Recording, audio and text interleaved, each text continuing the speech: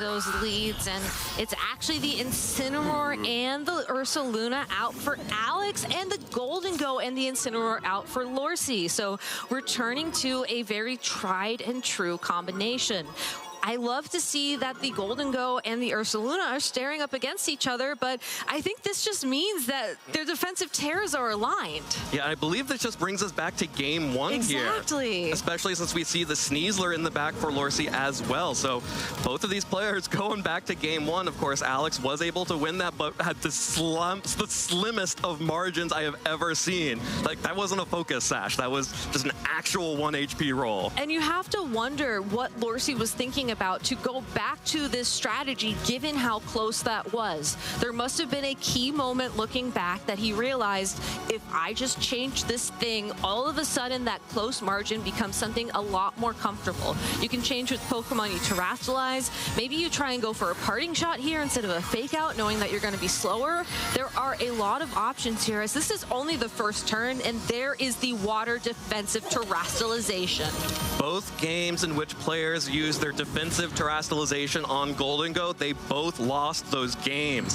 However, Lorcy is using this to buy time for a nasty plot here, while the fake out connects onto the Ursaluna so that it can remove its pressure from either a Blood Moon or an Earth Power. Now, the Life Orb has been knocked off now, so there is a significant decrease to the amount of power that this Golden Go has, but the nasty plot should help make up for that. And not only that, you're not taking recoil damage anymore, which if we do get to a situation where this Golden Go just kind of hangs out on the field, which we've seen the water terrestrialization Golden Go do on Alex's side of the field with grassy terrain up, you could get some recovery there. That being said, that is still a Pokemon that is threatened by those big attacks from the Ursaluna, and anticipating a switch, oh no! Went for the hard read and unfortunately does not get it. That is a Shadow Ball into the Ursaluna. No switch, no terrestrialization, just an immunity to the ghost typing. And now Alex gets to parting shot into Josh's Incineroar and reposition. With that Water Terra type, Rillaboom is a safe and easy switch in here to threaten both fake out and huge damage onto that Golden Go. That was a big swing, and unfortunately a big whiff onto the Ursaluna. And this Blood Moon, it's going to punish the Golden Go with a KO. That was such a tough turn, but Alex made the most of it. Being able to keep that Pokemon confidently on the field in front of a +2 Golden Go, and not only that, return a knockout into it with a Blood Moon, that just puts him one step ahead. Yes, you do have to worry about the parting shot onto your own Rillaboom now, but it is going to come down to those special Pokemon attackers on how he's been approaching this matchup time and time again. And as long as you're able to support your Ursaluna to buy it time, to use fake out, to use priority attacks, to open up opportunities for it, you are inching closer and closer to that championship title. Alex can taste it after that turn, getting a KO on a massive special attacker from Lorcy's side and maintaining positional advantage. Sneasler now is going to try and make something happen for Lorcy. The Incineroar, of course, parting shotted the Rillaboom on the switch-in, so reducing the power of that Pokemon from its physical side and being able to switch right back in for another Intimidate onto Rillaboom and threaten fake out pressure onto the Ursaluna. But which Pokemon do you send in now? The Rillaboom would force a terrestrialization on the Ursaluna, certainly, if the Sneasler alone didn't do it. But then you do have to worry about the Incineroar coming in from your opponent. You don't necessarily have a comfortable pivot there like you would with a parting shot, and you know that your Rillaboom is going to be slower as well, as we've already seen. This Ursaluna, yes, it maybe has to protect this turn, but if you protect, then Blood Moon is available again, and that's a great move to have. Alex is in the driver's seat right now, and Lorcy has to make up for that Shadow Ball. Yeah, one thing that I have been noticing about how Alex has been playing is that he is regularly pivoting the Incineroar and the Rillaboom instead of going on the offense. But now, here we are in Game 3, the decider of the entire tournament, and there are no switches, no repivots. Instead, the defensive terrestrialization from the Ursaluna. Fake out will connect onto the Rillaboom, not onto the Sneasler, which will be be able to fire off a close combat into Ursaluna. As before, deals about 50% damage, which Ursaluna will be able to heal back up with the leftovers and the grassy terrain recovery. This Earth Power is a one-hit KO, and now Incineroar and Rillaboom are all that Lorsi has to make something happen, and Alex Arendt is so close to his first regional championship. We have seen Incineroar and Rillaboom accomplish some incredible things throughout the video game championships, but this is very much an uphill battle for Lorsi. Does have the opportunity to go for a fake out here and buy himself one more turn, but what do you do with that turn? Do you try and land a high horsepower into that Ursaluna? It looks like it could be a KO from this range if you don't get intimidated. Do you try and land an attack against the Rillaboom, hoping it remains a Rillaboom? I feel like what you just said about Alex, constantly switching the Rillaboom and the Incineroar back and back and back. This is when you want your own Incineroar on the field. You want the Intimidate, and you just want that partner side by side ready to help you be champion. There's absolutely nothing preventing Alex from switching in the Incineroar here, locking in those Intimidate debuffs onto both the Incineroar and Rillaboom for Lorsi, and protecting that Ursaluna. And there's still a fourth unrevealed Pokemon in the back. There is a Protect coming out from Ursaluna, no switches, so the Incineroar will not be coming in. Instead, just a high horsepower. Alex has decided that he wants to get as much damage as possible, protect the Incineroar or the final Pokemon in the back. Instead, we'll take some damage from that high horsepower and a knockoff. That is not insignificant damage. Lorsi at least getting the call right and the targeting correct, but still missing out on any way to deal significant damage to that Ursaluna or prevent the Intimidates from cycling once again. They could still cycle this turn, though, and I do think the fact that the Ursaluna opted for Protect there and the Rillaboom went for the high horsepower, to me implies that that last Pokemon probably feels okay with the matchup against the Rillaboom, probably wants that Incineroar gone before it makes an appearance. And if we go by past trends, maybe it's that Golden Go making an appearance once again, and there it is. That's Golden Go switching in instead of the Ursaluna. High horsepower connects onto Incineroar, doesn't deal a lot of damage, and will activate the Citrus Berry, which will negate the damage that was just dealt to it. There have not been any Intimidate cycled in. The high horsepower connects onto Rillaboom for small damage. It's this knockoff, though, connecting onto Golden Go. Not quite enough. Just barely misses the KO and knocks off the Life Orb from Golden Go. So significant damage removal there from the Life Orb, because there has not been an opportunity to get any nasty plots off. That was just pure damage. And Alex has so many tools to close this one out, but just hasn't done it yet. Yeah, you have to wonder why. At the end of the day, the Intimidate into these two Pokemon, you need that. It looks like he is trying to stall out some of this grassy terrain to prevent things like this Grassy Glide from being able to pick up additional damage, as well as the additional damage onto the Ursaluna, perhaps. But really just focusing down on this Incineroar, which is shrugging off all this damage. It is, and not only that, I think going to lose the Rillaboom this upcoming turn if he doesn't switch it out. You know, I think something interesting here is that a lot of times when players are down to their final two Pokemon, they do immediately switch in that Intimidate Pokemon, because you do want those attack drops. And yeah, I'm really curious why he hasn't revealed it yet. It would be a very good Pokemon to have in your end game for sure, but no Life Orb, no boost. That Make It Rain does not deal a lot of damage here. It doesn't. Another high horsepower, though, will follow it up. Not enough. Incineroar is able to hang on still. How many has that been? 4 high horsepowers into that Incineroar, and it still survives. Woodhammer picks up the KO onto the Golden Go. Now Incineroar has an opportunity to fight back against the Rillaboom. Another knockoff, just enough damage to knock that Pokemon out. And now, finally, Incineroar comes in with fake out pressure, with the Intimidate, and alongside the Ursaluna. This could be the board state that Alex was hoping for, in the sense that you have the fake out to stop the Rillaboom, you have the Ursaluna with Blood Moon available to it, you can very easily target it down with this 2-hit, and then the Incineroar with 14 health left. Yeah, this is full health Incineroar. This is full health Incineroar. It is ready to go, and I think it's been waiting for its opportunity to take the field. Yeah, there's the fake out connecting onto Rillaboom, so no high horsepower is coming out. Earth Power from Ursaluna locks up Incineroar, and yeah, that full health Incineroar is happy to take a Flare Blitz for this into this Rillaboom and lock up a regional championship here. Playing a little bit of a tag team game there, just letting the teammates, you know, hey, you can handle this for a bit longer. I'll wait a couple of turns, but again, shows the confidence in the team. And I think that waiting to rely on Blood Moon and waiting until you know you are going to land those KOs is so critical. Now, Rillaboom does have a speed advantage here, and it does know high horsepower, but you've been intimidated.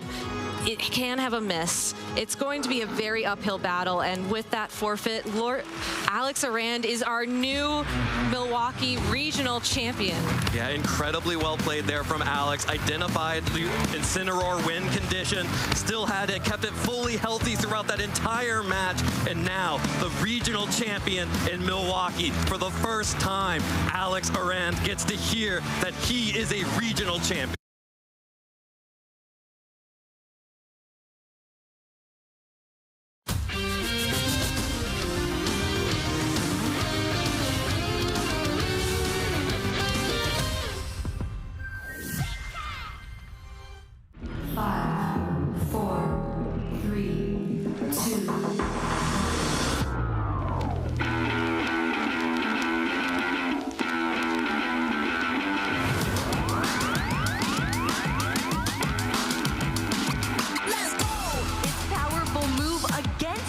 Applied with that berry zone on the Lily. Oh, he's ready to just give up the game. It's over.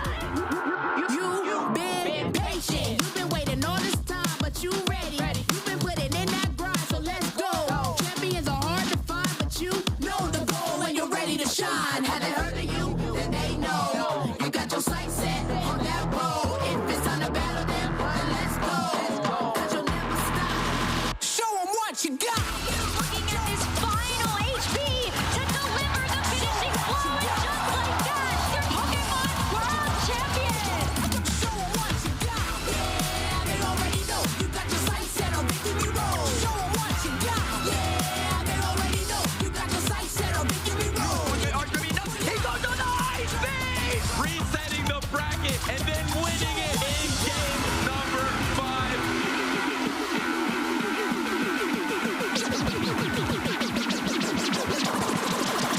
Show 'em what you got. Yeah, they already know. You got your sights set on Victory Road. Show 'em what you got. Yeah, they already know. You got your sights set on Victory Road.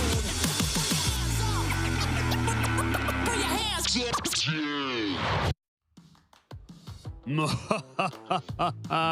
Bienvenue tout le monde au Pokémon Lille Regional Championships. Je m'appelle Charlie Scaryman et voici, nous avons E. Provost, Ben Kyria, Boo, and Marcus Arman. But don't worry, we're all just lovely people, really. Ben, you can cower behind that blanket all you want. Is it safe yet? At some point, you're going to have to reveal your lack of costume. At some point. It's not now. Not now. Okay, Ben, fine. We'll let him just cower behind that blanket a little bit longer.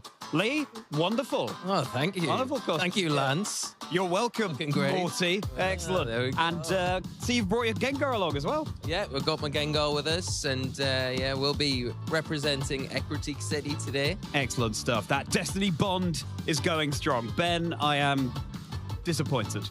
I'm disappointed too, Lance, that you didn't hold the crown of champion for longer than you did. That's true. Although I then became the champion in Johto, didn't I? So, you know. Well, what tricks and treats do we have coming up for you this weekend? Well, first of all, what stops have we already visited on our Ghost Train, our Calyrex Shadow Rider, along to the World Championships? Lee? Well, we start in Frankfurt. We're now in Lille, and we have so much to look forward to. We've got one more event, and that will be next week in Gdansk before heading to our first international championship of the season in Sao Paulo. So excited for that one. And then we've got a string of other European regionals, Stuttgart, Birmingham, and before we get to London for that international. Then to wrap the season up towards that World Championships, we've got Seville, Prague, and then on to San Francisco. They Lots are to look coming. forward to. Exactly, they're coming thick and fast. And it's a wonderful point in the season where so much of that graphic is still colored in. You know, we've still got so many more stops to go. But Marcus, what are all the trainers here competing for this weekend? What would possess them to do so?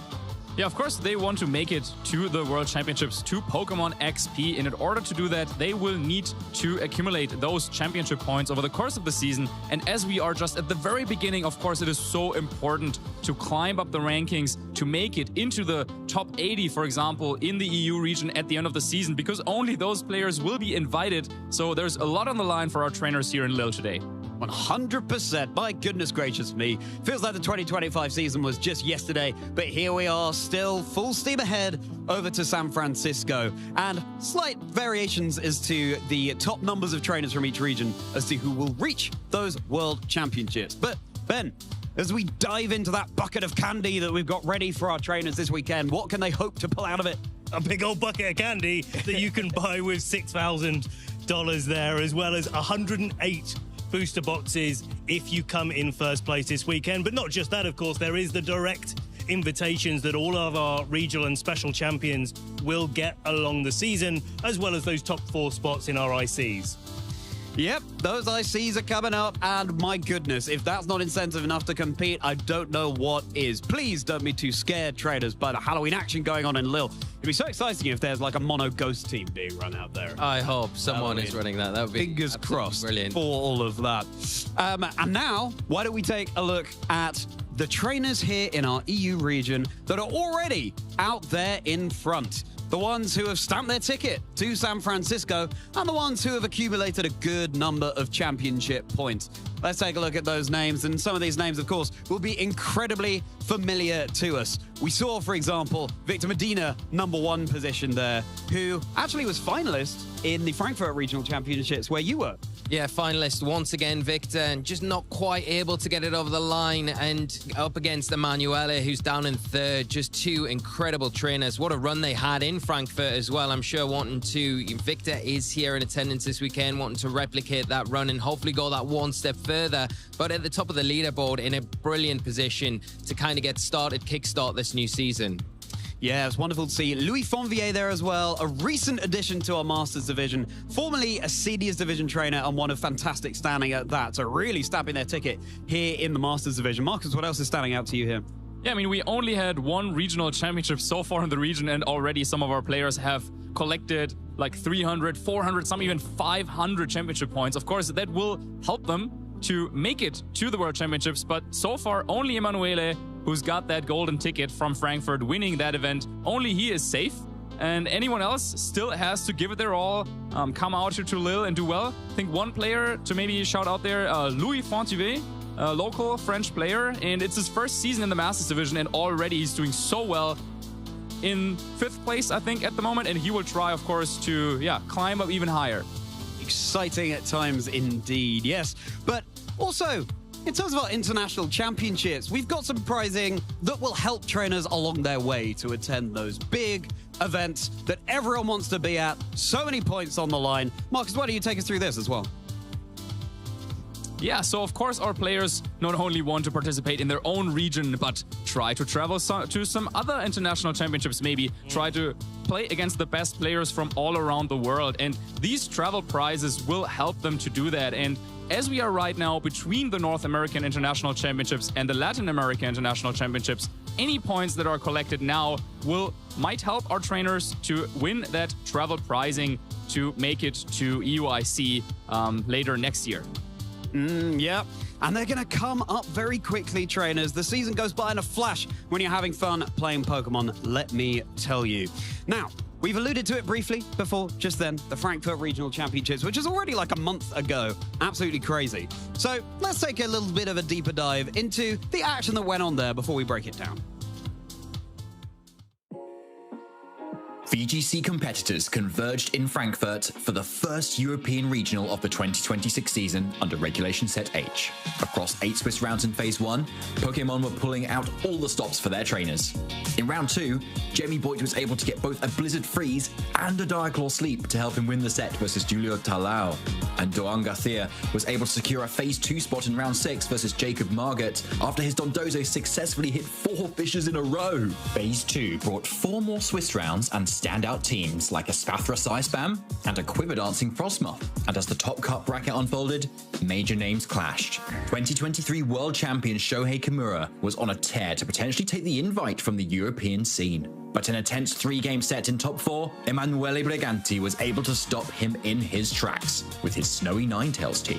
On the other side of the bracket, one of the world's top trainers, Victor Medina, overcame Davide in 2 straight games to secure his finalist spot with an impressive Rain team. By the time the finals began, both players had proven their mettle, and all eyes were on their final showdown, Snow versus Rain.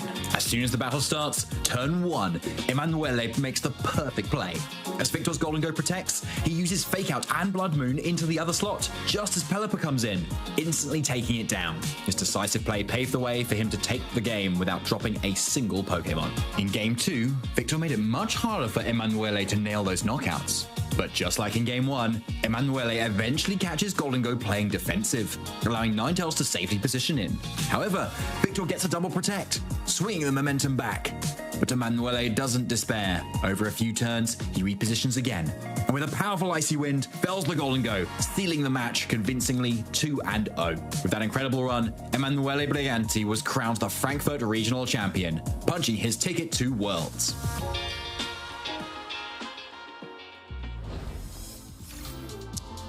And now we can take a look at them in all their glory, the champion and the finalists from the Frankfurt Regional Championships. Lee, you were there. You had the opportunity to talk to Emanuele and tell us about that. Oh, he was brilliant. He was just a joy to interview, and, you know, watching his run throughout that event over the weekend was just incredible to see. He played so well to such a high level. And, you know, when you look at the opponent they had in the final, and Victor, such a veteran player in that scenario, a really hard obstacle to overcome, and just piloted that game so well. It was really great to see the use of the Alolan Ninetales in particular, and how well that supported the likes of that Blood Moon Ursaluna, and we've seen this 6 really come into its own now in this format. So just amazing to see Emanuele, and hopefully we see more of them throughout this season. Tell us more, Marcus, about this team that Emanuele was running, because it really has been so dominant. Yeah, this team really has solidified itself.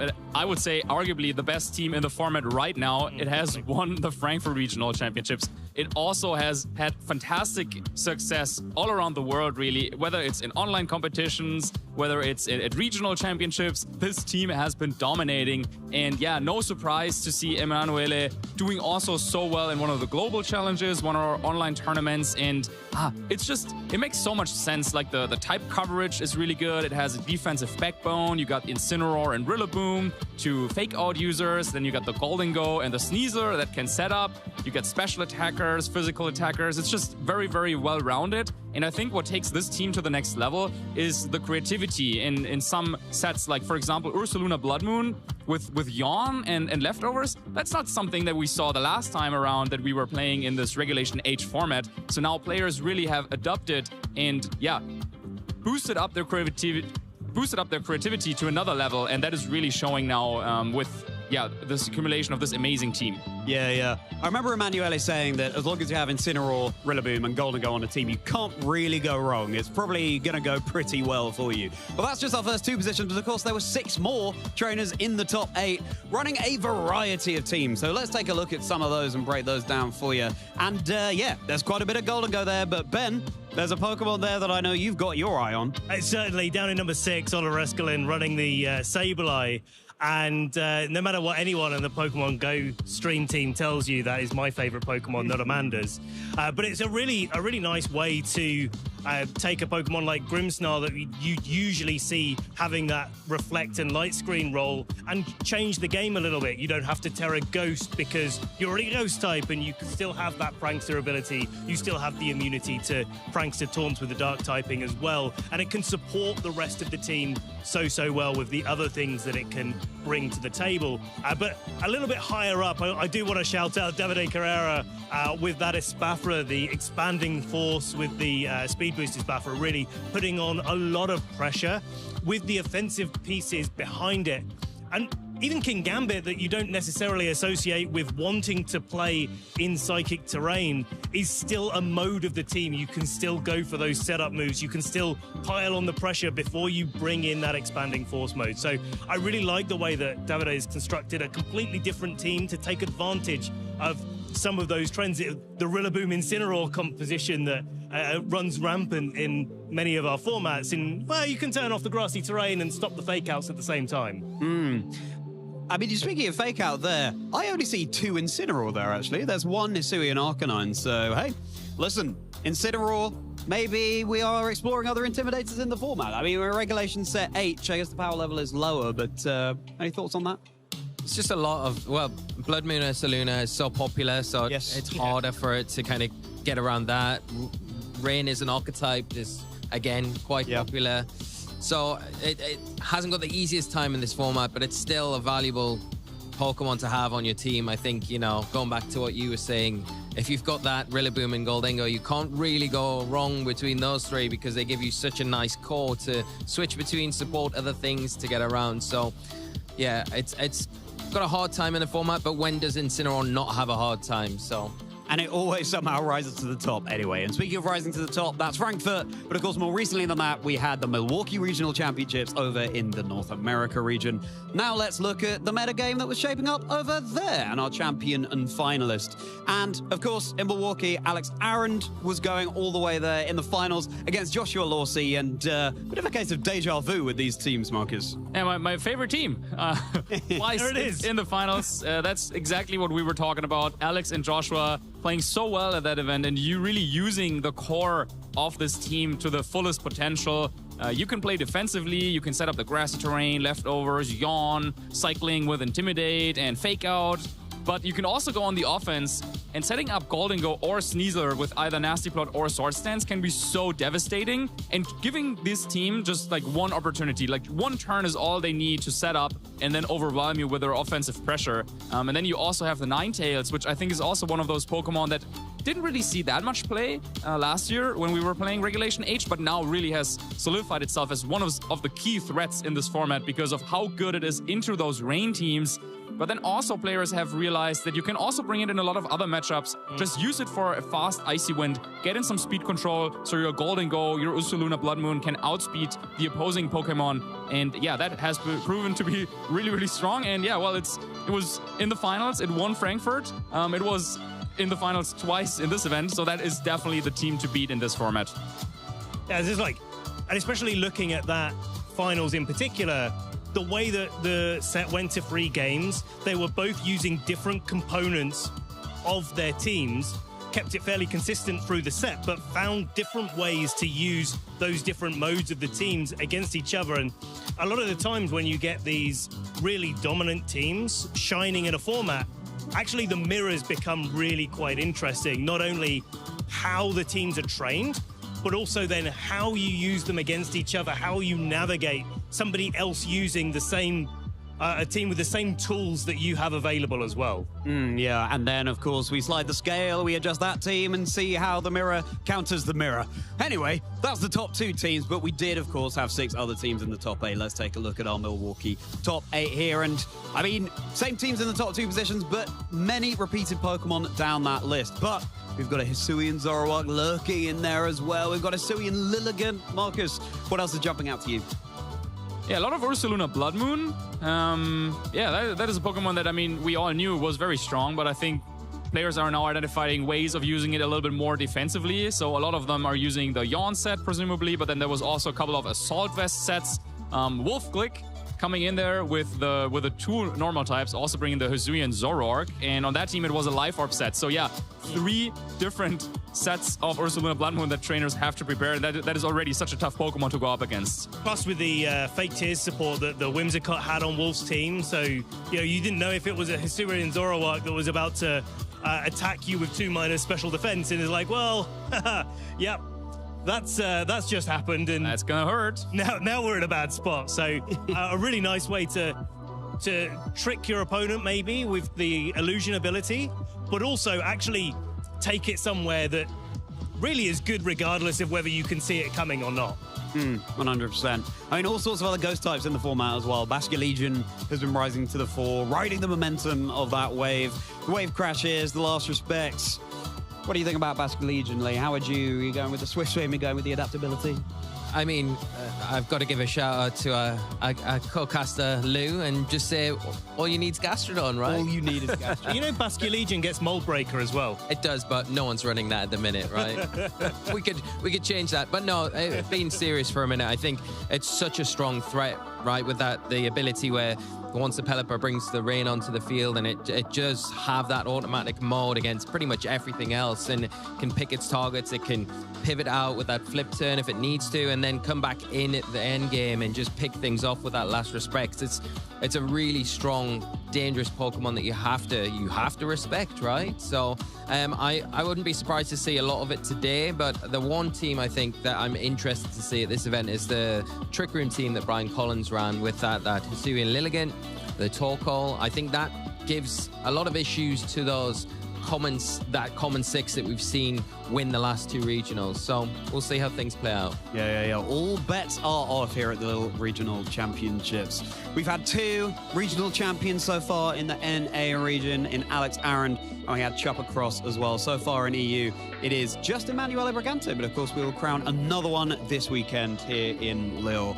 But what about what we're all expecting this weekend? What Pokemon do we have our eyes on to do well? Well, we've got the common meta threats, and we've got the ones that, I assure you, all of my Pokemon predictions there, they have all made day 2 at a regional championship so far this season. Yes, loved seeing Golduck being run by Elise Johnson with an Oricorio Sensu style as well. Simple Beam, Dancer, Quiver Dance. You're getting multiple boosts on your Volcarona and then your Oricorio. It was so cool. But Lucario and Sunflora as well. Regulations at H, I'm telling you, all bets are off.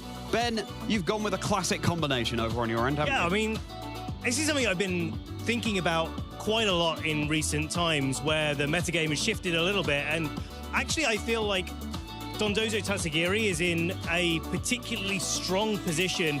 Amoonguss has trailed off in usage. There is Haze Dragonite on the field on many teams. I think that's why people are a little bit more reluctant to play Dondozo Tatsugiri. But actually, one Pokemon is much easier to target down as a Dondozo player than most of the strategies around the format. So yeah, if you've got to target Amoonguss and Dragonite and a few other Pokemon, that's pretty difficult. But one Pokemon you can kind of manage. Now, some of the new strategies that we've got, and especially the team that's been so popular that we've been talking about a lot, has a few different tools. The Yawn on Blood Moon, you've got Encore Pressure from Ninetales and things like that. But these are softer checks to Dondozo Tatsugiri. And I feel like if someone has the right idea, they could use it and break through the current state of affairs. Would you back yourself to have the right idea? Not yet. No. It's cooking up, though. You're just hiding behind your blanket. Yeah. Fair enough. Marcus, talk about yours. I think the one Pokemon that I want to address is Volcarona, because I think it's one of the few Pokemon that actually does have a good matchup into those Rillaboom, Incineroar, Goldengo cores. And yeah, if you can get up a couple of Quiver Dances, then all of a sudden Volcarona can just run away with the game. There's a couple of different items that I want to, watch out for on this weekend. What are trainers bringing? Because you can run the Grassy Seed, you could use the Covered Cloak, you could go with Leftovers, and all of them really have the main goal to just set up Quiver Dances and then just, power through the competition. But you could also run a little bit more of a support set with like Tailwind and Struggle Bug. So Volcarona, I think, in a really good place at the moment, and I expect to see quite a lot of them. Yeah, Struggle Bug is a really fascinating move. And Lee, you've got a Hisuian Typhlosion on there, getting into that ghostly spirit. Yeah, got to have at least one ghost on there. But I feel like it's one of those Pokemon, another common Scarfed user, especially if you're bringing something like Torkoal. I haven't got it featured on mine, but I do think that combination is very strong. I think we've seen some players have a lot of success with that Sun team, and just the sheer power of that Eruption can be enough at the start of a game if your opponent leads incorrectly against you to give you the advantage you need to kind of go on and then claim the win for yourself. So hopefully we see a little bit more of, I know there's a lot in the field today, so hopefully they make it onto the broadcast. Lovely, yeah, fingers crossed indeed. But breaking news, or should I say breaking booze, we need to talk about our headlines this weekend. And Marcus, we're going to kick things off with you. What do you have your eye out for?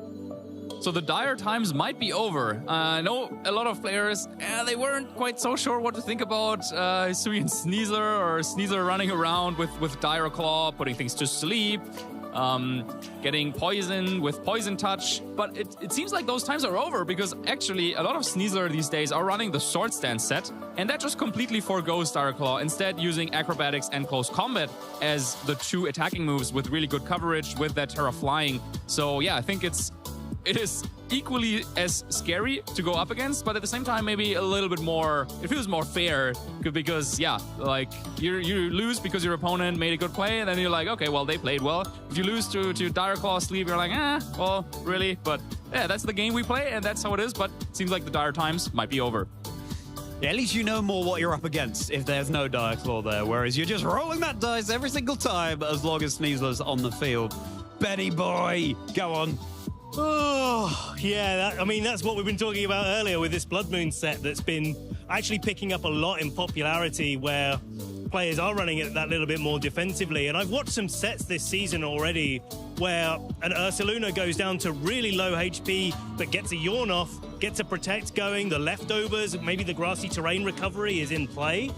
And then suddenly, this Ursaluna's still dishing out damage with Earth Power and Blood Moon, but it's at half HP again. And that's a very different prospect to deal with than an Ursaluna at 5% or 10%, where, you can pick it off with whatever you like. Ursaluna at half HP, yeah, it's not such an easy job. I guess not, no. I mean, I guess with the Life Orb recoil that could stack up that we sometimes see in Blood Moon Ursaluna running, yeah, then you're whittling away your own HP, but it's a bulky beast to take care of, isn't it? Yawn. Yeah, but that's the thing, is like the Life Orb one wants to play defensively by knocking you out really quickly. Yeah. Where the Leftovers one says, well, I've got time. Yeah. It's don't need to rush. We're not worried about anything. Just have a little nap. It's fine. The Blood Moon won't even hurt a little bit. That blanket is making total sense that you're rocking there, Ben.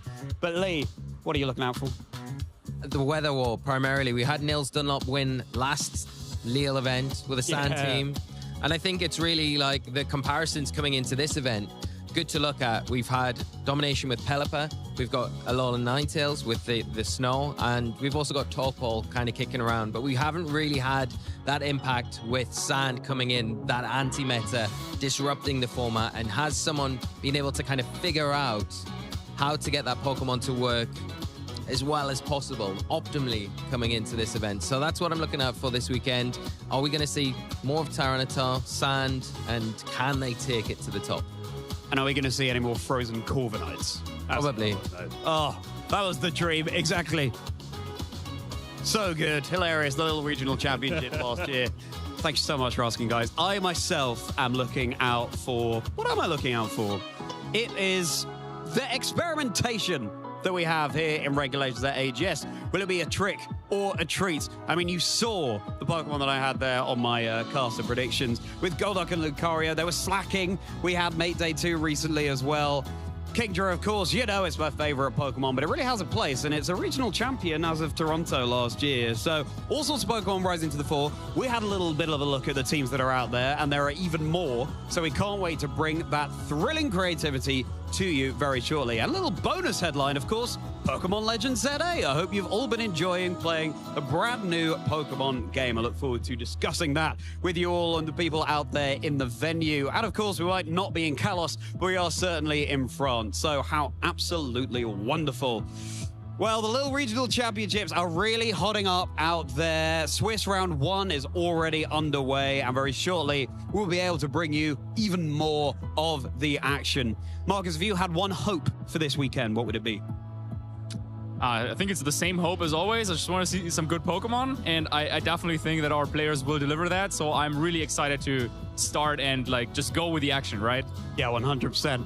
I feel like you've taken most people's answer, but Ben, what are you looking for? Well, I was going to take your answer as well, Marcus, but since we've already done, I'm looking forward to seeing the way that this way that our players have reacted to the success of Emanuele's 6 Pokemon, and knowing that that team is dominating so much.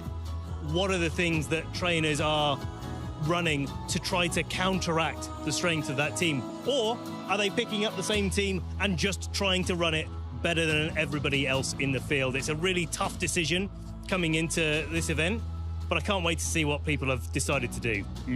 Exciting times, Lee. I mean, where do I go from there? I mean, Yeah, good luck. pretty much covered everything that I would like to see. I think just the variety. I think that those small techs, even on the common 6s that we've seen, I think just those tweaks and changes that make a difference in those mirror matches potentially in some of those harder games that those teams may struggle against. And I mentioned it before, I think the Trick Room team in particular, I would like to see how they get on this weekend. So fair enough. There we go. What about yourself, Charlie? I will ask. Oh, Lee, thank you so much. Bonus point for Lee. You guys. That's all we've got to... I'm going to go totally left field here, and I'm going to go back to what we said before. I want to see a Frozen Corviknight. That's what I want to see this weekend. That'd be fun, wouldn't You it? had to pick Frozen Corviknight or Sunflora. Ooh. Okay, I would say Sunflora, but Lee. Yeah, if someone has created like a European regionals kind of bingo game, I think that definitely should be on there for sure. Yeah, 100%. Pokemon.com/broadcast. That's where you can catch all of the action, Pokemon trainers. Make sure you're following along with us all weekend on our YouTube channels, on our Twitch channel. And everybody, what's that hashtag that we need to use? This is going to be absolutely terrifying. We're going to harmonize. 1, 2, 3. Play Pokemon. Ooh. Give me all of the chills, but follow us along on that social media. And of course, use the hashtag PlayPokemon to share your in-game character from Pokemon Legends ZA. We want to see the fits that you've been rocking on your character with all of those customization options. A little bit of a fashion show we hope to have coming up for you. Right, I'm going to commune with the spirits and determine who'll be heading over to the desk. It's going to be Lee, and it's going to be Marcus. Get over to that desk. Ben, you and I are going trick or treating. All right then, everybody. It's spooky times ahead, but there's no need to squeal because it's all fun and games here as we kick things off in Lille.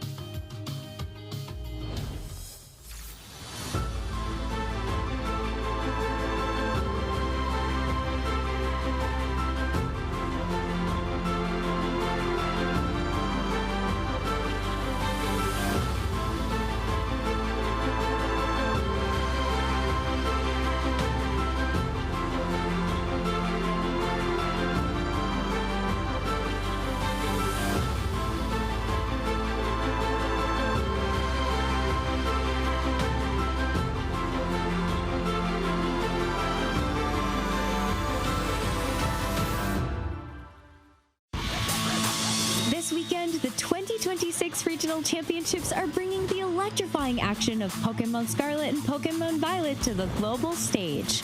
Top trainers from across the world have gathered to compete for a share of over $125,000 in cash prizes, travel awards, and the all-important championship points that could secure their spot at Worlds 2026 in San Francisco, California. The journey to the top is a true test of skill and strategy. This two-day event kicks off with Swiss rounds, where trainers face off in best-of-3 matches using an open team list format. In this format, each Pokemon's Terra type, ability, held item, and moves are fully visible to the opponent, making every decision crucial.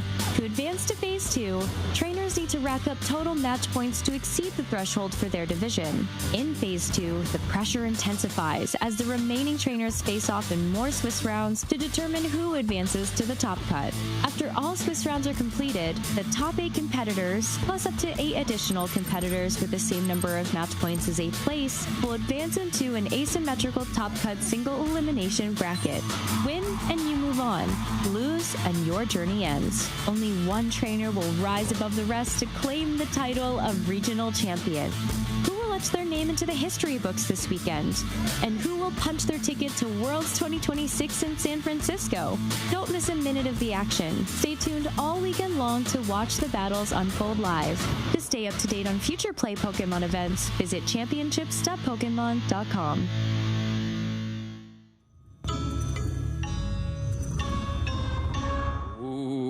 Well, we are behind the desk, ready to begin the action here in the Lille Regional Championships.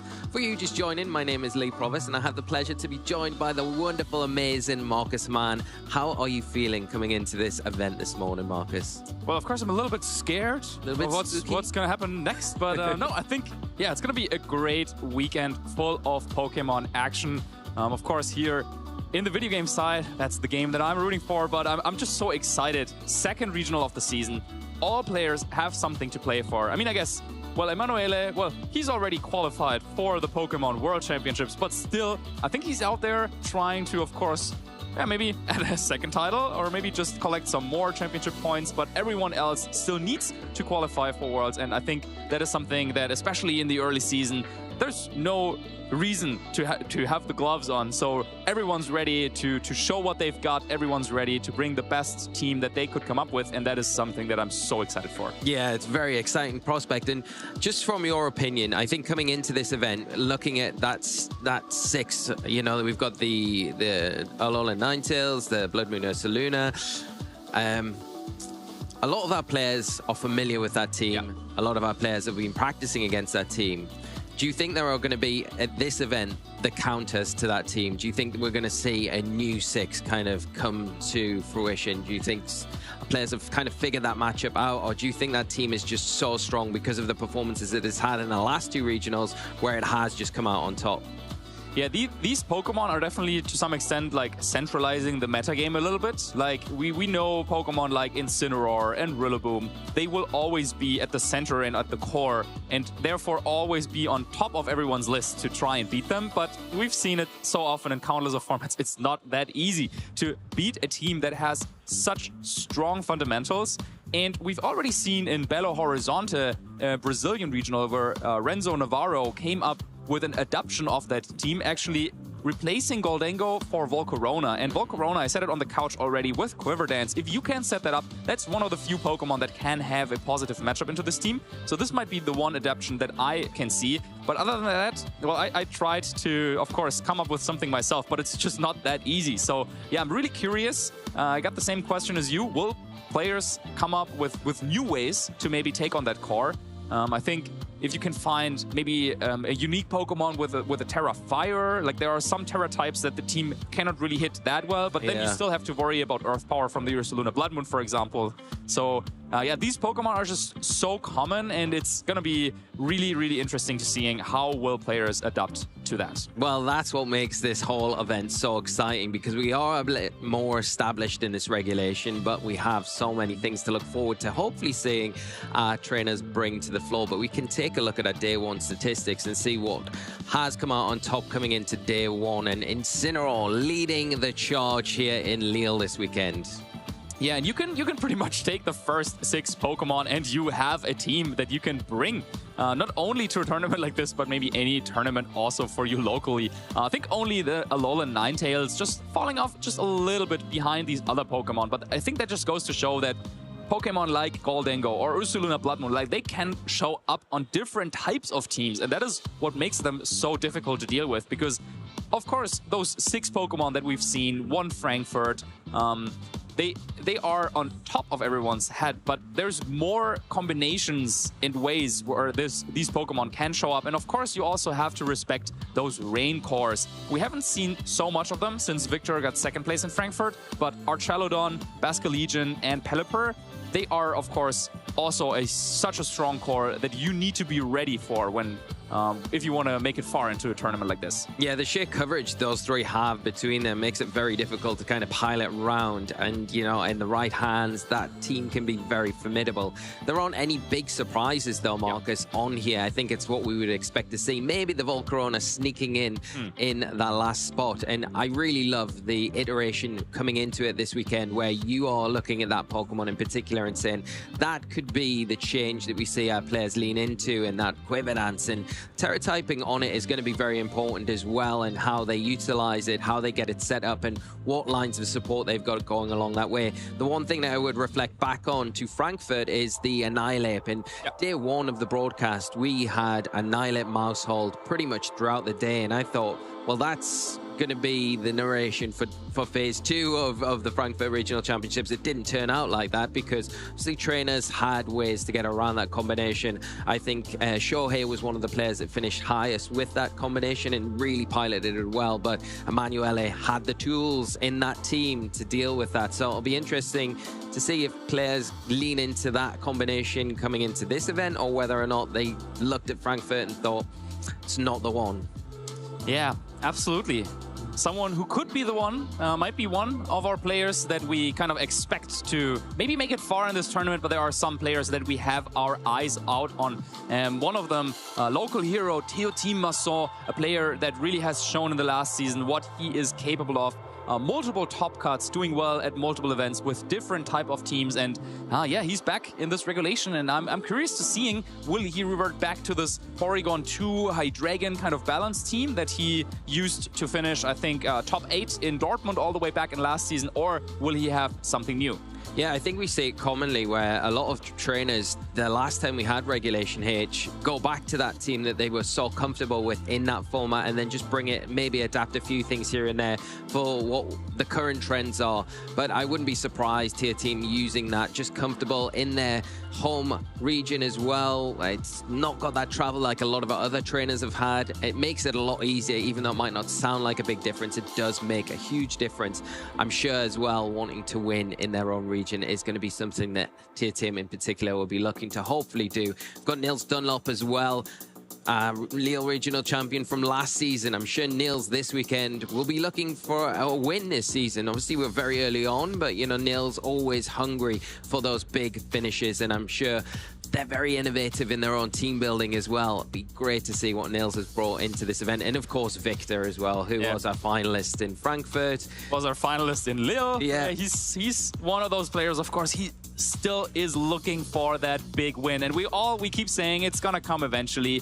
He's shown so many great performances, whether it's at internationals, multiple like top 8 or better, at the World Championships, also top 8 there, at regional championships, multiple finals appearances, but just winning an event is what it is missing on his resume. But yeah, we're sure it's gonna come eventually, and maybe today's the day, maybe this weekend he can become. It would be great to see if it was this weekend, but we're going to take a look at our notable matches as we head into Swiss Round 2. The match that we're going to be able to feature is going to be between Federico Camporassi and Adam Shifue, and this is going to be an incredible game. But let's not overlook that, because we've got Eden Bachelor going up against Maximin Lebrun, Julio Talau against Anthony, and then William Vasilino versus Eric Leroux. Yeah, a lot of Annihilate and Mouse Hold, like you were saying before. That is something that players have to be ready to face. But in our match, we will not see either of those Pokemon. Instead, it's going to be Federico Camporassi, also a regional champion, winning Gdansk last year with a rain team centered around Loaded Dice, Bullet Seed, Rillaboom, and Archaludon. This is not what he's running here. Still the trusted Archaludon, but yeah, a little bit of a different setup, different combination. And then Adam, a player from France who is known for using very, very strong teams, very balanced teams, is bringing in what looks like a Volcarona setup team, but let's not get too far ahead of ourselves just yet. No, definitely not. But I want to point out, look at all the Tyranitar that we've got on our board right now. There are 4 Tyranitar. There is a Gastrodon. Lou is going to be happy with that. You know, so Tyranitar does seem to be one of those Pokemon, and then Dragapult as well. I think the combination of Tyranitar and Dragapult, you've got the weather disruption with the Tyranitar, and then the Dragapult pretty much outspeeds everything, and you've got to be careful with how you're placing your Basculegion in a lot of situations. Even in rain, if, you know, Dragapult gets some sort of advantage speed-wise, then it can outpace that with just maybe 1 speed boost. So, obviously, I'm just hypothetically saying what the set will be. I have no idea what the Dragapult will be looking like on that team, but I think it's very interesting. And the Volcarona alongside the Gastrodon there, a nice combination to stop things like that Basculegion getting too overpowered, protecting that Volcarona and the Incineroar from those big, powerful water-type attacks.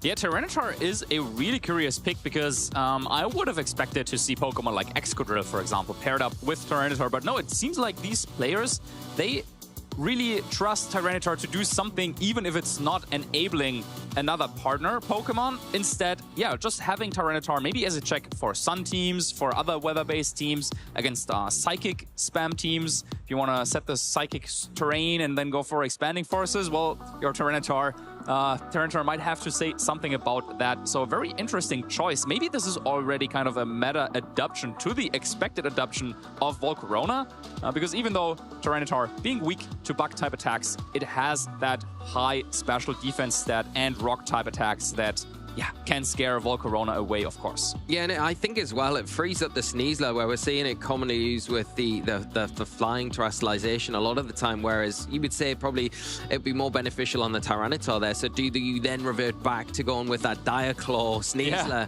that you've been mentioning at the start of the show? You know, I think that could be an option. And when you've got the Incineroar paired with the Sneasler to help set things up like the Volcarona with that double fake out, I think, wow, yeah, this team could be a real hard one for you to kind of deal against. And I think the advantage you've got with that team, and you always have if you pick those odd Pokemon, the ones that aren't so common, people haven't had a chance to practice against those teams as much, so you have that instant advantage against your opponent where they're kind of guessing and working out game plans on the fly.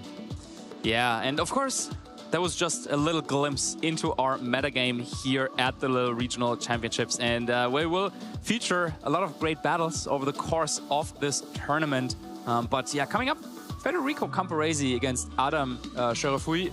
Yeah, that is going to be a highlight match for sure. And that is going to be something because, yeah, Federico, one of the absolute top players in the game, not only in Europe, not only in Italy, but in the world. I mean, he is the NAIC reigning champion, and then he's also the reigning Gdansk regional champion. Yeah, he's an incredible player, and finally getting that big win, well, 2 big wins last season, which was great to see for Federico. And, you know, the countless times he's been at the World Championships. And yeah, I expect a lot coming in. Federico to have a strong performance in this early stage of the season. I'm sure that's what they're looking for, to get those points on the board early on, so the rest of the season as it plays out becomes a little bit easier and takes a lot of the pressure off. And I'm sure a lot of our trainers will be doing that, looking for that golden ticket this weekend. But one of the players that we have to keep an eye on this weekend is Federico, just because of the ability they've got to perform at such a high level. Yeah, and the team that they've chosen for this event, yeah, reminds me to some extent also of the team that he used at NAIC. Well, we have a Tailwind option with Pelipper, and then we also have a Trick Room option with Sinistcha. So similarly, Federico, a player that really likes to have the speed advantage. And this team, yeah, probably inspired a little bit there by the so-called Elizabeth Rain team, a Japanese player popularizing the core of Sinistcha, Ursaluna, Archaludon, Pelipper. But then Federico has his own spin to this, bringing in Incineroar and Basculegion, where on the original core, players have often used, for example, the Choice Scarf Golden Go and the Dragonite. Yeah, I really like the composition. There's just so much flexibility here, whether you've got that Tailwind to get ahead of your opponent in that respect, or if you want to just flip the dimensions and utilize that Sinistcha to get that Ursaluna into that perfect position where if you're not prepared against it, and a lot of these teams aren't prepared for the Trick Room as well as maybe we have seen in previous iterations of Regulation H, then that Ursaluna can be such a threat, and it will be just picking up knockout after knockout. Gets that Flame Orb activated, the Facade is very scary. Yeah, and what is really scary about Ursaluna is the fact that not only under Trick Room is it a really strong powerhouse that you have to respect, but also it has a speed stat where you can just train it to be really quick, and then you can use it both under Trick Room or under Tailwind, and that is what will make it very difficult to go up against a player like Federico, because you can never be sure, is he going to try and go with a Tailwind mode, is he going to go try for the Trick Room mode. But if Ursaluna, as you said, hits that perfect position and you can't stop it, then that would be a huge problem for Adam in this match. Yeah, and that's the issue for opponents when they're playing that team in particular. It's like, oh, well, if they've got Tailwind, I'll be fine, because I've got stuff that we can keep pace, we can set our own Tailwind, we're faster. But then if it's a Trick Room mode, you think, well, what do I do in this situation? And vice versa if you have answers for one and not the other. So Federico just going with both options and really utilizing them to full it. extent, you know. So I'm expecting a lot from Federico today. Hopefully it does pay out for the rest of the weekend. But not only Federico we can take a look at, we can take a look at Adam Shafuian. Look at their player profile and what they're bringing to this event, as well as their past accolades. Yeah, he's another one of those players who is familiar playing on the big stage. Not quite as many like top finishes, but a lot of consistency shown over various years now. All the way back in 2023, a top 8 at the championships in Turin, then top 32 at the World Championships in 2024. So every season it seems like Adam has had at least one really good result. And yeah, he wants to continue with that. What he already did. He got top 16 in Frankfurt just a couple of weeks ago, and he's of course ready to ride that momentum a little bit further with that Basque Legion's wave crash, maybe riding the wave. Interesting to see the Basque Legion on the team with no rain, no automatic rain, at least anyway. There might be some hidden techs in there, but I do like it because you can utilize it without the rain. Really, with the choice scarf, it doesn't necessarily need that to operate. Gives you a nice pivot out, and I really love the inclusion of the Clefairy here. There's a lot of support. There's redirection potentially on both the Clefable and that Volcarona to help set up things like the King Gambit if needed, or if you go in with a setup on the Volcarona, then you've got the double fake out potentially on the Sneasler, the Rillaboom, you've got the redirection with the Clefable, which is really useful. And Clefable, one of those really nice Pokemon in this format that has that unaware ability. So in a format heavily influenced by setup, it's a great ability to have where you can draw in those attacks and ignore any boosts that an opponent might have got. And Clefable is a Pokemon that was quite popular at some point in Regulation H the last time we played it, but Davide Maraglia, I believe, won. Which region? Dortmund Regional Championship with the Clefable, yeah, so it's a very strong. And then Giuseppe Musico with a top 4 at this very same place in Lille last year. So yeah, definitely a Pokemon that has had a lot of success, but then fell off a little bit. So Adam, trusting Clefable, being like, hey, wait, there was a period in time where everyone was running like Magmar, Electabuzz. You remember that? Yeah, I do. Yeah. Like the Follow Me was everywhere. Actually, that's all I have memories of. The last time we had Regulation H, Electabuzz and Magmar. Where are they? They've gone. Yeah, it is strange though that no one's really went back to those Pokemon, and it has moved on to a different iteration of the format now, and it has progressed to the point where we're not really seeing as many of those redirectors. I mean, Amoonguss is just not really seen at all, and I do feel like it does have a place in this format. It's just, well, how do you fit it into those teams, and what do you drop to put it in place of that, you know? Yeah, I think my understanding of what happened kind of is that players have identified how to really make Incineroar use in this format, and with knockoff, it can knock off Eviolite, for example, and then, well, your Magmar is not going to be that tanky anymore. And at first, I think players kind of struggled a little bit because there were so many rain teams, right? How do you bring Incineroar against a rain team? There was Nihilape, of course, and that is still very popular in the format, but it took players a while to understand how can we support Incineroar to kind of do its role of being that intimidate bot using knockoff.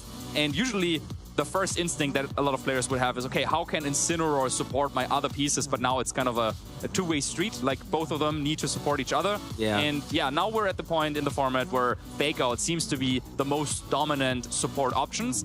But having something like Follow Me can throw off a lot of game plans, especially if you're relying on a setup sweeper. And Volcarona could just be that for Adam. It could be, and we'll be getting into the match very soon, and it's an interesting one in a lot of ways because you do have the rain from Federico on one side, and you do with Adam, depending on what ability they've chosen on the Basque Legion, can take advantage of that rain in a lot of ways, so it could be a bit of a headache for Federico. If you look at Adam's team as well, does he have ways to get around the Trick Room? Well, he does have the redirection, he does have that King Gambit as well that we haven't seen too much of in Regulation. Another one of those Pokemon. Yeah, and I feel like it can perform well under those Trick Room environments, but you have to still be very careful of those Earthquakes from the Ursaluna. If the Trick Room does go up, Ursaluna are going to have a field day. And you look at Adam's team, does have the Rillaboom to kind of quell that Earthquake's damage as long as the grassy terrain is on the field, but outside of that, everything else is not really going to enjoy taking an Earthquake or a Facade. Yeah, and I mean, Rillaboom is one of those Pokemon where the Ursaluna on the team composition that Federico is going to bring, it makes so much sense because one of the problem Pokemon for it is Rillaboom, but everything else on the team or not everything, the Basque Legion also struggles with it, but Archelodon, Incineroar, those are Pokemon that Rillaboom cannot really do anything against, even the Sinistcha as well. So do you want to risk and bring Rillaboom in a matchup like this? Yeah, that's to be seen. It's always one of those where you think, oh, I need to bring it because of that huge threat in the Ursaluna, but everything else that is going to come alongside it is going to just give it the hardest time. So it's that is part of the team composition in general because of how big a threat the Rillaboom can be, and whether or not the opponent can kind of test their nerve to bring it in this game is going to be the question, or whether there'll be other better alternatives to bring against what Federico is going to try and do in this game. But I think a fantastic game for us to kick off this tournament with, and probably setting the scene for what we've got to come for the rest of the weekend. Yeah, one thing I wanted to discuss here is if you're going into a tournament, round one, and you win, of course, we have almost 700 players here, so the chance that you run into a top player in the first couple of rounds, well, it's not that high, right? Like, to be seen. But then for both of them, what do you think they're thinking now going up into this match? It's, well, quote unquote, it's just round 2 of an open tournament, and you're already facing against someone who is an NAIC champion, someone who is a top 16 player from last regional in Frankfurt. Yeah, I mean, there's two ways I think you can approach it, right? You can look at the pairing and think, why have I got this matchup now? Could this not have come later in the tournament? Or you look at it in a more positive light, and I think this is how I would look at it. This is a good testing place for how I'm going to perform this weekend. I've got a really difficult opponent up next. If I can overcome this opponent and I can come out on top, then this gives me a good sense of how well I can do for the rest of the weekend, because that momentum then can really push you forward to performing to the best levels that you can do. And, you know, we know what both of these players are capable of. They're, you know, regional champion in Federico, and Adam hasn't quite got the title there, but he is capable. And again, one of those players that I feel like is a matter of time before they do get that regional champion or a big win, you know? So I think, yeah, that's how I would look at it. What about yourself though, Marcus? More importantly, I would love to know, what would you be thinking in this situation if you were either of these players? I really like your mindset there. I think that's exactly how you should approach a match like this, where it's like, hey, you're here to play the best players, right? Like, I mean, winning and doing well, like, that's great, but in my opinion, it's about going up against the best, testing yourself, improving, learning how to be better, and having a match that will be really, really challenging early on. Like, that's a great way to see for yourself, have a little bit of a check, reality check. Okay, where am I currently? Like, playing on the big stage against a big name, but, well, both of them, I'm pretty sure they prepared well for this event, and they are ready to take on each other. And yeah, I think that's the beauty of these open tournaments. You never know what's going to happen in the first round. You could play a regional champion, or in the second round. Yeah, and that's just the beauty of it. And well, it gave us a great match here in the second round. It definitely did, and I think even if you do come into this match and you come off on the side that you don't, and you lose it, I think it also is that motivation to say, okay, well, this is where I need to be with my play, with my ability to go up against this level of trainer. If I want to be at the very top, which these trainers are, this is what I've got to do. I know I need to do now to improve to get to the level where I want to be. So I think there is no bad situation. And this is a beauty, like you say, Marcus, coming to a regional event. They're a big tournament, you know, 700 plus players we've got here for the video game just this weekend, which is incredible. So you're going to have multiple opportunities to play a variety of levels of different trainers. You know, there will be world champions, there will be regional champions, international champions throughout the weekend playing, and you're going to have that opportunity to go up against them. And it is the only way that you're going to get better is by going up and facing the toughest opponents possible. Either way, you're coming out as a winner, then you know you're doing everything right. And if you don't, then you've got things to look at and improve for the next time around. And that's how our players adapt, grow, and their journeys evolve in this scene. But you can see our players are getting ready to get into it. It is a nervy one. Round 2, you think, I know I would prefer to have an easier run, but I say that there is no easy matches at these events anymore. They're all difficult. All our players are incredible. So you've just got to bring your A game and hope the team and the 6 Pokemon that you've put your faith in carry you through. Yeah, and you make a perfect point there about the journey of our players and the constant, continuous improvement that they will want to go through. Because, yeah, Pokemon is a game that is always changing. You will never kind of find the exact same environment again, tournament to tournament. The metagame will change, your opponent's teams will change, and so on. So you need to constantly adapt to the environment. And yeah, that means you can never really be satisfied with where you're at, and you will always try to get better, grow stronger, and of course enjoy that process more than anything. But here we are on stage. Our players are getting ready. Lee, are you ready? I am so ready for this. I can't wait. Like I say, you know, 2 top caliber players that we've got to kick off this regional championships with. And I cannot wait to get into it. Not only are these top players, we've got 2 really interesting teams. We've got Federico with that team tried and tested, they're comfortable with, know the ins and outs of. And that is going to be a testament to how well they're going to do this season. Then you got Adam. We're playing a bit more unconventional 6 Pokemon, but I think the tools that they've got coming into this event, they make sense for what we expect the majority of the field to be. I think it's going to make for an incredible game, and I'm sure our players are going to deliver as they are getting set up. And we can take a look again at Federico's team. Anything that jumps out at you with how Federico's going to approach this game against Adam?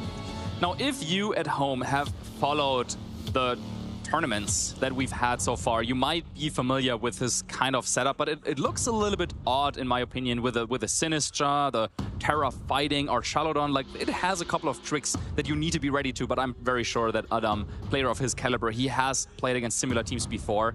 And I think the main understanding you need to have for a matchup like this is which route is Federico trying to go with? Will he just open up with a very powerful Basco Legion, Choice Band, Terra, Water, Wave Crash in the rain? Or is he maybe trying to play it a little bit slower, maybe try to bring our Chalodon, switch it into maybe a Fake Out, try to get the first stamina boost, then use Hospitality from Sinistcha to keep everything healthy? Like, there are 2 different ways that Federico's team can play. You can go hyper offensive, but you can also take it very, very slow. And then, of course, you also always have to watch out for Ursaluna. That is one of those Pokemon, if you give it one option, it doesn't even need to set up, but you give it just one opening, activate that Flame Orb, get Guts online, and it will power through your team if you're not careful. So I think that's the main things that Adam will need to watch out for in this matchup. Definitely that. It is one of those Pokemon, Ursaluna, if you give it an inch, it will take a mile. But we can take a look now at Adam's team. We've got the Rillaboom, the Volcarona, Basco Legion, Sneasler, Clefable, and the King Gambit. Now, if you are Adam coming into this, what are you looking at? The Choice Scarf item on the Basco Legion is interesting. It doesn't need the rain there because it's actually got that ability there, which increases the damage of those attacks, making it quite dangerous.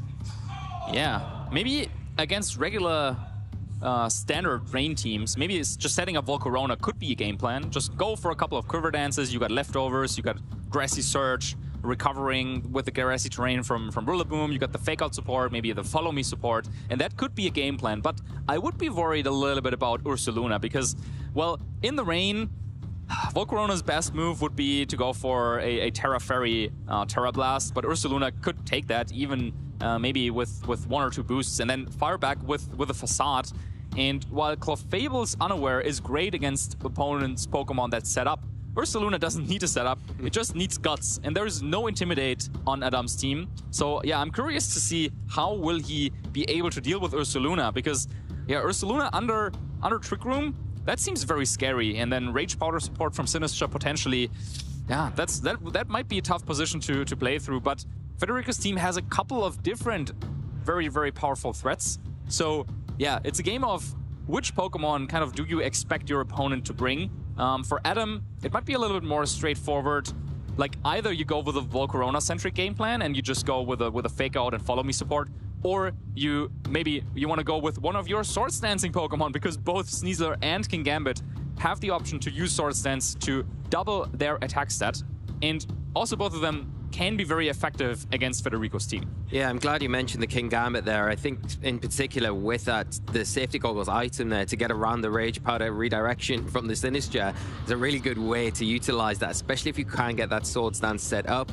It has got the Ghost Terror typing as well, so can get around those threatening facades, although it does have a resistance to it already, but it more importantly takes away that Earthquake weakness that it would otherwise be not so inclined to sit in front of the Ursaluna, so can get around that. And if you can force maybe Terastallization onto something like the Ursaluna. It has got that Ghost Terror type, and then you've got the way to kind of get it with that Sucker Punch, the priority attacks there. I really am liking the look of this Kingambit coming into this game. I think if you've got a way to get it set up early, it's got ways to deal with a lot of those support lines in the Sinister in particular. It can take advantage of the Intimidate if that comes from the Incineroar with that Defiant ability, and then it's just got a way to offer that priority that can get around any of those speed control options that Federico's got access to. Yeah, it is Terra Ghost and not the Terra Dark that we see so often. So even, Archelodon with Terra Fighting would look to be a perfect kind of counter against Kingambit. But Kingambit can just go for Terra Ghost, avoid all of that fighting type damage coming out of Body Press potentially from Archelodon. And all of a sudden, you have a really good position for yourself where, Kingambit could set up. Maybe you even can throw in like a Life Dew from the Clefable to keep it healthy if you get the chance. So I like the approach here, Lee. Going for Kingambit, getting that Sword Stance up. Maybe just a Rillaboom and Kingambit lead could do that right away, and then bring something like Clefable and either the Sneasler or the Basculegion in the back. Could be a great way to approach this. Yeah, and I think the Basculegion on Federico's side doesn't have as much of a free reign as long as that Kingambit's active in that spot, because with the Choice Band, it has to lock into one of those attacking moves, and then it is going to be susceptible to that Sucker Punch, which, if you don't have that active Fake Out, and even if you do, there is the threat of the Terastallization to get around a potential Fake Out to stop the Kingambit, but also that Safety Goggles item there that just, you can't redirect away, so the Sucker Punch is always going to be a predominant threat. I think if you are Federico, you've got to look, if that does come, to deal with that as quick as possible, and then it frees up, enables that Basculegion later on in the game for you to then come in and really take full advantage of that Pokemon. Yeah, maybe Kingambit. I think the more I think about it, the more I like the approach here that Adam could go for. There's no concrete direct answers for Federico, but still something like a Pelipper and Basculegion lead. You force quite a few mind games, and of course Federico, he knows so well what those mind games with Sucker Punch can look like. I'm thinking back about some of his games from Gdansk, but that does not matter now because we are in Lille, we are in round 2, and game 1 of the set starts now. Oh, we've got Adam Shifu leading out with that Sneasler and the Rillaboom, and on the opposite side of the field, Federico going with that strong, tried and tested Basculegion and the Pelipper. The Pelipper has got that rain set up, so now that Swift Swim on the Basculegion is going to be in effect. Basculegion going to be as fast as anything else on the field, going to be able to get the jump on everything else. Marcus, how are the board situations looking? Well, Sneasler actually with the Grassy Seed and Unburden also getting that double speed, so one of the very few Pokemon that can outpace Basculegion in rain, and while it does not have the Terra Dark and Throat Chop combination that we sometimes see, Sneasler still could go ahead and maybe go for some sort of double up here into that Basculegion with, say, Grassy Glide and Acrobatics. So Basculegion under a lot of pressure, but there's always the threat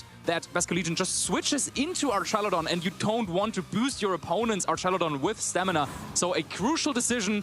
Federico goes for that, but it is quite obvious in this position. Let's see what Adam went for. No Fake Out, just a Grassy Glide into that Pelipper, followed up by an Acrobatics, dealing quick damage and a big knockout onto the Pelipper. Federico not able to get any momentum here from that Pokemon, and now that Archelodon in on the field, but no free stamina boosts. Yeah, that is a huge turn for Adam. He understood the pressure that his Pokemon were applying to the Choice Band Basculegion over on Federico's side. Federico did not want to risk losing that Pokemon right away. Instead, going for that switch, but I mentioned it is quite obvious. If you've played against those rain teams, you know that this is always something that they can do. And Adam now, going one stage higher, one level higher with a prediction, double targeting Pelipper through the Focus Sash, getting that knockout, and now he's in a fantastic spot. Incineroar, though, that's a great Pokemon to switch in here.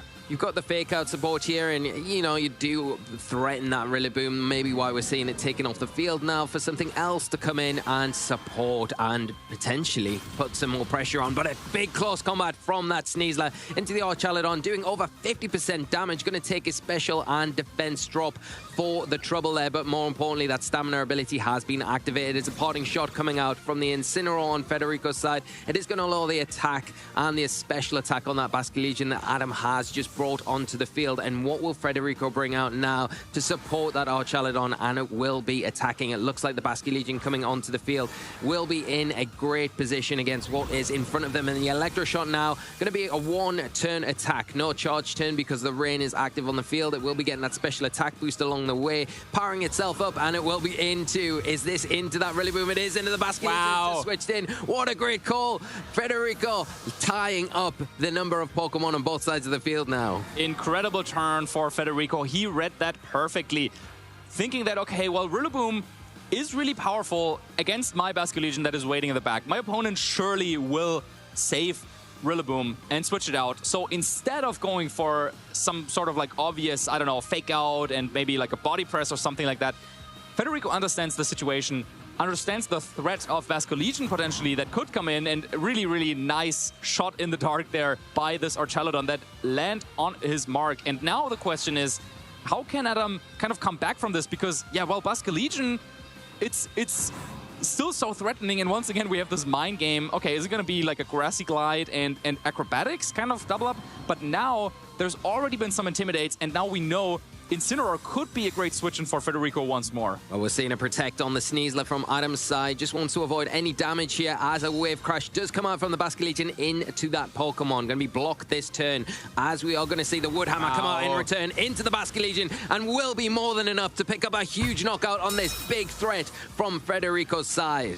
Yeah, these players are really going at it at high speed. Prediction after prediction, knockout after knockout. Electroshot now coming in from Archaludon, boosting the special attack once more, but might be targeting into that Sneasler. Maybe into that Sneasler slot. It is, and it is blocked. So the Sneasler gets to survive. And Adam taking a really key knockout there. I think Federico not expecting a Protect onto the Sneasler, but a really good call from Adam. And now down, Federico just to its Incineroar and this Archaludon. Now, the Archaludon is +2 special attack, so it is going to be hitting hard. It has had the defense boost, so it's probably out of range now from a close combat from the Sneasler. And now you've got another Intimidate onto the field with the Incineroar. You've got active Fake Out as well to further support it. Still not over. Still a lot for Adam to do, but in a very strong position with one extra Pokemon in the back. Yeah, one extra Pokemon in the back, but two Pokemon that have reduced attack stats thanks to Incineroar's Intimidate. And, well, both players have been taking turns of getting the predictions right. Now it would be back in Federico's court to kind of make a big play, and I think he has to, because, yeah, if this is just like straight up damage trades, then Adam will come out on top because he has one more Pokemon in the back. But Federico still has his ace, still has Archaludon. Terrestrialization also is still in the picture, and something that both players have to keep in mind when making their plays, because, yeah, turning Archaludon into a fighting type, that could withstand, for example, the close combat. But it looks like Volcarona being the last Pokemon, and once again Federico now getting the call right with the fake out. Followed up by a Flash Cannon, and with those special attack boosts, going to be more than enough to take down the Sneasler, tying up the number of Pokemon on both sides. So Adam going to be left with that Volcarona and the Rillaboom. It's going to be able to come in. It's going to have that active Fake Out for at least one turn against Federico's +2 Archaludon and the Incineroar.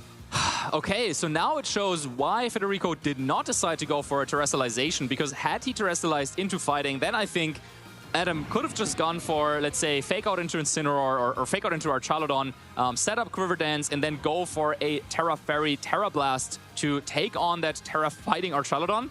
A lot of foresight here shown by both of our players, but yeah, Adam still can go for kind of the same plan. You want to go and maybe Fake Out Archaludon, set up Quiver Dance, but then the question is, can Federico maybe, with smart targeting of knockoff and, well, Electroshot also is going to do a ton of damage to this Volcarona, but just how much damage is it going to do? Well, we start off with a Fake Out into the Incineroar. It isn't going to be able to move this turn, and the Quiver Dance has begun on that Volcarona. Is going to get a +1 to its special attack, special defense and speed, but followed up by the Archaludon on Federico's side. Wanted to keep that Volcarona in check with an all-important Snarl, taking that special attack down to neutral once again. Yeah, and with that critical hit, that might actually matter, because this is coming down to the wire. Very, very slim margins for both of our players, and every single hit point may count here in the end.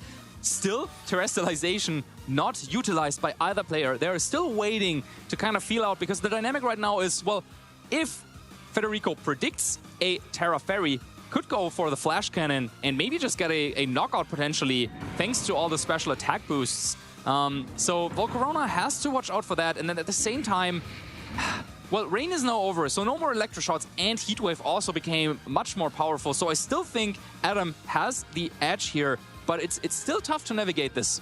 It is tough to navigate, and do you continually go for that Quiver Dance, or do you start on the offensive? Well, we're going to see the first terrestrialization of this game deep into game one, and it is onto the Rillaboom on Adam's side, and it will be that Fire Terra type to get around that. Any weakness from that Incineroar potentially coming out, and in return, Federico saying, this is the moment I've been waiting for. Here's my terrestrialization. This is the Pokemon I choose, and it is Incineroar into that Ghost type to get around any of those threats on the opposite side, and particularly get around that high horsepower that is on the Rillaboom that could be a big problem. Wow.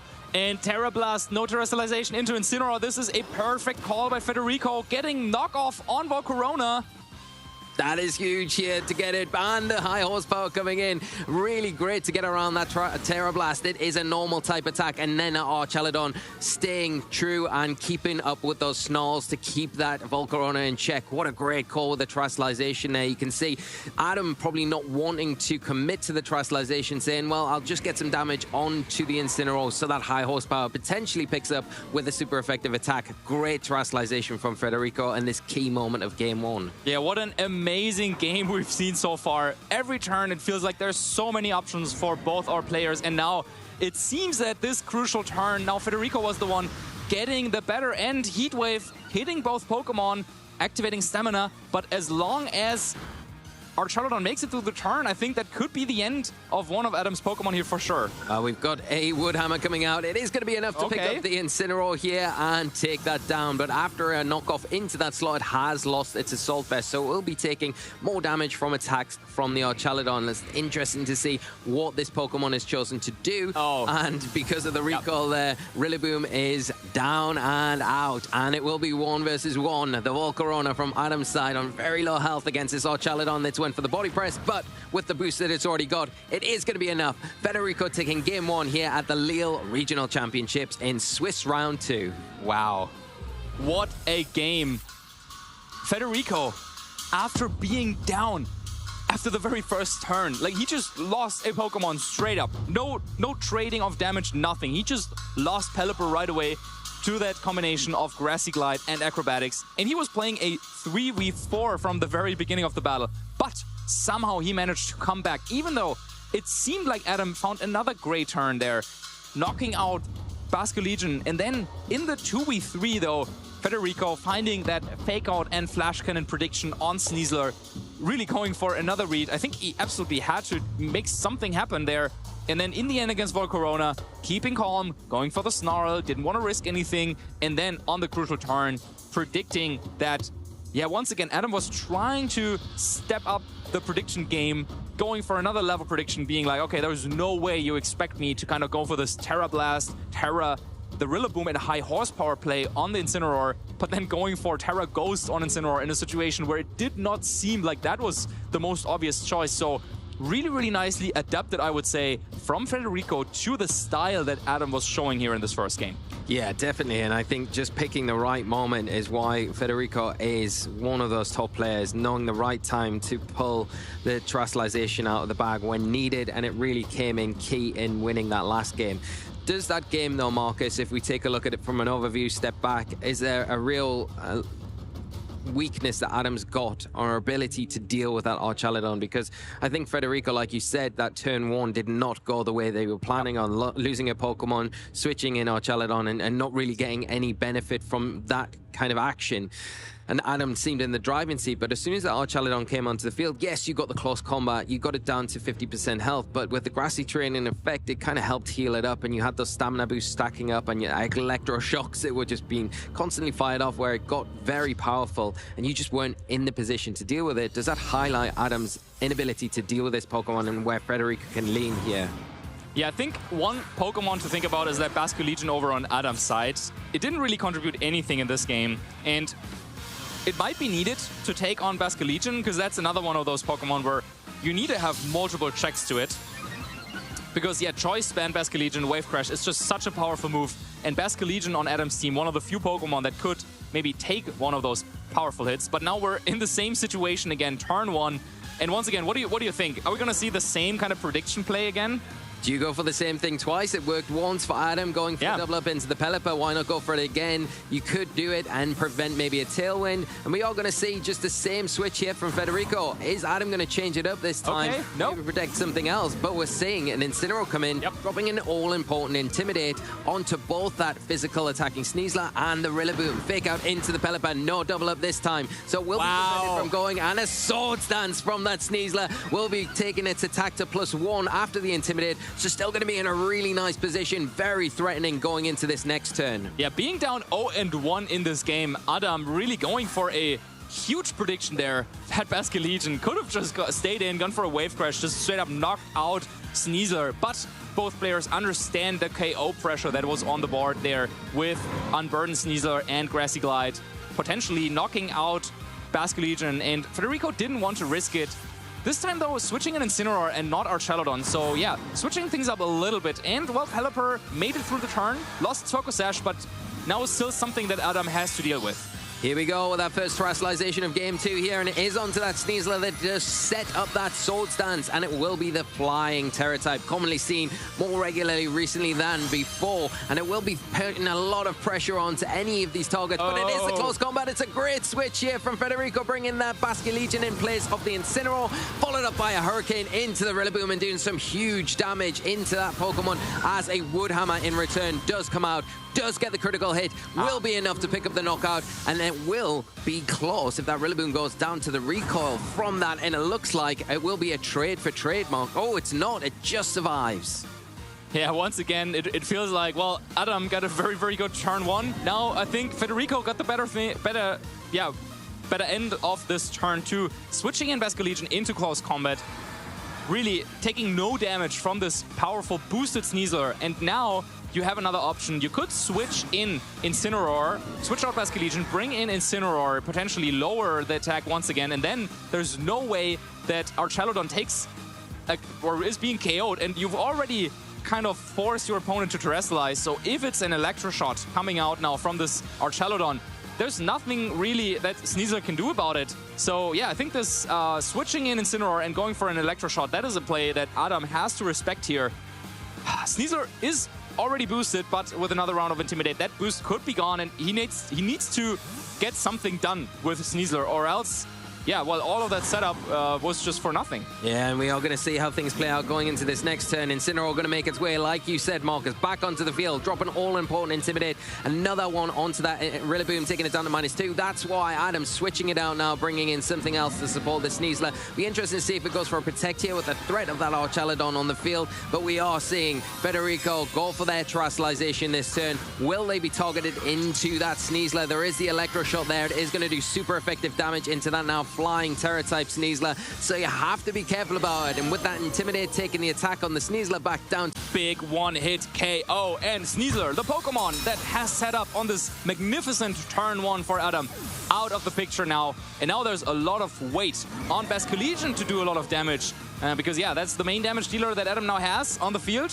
But maybe with a boosted Wave Crash in the rain with adaptability, do you think that's going to be enough on that Archelodon? It's going to be very, very close. I think without the stamina boost, you'd be looking at it saying it's probably got enough to get it. But for yeah, sure. It's going to be very, very close, I think, here. And if you miss it, that is not what you want, because I think trade, then you don't get the Archelodon, but it is 100% going to get you. And it looks, unfortunately, like you've got a bit of a communication error here in the middle of that game. So we'll get all the information to you as soon as possible, get back into the action. But what a game for us to have Game 2, where there's trades were happening, and it was Federico coming out on top pretty much every turn there, even though Adam was doing all the right things, getting set up with the Sneasler. It just didn't quite happen. Yeah, once again, both of these players, they didn't really give each other an easy time. It seemed like, once again, turn after turn, the momentum was swinging between them. At first, Adam getting that Sword Stance up, really, really great play, even though he was under so much pressure from Basque Legion, identifying that, okay, my opponent is probably going to switch out that Pokemon, and instead you can go for a Fake Out and a Sword Stance kind of for free, setting up Sneasler for a potential, winning mid-game. But Federico understanding the dynamics there, then on the next turn, swapping out Incineroar, bringing in Basculegion into the close combat, nullifying this attack.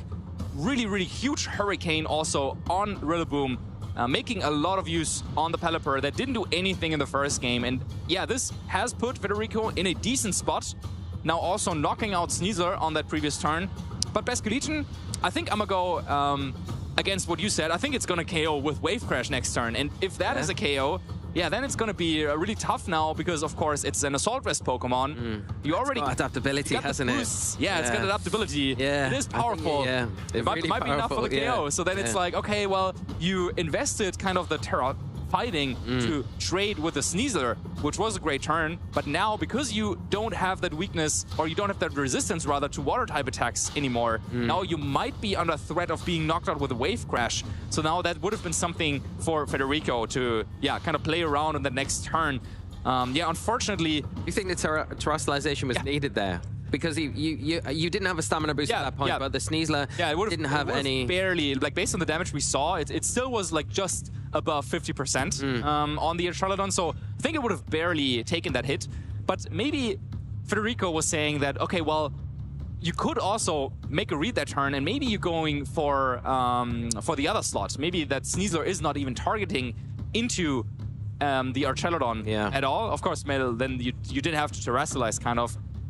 But yeah, he wanted to kind of make use of that boost from stamina and also from the Electro Shot, and to go into like the future turns. Because yeah, I kind of said, well, Basculegion didn't do that much in the first game, so maybe Adam was not bringing it in the second game, or maybe the way that Federico trained Archelodon, he was kind of confident that he could take both the close combat and the Wave Crash afterwards.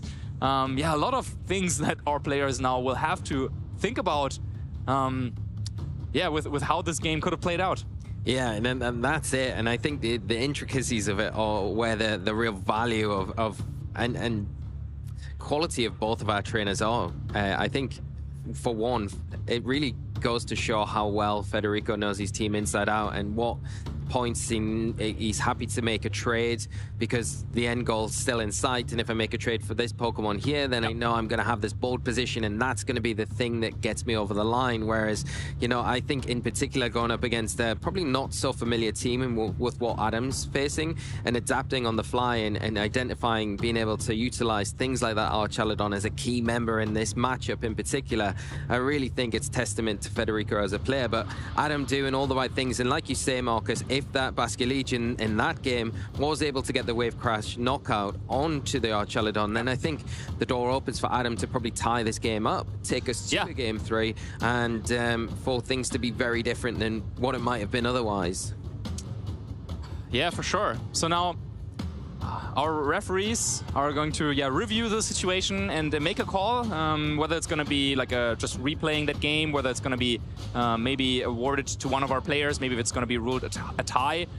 So while that is going on, of course, this is not an easy situation for our players, but I'm sure that both of these titans of the game, they know what they will need to think about going into the next game.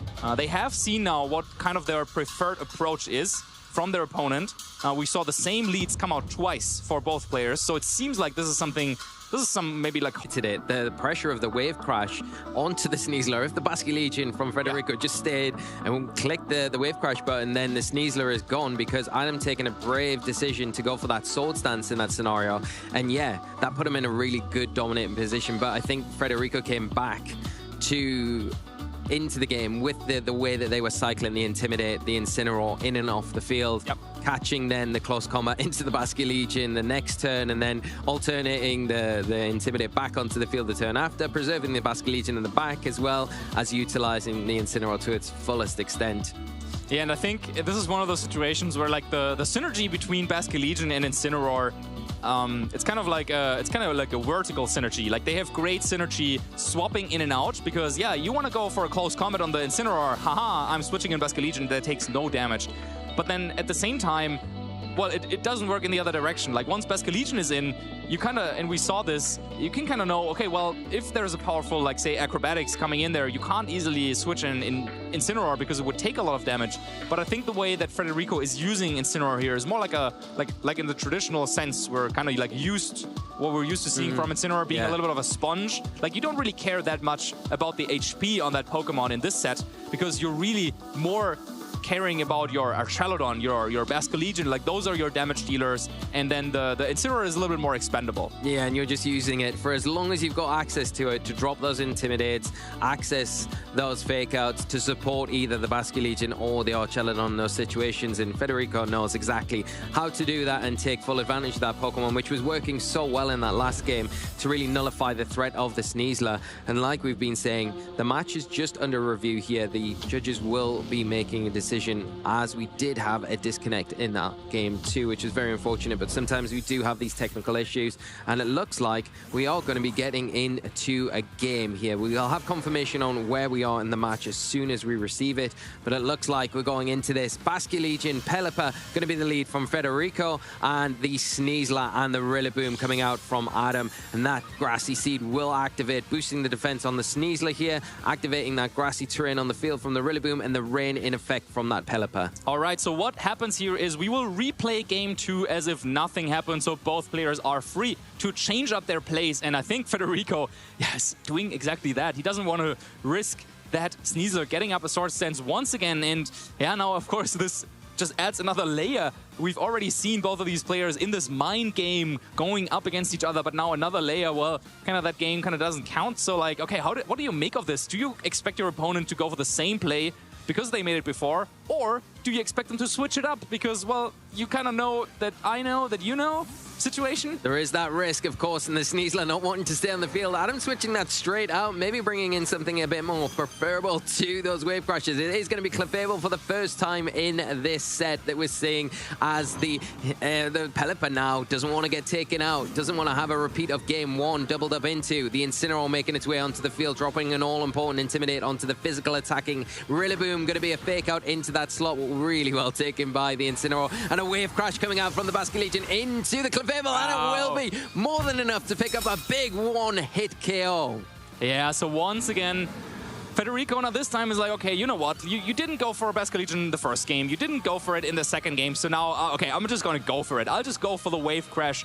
I want to knock out something right there and then. And supporting that with Incineroar, I'm not even sure if Acrobatics plus Grassy Glide would even knock out Basculegion at all. So yeah, it seems like Federico maybe found a great play to punish both the different turns that we've seen come out from Adam so far. And I guess the counter would have been to protect the Sneasler and go for a Woodhammer on Basculegion. But that is, again, that is also just so risky. So, yeah, great turn here for Federico. And now, Adam, well, he didn't lose the Sneasler, but he lost the Grassy Seed.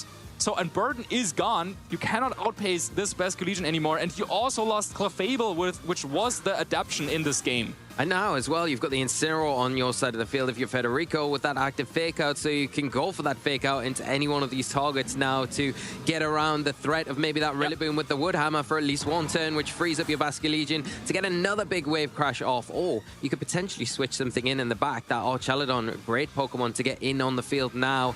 It's not really going to have to worry about what that Rillaboom's going to do, and it can put on a lot of pressure against that Sneasler. Yeah, and you got Fake Out, you have Wave Crash boosted in the rain. So all the options are there for Federico, and Adam might have to play defensively. Yep, goes for Protect on Sneasler, and will hope that this Rillaboom can get a Woodhammer off, and it seems like it might be able to. And it looks like the Wave Crash into the Protect on the Sneasler here. Will it be followed up by that Woodhammer? It is, and we've seen this before playing out again, and it will be picking up a key knockout into one of those big threats on Federico's side, and Adam tying up the numbers of Pokemon, 3 apiece either side of the field. Now, this might seem like the most basic play coming out from Adam, but I think there were, once again, a lot of mind games involved, because, yeah, Federico could have just gone for a Fake Out into Rillaboom and Wave Crash into Sneasler, which would have kind of guaranteed something good for Federico. But instead, he kind of wants to be one step ahead, kind of expecting your opponent to maybe swap out Rillaboom and protect Sneasler, so instead wanting to get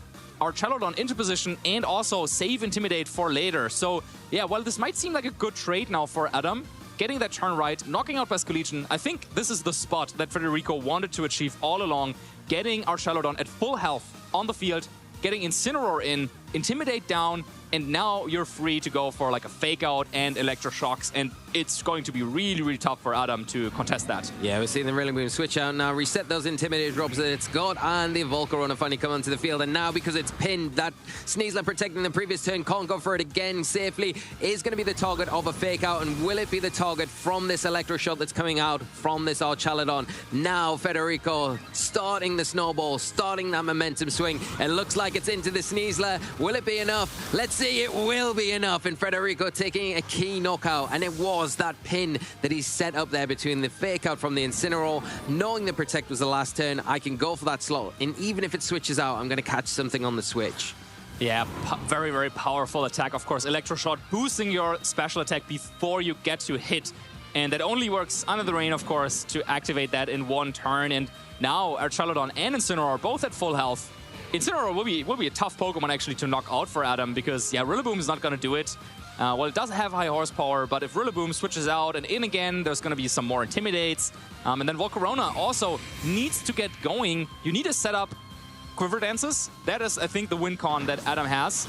But, of course, both players know this. So a lot of attention might be on Volcarona this turn, so Adam goes ahead and just protects it. Yeah, we do see a parting shot into the Volcarona's Protect this turn, so the Incineroar not going to get much value out of it after taking that high horsepower, but followed up by an all-important Snarl. Now, the Rillaboom doesn't mind that too much. Volcarona getting around it. Now, the key thing, I think, for Adam to do is, like you say, Marcus, get that Volcarona set up. You need those Quiver Dances to help you out in this game. And the one thing that you haven't done so far, if you are Adam, is activate that stamina boost on Federico's Archaladon. So it doesn't really have a great way to get rid of that Rillaboom yet. And you're locked into that position where you kind of need to go for those Snarls to keep that Volcarona in check if in case it does go for that Quiver Dance. And all the time you can start chipping away at these Pokemon on the opposite side of the field. Incineroar now is threatened from a higher horsepower, but you do, unlike previous games, have the Pelipper in the back that you can bring in. And once that rain stops, maybe that's what Federico's waiting for, the rain to stop so you can set it back up for another 5 turns and then utilize those powerful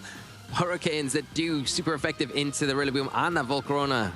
Yeah, because of what happened in the first game, maybe now Adam is afraid of a potential Terra Ghost coming out from Incineroar once more, because, yeah, that, of course, really kind of sealed the deal there in the first game. Quiver Dance now coming out. Let's see. No, it's not the highest spirit. It's Woodhammer. He was predicting. He was predicting that terrestrialization, but it is just enough anyway. Wow, that was definitely a close call, I think. Might have been a damage roll there. Definitely very close there, but getting the knockout all is an important thing for Adam there. Another Snarl coming off, keeping that Quiver Dance special attack boost down to neutral again. But was Adam looking and saying, oh, maybe you switch the Incineroar out, get the Pelipper in, I'm going to fish for that. And even if not, then the Woodhammer's still going to probably do enough damage because you haven't got the Intimidate onto the Rillaboom yet. Now that Intimidate Pokemon has gone, the rain has stopped, the Grassy Terrain has left the field, and now you're able to bring the Pelipper on and get that rain set up again. Yeah, now the turns or the effects just like works out perfectly for Federico. Grassy Terrain gone, that's great. No more recovery for that Volcarona except for the leftovers, but also no more priority for the Rillaboom, no boost to the grass type attacks, and at the same time, rain runs out, but, well, there's my Pelipper, I can switch it right back in, rain is still up, Heat Wave damage will be lowered, Electroshot still on the board, and yeah, once again, the question remains, how can Adam power through this Archaladon, and at the same time, Pelipper also needs to be taken care of, because yeah, it could just set up Tailwind, for example, or go for a powerful Hurricane. Two things that, yeah, could be devastating for Adam. Well, we're going to see a Quiver Dance again from this Volcarona, but it is a Hurricane from the Pelipper. It is outspeeding the Rillaboom, and it is going to be able to pick up a knockout, taking the match down to 2 Pokemon on Federico's side, 2-1 on Adam's. Yeah, and Electroshot now. This time, no Snarl. Federico wants to kind of keep up with the damage race because, yeah, Snarl doesn't really do a lot of damage, and you don't want to be in a position where, well, you keep snarling, well, the special attack is low, but the special defense gets boosted more and more and more, and then you can't really touch Volcarona. But now we're in a spot where, well, it's a 2v1, Focus Sash still intact, Pelipper can go for a Hurricane or a Muddy Water, doesn't actually have Tailwind. That's kind of curious, but yeah, that is also something that Federico can use now. White Guard could be used to block Heatwave if rain ever runs out. So yeah, still it just seems like a very, very good spot here for this Archelodon. And even the Protect probably can't save Adam because Electroshot still gets the boost, even if you hit into a Protect. Yeah, and I think if you are Adam, you're wanting to stall out this rain, but there are so many turns of that left, and each turn that you do go for a Protect, it does give the Archelodon an opportunity to further boost that special attack, now taking it to +3. So it is going to be hitting even harder than that previous turn, combined with that Hurricane from the Pelipper that is going into the Protect here, is going to make it very difficult for this Volcarona. It has got a good amount of boost to that special defense stat, though, as you can see there. It is going to be able to soak up these special attacks well, but can it do it as well as it needs to get through this match? You would think unlikely. Oh, and it seems like Federico is ready to make a call, locking in there and nodding as he sees the terrestrialization animation coming out from Adam. This is a choice that you cannot take back. Once a Pokemon is terrestrialized, it will stay terrestrialized for the rest of the game, and this Volcarona will be a fairy type from now on. Terra Blast, last-ditch effort coming in. Is it enough with a critical hit maybe to knock out this Archelodon? Oh, nowhere near enough. Not with the item choice here on the Archelodon, being that Assault Vest, taking that so comfortably after being kept in check. A Hurricane coming out, not going to have super effective damage, but all-important secondary effect, the confusion now onto the Volcarona, not going to help Adam in his case to try and win this game. And there's the Flash Cannon, the prediction of Terra, enough for the knockout. Volcarona goes down, Federico takes the set.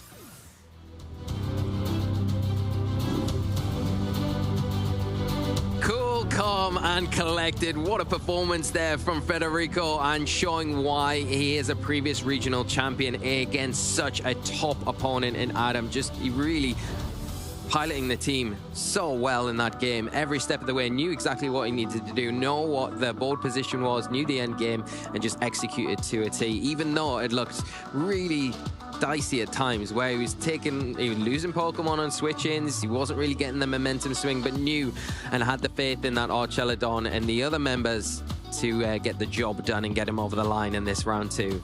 Yeah, what a set. It feels like this is definitely a match that I want to watch back after the event is over, because yeah, every turn it feels like there is some huge damage pressure on the board. Both players have to kind of adjust to the pressure. Turn 1, game 1, double up into Pelipper, a huge knockout there. It seemed like Adam was ahead, but then Federico finds a great opportunity. Electroshot into the Basculegion, finds his way back into the game, and then in the 2v3 endgame, Archelodon proved just to be a little bit too powerful, and Federico managed to turn that game 1 around. Yeah, and that's exactly what happened. Are you surprised that we didn't see Adam bring the Kingambit at all in this matchup? Or you think the Pokemon that he went to, the Volcarona, did make a lot of sense, especially if you couldn't get that Quiverdan set up? I think just testament to how well Federico adapted to keep that Pokemon in check anytime it did enter the field. Utilizing Adam, that Rillaboom there, in great effect to deal with the Basculegion, but it was the Archelodon at the end of the day on Federico's side that Adam just didn't have enough answers for, and was the difference in winning and losing, really, when it came down to everything.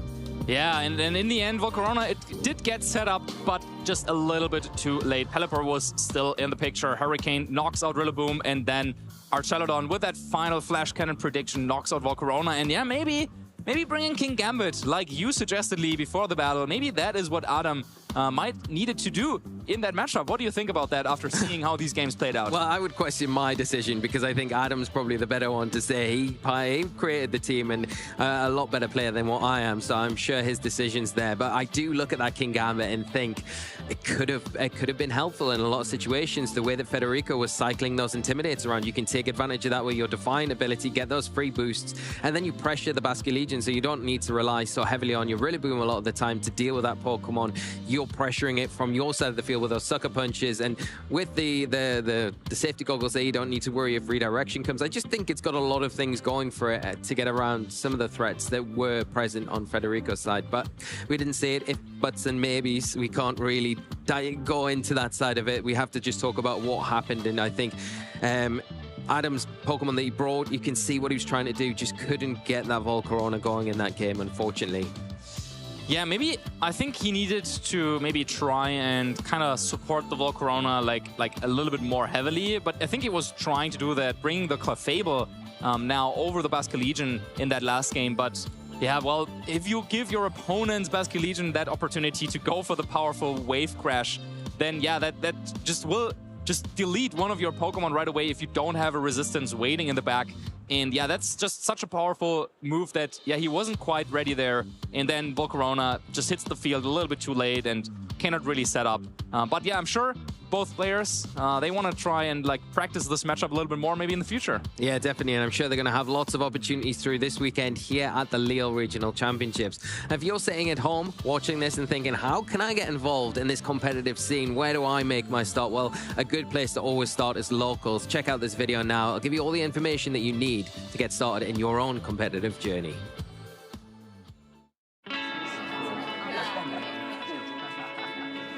Hey, do you want to play? Yeah.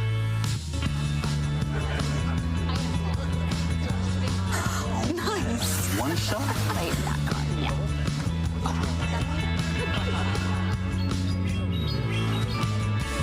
I'll use twin cannons. Great game, guys. Bye. See you next week. Come play at your local Pokémon League.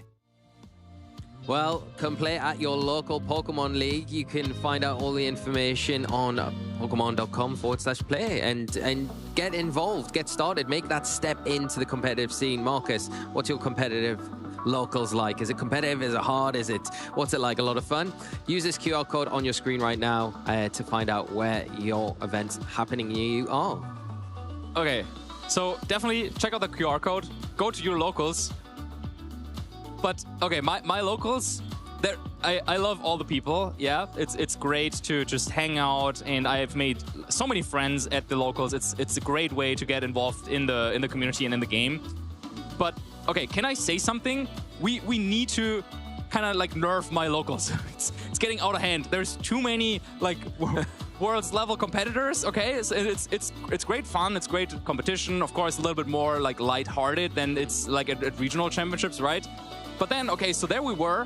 Was like, when was it? Last week? The week before? Just very, very recently, okay? So we were there getting ready and setting everything up. And then all of a sudden, a world champion walks through the door. And it's Luca Cherrybelli playing in our local cup at our local league in our 20-player tournament. And of course, he just like shred right through us. He took home the event and won all those championship points that you can get there. But yeah, that's amazing. And I mean, that's how it can go, right? Like you're just sitting there, you want to play against your local friends, and all of a sudden, it's a world champion showing up at your doorstep, and that's who you're facing. Yeah, that is an incredible. I love that story. I like that. Was the last person I was expecting you to say. Yep. Yeah, that is exactly the situation. You don't know who is going to be attending your local at whatever time, and they are great fun. And I think they are a bit more of a relaxed environment. Everyone's there to kind of help each other and boost each other's game, you know, so that it's a great place to go, get involved and start your own journey in competitive play. And you never know, Luca might rock up at your local. Yeah, I don't think, don't go to your local expecting to face like world champions, but hey, you never know, you never know. You said this, okay? You said, yeah, the level's getting too high, and I'm like, you're attending your locals though, so already, the other guys are going to be like, Marcus has turned up again, come on. That's what I would be thinking. I'd be like, is Marcus coming this week? Yeah, well, I've got plans. I got to do other things. Well, I mean, of course, even it's not about winning. I would say at local, it's definitely just about hanging out. Like sometimes we would, I don't know, like go have lunch together afterwards. So yeah, that's a great way to get started on your competitive journey. And then if you're like, you know what, like locals, like that's fine, but I wanna check out one of those bigger events. I wanna see what's it like to be at regional championships. And there's many ways to participate in regional championships nowadays. You can, of course, come as a player, but you can also come as a spectator.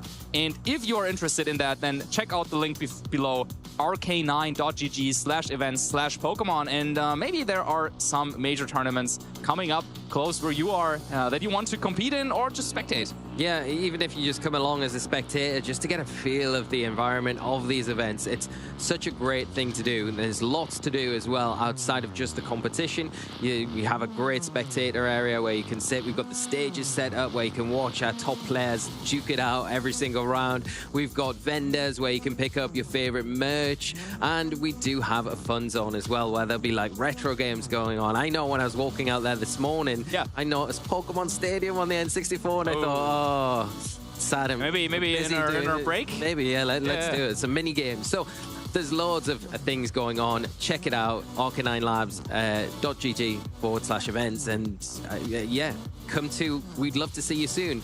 But we do have our interview set up, Marcus. We can hear from the person themselves, Federico, get all the insights from that round 2 win against Adam Shafui.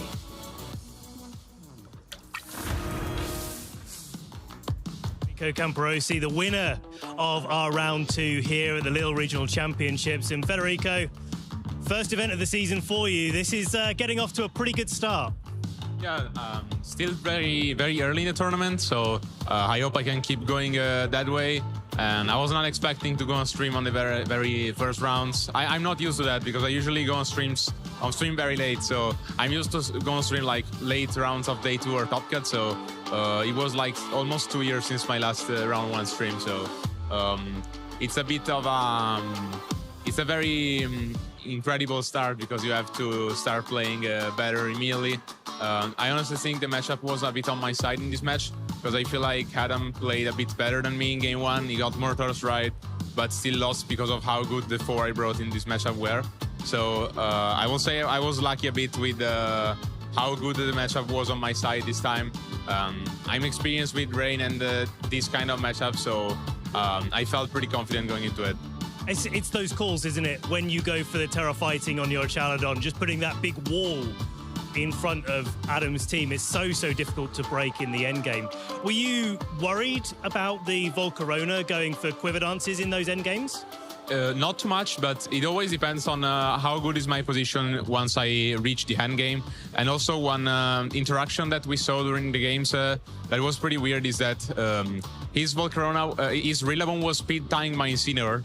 So in the hand games, these situations could also have affect how good Incineroar was against Volcarona based on if he would have moved before or after the Rillaboom that was its partner. Then in game 1, I actually won the speed tie, but it didn't matter because I got the Terra Ghost mind game right. Yeah. So it could have mattered because then in game 3, I lost 2 speed ties in a row, and my Incineroar died to Budammer, which was something that I did not really expect. I was like celebrating when I saw him going for Budammer because I was expecting my Incineroar to just leave and win me the game, but this didn't happen. But anyway, I knew that the main reason why I didn't switch the Incineroar, which was probably what Adam was predicting with that Budammer, is that this was my last turn of Rain, so I just felt like I'm fine to lose my Incineroar eventually and then just get 5 turns of Rain again with Pelipper at full health. And since I knew that Incineroar was speed tying Rillaboom, this meant that Rillaboom was always lower than Pelipper, so that our game play was always safer later, and then the Volk could not have done a lot against the Archaudon, also because as it happened in the end, I locked my win with an Hurricane Flash Cannon play because in that turn, he either had to use the Terra to have any chance to do a 2-hit KO on the Archaudon, and in case he was using the Terra, he was losing to Flash Cannon. In case he doesn't use the Terra, the Volcarona was just not doing enough damage, so also the Hurricane was strong enough, so that felt... the Volcarona in the hand game did not felt too oppressive. But probably because of how the overall matchup was because if I reached Volt 1v1 against some of my other mons, I would probably have lost. So the good thing was that the Volt 1v1s eventually only would have happened with Volk already a bit dropped, maybe leftovers knocked off, a bit of damage. So I think Archaudon would have lost a pure 1v1 both at 100 HP against Volcarona. But if I manage to play against it with more mons than my opponent, the Volk just needs too much time to play passive with all the quiver dances and the protects to be able to do something. So then my offensive plays just pay off against this. And this is it, and this is how you position your early game to make sure that that Volcarona isn't too scary in the end game. But I want to zoom out a little bit because last time round at Regulation Set H in Gdansk, you won using a different version of Rain. So what do you think is different now where you're choosing the Sinister Ursaluna version rather than the Electabuzz Rillaboom version that you used previously? Yeah, I also had King Gambit on that version, so I was playing a team with double core. So I like to play the King Gambit, Rillaboom, Electabuzz setup core and the Basculation, Pelipper, Child on offensive core. Yeah, okay. But this team honestly felt like it was a really good one-shot call, but it felt like right immediately after Gdańsk was already not good anymore. I played the same team in LAC and managed to top cut there as well, which was some weeks after Gdańsk last year. But this run already was way worse than my Gdańsk run, honestly. I needed way more luck to make that top cut and still lost in the first round on top cut. So then I didn't play Stuttgart or any other event after LAC last year. So I didn't really think last year about my team, but I felt like it was already time to drop. And if I would have played more events after LAC last year, I would probably have dropped the team anyway. So this time I just decided to play more linear, a version that is more linear with the current meta and has better matchups into what is going on right now. And also one of the other reasons why I choose that team is that recently I've not had a lot of free time. This tournament is like probably the lowest amount of practice I ever had going into a major event. So I wanted to play a team that was good into the current meta, but also could have fit my comfort zone to like really easy to just pick up and carry on playing our chat. Because if you didn't know, those 4 Pokemon, that could be on pretty much any rain team. Archaludon, Incineroar, Pelipper, like it's across the board, but it's those little other pieces that seem to change. I decided to pick this because basically outside of Sinistcha, which is the first time I bring this Pokemon to a major, everything else was something that I had a lot of confidence with. And Ursaluna is my favorite Pokemon of all time competitively. I got Worst of 4 and NAC win with it, so I'm really confident with this Pokemon. Rain won me Gdańsk last year, so I just played a team that was combining all the mons that got my biggest results all together. So it makes sense. Sinistcha's just kind of like a Lunala if you look at it sideways, maybe. Not that much. Close enough. Yeah, kind of. It's that kind of, I will say, like, my first big result with Ursaluna was with Cresselia. And I will say Sinistcha is more similar to Cresselia with how it keeps spamming Life Dew, similar to Lunar Blessing, just keeping all the mons at high HPs. But yeah, it's the first time I use it, but it feels a bit of Cresselia. It's not as good as Cresselia, but it's similar. It's similar. It's what's in the format. So, looking ahead to the rest of the season, we're obviously at Event 2 of the regional season so far. We've got EUIC and LAIC to look forward to. What are your plans so far for the rest of the season? So I'm gonna have to defend my title in Gdańsk next week. Okay. And of course, my actually really bigger goal is to defend my title in NAC in June. But there is still a lot before that, so I still have to decide the exact amount and which events to attend. I'm probably going to LAC in November, and then I don't really know about anything else in the 2026 half of the season. Of course, I'm gonna play EUIC, NAC, and hopefully Worlds, and then we'll see for other regionals. Well, we'll take it one step at a time, one tournament at a time. Before we wrap things up here, have you got any shout-outs, people that have helped you along the way? Yeah, sure. Definitely a huge shout-out to my team, Novo Esports, and to all my friends from Il Server and Il Sax in Italy, who are always supporting me in these tournaments, and of course to my family for the same reason. Thank you so much, Federico. I'm sure they're happy to hear that. And with that, we're going to be going to a short break, but we'll be back for round 3 here of the Lille Regional Championships very soon, so stay tuned. Brings it down, though, by not nearly enough, as the Thunderbolt, even at -2, is enough to pick up the Flooded with that crit. And Taller Webb wins the Knoxville Regional Championships.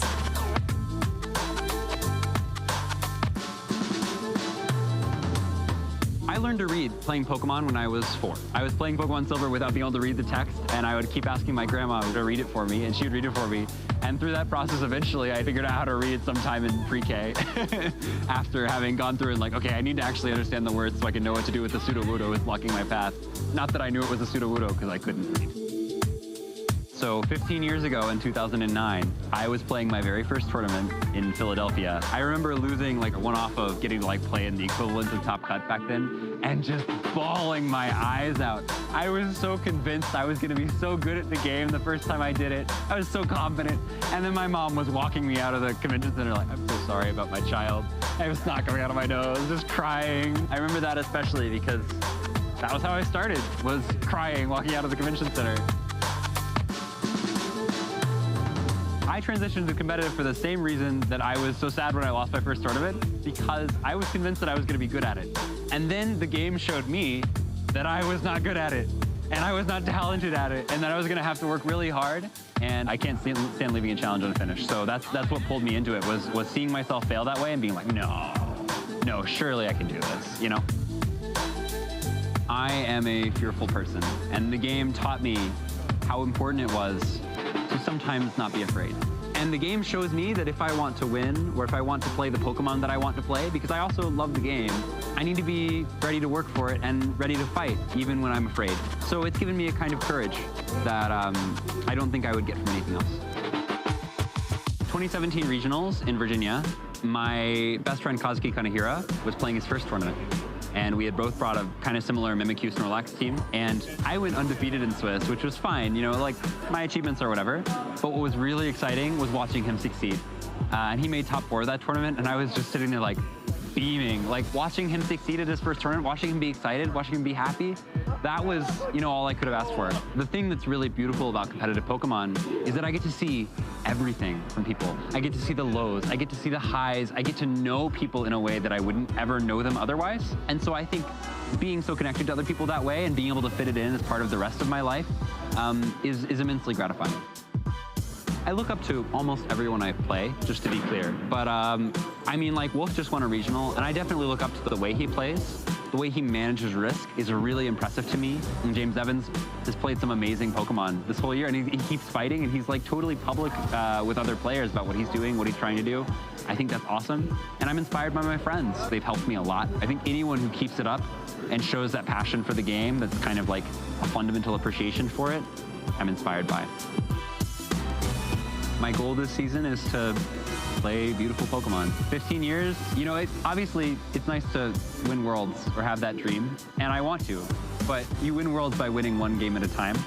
So I prefer to make all of those games as wonderful as I can make them and do this game the justice and honor that I think it deserves.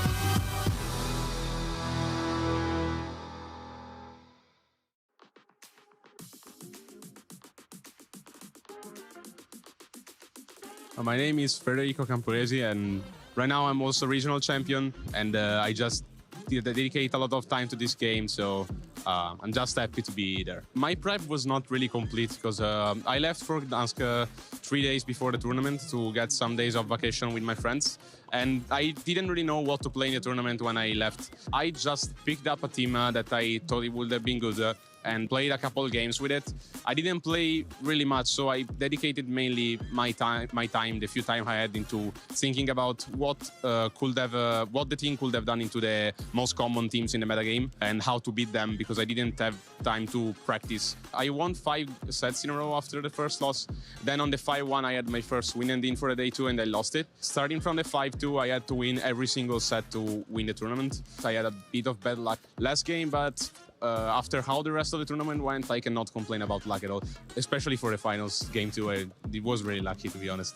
I was really motivated to win the match because there was something more. Like, it was not only going into the top 4 for me, but it was also beating my toughest opponents and beating who didn't make me win worlds. I was really locked in for that match. To be honest, the matchup was kind of good for me. Michael is really good and managed to force a lot of Sucker Punch mind games to put the matchup on a even side.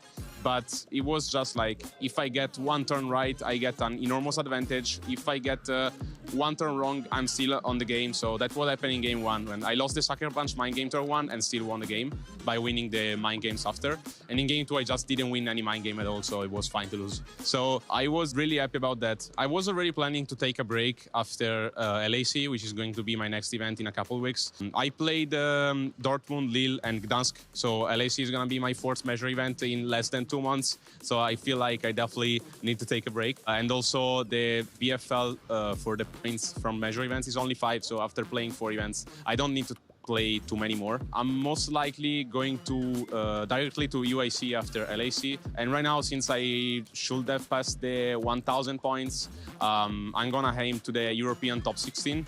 but just by playing the next 3 international championships and most likely not any other regional, excluding the Italian special event.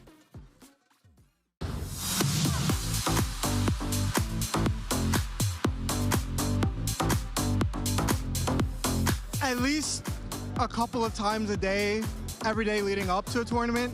Don't not excessively, because you still have to maintain that work-life balance. But if you want to do good at these tournaments, you can't do good if you're not practicing. I frankly don't practice very much. I more do things to ground myself mentally. I do my practice before the tournaments and then just between. It's just to regulate my mood. I think it depends. Right up before the tournament is definitely where I get the most practice in. I will slack kind of in between, but I try to practice pretty consistently. I practice every day just to learn the decks and how all the matchups go, and just to see how the meta goes. It's just fun, and I like to play Pokemon, and it helps me focus and all them, and I have good testing partners, so it just actually helps me. So yeah, I practice every day. In between tournaments, literally every day, and I literally do viewer battles on stream, so we practice like that too. Usually I like to practice against the matchups that are good into my team, so counter teams, so that I can see if I can strategize a way to play around that and kind of outsmart my opponent. I think those are my main ways of practicing, and then of course just reps. Just getting as many battles in as I can.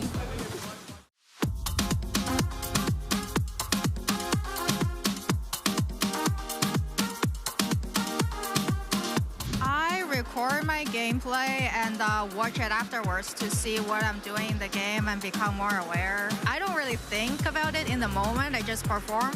So I record it and then watch it afterwards to actually, have the practice mindset, see where I can improve. Bom, eu amo muito Pokémon e uma das coisas que eu mais gosto de fazer é dar bastante carinho pra eles. Por incrível que pareça, dar carinho pra eles faz com que, às vezes, ele consiga dar uma evasiva. Apesar de não funcionar isso tanto no campeonato oficial do VGC, é muito legal ver ele saindo da Pokébola com aqueles coraçõezinhos, porque ele ama muita gente. Para melhorar, eu sempre tento observar o estado do jogo, do oponente, sempre tento pensar à frente o que ele vai fazer. Eu acho que um treinador, para melhorar, ele pode ver os resultados de outros campeonatos, né, e sempre tentar progredir. Eu gosto de rever os meus erros, ver onde eu poderia ter melhorado durante a partida e a partir disso ver o que eu poderia ter feito melhor naquele momento. Bueno, para poder jugar mejor Pokémon GO es importante salir siempre a capturar muchos Pokémon, aprovechar los eventos al máximo para sacar los Pokés con mejores IVs y siempre estar entrenando constantemente en las batallas del juego para poder seguir mejorando.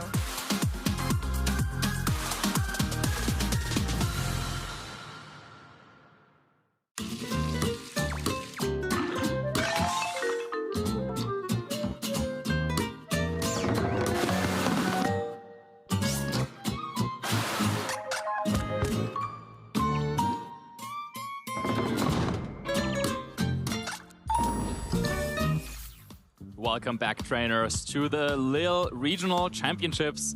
And I have the absolute honor to be behind the desk for the very first time ever with the one and only Ben Kiriakou. The one and only Marcus Hamann as well. And yeah, this is really exciting on a personal note for us. I think, Marcus, it's like season after season, we've been waiting for this moment to come, and it's finally here. So yeah, really excited to see what we've got coming up. And what a round that we've just had as well. Federico versus Adam Shafui.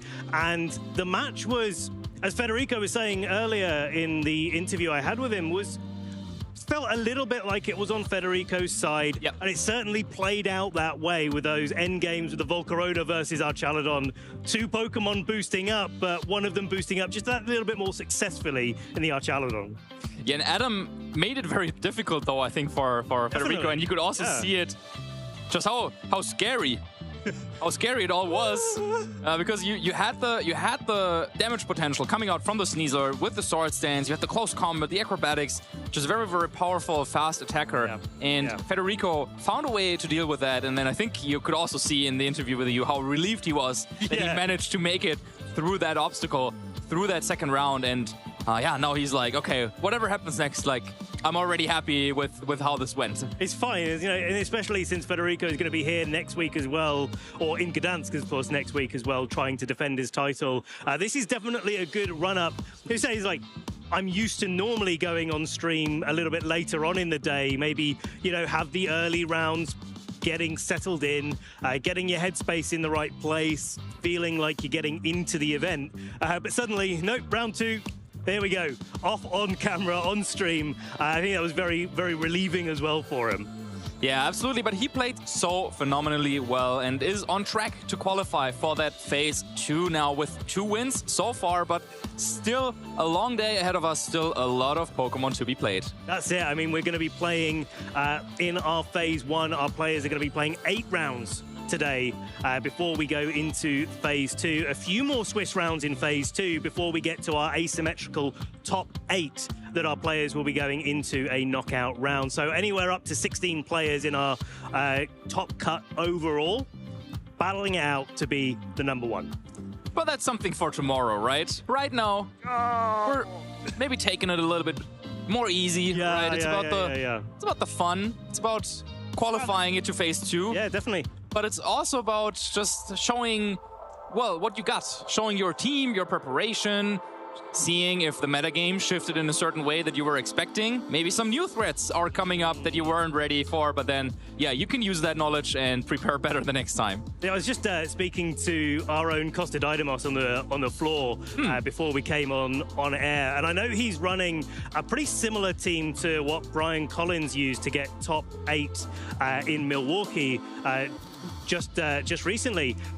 And bringing it in, and I was saying to it was like, oh yeah, a lot of the people that I know, they're just trying to dodge that matchup. Yeah. And like, this team is really scary. I don't want to play up against it. And Costa's just looked at me and was like, that's what I was hoping for. Yeah, it's like the hard Trick Room Sun team that came out of that tournament. Yeah, and as players' creativity is kind of guiding them through the season, more and more threatening, powerful teams will come up. Yeah, and that just adds another kind of tick box on your preparation sheet that you need to go through before preparing for an event like this. You know, like, I know that you get very well prepared, and I've seen some of the work that you've done over the years with preparing for major events, for Worlds especially. When you see a team like that that's really not that high usage but so dangerous, how do you approach it? It's got to go in the dock. So it's like one of the teams that you want to prepare for. So I would, yeah, typically like run games within my friend group, try to figure out, does this team have any weaknesses? And it's probably not a team that I would like to like target and be like, okay, like I'm starting from scratch. Like, okay, how can I beat this team if only a couple of people are running it? But it's a team where if I had like a full like fleshed out concept, some of these teams, they really kind of test your fundamentals in a way. And I believe that a well-built team, if you really have fundamentals across the board, then you will be able to identify ways. Maybe you need to do is like some small changes, maybe like a Terra type can change, or maybe like one move, or like how the way you train one of your Pokemon. But you will be able to find typically a way to approach a matchup like that, even if it's something that is very, very scary to go up against. And if you don't find any way, then, well, there's 2 options, of course. Either you try and go back to the drawing board. Right. Build it from scratch. Change something. Or you just gotta accept it and be like, okay, you know what? Like, how many people actually are going to run that very specific team? You heard it here first. Just dodge. Just dodge when you come into these events. Well, that is... Have you been dodging a lot of moves recently? I like the segue. Yeah, I have been dodging a few moves here in ZA. And it's definitely something that I've had a lot of fun, like, trying to relearn those battle mechanics of. Yeah, that's something, of course, that is now out there. Pokemon Legends ZA. And, yeah. What do you think? You know, I'm still getting to grips with it. Yeah. I'm still getting to grips with it. The thing that I found really interesting about, like, about the way that it's changed is that everything's so quick.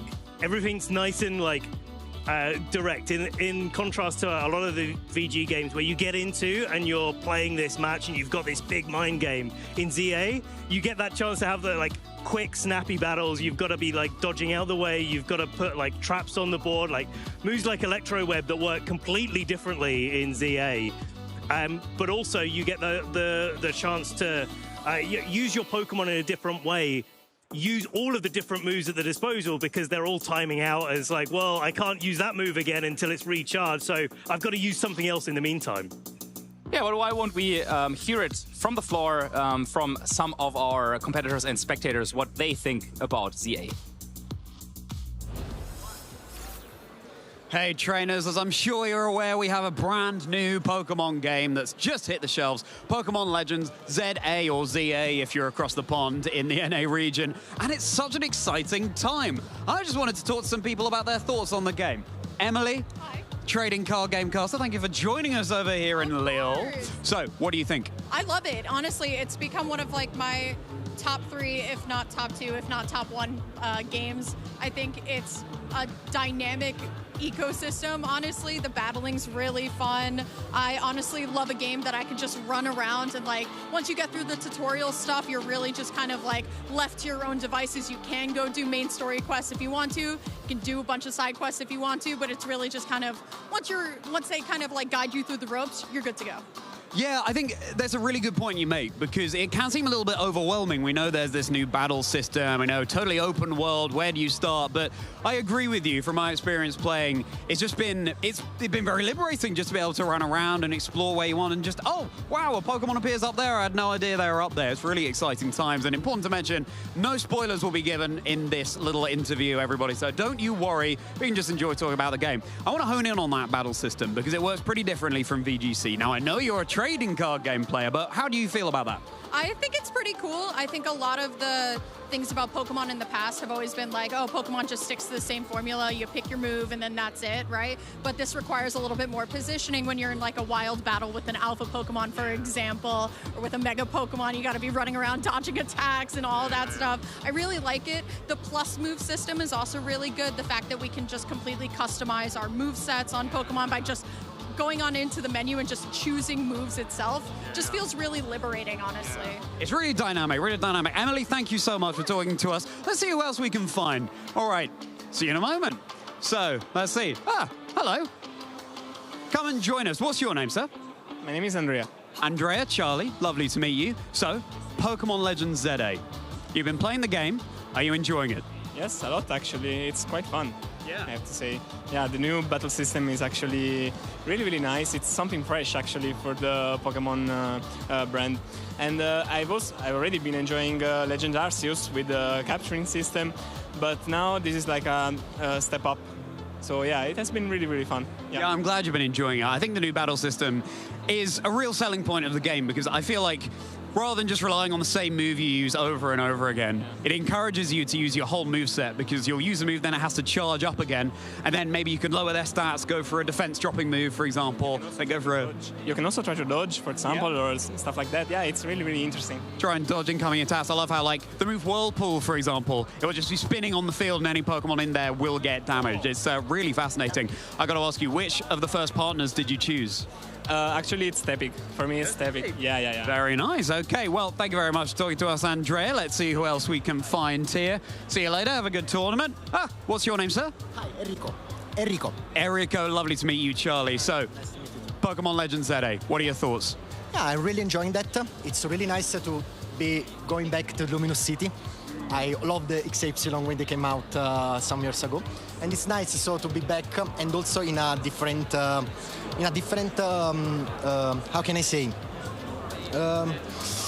in a different scenario. It's like you don't have to go face the gym. It's like a little bit different, a little bit more enjoyable for me, like a VGC player, having to relax, playing some Pokemon and being like in the anime. It's like being a citizen of Luminous City. It's really nice about that. It's really nice. Fascinating. Yeah, you're so right. It is different from the way other Pokemon games work, isn't it? Talk to me a little bit about the battle system. Are you enjoying that? Yeah, as I said, I saw Pokemon when I was 6 years old. Now it's 24 years that I love the brand, I love the Pokemon. So being like a real Pokemon trainer that is going to, okay, you have to go to there to avoid the attack. It's really nice. It's really, it's new. Yeah. It's so. As I said, being a VGC player, it's like 2 Pokemon against 2 Pokemon. You have to attack, you have to protect. Yeah. Now you can avoid that, and it's not based on RNG, but it's like based on your moment. Yeah, so this makes him a little bit more enjoyable. Also for the new player. My best friend who didn't play Pokemon in like 10 years, when he saw the first time and he played, he was, oh my god, I was like Ash, and it was really, really nice about that. And I'm really happy also to see new Pokemon players, new players, and also old players who didn't play enjoy this game. So I'm really happy about that. Fantastic. Yeah, welcoming a new era of Pokemon trainers and a new era of Pokemon. Enrico, thank you so much for talking to us. Hope you're enjoying Pokemon Legends ZA as well, trainers. Use the hashtag #PlayPokemon to share your thoughts with us. And also share pictures of your in-game character, how you've customized that. We'd love to see a little fashion show. Enjoy the game, enjoy the show. Let's get back to the Lille Regional Championships. Well, thank you, Charlie. It's good to hear that people are very excited about ZA, and it's definitely been something that we've been playing in the background. But right now, Marcus, we've got to get back to the Lille Regional Championships. Exactly. Well, I'm, in fact, preparing a little bit for Gdansk Regionals next weekend, so I have to, tune down my ZA playtime a little bit and still work on Scarlet and Violet while that is the game we play. We'll still let you play a little bit of ZA in the background. Just a little bit. Just a little bit. Just a little bit. I like that. I like that. All right. So we've seen round 2 already. Round 3 pairings will be getting up to date very soon. But I think in the meantime, it'd be nice to talk a little bit about that team that we were talking about on the couch this morning. The team that Emanuele was using and has been absolutely dominant the last few events, the Global Challenge as well. Emanuele being able to win that with that same composition, it coming to the finals of Milwaukee, and maybe do a little bit more of a deeper dive into why that team is working so well in this format. Yeah, absolutely. I think we talked about some of the reasons already on the couch. I mean, the classic duo of VGC battles, Incineroar and Rillaboom. Can't really go wrong with that, right? You got the double fake out. You got the... not at all. You can, you have Intimidate. You can go for Parting Shot, pivot in and out. You have nice typing synergy between the two, both offensively and defensively. And then you pair that up with, I guess, the new kind of innovation is that Grassy Seed Sneasler, where you're like, okay, well, we've had enough fun with Poison Touch and Dire Claw, going for those, fishing for those status effects. But now instead we're going for a little bit more of a straightforward approach. We use the fake out to set up sword stances, and then because with the Grassy Seed, it activates under grassy terrain. Unburden gets activated, doubles the speed. So all of a sudden you have a double speed Sneasler with boosted defense and boosted attack, and that is just... It's almost as strong as a restricted Pokemon, right? Basically. And then you can kind of build your strategy around that. And then with Golden Go, there's a Pokemon that also can set up that has great synergy with Incineroar and Rillaboom, but that hits on the special side. So with Nasty Plot, you can also boost that up, but the typing is completely different, but Incineroar and Rillaboom can support both of them. So that they kind of connect the different modes. And then, I was going to the Terra Flying as well on the Sneasler, boosting up its damage as well. It's nice to see that focus both on the physical and the special side, to be able to my opponent's team doesn't necessarily have a way to stop Golden Go as well, or maybe it doesn't have a way to stop Sneasler as well. You can really hone in when you're looking at team preview at which one seems to be better at that point in time. Absolutely. And then you don't have to go for an offensive setup kind of strategy, but instead you also have the option to take the game really slow. Use your Ninetales to maybe disrupt with... And there's a couple of different options that you can go for. So many. You can go for Encore or Disable to kind of disrupt with that. You can also set up Aurora Veil, potentially, to really boost up your Pokemon's defenses. Yeah. You can go for Icy Wind to lower the speed. Just so many supporting options on that Pokemon. Another Pokemon in the metagame that is if it had 8 move slots, that would be great. And I would still struggle to choose. Yeah, exactly. Which I wanted to use. There's a 9th one that I really want to go for as well.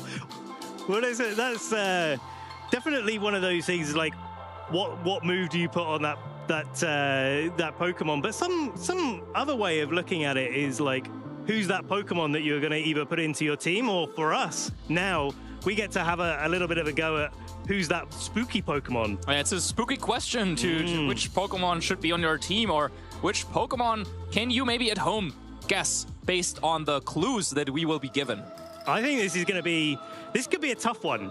This is definitely going to be testing our maybe ghost type knowledge, a little bit of our dark type knowledge. How do you think your ghost type knowledge is right now, Marcus? I'm a little bit scared. I'm definitely going to be scared of what's going to be coming up. Right, okay. First question. Folklore has it that on moonless nights, this Pokemon will make this Pokemon see horrific nightmares. Okay, moonless nights. I feel like I've heard this one before. Yeah, I was like, moonless. I immediately went to something like Blood Moon Ursaluna. Yeah, but I think it's gonna be a completely different Pokemon. Yeah, it's a nightmare Pokemon. I mean, I'm thinking about Darkrai, right? Yeah, it's the OG nightmare Pokemon. Yeah, I think so. I mean, nightmare is an ability as well. I think that's a good shout. Yeah, at the same time though, I mean, moonless nights. Well, because one of the counterparts being Cresselia. Yeah. Being the moon Pokemon. So, moonless nights, Cresselia is not there, so Darkrai is maybe. But is it so that Darkrai can only cause nightmares when Cresselia is not there? Like, what if Cresselia is there? That's a good question. I don't know how that dynamic kind of works out. Yeah, that's a good point. But I mean, right now Cresselia probably isn't there on the moonless night. Yep. So, Yep. Should we lock in Darkrai? What do you reckon? Okay, let's go with Darkrai. Or do we get any more? It's correct. Yeah. Nice job. All right. Okay. One down. Okay. Of course, you at home can play along in the chat. Definitely. And let's see if we get another one. We did pretty well there. So it's great. And you're starting into a segment like this and already getting like one down. So okay. I kind of want to stop while we're ahead, but okay. So possesses potential victims' shadows in an effort to steal away the victims' lives. If your shadow begins to laugh, you must take hold of a protective charm post-haste. Post-haste. Quickly. Yeah, okay. A protective charm. It's in the shadows. So I'm thinking Gengar, but yeah, okay.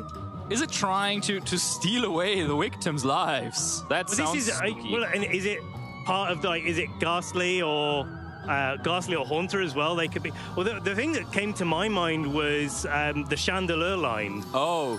Because there's the Pokedex entry. I think it's for Litwick about trying to steal people's souls. So I was thinking like maybe that could be one of those, but. I got two more shouts. Okay. Spiritomb. Yeah. Is one I'm thinking about.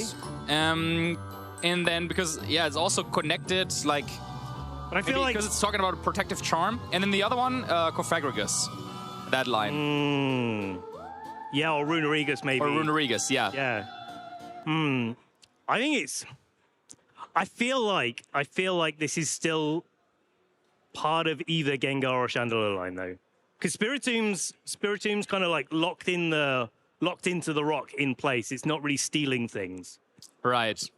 It possesses the shadows. It could be like Yamask or. Yeah. Because there's definitely something going on there. Maybe are we just going with Gengar? Maybe. Do you want to go with Gengar?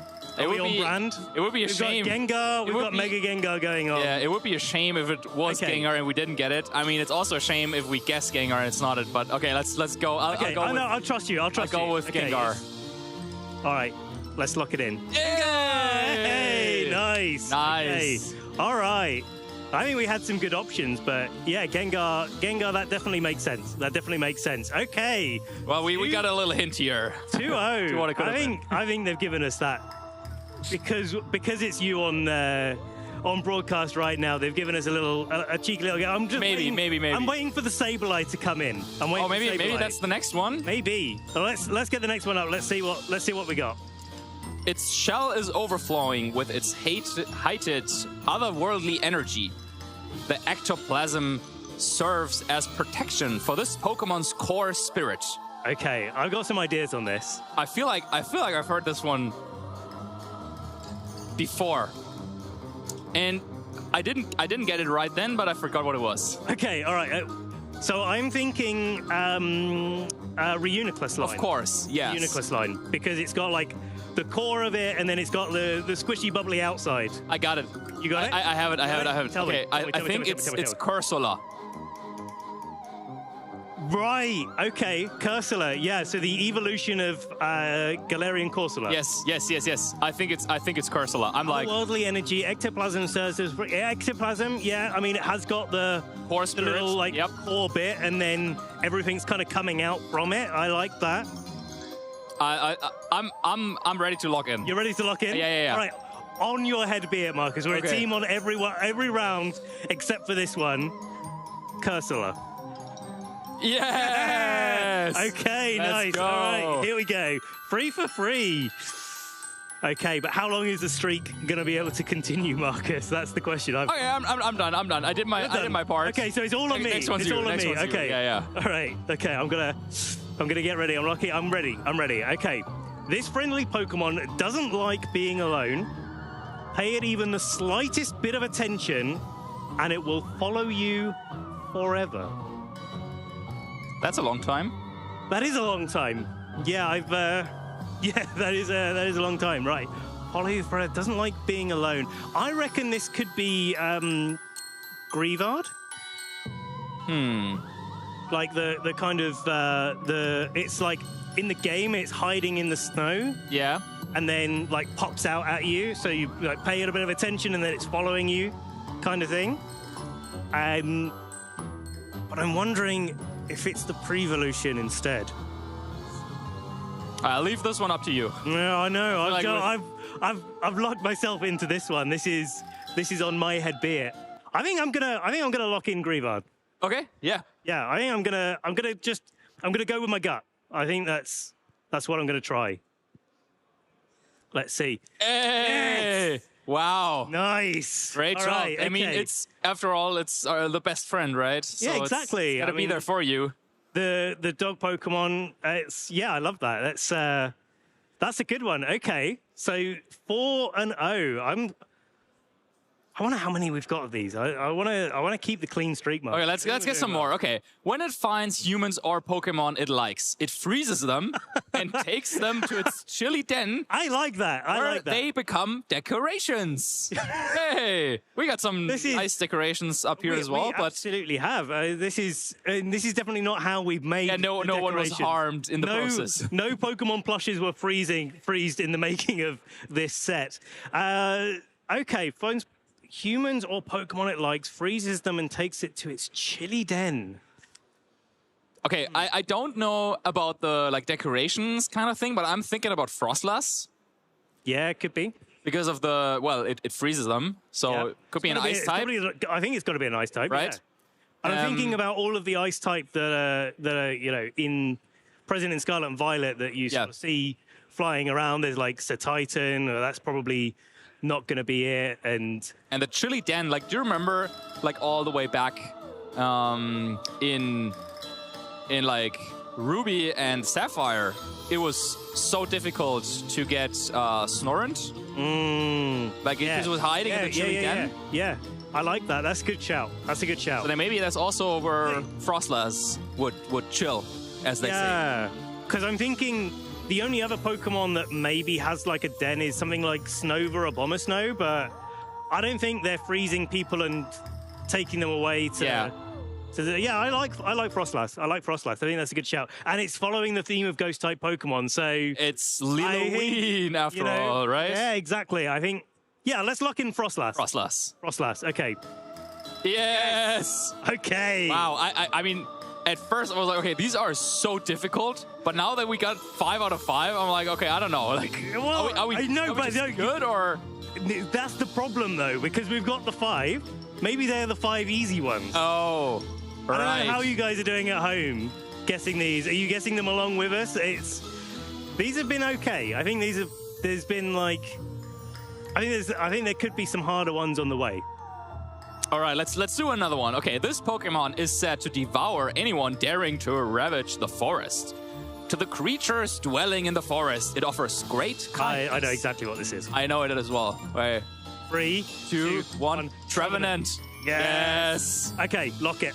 Yes, let's go. Okay, all right. We've been getting the nice ones. Nice ones. Trevenant, it doesn't look very kind, right? But it offers you really kindness if you get like close to it and if you're like part of the system, kind of, right? Like that's a nice friend. And if not, it gives you a little forest curse. Yeah, well, then you're part of the gang now. yeah, exactly. Oh, okay, we got another one. It summons the dead with its dreamy dancing. From their malice, it draws power with which to curse its enemies. Dreamy dancing. Dreamy dancing. Okay, I feel like this is a harder one. Yeah. This is a harder one. Okay. Maybe we've spoken too soon. Dreamy dancing. I mean, dancing in ghost type, I'm thinking about Oricorio. The Sensu. Yes. Yeah. But that might be very too specific, and I'm not sure if they're about malice. Right? Yeah, I don't think curses. so. I think so. Oricorio is just having a good time. I feel like exactly. Summons the dead. I'm thinking dreamy dancing about something with revival blessing, but it's like Rapska? Could be, but it doesn't fit so much with the rest of everything. Dancing? So no. Okay, I think we'll be on this one for a little longer. Okay. So it sounds to me as if it's a Pokemon that might know the move Curse, right? Yeah, but I feel like a lot of Pokemon get that move. Okay, so we're thinking Ghost type again, right? I think we're thinking Ghost type. That's the theme here. Okay. Yeah. Ghost type. That is dancing. What's a Ghost type? That's the thing. It's Ghost type that's kind of dancing is the difficult one. I'm thinking about like a lot of like other Pokemon that like to dance. Yeah. But all of the type. Like in our heads right now, there's a lot of dancing things going on, but which from their malice. Ooh, I wonder. Maybe it's not a good. Maybe it's not a good idea, but like Sui and Zoroark. Yeah, I was thinking like Bitter Malice. Bitter Malice. Yeah. Bitter Malice. But it doesn't summon the dead, right? No, nor does it really dance unless it's copying an Oricorio. Okay. Zoroark, this is like getting metagamey. Copying an Oricorio. Yeah, okay. Yeah, we're obviously going to get this one right. Okay. Summons the dead. That's the tricky one, isn't it? I mean, could it be Rapska? I don't know. Curse? But it's also not a ghost type, right? Well, maybe because I think it's like it's got the yeah, but it's not a ghost type, is it? It's not a ghost type. No, Bone Psychic. No, that doesn't fit. Okay. Dreamy dancing. Okay. This is the last one as well. We've got to get this. I'm struggling to think of all the other ghost type Pokemon.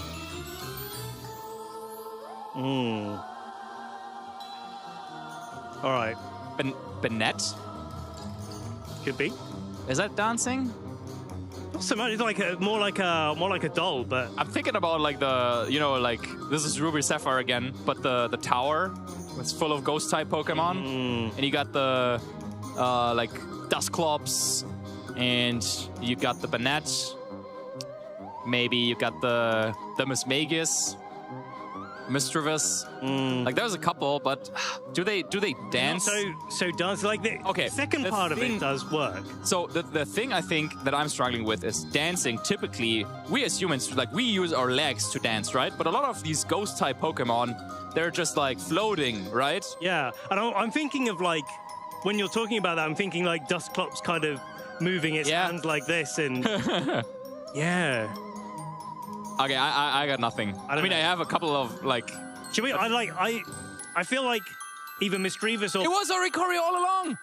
Oh, what? We got it. That was the first thing that we thought of. Oh no! Wow, that was half a point, right? That was half a point. Half a point. That was the first thing we went to as well.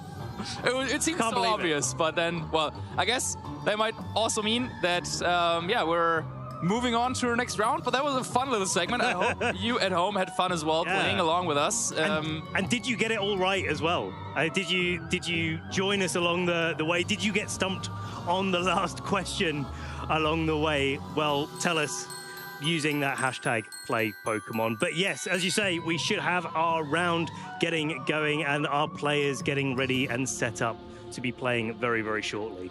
Yeah, that was fun, but now it's time to get serious again with the tournament, of course. Round 3 here in Lille is coming up next. And, well, our players now, after 2 rounds, some of them might feel great, getting their 2 wins, but there's still such a long way until you qualify for phase 2. So you cannot really kind of relax. And I think this is the moment in the tournament, for me at least, where it's like, okay, you gotta keep the pressure high. You gotta keep that up and you gotta keep going. You've got to definitely, especially if, you know, you may be taking a loss already. There's still a lot of games left to go in today's phase 1, and you can still go through on an X&2 record overall. So until you've got that 3rd loss, you've just got to keep going. But, Marcus, we have this round, our community choice, for you at home to vote on the match that you want to see this round.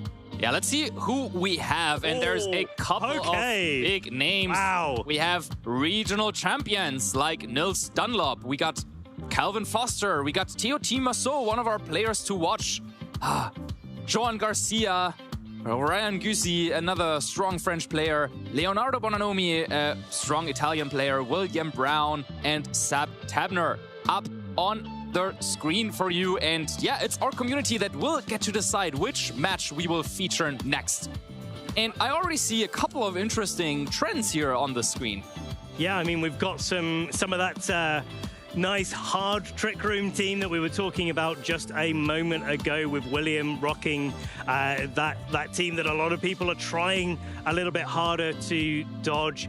You've got Nils Dunlop running a team which, yeah, we've seen quite a bit, but that Kilowattrel slot, we've seen it be a Hydreigon, we've seen it being other things as well. So Nils running the Kilowattrel version of that Porygon 2 Ursaluna composition. Something that's really sticking out to me, Marcus, is that Joan Garcia, who has been using the same Volcarona Baxcalibur Dondozo composition for, well, basically since the start of Regulation Set H, has opted for something different. Yeah, but first, let's maybe quickly explain our viewers at home. If you want to have a say in which match will be next, hop on over into the Twitch chat, and there you will have a poll to make that decision.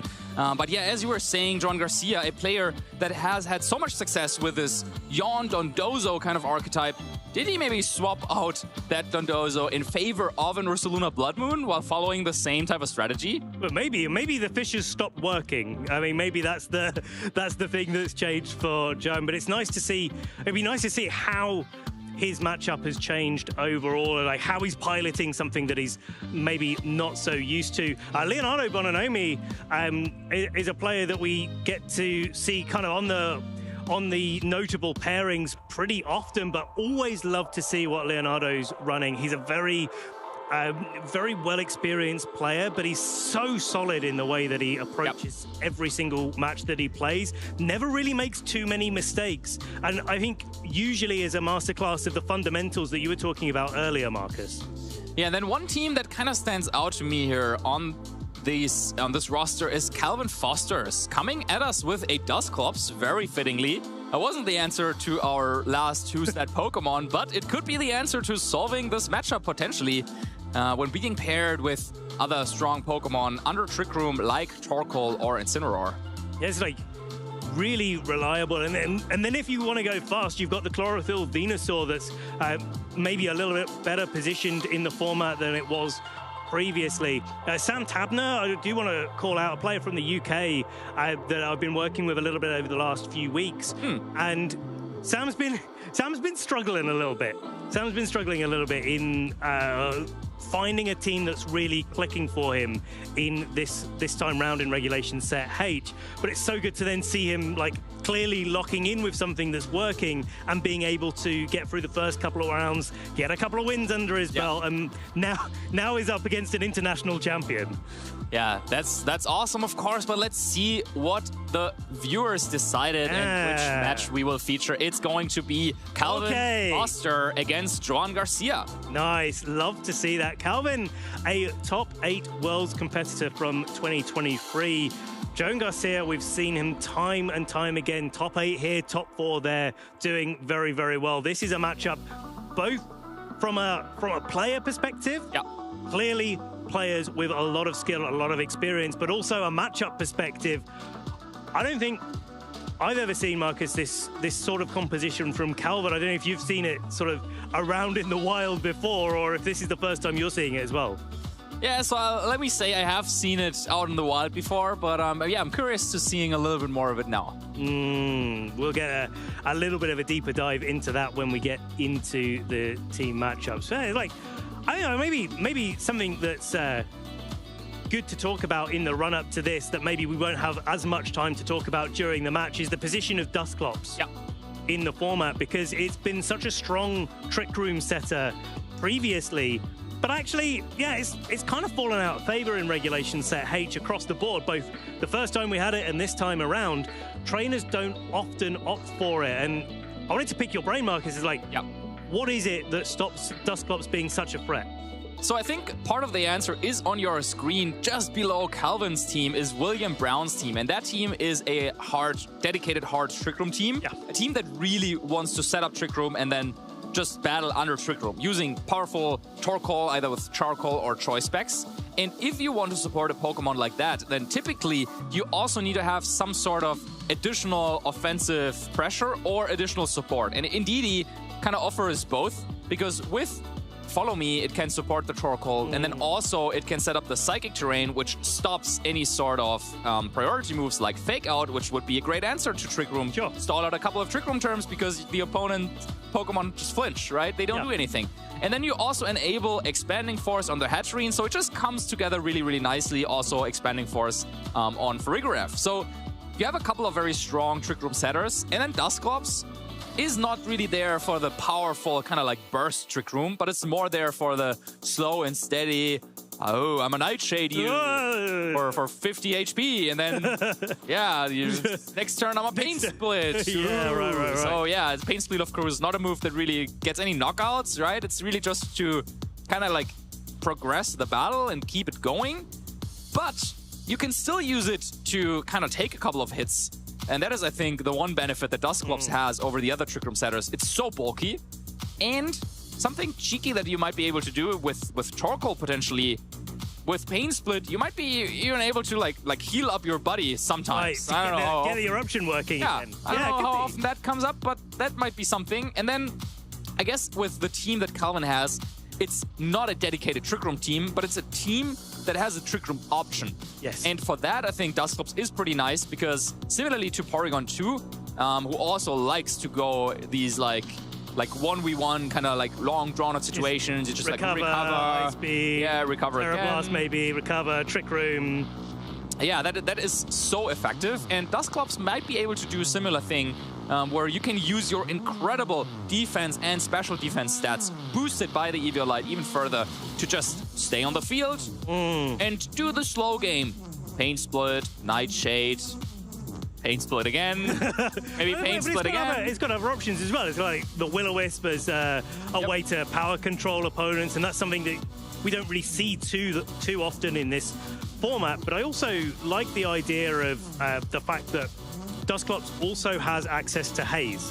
Yeah. And that's something like a little tool for maybe the fast mode that Calvin or anyone else running this sort of team archetype could maybe take advantage of, is like, well, against something like a Golden Go that gets a nasty plot, there's not many Pokemon that will take the next attack. But I think Dusclops is maybe one of those Pokemon, even super effective, or if it goes for its Terastallization, that will be able to stand in front of those big, powerful attackers and actually say, no, I can take a hit. I am going to set up Trick Room. Maybe I'm going to haze as well, and just stop a lot of Pokemon running a little bit rampant without any form of counterplay. Yeah, and I think it might be at a good point in the format right now because Taunt is usually a move that really shuts down Dusclops pretty hard. Yeah, but definitely. It's not that common because a lot of the teams that we're seeing right now, they don't really rely on setup moves. They have the option to go for setup moves or to go for like some support moves, but there's fewer like dedicated support Pokemon in the metagame at the moment, I would say. Would you agree with that? I think like a lot of Pokemon are doing a lot of hybrid things, aren't they? Even when you see the Incineroar Rillaboom combination, they're still going on the offensive. Usually Incineroar at the moment has 2 offensive options in Flare Blitz and Knockoff, and I think like even Ninetales, it goes for the supportive Aurora Veils and the disable Encores and things like that, but sometimes it just launches a Blizzard. And maybe that's a support Pokemon when it gets the freezes. Yes. But, in the meantime, it's still chipping away at opponents, especially Pokemon like Dragonite in the format. It's doing 4 times super effective damage to. You can't really ignore that if you're on the other side of it. Yeah, and do you really want to, like, say, taunt into a Saluna Blood Moon just for the off chance that it goes for a yawn? Yeah, exactly. Right? Like, I've seen it happen. And it's been good at the points, but then you taunt an Ursaluna Blood Moon and maybe it's gone for the yawn on that turn. But it's or like, it just goes okay. for Blood Moon. It's like, well, great. Now that you're taunted, what's it going to do? Attack? It's like, well, I don't really want to take those attacks. So maybe the taunt wasn't the wisest play. Yeah, you gotta be able to deal with it regardless of whether it's taunted or not, kind of. Yeah, exactly. But while our trainers get themselves set up, we're going to be going to a very quick video, and then we'll be back with our round 3 here at the Lille Regional Championships. Kevin has shown us just why he is one of the most awarded junior champions in Pokemon video game history. Let's hear it for our video game junior champion, Kevin Hahn! My strategy was to stay calm and relaxed and overall play well, and also be completely fine with losing, but only take 1 game at a time. I was worried a lot about Miraidon and Calyrex Shadow Rider because when you're using a Calyrex Ice Rider team, those are always your 2 toughest matchups. My team is very balanced-like, so you can't just lead the same Pokemon every single time and win every single game. You actually have to think through the leads and think through the Pokemon, but if you do that, you get a big reward, and it's really just nice. And my MVP would be Calyrex Ice Rider, as it's my restricted and it did the most heavy work. The side there's no wide guard! Zamazenzi didn't click the wide guard, and Rillaboom takes the whole brunt of that hit! That's gonna be a 1-hit KO and an attack boost for Calyrex! My strategy didn't really change because it got me through day 1, and I thought that if I just kept doing it, it might work. Kevin Hahn, the reigning EUIC and NAIC champion this season. So that would be quite the trifecta if he could cap the season with the Worlds win. My finals was the most difficult match through the entire tournament because being on stage is already stressful enough, but to be down a game right after is even more stressful. And this is not the first time Kevin Hahn has had his back against the wall. Tatsuomi 1 game away from becoming the Juniors Division World Champion here in Honolulu, but Kevin Hahn, of course, might have something to say about that. My most memorable moment on the stage was taking deep breaths after I lost game 1 and then pulling it back. Take that high horsepower, resisting it, but the critical hit Thunderbolt! These Iron Treads can't survive the turn! As soon as one of the last turns in game 3, my Draco Meteor hit the Iron Treads, I knew I had won because it always knocks out, and I have Calyrex Ice Rider to beat the Rillaboom in the back. But with a Calyrex Ice Rider waiting in the wings, will it have enough in the tank to take all 3 of these KOs? That's the forfeit, and Kevin Hahn throughout the season has proved he's the best junior in the world, EUIC champion, NAIC champion, and now world champion in the Juniors Division for the Pokemon video game.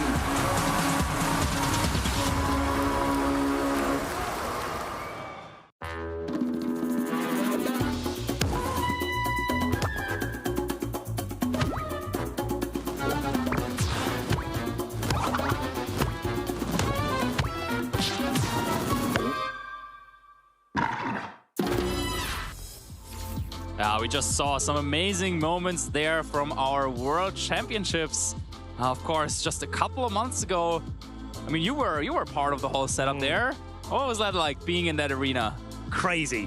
Absolutely crazy. And the moment when it all goes on and Charlie and I were kicking off the Junior World Finals was one of the most memorable moments that I think I've ever had in my casting career, but across the board, really. The energy in the venue, the excitement of all of the people there, the composure of the players as well. Just watching them, I was just admiring everything that was going on between them. It was just such a special thing to be able to bring the Pokemon World Championships to such a big audience and live at the same time. And of course, being in a World's Finals, that's going to be the dream of all our players. And yeah, the community has decided 2 players who also share the same dream. Calvin Foster and Joan Garcia are the ones that will battle it out on the stage for us coming up next. And well, Calvin, he has been close before. No stranger to the biggest stage. Top 8 at Worlds in 2022. Yeah, Top 8 Worlds 2022 had a really fantastic run. Has done various other deep runs, of course, since that 2022 season. And before that, of course, the Paris Special Championships champion back in the day as well in 2020. And so he's definitely an experienced player. He's a player that I think looks at the game in a pretty specific way. Yeah. Likes to play his own game as opposed to try to target necessarily what the meta game is doing, but put so much work, like many of our trainers, into like determining exactly how and when and why to play what he's playing in any given tournament. Yeah, and Calvin is a player who has actually struggled a little bit with his game in the last season.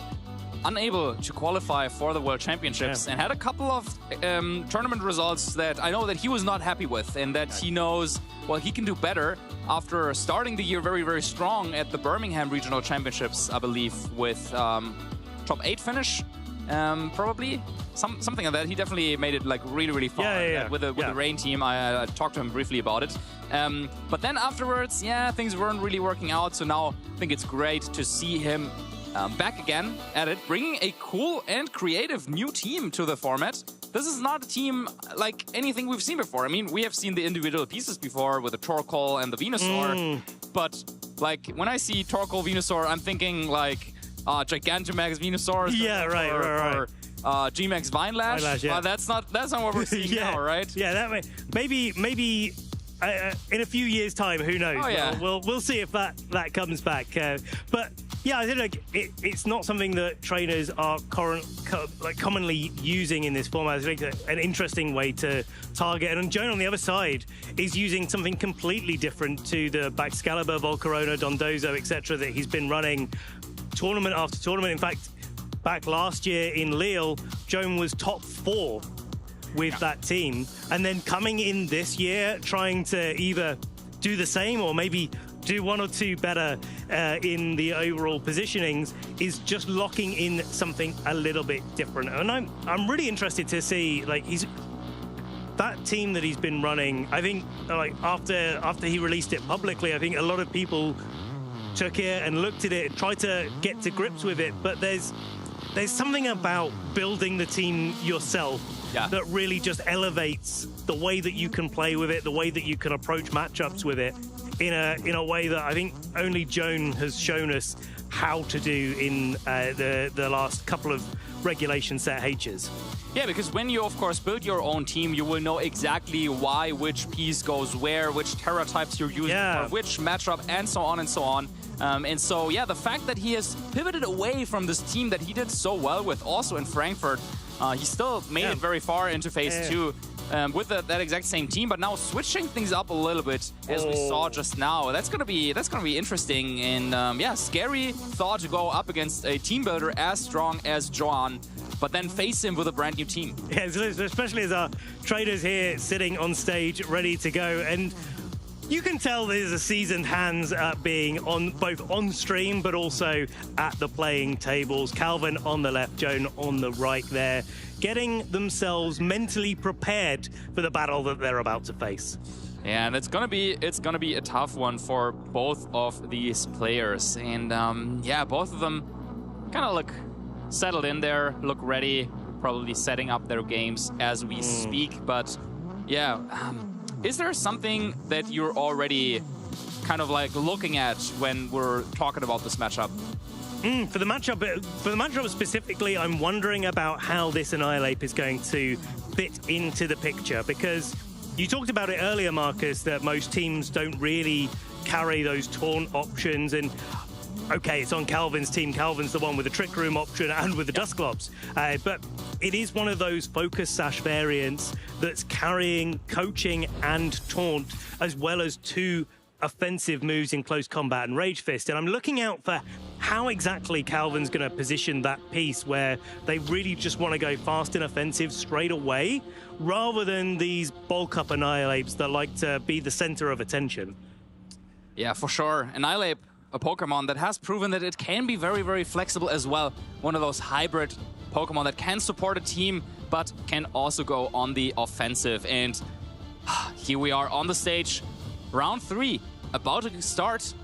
Here we have our players, and we talked about it already, but yeah, both of these players have been around in the scene for quite a while.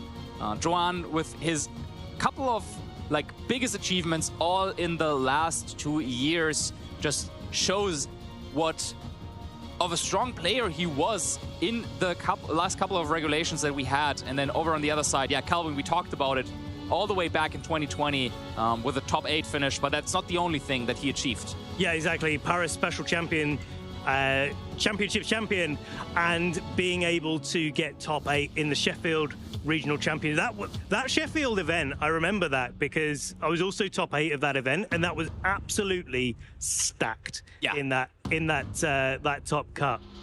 So yeah, Calvin definitely showing back then why it was a player I think that we started to have on the radar and started to be like, hey, we need to watch out for this guy. But now then proving later on, getting the top 8 in Worlds in 2022, that he could definitely convert that into a consistent finish and then still making it back here onto stream today. Yeah, and Joan on the other side, yeah, a player that has had so many great results at regionals, is looking to add another one here in Lille, but he will have to go through Calvin and his team.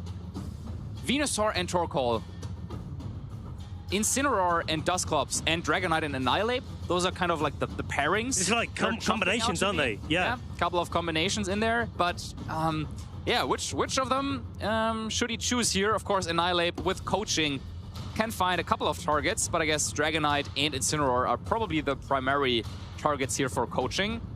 And then under Trick Room, of course, Torkoal is the Pokemon that benefits the most from but the Torkoal can also helping hand to help the Annihilate, help the Dragonite, help the Venusaur get fast and offensive. So that Torkoal is going to be useful both in and out of the Trick Room environment. So maybe Dusclops doesn't even need to come, but the Torkoal is offering that sun support where Jonas has the Alolan Ninetales bringing the snow to the field. So there's a little bit of a weather war going on. Who gets their weather set up? I mean, Calvin may be a little bit more reliant on it with the synergy that Venusaur has, but Joan definitely still probably wants to get that Aurora Veil going. Yeah, and then Joan's team is using Ninetales in a little bit of a different way. So no Icy Wind, so it's not here for speed control, but purely for the weather control with Snow Warning. And then, as you mentioned, setting up that Aurora Veil, which will help Pokemon like Volcarona to set up. It will, of course, also help Ursaluna that got leftovers to just stay on the field for much longer. And then with Yawn and the really bulky training that we've seen come out of this Pokemon, oftentimes, I think this team is a team that can go up against the really common team, because, well, you're using 4 of the same Pokemon, but then you also have Volcarona, which just has a little bit of a good matchup into the Goldengo, and also can take on Sneasler. So maybe Johan is saying like, okay, well, I really like the kind of like the core of the most common team, but I can swap out the attackers and bring Basque Legion and Volcarona instead of Sneasel or Golden Go and turn this into something else. I think it's like, and then you've got the support pieces then making sure that Ursaluna can do what it wants to do, get those yawns going, trap your opponent in thinking, well, do I switch out now? Do I stay in and go to sleep on this turn? And maybe carve out an advantage that way, or even just go for those endgame scenarios where if their Pokemon are asleep and your Pokemon are awake, you're probably going to be having a good time. Absolutely. And both the players are going into their team preview now. We'll have a look at the team sheet of their opponent and identify their way to success. Now, let's think about this. I mean, Ninetales gotta come for Johan, right? I think so. I think Ninetales and Torkoal are definitely strong contenders because they're targeting each other's weather. I think you definitely don't want to be left in a situation where you don't have a way to counteract the sun or a way to put the sun on the field. For sure. So even though there are no real kind of like Pokemon that really benefit from the snow being up, you still want to have that as an option to stop Venusaur from just putting everything to sleep. Now, another option that can do just that is bringing your Incineroar, and I think Incineroar is another Pokemon that is great for Johan in this matchup. The only thing he really has to worry about a lot is Annihilate. Yeah. So just by kind of like process, like going through this, I'm thinking, okay, Incineroar kind of has to come, or could come for Johan, is very strong. That's why I think, okay, then maybe Calvin has to bring Annihilate, because, yeah, how else are you going to really stop Incineroar from doing its little thing? It's got the safety goggles to stop any sleep powder from Venusaur. It's got a good natural typing into all the other Pokemon. It can go for knockoff Dusclops' Eviolite. So just a lot of things that point towards, okay, Incineroar could be a centerpiece for Johan's strategy. But it doesn't have any Flare Blitz, and I think that's maybe something that is a tick in, don't bring the Incineroar to this match, don't get the Annihilate set up, because it can't bulk itself up. Yes. The only way that Annihilate gets boosted up is if you go for an Intimidate into it. But let's see how this match plays out. Lille Regional Championships, round 3, and we've got Calvin Foster, Joan Garcia. It is Dusclops and Annihilate leading things off for Calvin, and Joan leading off with Basque Legion and Volcarona. Yeah, just making sure that the items here match their team sheet with Frisk on Dusclops. We get confirmation, of course. It's Choice Scarf on the Basque Legion and Covered Cloak on Volcarona. And yeah, Annihilate would be the Pokemon to take on Incineroar, and it kind of safeguards Dusclops in a way because, well, Basque Legion might try and go for last respects, but, well... It's only 50 base power right now. Nothing to pay respects to. Yeah. So Dusclops could set up Trick Room right away, but yeah, do you really want to do that? Because Annihilate, yeah, can be trained to be quite fast, so maybe that Trick Room, if it gets set up right away, could work against Calvin. All right, well, the Basque Legion's not going to be on the field for very much longer. It is that Ursaluna coming in after the flip turn into the Annihilate and the Dusclops. There's the burn from the Heat Wave coming out from the Volcarona. Dusclops going to be taking a little bit of damage, but close combat into what was a Ghost type. Ursaluna taking so much damage on the switch in. Yeah, this is what you can do if you are a champion of this game before and a top 8 player at Worlds before, predicting the flip turn. And not only predicting that, but also predicting which Pokemon would come in. It is that Ursaluna, and that is taking so much damage from close combat. Great turn 1 for Calvin. But has to now think about this because, well, Ursaluna is immune to any Nightshade, which means that, well, Trick Room is kind of working against Calvin here a little bit because Annihilate definitely under a threat from like a Blood Moon right now. Right, it's like, but only until one Pokemon gets knocked out on Calvin's side, and then we've seen the preview, Torkoal is in the back, and that's definitely something that Joni's going to have to think about how he navigates in the sort of mid-game while the Trick Room is still up before it expires. Yeah, so how do you get Annihilate off the field? Now, you could switch it out right away, but Torkoal doesn't want to take a lot of damage. So yeah, also we can see Calvin really thinking about this.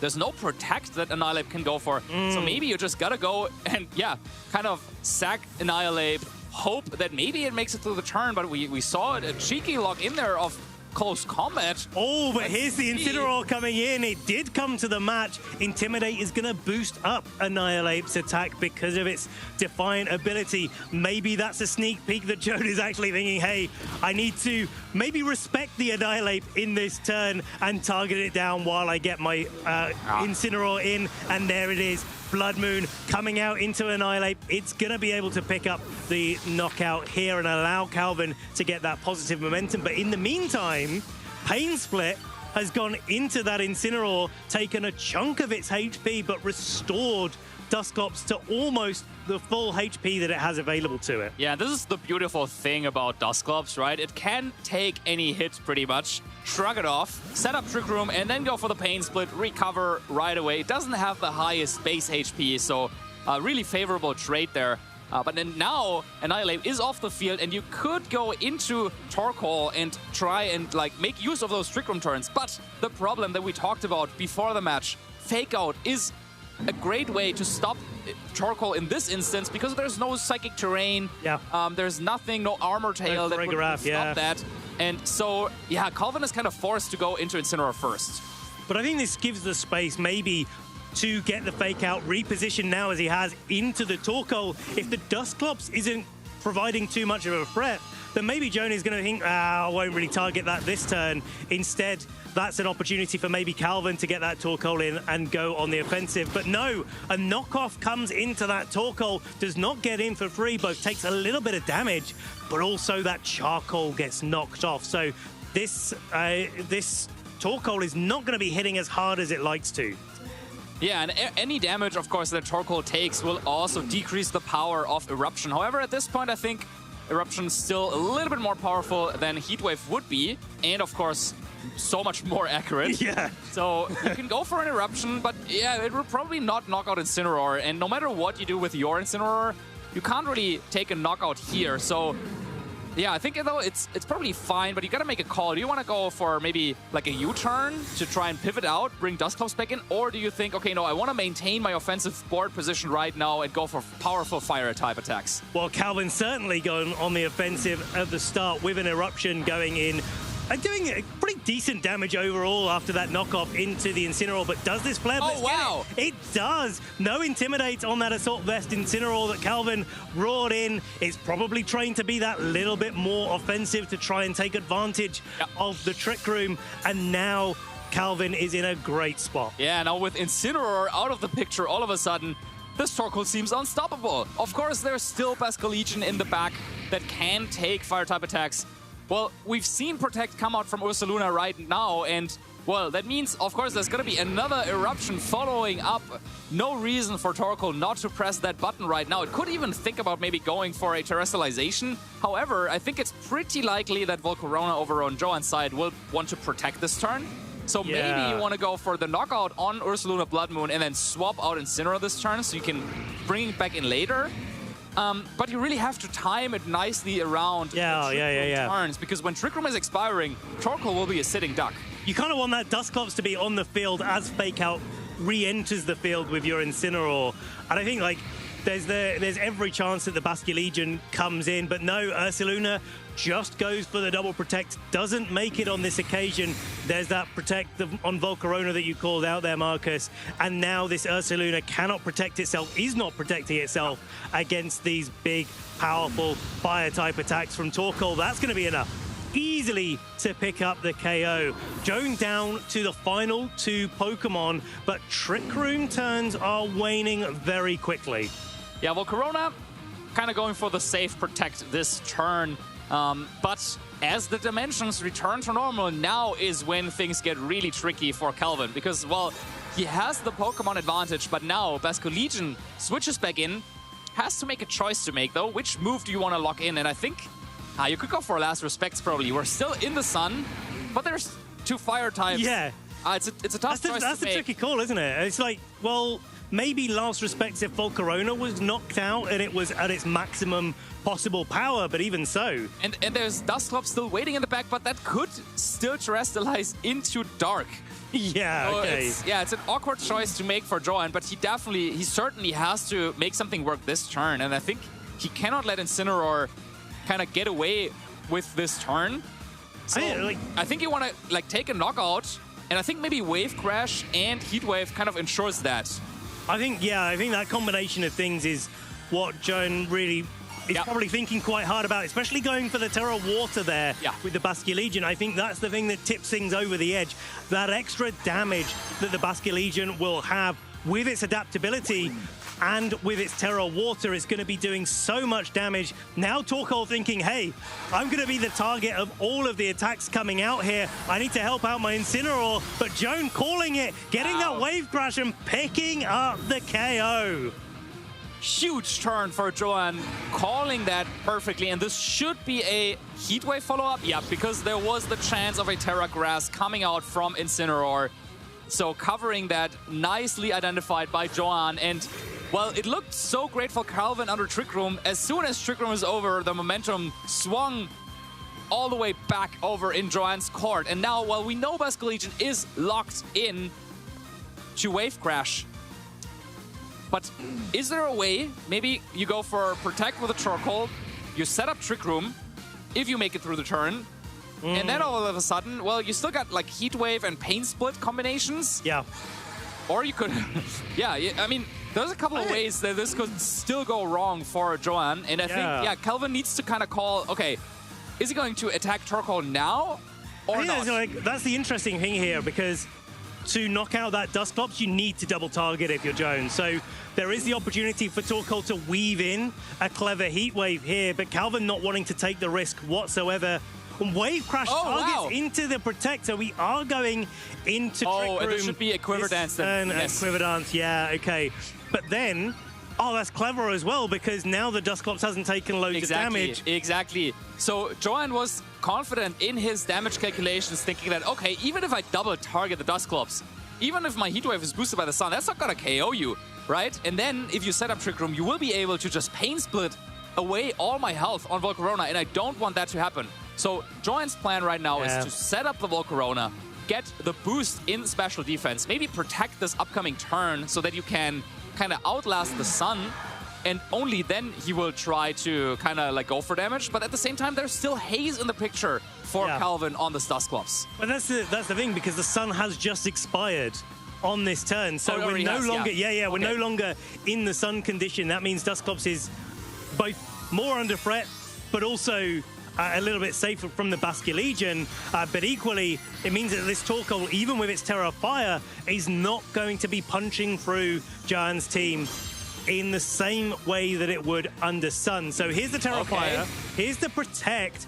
It could be a case of targeting here. Does the Nightshade? Yes, it does go into the Basculegion slot, but is this Heat Wave enough? No. Wait for it. Okay, let's see. It's hitting. Nah, not quite. And Wave Crash should follow up. KO. Torkoal turning this into a 1v2, but let's not forget, Basculegion is Choice Scarf locked into Wave Crash, so cannot protect the next turn. Will take a little bit of recoil and is definitely in range of a Nightshade right now.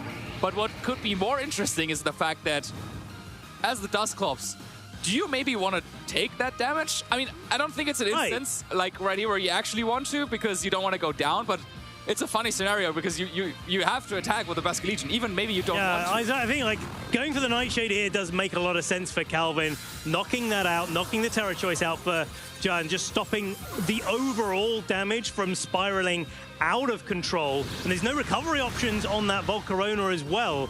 And I'm wondering, like, with the Pain Split, you were talking about this. You were going definitely down this Pain Split line, like. Okay, so this turn, sorry to interrupt, but this turn is kind of crucial because this could be an attack from Volcarona, or it could be a Protect trying to stall a turn. So there's a mind game here. Whether Dusclops go for the Haze, haze away all the boosts, or if you want to go for the Pain Split. And you also need to know the damage calculations, because what if you Haze, they attack, it's going to be a little bit weaker. But then because of the burn from turn one, Dusclops is a little bit on a timer. So Calvin, in the end, makes the assessment, okay, I need to go for the Pain Split right away. And he makes the right call. No Protect from Joan.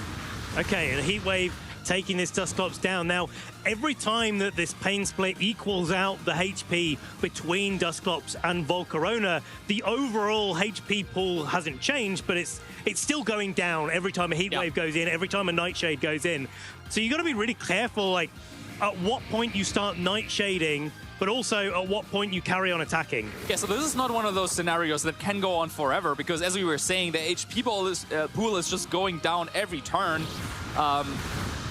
Oh, that is close. That might be really, really close. I think, because Trick Room's ending pretty soon, right? Yeah, there we go. Trick Room is over. Yeah, you need to go for the Pain Split this turn, but then again, it's a mind game once again, because Volcarona could protect. I see like that. Just tip you over the edge with a burn chip. Right, so that the next Heat Wave would get the knockout. So it's quite a technical, quite an interesting end game that we find ourselves in here. I mean, it can carry on if the Heat Wave doesn't pick up the KO, and if the Pain Split comes out from Calvin, that means the Trick Room hasn't gone up. Yep.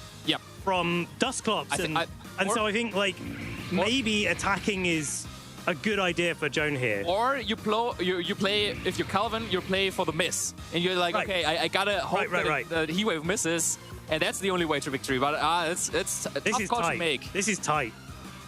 Oh, okay, remember that. So that makes a little bit of sense as well with maybe the Pain Split.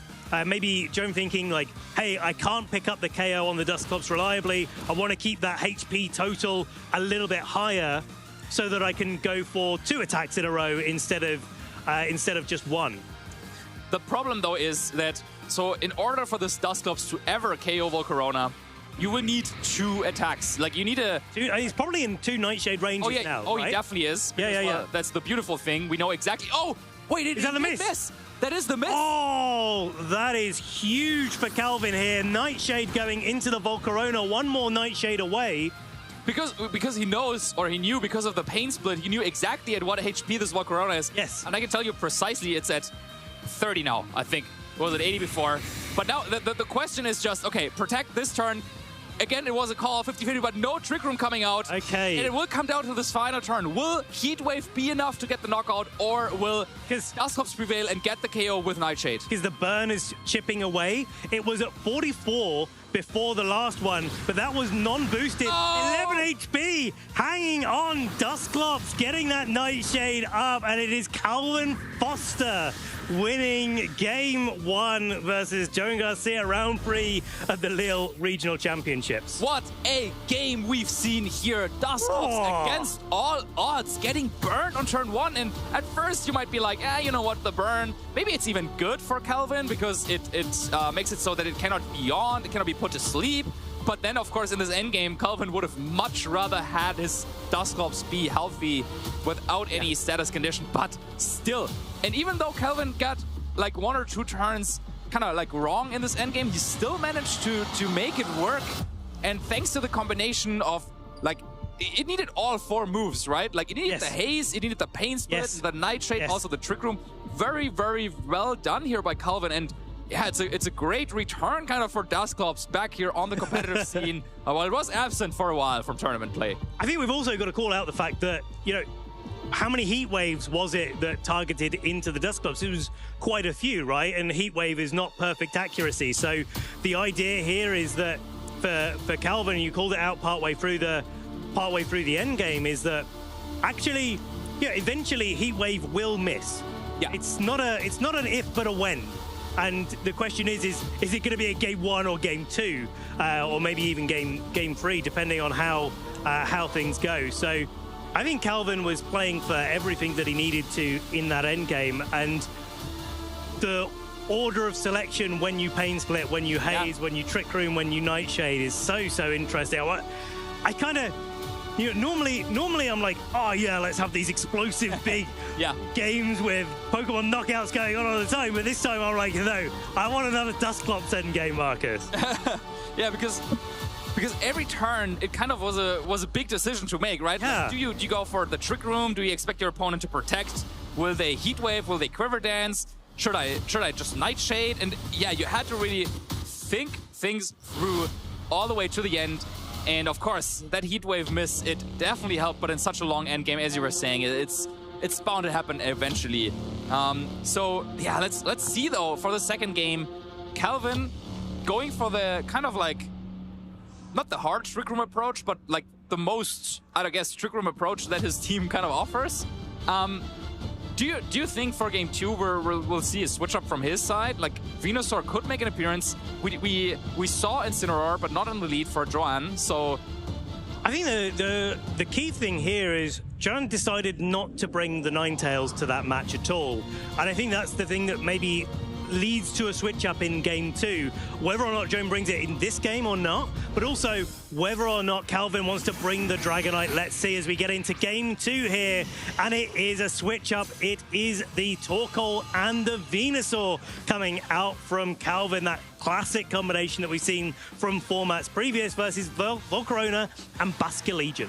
Yeah, I think one thing I want to point out here about the first game is the fact that when Joanne used Flip Turn, no matter what he was switching in, like something was taking a powerful close combat. So like the kind of the type synergy made it very difficult for Joanne to maneuver around this Annihilate. So I wouldn't be surprised that even though we're seeing the same leads, if Joanne maybe switched something up with his back Pokemon.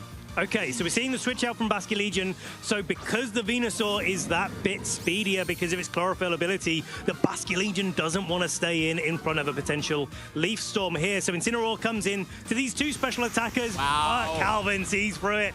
Earth Power into the Incineroar, doing heavy damage. Now the Volcarona gets to flip the switch, go for the Heat Wave. Venusaur maybe has done its part in this game. It's certainly not going to get another part in this game as it goes down to the Heat Wave. And Calvin has gone for the Eruption. Now a little bit less powerful, but this time it's got its Charcoal there. Maybe not full HP, but it has got that boosting item available to it. Yeah, no, it's kind of tough though, because Incineroar has Taunt over on Joanne's side. We already know that. And so the problem is that, well, Incineroar is still around, and Taunt into the Dusclops can really shut it down. And it can shut down really anything that it can do. So something like Taunt into Dusclops and Quiver Dance might be a good way. But then at the same time, well, Volcarona already took quite a bit of damage. So you could play this game of, okay, you know what? Like, I'm fine with a trade. I'll go for like Trick Room, and if you taunt me, that means maybe Torkoal isn't attacked. So then I can like go on the offensive there. But no, it's instead Calvin decides to kind of switch things out. Reposition, get the Incineroar on the field and say, actually, my Torkoal isn't maybe in as much danger as it could be if the Basculegion was out, for example. And so, yeah, maybe I can just go for the Taunt, or won't go for the Heat Wave instead, while my Incineroar that's carrying an Assault Vest that can't use any moves that Taunt affects. So the Incineroar doesn't mind the Taunt whatsoever. Now a Heat Wave comes off, knocks out the Incineroar. And Calvin's got himself into a position where you've got Fake Out and an attacker on board, but now also the Taunt Pokemon on Joan's side has been knocked out as well. Yeah, absolutely great turn for Calvin. Calls it nicely. The fact that there is a Taunt coming in, and also the fact that on turn 1 that Joanne will not want Basculegion to go down. So once again, nicely identified by Calvin where you can kind of make a read. And yeah, this has put us into this kind of 3v3 situation. But if Calvin can set up Trick Room, it's looking really, really great for him. Now, once again, you gotta think about some damage calculations with this Basculegion Wave Crash in the sun. That's tough. Those are really difficult because of all the multipliers that are being factored in, right? Adaptability as well. And Calvin has to find a way to maybe get Dusclops in, but I mean, Joanne could also go for Last Respects this turn and yeah, use that move. But then, of course, that would be really problematic against knockoff from Incineroar. So big decisions to make for both our players. Okay, so Basculegion going straight on the offensive with the Terra Water, looking like it's locking into Wave Crash rather than Last Respects this turn. But Calvin also going on the offensive here. That's going to be the Terra Fire on the Torkoal. Getting things a little bit warmer up in here. We're getting into winter, but Torkoal keeping the heat up for us here in the venue in Lille and going to be going on the offensive. But will it get to act this turn? Wave Crash into the Torkoal. Not enough to pick up the KO.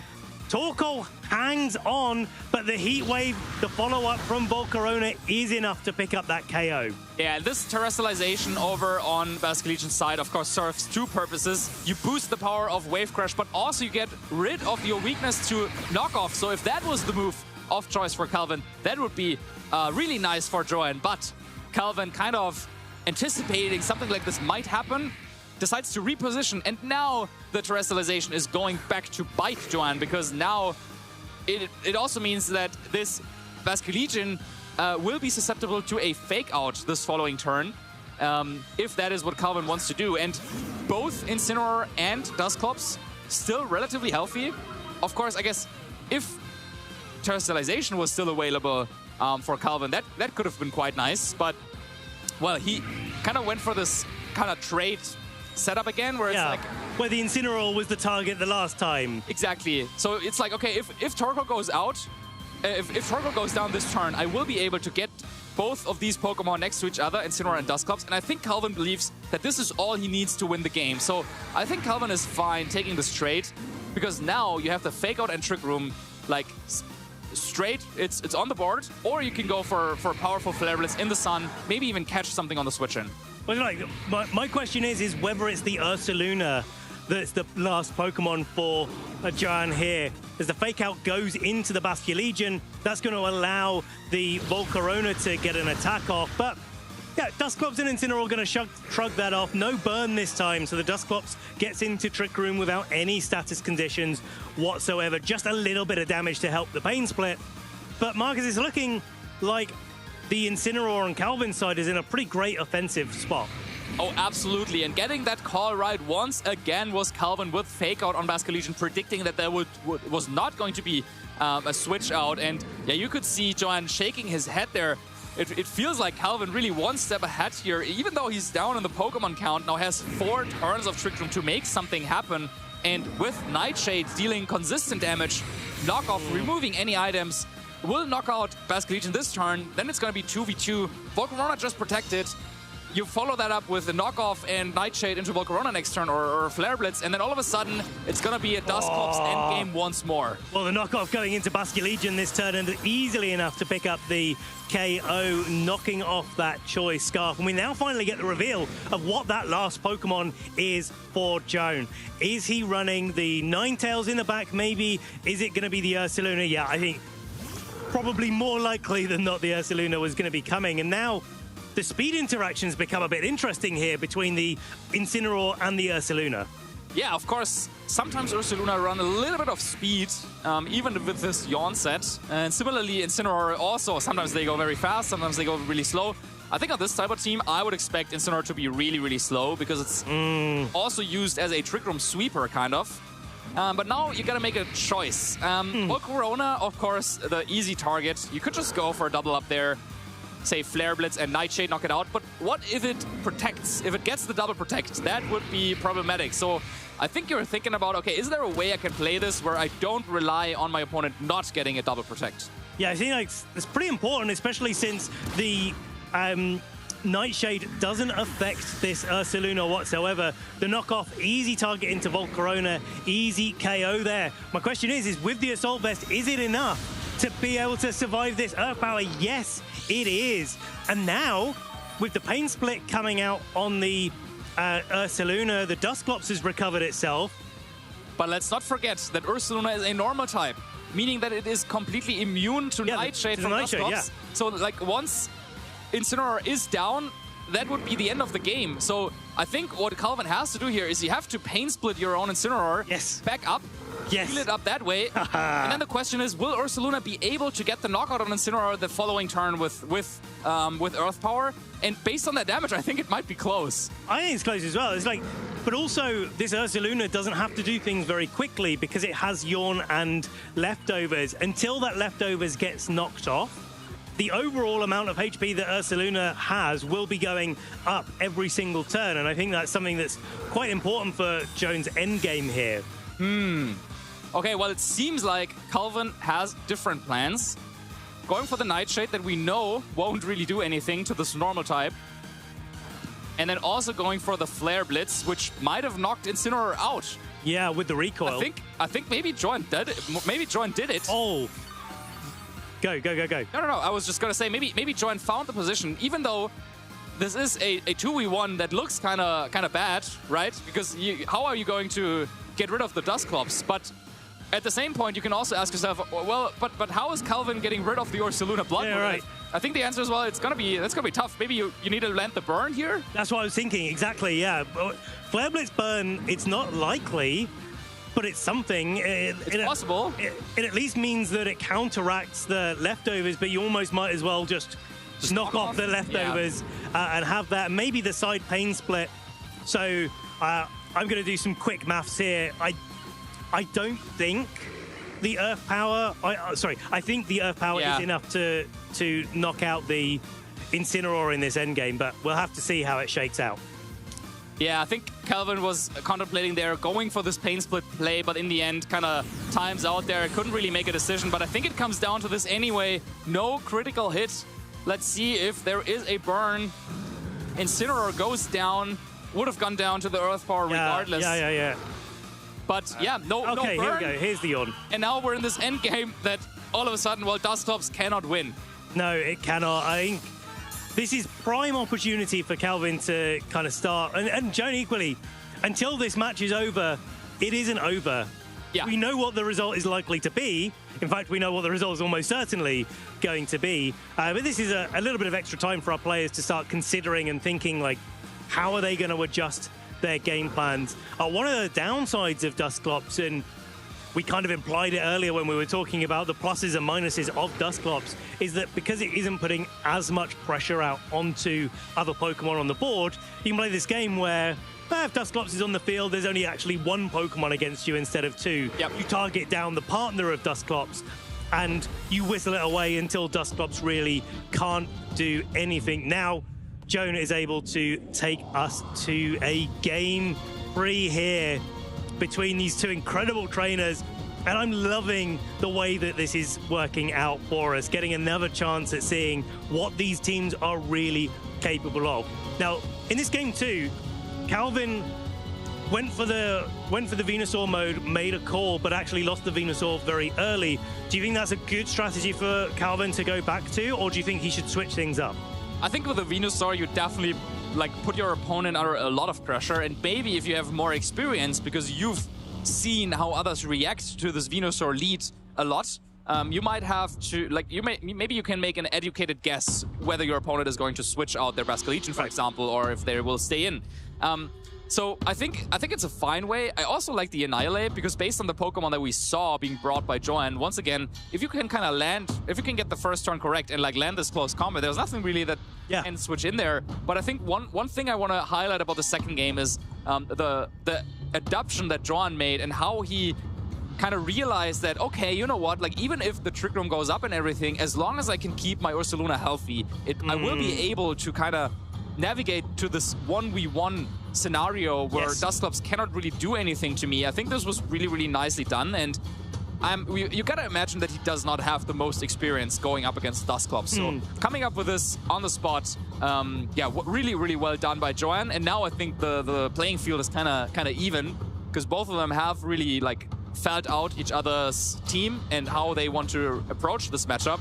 So now the question is, well, will the Trick Room prevail? Can you kind of find a way to knock out Ursaluna before it gets into this endgame, or will Joanne be able to set up the same board once more? Well, it's on the field, turn 1. Joan isn't wasting any time getting that offensive pressure going, but Calvin is sticking to what didn't work out so well in game 1 and leading that Torkoal Venusaur. Now, I think after game 2, maybe that Dusclops is something that he's not wanting to lean into as much. So the Basculegion lead for Joanne really kind of forced the turn 1 kind of mind game. Yeah. Because he couldn't protect. Now with Ursaluna, you still have the same kind of mind game. Oh, is it going to be a Leaf Storm? Is it going to be Sleep Powder? Should I switch into Incineroar? But at the same time, Ursaluna could just go for a Protect as well, and Protect Heatwave would be devastating. So with this lead, I think Joanne is putting just a little bit of extra pressure, but he's also holding out the carrot because, Ursaluna is the one Pokemon that you really hit me. Yeah. But then what if there's just a Protect coming out? So I really like this lead by Joanne and the approach for game 2. Okay, so Venusaur is going for the Terra Fire this time round, not the Torkoal. Instead, the Venusaur is going to play that little bit more defensively, making sure that it's not knocked out on turn 1. Joan going on the defensive as well, dangling the carrot and then taking it straight away for that Venusaur to target into with a Sleep Powder, but not going to land because of the Protect.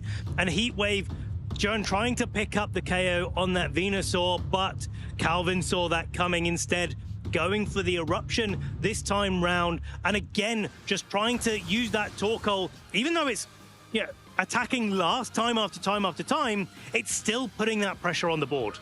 Yeah, and I really like the Terra Fire there by Calvin to just ensure that he will not play at a Pokemon disadvantage throughout the game. Venusaur makes it through the turn, and while Ursaluna protected itself, still a lot of damage being traded here. And now once again, the same question has to be made, or it has to be asked. Like, does Joanne just swap out the Ursaluna, which would be the obvious choice, or is he maybe trying to be a little bit cheeky? Well, Incineroar, the Sleepy, is coming in, but it is carrying the safety goggles, so will not be susceptible to powder moves like Venusaur's Sleep Powder here.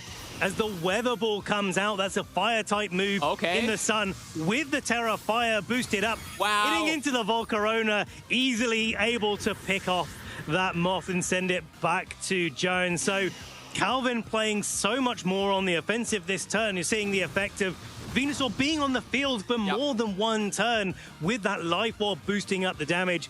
Incineroar tanking the Heat Wave, of course, as it really likes to do. But now Jones seems to be on the back foot. Yeah, and this is a big, big knockout for Calvin, because Volcarona was one of those Pokemon that kind of really gave him some trouble. I mean, you can kind of label Calvin's team like fire spam. I don't know if you've seen something like this before, but 3 fire types if you factor in the terrestrialization. If you also consider the Weather Ball, of course, very powerful move in the sun. And now Volcarona, a Pokemon that potentially could have set up with Quiver Dance, is now gone. And also Incineroar taking quite a bit of damage. So I really like this position of Calvin. And even though Ursaluna now has hit the field, this is not the board position that Ursaluna kind of like showed up to the party to. It wanted to face the Dusclops, but where is the Dusclops? Where is the I invited him to the party that he hasn't shown up in. The Annihilate came instead, being a bit of a party pooper here, coming in as the Incineroar comes out, so that may be relevant a little bit later on for that Basculegion to come back into the field. And so now the question is, with the Torkoal protecting, what is this Ursaluna doing? Is it just going on the offensive? Yeah, there it is. Going for the Earthbound to Annihilate, but that's going to charge up. Oh, it's going to charge up the Rage Fist, but also charge up the attack stat of that Annihilate, activating the Defiant with a special defense drop. Yeah, that is very, very scary, of course, to go up against. Really risky play this time by Joan. After playing relatively safe throughout the first and second game, now he's like, okay, you know what? You're not going to just like Leaf Storm me here, are you, right? So making kind of the play there, going for Earth Power. And now Annihilate being so boosted, you have to do something about it. This Basculegion, you have to attack the Annihilate, right? But the question is, if you switch in Incineroar in that slot, for example, now I think you just have to attack Annihilate with the Basculegion and just Earth Power the Torkoal. And because you have so many fire types in the back for Calvin, there's like, not really anything. Yeah, Earth Power.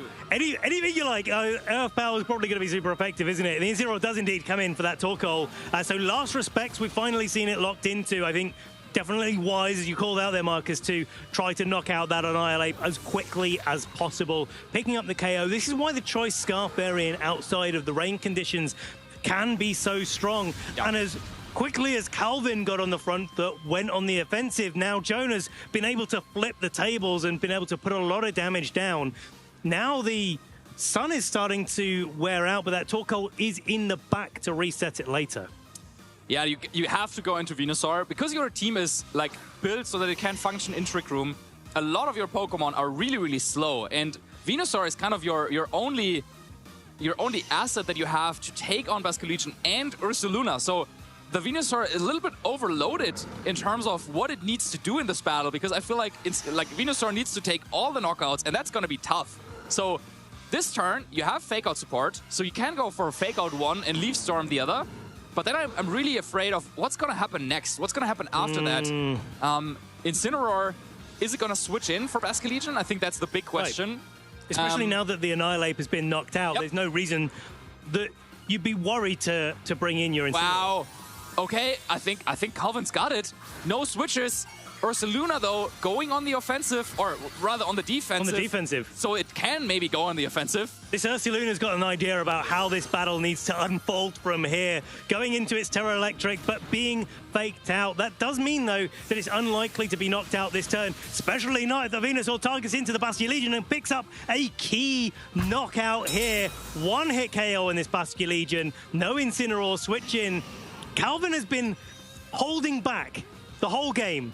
No, I won't Leaf Storm. No, I'm not going to Leaf Storm. Conditioning maybe Johan to think, hey, you know, are you really going to Leaf Storm in this spot? Now he flips the switch. Calvin getting that key knockout. And you got to really feel with Johan on this one, because Calvin really makes that Choice Scarf Basculegion look so awful in this set. Yeah, right. It's like, okay, what's it going to do? It's going to flip turn? All right, let me close combat that, whatever comes in. Yeah. It's a close combat. Let me switch it out into Incineroar. Now, Earth Power that. Oh, it stays in. Oh, Leaf Storm. It's like, yeah, right. What are you doing? It feels like, well, whatever Johan is doing, it's the wrong choice. But, I mean, the battle is still not over, because now Venusaur has reduced its special attack.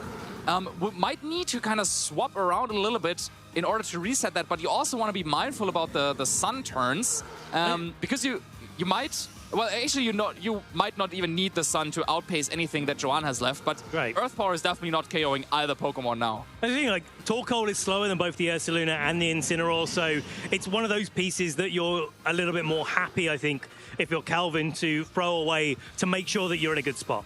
So this could be a big turn for Johan if you kind of call this out correctly. And you manage to knock out Incineroar and deal a lot of damage to Torkoal, then, well, Venusaur comes in, but it's the fake out. Once again, nicely predicted by Calvin, has to give up Incineroar in the process, but will go into this 2v2 now, as Torkoal makes it to the turn relatively healthy.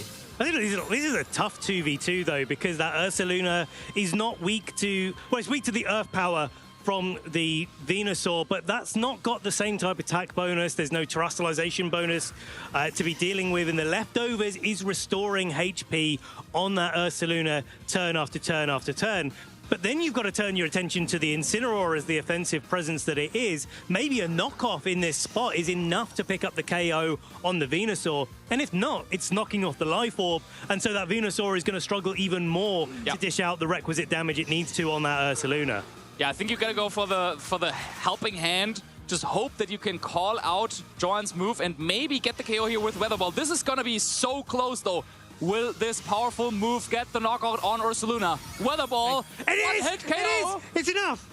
Okay, but the turn is not over yet. Incineroar, as you were saying, if knockoff is enough to knock out Venusaur, and it will take a little bit of extra chip from Life Orb as well to aid Incineroar in its purpose. Okay, knockoff coming out here. Easy enough to pick up the Venusaur, so it is a 1v1. These Fire-type Pokemon are staring each other down. Calvin has access to only Fire-type moves, where Johan has access to knockoff there, and because the helping hand went out into the Venusaur, it was needed to pick up the knockout into that Ursaluna, but without the Charcoal, this is going to be an uphill battle for Calvin and his Torkoal. Yeah, so Heatwave just not doing enough damage. You would need to... This Heatwave to KO. Okay. Knockoff's not going to get off because it's lower base power. Last chance. Oh, barely. Okay. Not enough. Wow. No critical hit. Knockoff. And it seems like Johan has found a way back and takes home the series after what looked so difficult in Games 1 and most of Game 2. What a way to take Game 3 here at the Lille Regional Championships.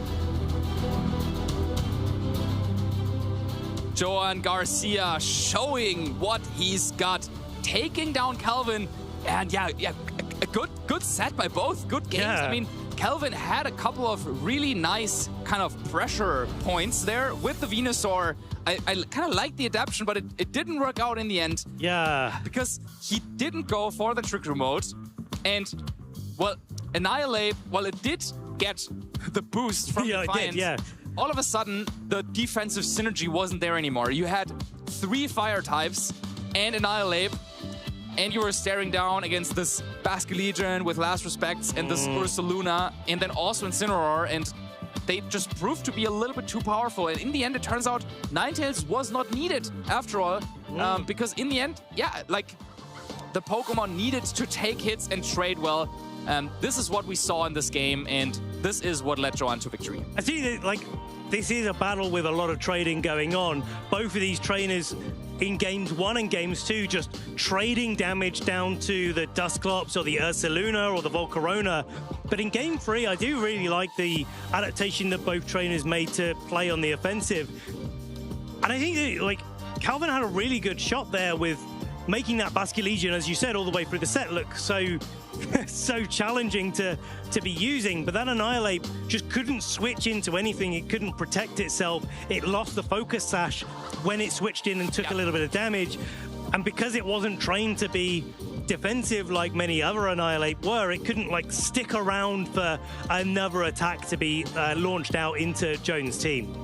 Yeah, and so even though Calvin got all of, or well, not all, but a lot of calls right, in the end, Joanne's kind of just really good navigation towards board states that will favor him eventually made it so difficult for Calvin to actually win a game. So even though he got like the micro advantages turn after turn, calling whether Basculegion was going to switch in or out, in the grand scheme of things, it seemed like Joanne was always aware of what was going on, which Pokemon he needed to protect, which he could afford to let go down, because we saw in this game, well, Venusaur did get the call right with a Leaf Storm, but then in the next turn, well, Venusaur has to switch out, it has the reduced special attack, and then you could use that to take a KO of your own. So even though you got the call wrong, it was still just a trade. And if you need to kind of like trade to just stay in the game and to like keep it even, then that's usually a sign of maybe then there's a little bit of an inconsistency in like the team matchup. I think this is the way that the two teams are built quite differently with their different goals in mind, right? They've got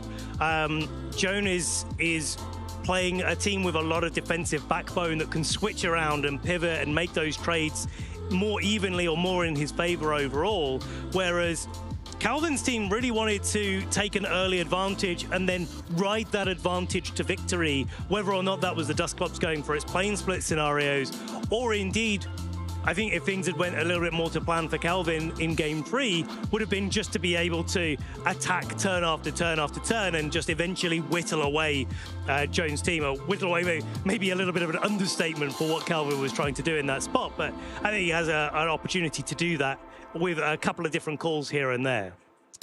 Yeah, it was a matchup of back and forth of kind of identifying the key kind of targets and the key pieces.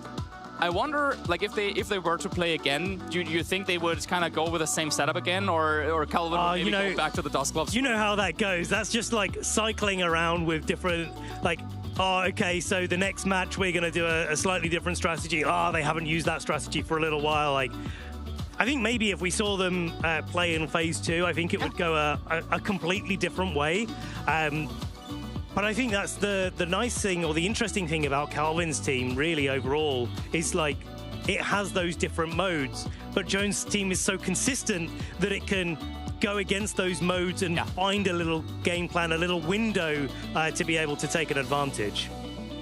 Yeah, it's time to maybe take a little bit of a pause, maybe a little bit of a breather after that. Find some refreshments and get ready for round 4, because that will come up very, very soon. So we will be back here in Lille for round 4 and have a look at this in the meantime.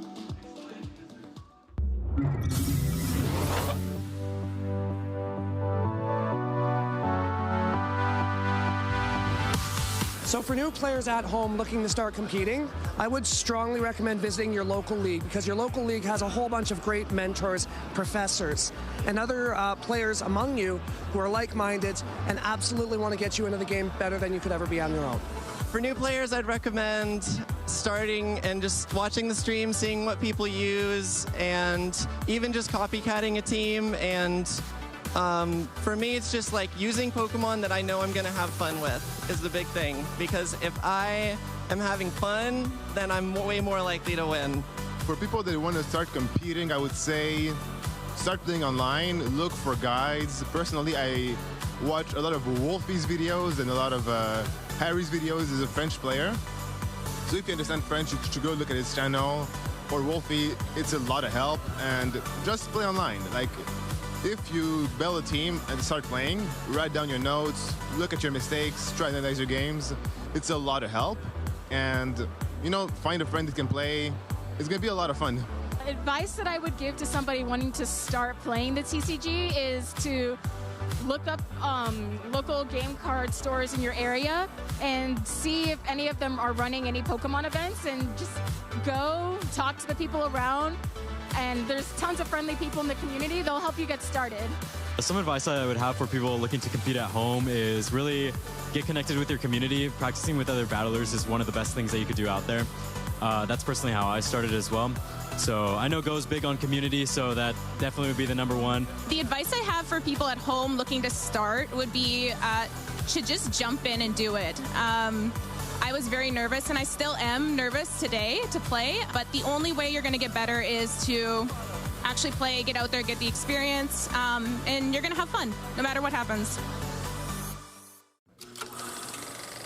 Hey Pokemon trainers, welcome to Pokemon Championship History, a series where we showcase important matches throughout the history of competitive Pokemon. Let's flash back to the 2017 North American International Championships.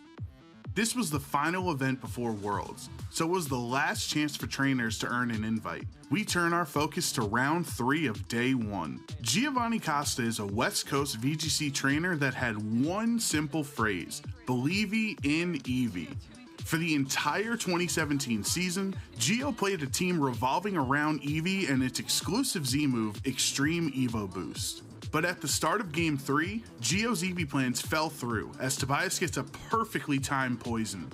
Will knock out the Eevee. And it would only get worse for Gio, because after Whimsicott and Incineroar were knocked out, he was now in a 4-1 Pokemon disadvantage. A situation so dire, even 3-time world champion Ray Rizzo didn't believe in a comeback. Yep, so that is going to be game having 4 against 1. With the whole world counting him out and facing impossible odds, Gio had to place his faith into one Pokemon, Dragonite, his favorite Pokemon of all time. Dragonite was added to his Eevee team just in time for NAIC, and now it was time for Gio to show the world that anything is possible as long as you believe. So Smeargle maybe fake out Spore. But after being put to sleep by Tobias' Smeargle, Put it to sleep. And Tobias now completely free to just relax, play out the last few minutes of this game. and taking a huge amount of damage from Nihilego, things were looking dire for Gio. Not a one-hit knockout, though. Then the unthinkable happened. Dragonite wakes up and goes for an Earthquake, targeting down this Nihilego and this Hariyama. It gets the knockout on Nihilego. It gets the knockout on Hariyama after the burn damage.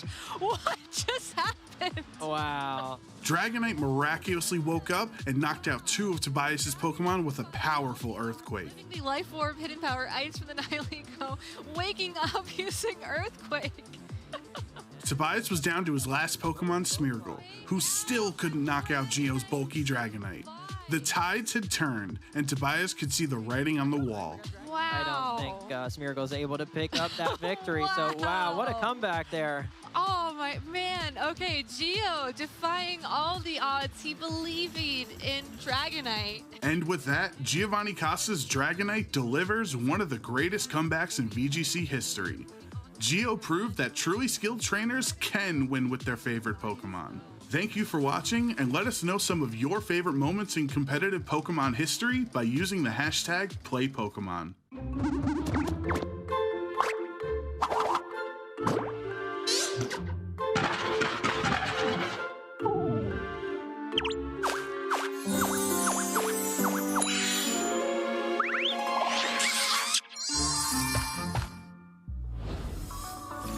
Bet it really is so good to be back on the desk with you, my friend. Yeah.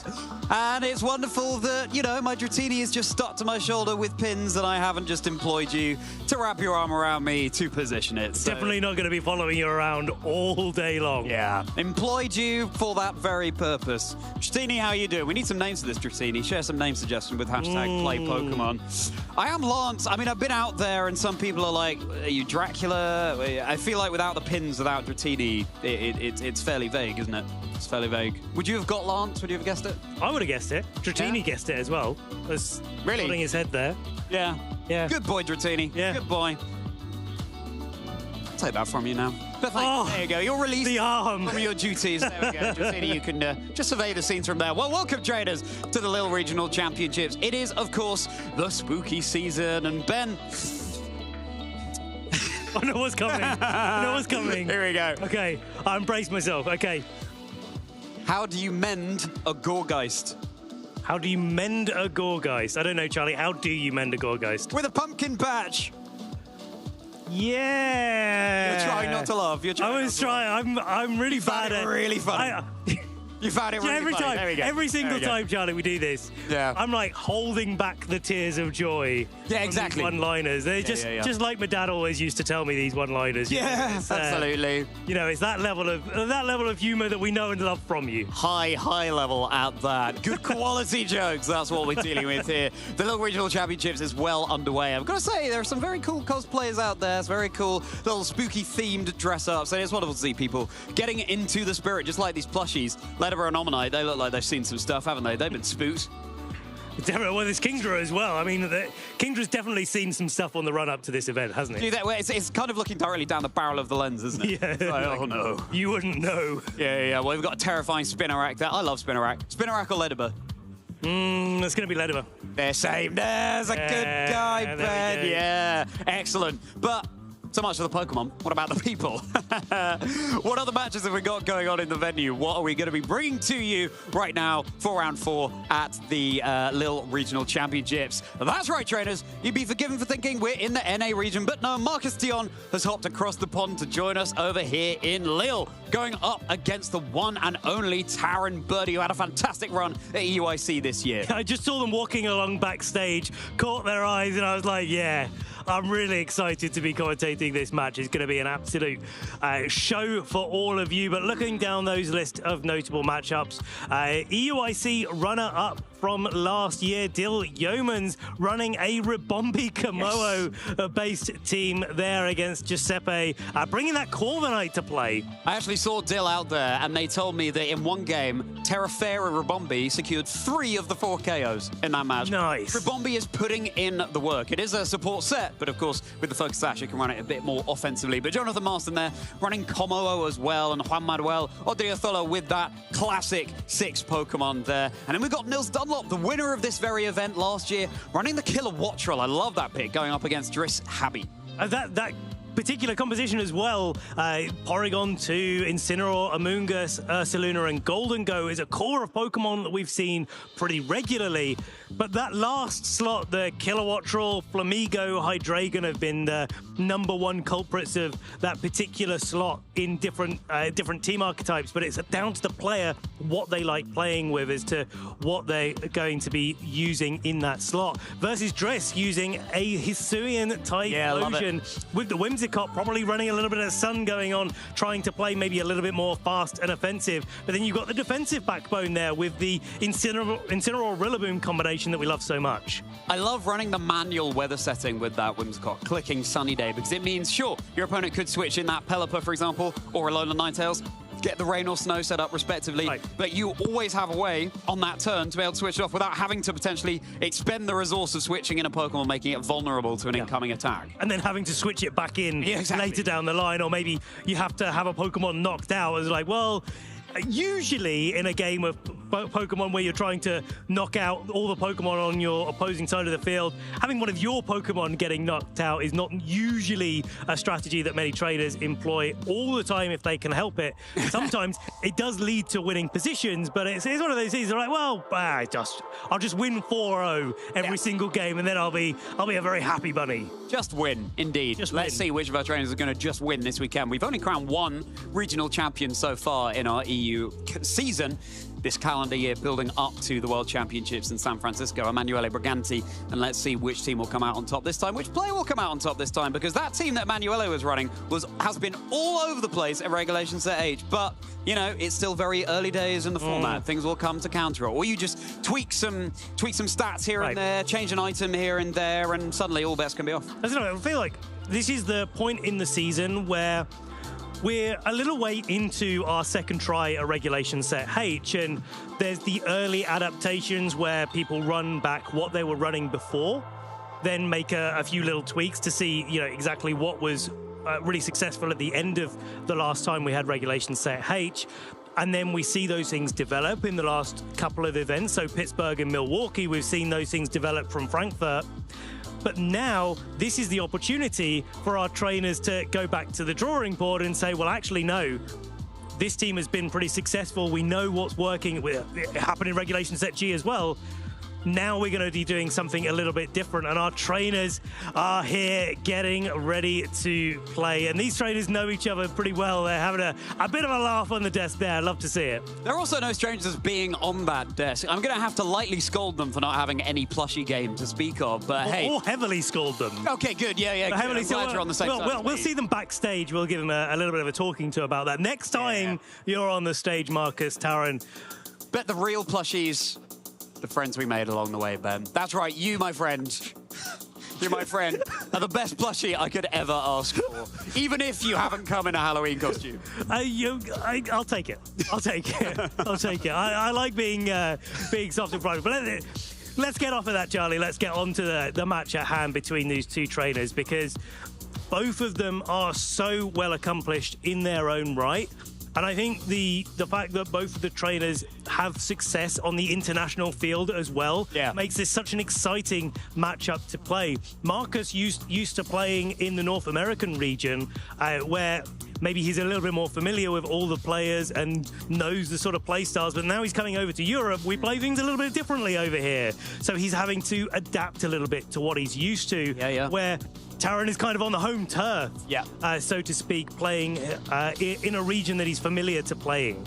Yeah, neither of them are running this big six, so to speak, that Emanuele won Frankfurt with. And it's a really interesting text coming out here. Some Pokemon we haven't been able to feature on stream too much so far in Regulation Set H. I'm very much looking forward to seeing how they'll match up, and we'll be able to dive into those in just a moment's time. But Taran, of course, going all the way to top 4 of the Europe International Championships in 2025. And Marcus had an absolutely stellar season last year as well. So many top cut finishes. I cannot wait to see how they'll match up into each other. And of course, with Swiss Round 4, this could be a match that was happening much later on in the tournament. This could be a final, could be a top 8 or top 4. Marcus clearly just enjoying being up there. Let's take a look at those very achievements that we were speaking of. Yeah, looking at Marcus on the left-hand side, Meridia regional finalist, so a really well-seasoned international player, as well as securing top 4 in Sacramento, getting top 32 at NAIC, which is no mean feat, and was part of that infamous moment where we were all watching all of the European and Latin American players play that top 8 at NAIC this year, along with Marcus in the crowd. Getting top 8 at Monterey, though, showing that he's back for another season. And I think Marcus has been showing his consistency so much in the last couple of years and really leveling himself up as a player.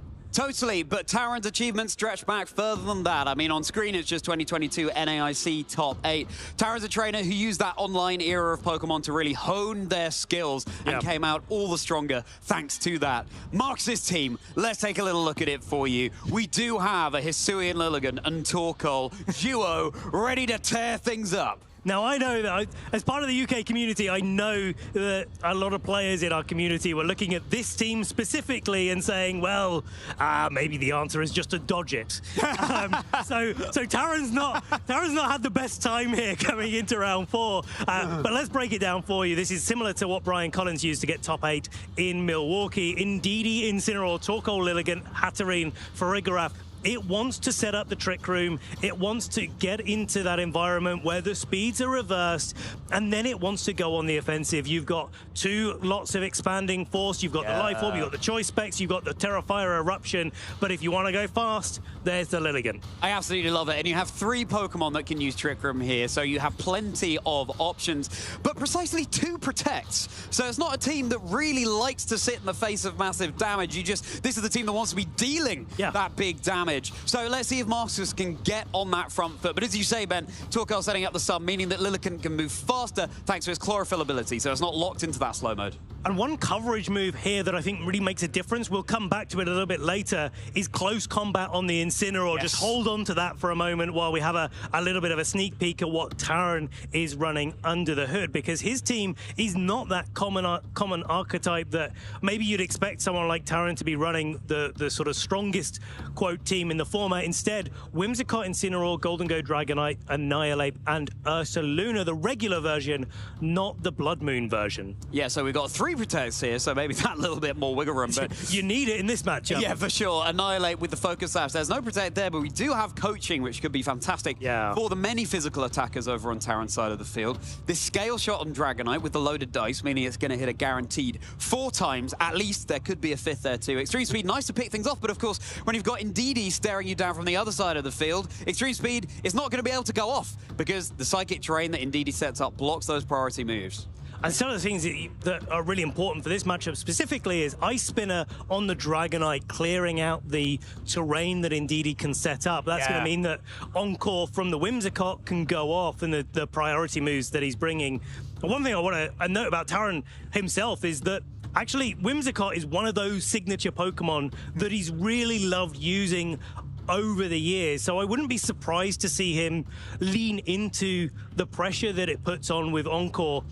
Maybe that's blocked by the Farigiraf, but it might not be blocked by the Psychic Terrain. And even if it is, I think the Light Screen could be a really valuable tool in Taran's toolkit here to be able to withstand the onslaught that Marcus is going to be wanting to dish down onto the field. It's going to be Dragonite and Annihilate in the lead for Taran, and swooping onto the field for Marcus. There's Farigiraf, there's Hisuian Lilligant. What a beautiful shiny. This is a really nice way for Marcus to kick things off, because you can choose, do you go into Torkoal instead of Farigiraf and get that Lilligant speed boost going, get the Sleep Powder pressure going, or do you just go straight for that Trick Room mode? You can even do something really clever here. You can after you the Farigiraf and then set up Trick Room before the Farigiraf even gets targeted down by the Annihilate or Dragonite. And while Annihilate does have the ability to go for Final Gambit for Taran, the Farigiraf has enough HP such that it would actually be able to hang on from that Final Gambit. So a really nice way to lead things off for Marcus. But it's going to be an immediate Intimidate drop onto this Hisuian Lilligant, this physical attacker. Yes, after you, of course, meaning that Farigiraf would act in the place of the Lilligant, but the Sleep Powder targeting down the Annihilate, which does dodge, not 100% accurate, and now a free Rage Fist, but not stacked at all, just that regular base power. So Lilligant taking it pretty well, but of course that Focus Sash broken, but Farigiraf is now afforded the opportunity to set up the Trick Room, twist the dimensions. Taran taking a risk there is which Pokemon with the safe, or which slot do I switch in the Pokemon with the safety goggles to be able to take that Sleep Powder while also weakening the Lilligant? How do I mitigate that risk as much as possible? Taran, Marcus calling that correctly, but yeah, Sleep Powder is not the most reliable move out there, and so Taran gets to break the Focus Sash. Now the Trick Room, at least for the next little bit, is working against Marcus because there is no Protect on the Hisuian Lilligant. It is going to be the slowest Pokemon out there, and so Incineroar can easily pick up a knockout. But the question is, do you want to do that? Because then you get one of the Trick Room attackers that Marcus may have in the back into the front and starting to dish out the damage. A living legend has joined the field, Ben. No, not you, but Ursaluna, but it is going to be taking a big expanding force with a critical hit to boot. It's not known for its special defense. It's down to about 30%. As now Farigiraf is going to be hitting all the weaker thanks to the parting shot from Incineroar, scuttling to the back. Now Taran's able to switch in a Pokemon up his sleeve. And now this is a really nice thing for Marcus is because he's actually not been targeted down with the Hisuian Lilligant. He gets maybe a chance to even close combat this Ursaluna on the switch-in. But it's going to be Dragonite winging its way onto the field instead, which, Lilligant doesn't really deal all that much damage into at all with its grass and fighting type moves, both resisted, and now it's softened itself up even further. But crucially, Ursaluna, having been switched in this turn, gets the Flame Orb activated now. It's going to be hitting so much harder in successive turns. Taran definitely needs to take advantage of this as much as possible, but I think he's doing a really good job. One of the things that Taran does like to say about these Trick Room matchups is Protect is a Trick Room matchup because you can play defensively, whittle away those Trick Room turns and get yourself into a spot where you can attack after the Trick Room has expired. Incineroar, crucial for lowering the Dragonite's physical attack as well as the Ursaluna's. Wonderful that Marcus has that up their sleeve. Just a Hyper Voice coming out from Frigoroth, chipping away, but every little bit of chip damage counts, especially stacking up with the burn that Ursaluna's received. The Throat Spray, boosting Frigoroth's special attack, having used a sound-based move. Now Earthquake, Dragonite, of course, being a flying type, no damage there, but super effective onto the Incineroar. Huge chunk of damage here. And the Ice Spinner coming in as well, just a bit of chip, but maybe predicting an Indeedee switching in to remove the terrain. It's just decent damage anyway, not wanting to boost up your speed in the Trick Room as well. This is the thing, and especially against Hisui and Lilligant, it's a super effective attack. It's probably going to pick up the knockout there against a Pokemon that's definitely not trained in its defenses whatsoever. Now the Ursaluna is kind of in a tricky spot, right? Because Marcus's Farigiraf has got a boost up on its special attack and was going before the Ursaluna can act. His Ursaluna is probably trying to take advantage of maybe being outside of the Trick Room situation for Taran's side and maybe one-up some of those Trick Room Pokemons instead. And so under Trick Room, this Ursaluna, where usually it looks pretty good, actually is struggling a little bit. And just a double protect coming out from Taran to whittle away one of those Trick Room turns. Was the knockoff targeted into the Ursaluna? It's oh so low, and of course it will be taking some more burn chip at the end of this turn, so maybe it has one attack left in it. As Hyper Voice tries to connect down onto both of the Pokemon, Marcus is now thinking about how they're going to be able to set up another Trick Room heading into the later stages of this game. Right, because the Trick Room's got one more turn left before it expires, and then it's going to be down to Taran to go on the offensive here. Even though that Ursaluna has got really not much health left at all, it's still probably got 1 or 2 turns left of attacking, and that could be all of the attacks that Taran actually needs to land, especially after doing more than 50% to this Farigiraf. It's putting it in a spot where actually, yeah, any sort of attack from Taran's side might be able to knock it out. Nice to be able to switch in the Annihilate here. Knockoff, though, going to be nice. Neutral damage, but my goodness me, it looked almost super effective there, dealing about half of the HP to that Annihilate. Hyper Voice, of course, no damage at all to the Ghost type, but now Ursaluna is down, and really, Taran got off that big Earthquake. We'll have to see if it's going to prove to be enough. I think the Annihilate's looking pretty nice in this spot. If you switch out the Incineroar, then you have to switch it in back in later. Yeah. And I think all eyes are on this Farigiraf. Now, the difference between this Farigiraf to most Farigiraf out there is that actually it's carrying Protect, one of the Pokemon on Marcus's team that does. And so Marcus is able to reposition around the fact that Farigiraf maybe isn't in the best Trick Room setting environment at the moment. And there is still that Hisui and Lilligant in the back, and if it comes into the front, it can still launch a sleep. It doesn't need the sun to launch a sleep powder into Taran's side of the field. But also, there's that situation, maybe Marcus doesn't go into Trick Room anymore. Maybe with a Pokemon down on Taran's side, and Taran having taken some damage, maybe a Terra Fire Eruption with after-use support from the Lilligant is enough to be able to start picking up these KOs. Well, Annihilate's just going to be switching. This could be affording Marcus the opportunity to set up a Trick Room even safer. We'll have to see as Incineroar joins the fray now, crucially dropping the attack of Marcus's own Incineroar, which looks so much bigger than Taran's. That's a tiny Incineroar that Taran's running there. But the scale shot targeted into Marcus's Incineroar here instead. It's still going to get that defense drop on the Dragonite. It's still going to get that speed boost. And Farigiraf is left by his lonesome, also safe. Yeah, it's like Taran calling out the Protect there on the Farigiraf being a little bit telegraphed, but Marcus saying, well, maybe I don't need the Trick Room, maybe I'm not worried, maybe I'm just going to make a call in this spot, get the Trick Room up with the Farigiraf, and if I get it right, the Armatail protects me from any fake-out potential on Taran's side. I can get this Torkoal in. I have yet to click the Terastallization button, so a Terra Fire Earthquake is... Eruption is very, very strong, but also, let's not forget, this Farigiraf has got a special attack boost from the Throat Spray. It is itself able to dish out some damage. Yeah, I really love this flexible set on the Farigiraf. It's not just supporting. You're getting the maximum value out of your resources, which is something that is oh so crucial in competitive Pokemon VGC. So second Trick Room set up. Does Torkoal have enough gas in the tank, enough steam in that shell to be able to steamroll through to Marcus's victory here? Eruption's going to be hitting everything very hard, no matter whether they're resisting or not, especially now. Going for the Terra Fire, holding the Choice Specs in the sun. It's the shiny variant just for style points. I am terrified here at the spooky season in Lille to see how much damage it's going to do, but I feel like Terran's going to deny us the pleasure, at least with the Dragonite. But Incineroar is going to be taking this big eruption. Fascinated to see how much damage it does. Not very effective, but lots. Still lots. Lots is going to be the answer here, A maths graduate, everybody. Determined there's going to be lots. Yeah, that's down to about right. quarter. True. Yeah, congratulations. It's lots of damage. Big tick next to your name. Now, is this full-up Hyper Voice going to be able to secure the KO here? And no, the Incineroar. Ooh, that's big. Hanging on just about. And now the knockoff. Really nice, but this could actually work out in Marcus' favor later on. Yeah. Because if that health bar gets all the lower, then Eruption is doing less and less damage, so you want to switch up your moves. And also, well, it doesn't matter now because the Incineroar's taken so much damage, but it gets you the opportunity to lock into moves like Earth Power that'll be super effective against the Incineroar, but no need for that now. No need to risk the Heat Wave either in this spot. Just a quick Eruption, even if it's not at full power, you've still got the Sun, you've still got the Terrafire. It's still going to be enough to target down the Pokemon on Terran's side of the field.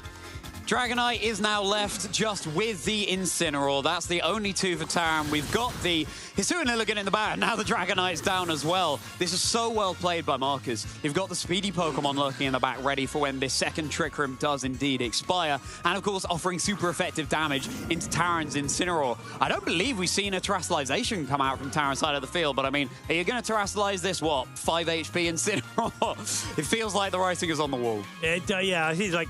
Marcus is positioned very well, and getting that second Trick Room wasn't necessary to his game plan, but I do think it was a really strong way of securing a win if my opponent doesn't target into it, if Terran doesn't make a mistake by any stretch of the imagination, but like doesn't target it in that spot, then you get a big advantage if you're Marcus. You get the opportunity to win it on the spot, as opposed to maybe trying to reposition and not quite working, and then you're on the back foot again. So, Ben, I mean, you were saying that a lot of the UK players, they were saying, maybe I just dodged this matchup. Yeah. And this is kind of why. We'll have to see how Terran is going to be adapting heading into Game 2. To be clear, Terran wasn't one of those trainers, so I think, like... Okay, well, he is now. Yeah, I think the other way around. I think Marcus played that really well, but I think Terran had some really good ideas in that game. Trying to use the Ursaluna, get it in with the Flamor pretty quickly, finding out that... I think Terran knew this going into the game, that his Ursaluna was going to be a little bit faster than everything on Marcus's side. But it's still a bulky Pokemon. It's still a Pokemon that puts on a lot of offensive pressure, so you can use it in those spots. One of the things that I've experienced playing against this team that Marcus is running is actually Terra Water Golden Go can prove quite threatening because it's able to resist those attacks. You get a nasty plot on turn 1, and maybe that's the adaptation that Terran could be thinking about in this spot. Get the Golden Go set up,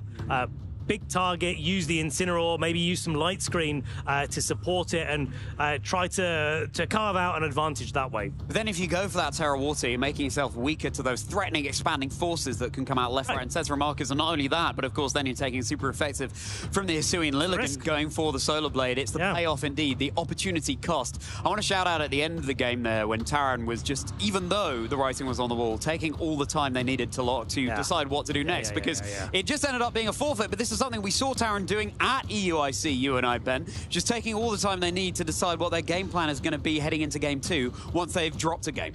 I think for both of these players, going a game down is sometimes where they're the most threatening. So coming into Game 2 now, Annihilate and Dragonite leading out, same lead for Marcus as well. What are we going to see this time? Because we saw last game, Marcus went for the Sleep Powder into the Annihilate slot. Terran switched in the Incineroar into the other slot, so there was no attack able to come out from Terran's side in turn 1. Question is, always in this spot, do you do the same thing over and over again? Well, it's going to be the same thing, but it's going to be a different outcome because Annihilate is going to sleep. The Sleep Powder has connected this turn. It's what Terran doesn't want to see, but maybe, just maybe, the Annihilate will find it in itself to get itself roused, and I love to see the Dragonite going on the offensive now. We only saw one Scale Shot in the last game, and it was just the one hit to secure a KO. But now this Dragonite is hit 3 times. It's hit 4 times. Do we have a cheeky 5th? Yes, we certainly do. Frigor's brought down solo, but it's not enough. And that means that Frigoroth is once more able to set up the strategy that was so detrimental for Terran in the previous game, Trick Room. The difference now is that because of that speed boost on the Dragonite, Actually, the Hisuian Lilligant gets to go on the offensive this turn as well. But in contrast to the last game for Igarath, yeah, it's not looking so healthy now. And it's not going to be able to maybe get that second Trick Room up. So long-term view of this game actually maybe is if Taran can get his way through the Trick Room environment, maybe he can get into a good spot.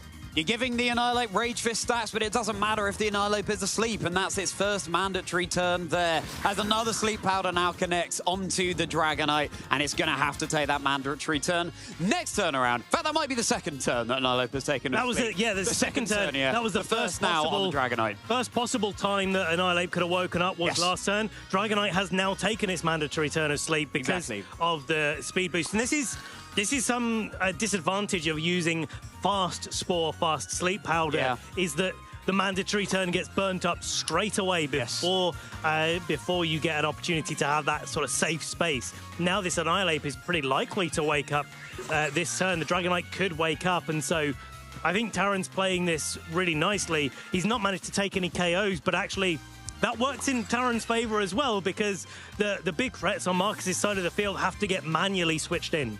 And now you're facing this situation as Marcus, where it's like, well, Lilligant can't do a huge amount for the rest of this turn, so switching in the Torkoal so that it can take advantage of the Trick Room while it's up, because those turns are just whittling away. Annihilate taking no damage, of course, from this Hyper Voice. Dragonite will be taking a little bit, but crucially, and with the critical hit, you get that Throat Spray activated. So now you've got the supportive Pokemon that has the access to go on the offense as well. But does Annihilate wake up? No, it's going to be another turn of sleep on this Annihilate. But what with that Torkoal, it looks like it's going to be going down before it does anything. Dragonite wakes up, but the Scale Shot is going to miss onto the Torkoal. That's a big deal as well, because now that Torkoal is onto the field with full HP. This is the risk that Marcus has to take. You Sleep Powder first, which means that your opponent's Pokemon can wake up, but then you also have to manually switch your Pokemon in under threat of them waking up. And yeah, unfortunate there for Taran. The damage definitely would have been racking up, and especially would have put that Dragonite in a position after the Tailwind had expired, where it maybe could have been able to go for scale shots against Hisuian Lilligant with another one in the sun outside of Tailwind being actually faster in that condition. But from Tailwind to Trick Room, those turns are just whittling away here, but it might be that Torkoal is just able to blaze the trail through before it even becomes relevant. Time to step on that Terra button, trainers, and once more heading into this Torkoal, going for its Terrifier. There's no knockoff to speak of just yet. This Eruption could not be more powerful with all of the boosts from Terrifier, from the Choice Specs, in the sun. Dragonite not liking the look of it one bit. I don't blame you, my friend. And the Annihilate, this is going to be the most excessive Eruption you've ever seen in terms of damage on the Annihilate. It's already so low. It's not able to act really at all this game. And yeah, that's one Pokemon lost for Taran. Eruption's doing lots of damage though, isn't it? Ben, you blow my mind. Absolute genius. Boy genius, Ben Kiriaka over here, ladies and gentlemen. Or Ben Kiriabu for the spooky season. Hyper Voice, just some free damage on a next turn, because of course Dragonite is going for that Protect. Much less likely to happen on the next turn, Protect succeeding. Right, it's like now the Ursaluna gets to come in. And the idea here, I think, overall for Taran is to get the Flame Orb going and try to position Ursaluna into a spot where Dragonite's pressuring down the Hisuian Lilligant so it can't go for after you Eruption kind of shenanigans, but also that the Ursaluna isn't susceptible to a Sleep Powder because, well, it's been burnt by the Flame Orb. Yes. And outside of Trick Room, that can be a pretty scary thing for Marcus to navigate, especially when we can see in the back you've got Torkoal, you've got Incineroar, and you've got a Hisuian Lilligant that is only going to take 2 hits. Yeah, very, very frail Pokemon, but at least it has that Focus Sash. Lilligant, the once sleepy, joins the field. That's ironic, given it's been putting everything else to sleep over on Taran's side. With that shimmering gleam of the shininess, Ursaluna will be stalling out to get that burn active, so it can't be put to sleep. It can only have one status condition at a time, but now still a massive Eruption coming out from Torkoal, resisted from Dragonite, but it's still going to deal a huge chunk. Landing down that volcanic power. Yes, it certainly is. That's Dragonite down, and Taran looks a little bit miffed by that, to put it lightly. And just the one Pokemon as of yet unrevealed in the back, as Trick Room does indeed expire, but now you've got that board state where you can go for those after you Eruptions. Masterfully played by Marcus. This is like I think a charcoal boosted eruption might have been okay for Taran. Yeah. But yeah, not so much the one boosted by choice specs. Actually, this is quite a good position for Taran to get into in this spot now that the Incineroar gets to come in. Because the Torkoal on Marcus's side has already committed the Terra, there is no Terra Ghost on Hisuian Lilligant. There is no way of protecting it. And so there is an opportunity here for Taran to pick up a KO onto that Lilligant, or maybe even just put some damage down into the Torkoal slot, take down the big damage dealer, and maybe try to whittle away the Pokemon in the back instead. Got that mind game though, the Frigoroth, always able to switch in to block the fake outs with Armor Tail. So has Taran fallen for it, or have they locked into something other than the fake out here to be able to deal some very valuable damage? Frigoroth not joining the field in Lilligant's place, but it certainly will in Torkoal's place. Just the double switch here. I mean, makes sense. You've got a little bit more wiggle room as Marcus with all 4 Pokemon remaining. The Frigoroth's on low HP, but what do we always say about low HP, Ben? It's infinitely more than zero. That is 0. Yeah, that is. So that is Frigoroth now down. So Taran didn't go for the fake out, just straight in on the knockoff to get rid of it. But now the fake out and the headlong rush. For Taran, headlong rush, super effective into Marcus's Incineroar. That will be enough for the one-hit KO there. Ursaluna softened itself up, and all of a sudden, we are 2 Pokemon versus 2 Pokemon. And now the Incineroar isn't going to be susceptible at all to the sleep powders coming out from the Lilligant, nor is Ursaluna. And Incineroar is one of the Pokemon that can take those big eruptions even after an after you.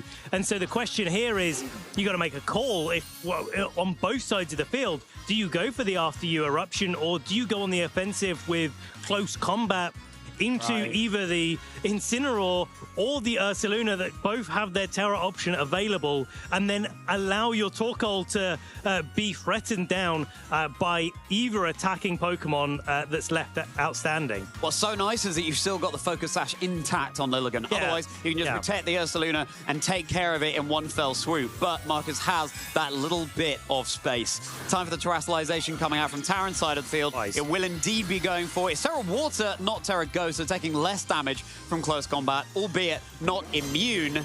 And of course, still resisting the eruption. And absolutely, it's now weaker to the Solar Blade. Let's see, taking the kind offer of dishing out huge damage, how much this Incineroar is going to be taking. The Ursaluna, just, oh my goodness, it's still enough for that massive critical KO. Okay. And the Ursaluna down as well. We have our champion of Swiss Round 4, it's Marcus Dion.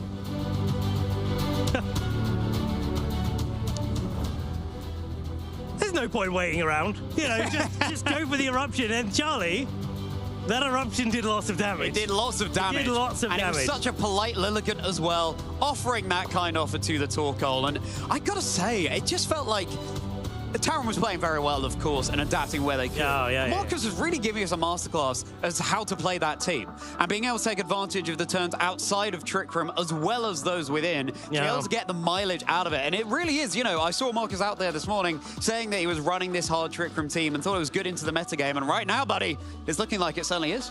I think, like, it's a team that definitely rewards accurate play. Yeah. And I mean that in as much that, use Eruption when you can instead of Heat Wave. But also, it's one of those teams that really does need to be in the right board state and understands, like, what is my strategy? Am I going all in on the Trick Room mode? Am I going half in on the Trick Room mode, as Marcus did with the Hisuian Lilligant there to just support the and allow for a little bit of a faster mode? Or do I go just the sort of more fast mode and try to put my opponent in a pressured position right off the bat? Played it so well, and I mean, confirmation for the UK players you've been speaking to, Ben. This is a team that you've got to be worried about. It's got so many options, and there's only 2 protects, but Marcus showing that, listen, all 4 of those move slots, even when you're not running protect, they are crucial. Everyone has a purpose. Yeah, because it's a team that doesn't want to wait around. It's a team that does want to pick up those KOs as quickly as possible. Sometimes the best protect is knocking out your opponent. Yeah. You're not taking any damage. Not taking any damage. Yeah, for sure. Very well played to both of those trainers there. And I wonder how the Marcus Taran metagame is shaping up. I wonder how many times they faced each other previously. Yeah. And, well, certainly it's one up now for Marcus here. Coming all the way over from the NA region and claiming a victory, still undefeated here in Lille, 4-0. Very exciting times indeed. I can't wait to hear more from them in just a little bit. Definitely not. It's like, this is a sort of matchup that I was really excited to be seeing coming into Lille. I want to see that team that's been like absolutely popping off that Emanuele used in Frankfurt to win, but also seeing this variation to the metagame, seeing how players are reacting, and especially seeing like how when one player does very well, Brian in Milwaukee, with a particular team archetype and one that he's very well known for, and then other people pick it up and be like, well, hang on a second, this is looking pretty strong, pretty spicy. Pick it up, maybe make a few adaptations, maybe play around with it a little bit. And especially when I think there's definitely a few people in the community that are maybe struggling a little bit with exactly what to use in Regulation Set H, like what is really clicking with them, what's really feeling comfortable. Having such a linear strategy can be something that you can really go for because it gives you a direction of travel in your match. And I think that's something that Marcus really took advantage of in that set. Soften up Taran's Pokemon, put some stuff to sleep, get the Trick Room up, boom, eruption. Yeah. You know, that is enough of a game plan that you can be like, okay, so I've done this turn, what's the next step? What's the next step? How do I get towards that position? I think it's a really cool strategy. And I think it's an especially interesting question when it comes to Hard Trick Room, because I think Hard Trick Room is always there, no matter the format. That someone will try and make it work, and sometimes it will just come out on top. And maybe this will be that. But where can you learn to play Hard Trick Room? Where can you learn to play any kind of strategy? Sure, you could come to one of these regional championships, or you can dip your foot in the water. You can attend a local. Definitely. I mean, that is the big thing here, is just that progression up through the competitive circuit and finding some friends along the way. So let's take a look at what's in store for you.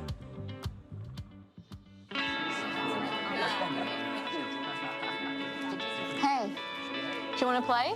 Yeah.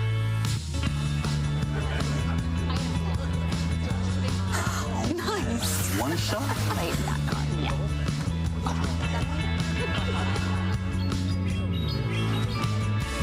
I'll use twin cannons. Great game, guys. Bye. See you next week. Come play at your local Pokémon League. I am obsessed with that paternal figure at the end who's like, good game, guys. We all need that in our lives right now, and that's exactly what's in store for you at your local scene. Just people who are thrilled to be playing against others in the game that they love so much. So do get involved, and it's a fantastic place to just try stuff out as well before you attend a bigger tournament like this one. Scan that QR code and you can find your nearest local. And see what your local community has in store. I love seeing how the local metagames like develop a little bit. It's like, hey, I know you run those kind of teams. Let me try something else and see if it works a little bit better. But also you get to come up to these regional events if you're thinking about playing and you're thinking, hey, is this team gonna work? Does it feel nice when I'm playing it in a tournament? You can go to something a little bit lower stakes to be able to figure that out, make those little tweaks, but also connect with all the people around you, ask their opinions. It's one of those communities that I feel so privileged to be a part of in that everybody helps each other. It's a very collaborative community where everybody's trying to help each other, and we're all just here to have a good time playing. Yeah, absolutely. It's Pokemon at the end of the day. We are here to have some fun. And I love that you call out there, just find out what feels good to play, because I think comfort is such a crucial element of competitive Pokemon. The trainers who've done well at tournaments in days gone by has always been with a team they just know inside and out. And sure, you can take whatever team won the last tournament and try and make it work for you. Maybe it will, but fundamentally it's all about finding your unique playstyle, and that's where the creativity, the experimentation of Pokemon really comes to the fore. Because it's a game where you can do so many different things. We saw that in the last round with Calvin Foster bringing a Dusclops, Torkoal, Venusaur, Annihilate, Dragonite composition to that match, and it played different modes every single time in the team. Calvin was able to play a bunch of different ways. And I think that was something that was really exciting to see coming out of all of our regulation sets. Where's the innovation? Where's the creativity coming from? Everywhere is the answer. Everywhere is the answer, and it was nowhere on better display than in Marcus Dion versus Taran. And we're ready to go to our interview. So, trainers, I know you want more. Let's head to Marcus Dion, the winner of Swiss Round 4. Thank you so much, Charlie and Ben. Well, I am here. I have the pleasure to be joined by our Round 4 winner, Marcus Dion. How are we doing, Marcus? And congratulations on that amazing win. Appreciate it. I'm doing good. I'm a lot less jet lagged than I expected to be. You know, I figured I'd be going into every round pretty tired, but, you know, I feel good. I feel, yeah, rejuvenated after that round, especially. Yeah, rejuvenated. I mean, for some of our viewers that might not be familiar with yourself, I'm sure they are, but we might have some newer viewers. Just tell us, where have you traveled from? Because I saw you this morning and I thought, what are you doing here, Marcus? Well, okay, look, it's a very complicated story. I got on a plane, right? And I was headed for Las Vegas. You know, that's the next North American regional. And I was on the way to Las Vegas, and then it was crazy. They dropped me off in France, and now I'm here. I have no idea. I was like, okay, well, I might as well play the regional, right? So yeah, I woke up in France, and now I'm playing. So I don't know how I'm getting home, but we'll figure it out. We'll figure it out, and I think it's great. A good a series of fortunate events to get you here, and it's great to have you here over. And you know, you've started the tournament so well today, and that performance, especially against a player like Taran, was just really well played. Because there are some scary scenarios, I think, against that team if you kind of get into the wrong positions, that it can be very punishing. So you played it very well, and there was a few moments there, I mean, we were speaking off camera, where I thought you were very brave, in particular getting that second trick room up when the Annihilate and the Dragonite were out in the field, and there was the opportunity for Taran to go for the coaching scale shot into the Fergraph, and it was in range then to go down, but you were kind of tried and tested in that moment and said, no, I'm going to get the second trick room, and that really locked it from there. Yeah, I think especially in that moment, I was kind of thinking there's pretty good odds that he's going to make a play that's countering the Ferdraft protecting, because it was fairly telegraphed. But I also knew that even if Ferdraft went down in that moment, the game wasn't necessarily over. I did still have Lilligant in the back with Torkoal to fire off some pretty powerful eruptions.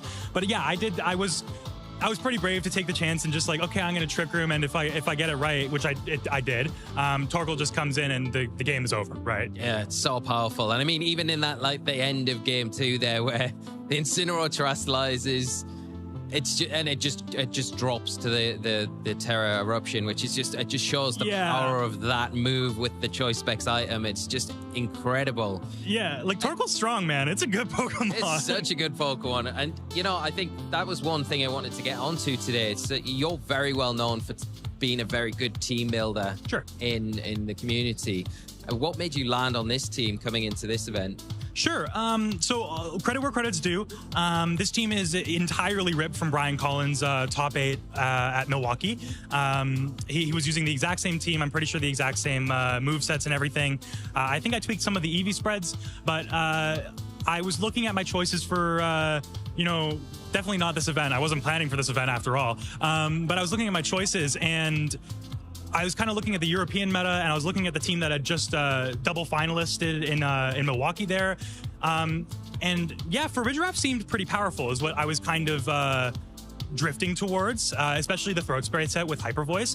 If you are able to block the priority and get into Trick Room, that one team that had won both Frankfurt and Milwaukee has not as many tools when they're not the fastest anymore, and they can't stall your Trick Room with fake outs. So that was kind of the leading theory, was I wanted to use Trick Room with Ferdraft. And I was looking at all my options, I was experimenting with some things, and then somebody, I think it was Carson Confer, told me to try the Brian Collins team. And I was like, I don't usually mess with hard Trick Room. That's not usually my jam. And then I tried it, and I was like, oh, Incineroar Ferdraft is good, man. Yeah. It's a good archetype. It's a good lead. It's a very powerful team. So all the credit to Brian Collins for that one. And yeah, it's going well pretty. You got to take some credit though, because you're the pilot behind the team, and you're playing extremely well. You've had an incredible start, and hopefully that continues for the rest of the event. And when we look back at Milwaukee as well, you know, such a big event for you guys over in NA. And I was just looking at through the results, and I know the team that you used there is such a contrast to the one that you're using this weekend. Yeah. And it's been such a quick turnaround as well. So the adaptation between going from what was a kind of a whimsicott, you had Electabuzz on there as well, and coming into this hard trick room, it must have been quite a kind of, especially when it's an archetype that you're not so familiar with as well. Yeah, How was that transition? It was a quick pivot for sure, but I pride myself on being. You were mentioning team builder, and I think there's aspects of that that's definitely true. I do build some pretty good teams some of the time, but I like to choose the word team picker, because I am very good typically at choosing and identifying what team is good for a certain metagame or for a certain tournament. That's what Carson and I brought to Sacramento last year, was a complete meta call, and it worked out for us. Same thing with Toronto a few weeks later. So generally speaking, I feel like I'm pretty good at choosing which teams are good into a given metagame. And that's definitely, even though I didn't build this team, I do feel very good and confident about how this team fares into this particular metagame. Yeah, you've definitely got the track record to kind of back that up, because I think, the amount of events that you went to in particular, and you just have had the team that has been so tough for the majority of the field to be able to deal with, has just happened so many times. And it feels like it's a great pick coming into this event as well for a lot of our European players who just aren't equipped to deal with that. The Fergraph in particular as well, and it has been a bit of a hot topic in Regulation H. Why hasn't it come back? When is it going to come back? And then Brian had that big result in Milwaukee, and I think put it on the map. And then I'd imagine this is going to be the next iteration of Regulation H, possibly where we see the format going with these harder Trick Room teams. I think it's the Fergraph's time, man. Like, it's Prio Block is extremely good right now, and this team has two of them. So it's very good to just be able to take care of all of the fake outs, all of the like extreme speeds that are going around, right? Vacuum Wave on Ursaluna, there's so much priority in this format, and just shutting that down is extraordinarily powerful. So I think if we're going to see Fergraff, next few tournaments is where it's going to be at, for sure. Hopefully this one as well. Oh yeah, we'll see, man. I'm excited. So, you've taken a long trip to get here, which we're very grateful for. We have a regional very, very soon as well after this one in Gdansk next weekend. Are you sticking around and doing the double header, or are you heading back home? You know, unlike a lot of people in the VGC community, I have a job.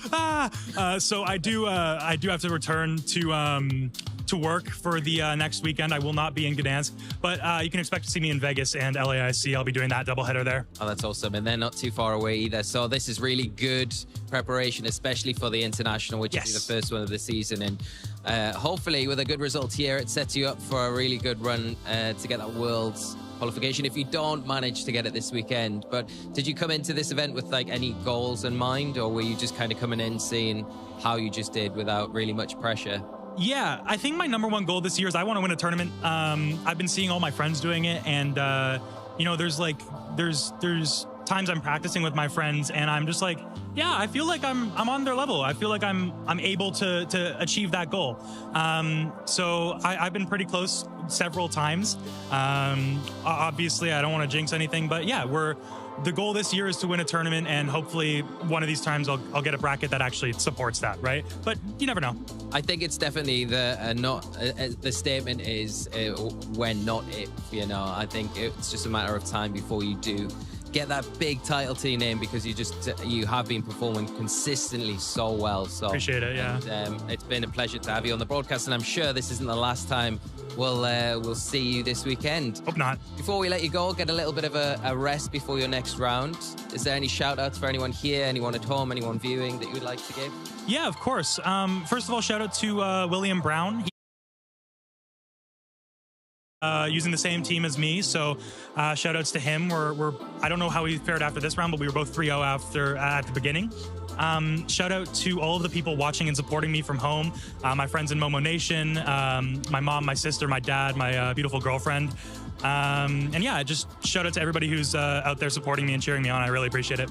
Amazing. Thank you so much for your time, Marcus. It's been a pleasure having you up here. Hopefully, like I said, it's not the last time. Would you like a candy before we let you go? It might power you through the next round. This is beautiful. This is going to carry me to 8-0 right here. Powerful. Thank you, Lee. First. So Well, thank you again, Marcus. Good luck in the next round and the rest of the tournament in Phase 1 today. We'll throw it to a quick break and we'll be back very soon with Round 5. Hey Pokemon trainers, welcome to Pokemon Championships History, a series where we showcase important matches throughout the history of competitive Pokemon. In every trainer's journey, luck plays a valuable role. But what is luck? At its core, VGC is a game of risk management. The double flinch rock slide. Assessing when it's worth it to take a risk for the chance of glory. This is the game we play. He's had another flinch! Knowing every turn there's a chance the game doesn't go your way. Commentator Adam Doricott had a favorite phrase that perfectly encapsulated luck in Pokemon. You've got to buy a ticket to win the raffle. Adam believed that luck leads to opportunity, and that opportunity can make for some of the most iconic moments in competitive Pokemon. You can knock out the Landorus. Oh, my gosh. Exactly. Kuno gets it. Let's flash back to top 4 of the Salt Lake City Regional Championships in 2022. This was the first live event for Pokemon in over 2 years. With a new competitive format for the season and optimism all over the venue, Pokemon Sword and Shield was finally ready to take the spotlight. This was the first official event for the VGC Series 12 format, which allowed 2 restricted Pokemon per team. 2 of North America's best were vying for a spot in the finals. Joe Ugarte was a regional champion, known for succeeding with Sun teams. Groudon and Zacian were the restricted duo, but Gmax Charizard was the powerhouse of the team. Aaron Traylor, the Dallas regional champion, with over a decade of experience in VGC, was always willing to go for the unconventional play, like Dynamaxing his Whimsicott, doing anything necessary to win. Both of these trainers here in Game 3, only one unfortunately can move on to the finals, and one of these guys is not going to be able to realize that dream. In Game 3, with 3 Pokemon apiece, in a tale as old as time, Groudon versus Kyogre, the combination of Sun and Gastrodon hindered Aaron's Kyogre game plan. Behemoth Blade, though, now into the Groudon. This is in the Sun with the Salt Vest. It's not enough to take out the Groudon, so he will get 1 attack into Zacian, which will be enough to knock it out. Aaron is now down to his final 2 Pokemon here. After losing his Zacian, Aaron would rely on Kartana, the Pokemon he Dynamaxed in all 3 games, to bring this game back to neutral. Kartana, with the Max Airstream, takes out Groudon, so now Joe has lost his Dynamax Pokemon. It is 2-2 right now. With Groudon knocked out, Aaron would need to KO Gastrodon if Kyogre had any chance of coming back in this game. Aaron has to deal with the Gastrodon this turn. Gastrodon is finally taken care of. He is down to his final Pokemon, the Pokemon that this team is really built around. Single target Water Spout, but it is in the Sun, so it does not do a lot of damage. It's up to the Sacred Sword. It's Kartana, does take it out, and there it is. And it's down with this Kyogre, unfortunately, against Zacian. Aaron's chances of winning were incredibly low, but not 0. And as luck would have it, Kyogre bought in for a chance to win the raffle. The Kyogre has to go for double protect. He gets it. He gets the double protect. Aaron with a 30% chance protects his Kyogre, and the Sun is gone. And if you want to keep using Play Rough, there's a 10% chance you won't even hit. And the single target Origin Pulse does connect. Finally, something going right for the Kyogre. Does bring Zacian down to under half. You know another one will knock it out. Oh my goodness! The 10% chance comes true. Kyogre nimbly dodging the Play Rough from the Zacian. Aaron played to his outs, no matter how unlikely. The odds of getting a double protect, Origin Pulse hit, and a Play Rough miss were less than 3%. But now it was time for Kyogre to cash in. But Joe, you've got to buy a ticket to win the raffle. You sure do, Adam, and I think Aaron agrees with us. Water Spout with all that HP. Zacian is down, and Aaron Traylor is moving on to the finals here in Salt Lake City. Kyogre wins the raffle, and Aaron Traylor proves that luck is a skill in VGC, so never give up as long as you have a chance. Thank you for watching, and let us know some of your favorite competitive Pokemon moments by using the hashtag #PlayPokemon.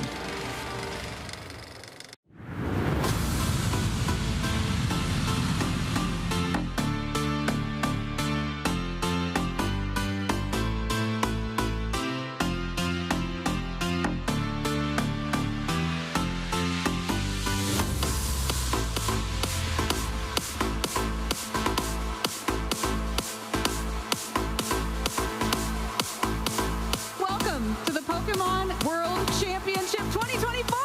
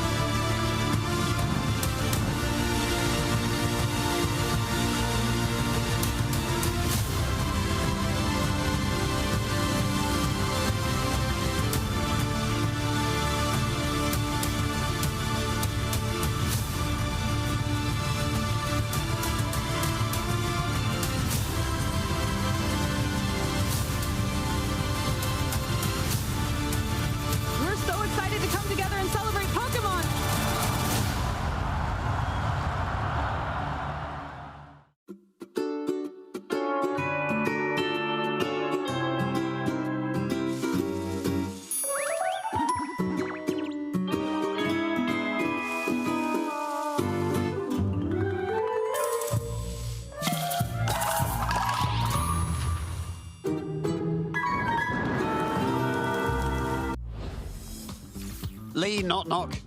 Who's there? Pumpkab. Punkaboo. Yeah. Welcome back, traders, to the Lille Regional Championship. It's better when you don't see it coming. Oh, yeah. But there we go. I feel like I spoiled it.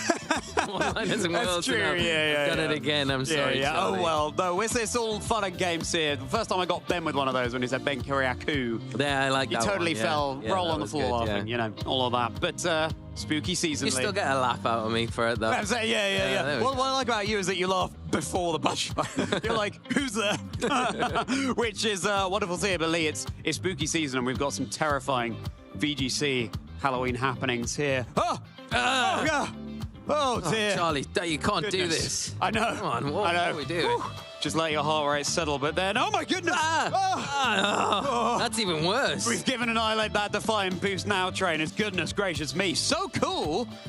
I need a minute. Take a moment. Yeah. So cool to have seen Marcus Dion hop all the way across the pond to join us here. It was, wasn't it? Well, always a pleasure to speak with Marcus. He's a great person and a phenomenal trainer as well. Just got so much talent, and I think, like I said on the couch, it's just a matter of time, I think, before Marcus does take one of those big titles, and maybe it is this weekend. I mean, they're playing incredibly well, so we'll wait and see, but not the last we see of Marcus this weekend. Can you imagine if it's Victor Medina and Marcus Dion in the final? Both of them going for that first big win. You heard it here first. We'll see. Charlie Merriman prediction. Keep your fingers on there the we go. I think it might happen. Could happen. You never know. We've cast a curse it now. Yeah, it's wonderful to see. And it's not the only player from the NA region we have over here as well. We've got Offa Mezier here as well. We've got Becca Baddist out there too. It's wonderful to see everyone converging here in Lille for the regional championships and getting into the spirit as well. May I compliment your cosplay, sir? I wanted to do the same with you. I thought, your Lance get up today is phenomenal. I love it. Morty. The fact that you did all that to your hair as well for this weekend. This was all night last night. This is why I just disappeared as soon as we got back. Yes, and I was in there, growing it and buying it. And just really focusing to grow it longer. Oh. Ben is letting the side down. Let's not beat around the bush. No, very disappointed. Marcus, at least the Gengar t-shirt. You know, as well, your ace is Morty. Well, I'll inform the viewers here about the little...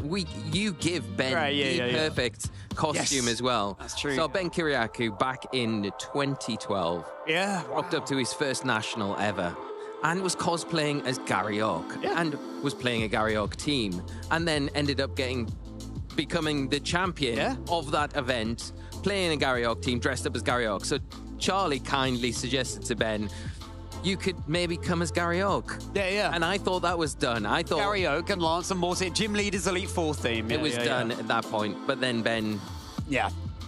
Very disappointing. Just didn't. Oh, well. Ben, we love you, but hey, listen. Next time. Big things next time, my friend, okay? Big things. Looking at you, Ben. Anyway, trainers, I hope you're very much enjoying the stream, but I also hope you've been enjoying Pokemon Legends ZA, the new game that, of course, came out recently. Yes. I know you and I have, Lee. Yes. You had a very exciting find last night. I did. I found a shiny Dratini. Shiny Dratini. It wasn't an alpha, but it was an adamant nature as well. So that was like incredible. I was, I was up on the rooftops, Lumios, and managed to come across one. So that was, very exciting. Ready to be a shiny Mega Dragonite. I know. So fantastic. Very exciting. Wonderful How have you been? I've been enjoying it. Yeah, I've been loving the game so much. I think the battle system is obviously very different from what we have in VGC. And to be honest with you, I was a little bit skeptical going in because I know Legends Arceus, for example, play with the battle system as well. But I think it's a lot of fun, actually. And I really like especially how it encourages you to use your complete moveset because you've got this charge up time on moves. So let's say, you know, my Feraligatr uses Liquidation. But then I can't just use it immediately again for big damage. Maybe I'll go for an Aqua Jet, weave that in there, because that's a faster attack and it charges up quicker as well. Maybe whip in a Leer there as well, or a defense-dropping move so that I can then do more damage with my future Liquidations. I think it really, it plays with how the game works so nicely. And like the field effects, like Whirlpool, I had that on my Feraligatr for a bit as well. It's got this swirling vortex on the field, and any Pokemon that enters that vortex will be damaged a little bit. And like Stealth Rocks, they're just there the whole time. They're just hovering in the air. It's so cool to see the way they've tweaked these moves to make it work with this new battle. I love it. I really do. I love it. I think it's so refreshing. And a bit like you, I was very skeptical coming into the game because, you know, we've already got our setup with our traditional kind of turn-based game, and then it all changing up. It's a little bit scary, but it's brilliant. I would suggest if you've got the game, you haven't tried it yet, jump in, try it. It is a lot of fun. And like you say, the change-ups with how some of the moves interact in battle is incredible. Yeah, the Whirlpool, Fire Spin, and then you've got long-range and short-range attacks as well, which, you know, you can play. Yeah, it's wonderful. I mean, at different times. It's our first new main Pokemon game in about 3 years now. Just everyone's so hungry to dive back into Lumio City, and it's a beautiful place. I don't know if you've been to the museum in Lumio City. It's so wonderful. It's got like a Hisui exhibit going on. There's so much to explore. So you're very much looking forward to playing that game if you haven't played it yet. Of course, the holiday season is fast approaching, and maybe that will be the time to put that on your wish list. But I'm glad you've been enjoying it, my friend. But same to you, mate. Thank you very much. From Legends ZA now back to Scarlet and Violet, back to the Pokemon VGC. But before we get into that, I think you've asked our trainers to share their characters, haven't you? Yeah. Well, that's right, yeah. Good point, Lee. Good point, I posted online, use the hashtag #PlayPokemon, and send us a picture of how you've customized your character in-game. We'd love to see a little fashion show, because the character customization options in that game, they're just phenomenal. Yeah. They go on for yards and yards and yards. We'd love to see how you're dressed up. Lee and I have shared ours on social media as well. Use hashtag #PlayPokemon, share a picture of your in-game trainer from Pokemon Legends ZA. We'd love to see it. Yes, we definitely would. And I guarantee that yours will be better than what mine. I've not really put... There's too much choice. There's too much. I can't really settle on anything, but... There is a lot of choice. Yeah. I found quite a good cast to get up. I found just having to find one boutique that was like, it was this snazzy green jacket and a tie and matching trousers. And it was like, yeah, this is casted Charlie. There are even matching boots that I found in another shop as well. And this is the joy of it. You like have one shop over here that has the trousers that you want. But then over here, you've got the jacket that you want. And they happen to work well together. Oh, beautiful. On and on and on. Yeah. But like you say, back to Scarlet and Violet, because that's what we are. All the action's happening on here at the Lille Regional Championships, and it's been brilliant so far. What's been your highlight of the match, of the day? Well, to be honest, so far, I think just coming into this, we were talking about it earlier, how prevalent that team that Emanuele Brigante won the Frankfurt Regional Championships with, then came second in a Grand Challenge, and of course, both finals teams at the Milwaukee Regional Championships. But now, Marcus Dion comes along with this Hard Trickery team, for example, inspired heavily by Brian Collins, as he said, and he's just saying, no, we haven't solved it. It's not like this is the only archetype that we need to worry about. There are all sorts of tools that we can still use. And just generally, Regulations at Age, another thing we were talking about before is just how creative players can be with the Pokemon picks when the power level is that little bit lower. With Golduck and Oricorio Sensu style that Elise Johnson was running at Milwaukee, for example. Sunflora has made day 2 at Milwaukee. Lucario as well. Just all sorts of Pokemon. And just Dilyoman's running a Rabombi, who told me earlier that the Rabombi claimed 3 knockouts in one of the games that they were playing. So there's just all sorts on the line, and I love that in Regulations at Age, it can afford us this creativity. And no, we certainly have not just limited ourselves to one team. Definitely not. Well, we can take a look at the standings, how things are shaping up as we're getting about that midway through our Swiss rounds here. We've got Marcus Dion leading the way, and then on below that, we'll get into those other players in a moment, but we can take a quick look at Marcus's team just to remind ourselves, refresh ourselves with the 6 that they're using, and just an incredible team. I think a really good call coming into this weekend. I totally agree. I think just also Marcus gave us a masterclass as to how to play the team. Yeah. Playing so well in Trick Room as well as out of it, and positioning the Incineroar so the fake out was ready on the next turn when it needed to be. But Marcus, just one trainer, Juan Manuel Odriozola as well, of course. A trainer who is running that big six. So it's still out there, trainers. Of course, it's a fantastic team. So we're expecting it to do well. But this Incineroar, Golden Ghost, Sneasler, Alola Ninetales, Ursaluna Blood Moon, and Rillaboom composition. Intrigued to see how well it does this weekend, but it's fascinating, this new set that we've got going on Sneasler these days. Yeah, it definitely is, and like we talked about with Marcus at the top of the show, the lack of Diaclaw now, and it'd be interesting to see if there are any players that go back to it. And it's hard to with the set and how it's been run in these comps, because it's pretty specific for this team to run in that sort of way, but I'm sure there is opportunity there to change it up and for the Sneasler to be a little bit different. And like we always say, it'll be interesting to see at the end of the day, at the end of the tournament, where Sneasler sits and what the sets that have been more successful have been. Yeah, absolutely. And, you know, that's just two of the sets. There might be more that come out. But Giulio Talao there as well. Alessandro Marchioni from Italy too, running.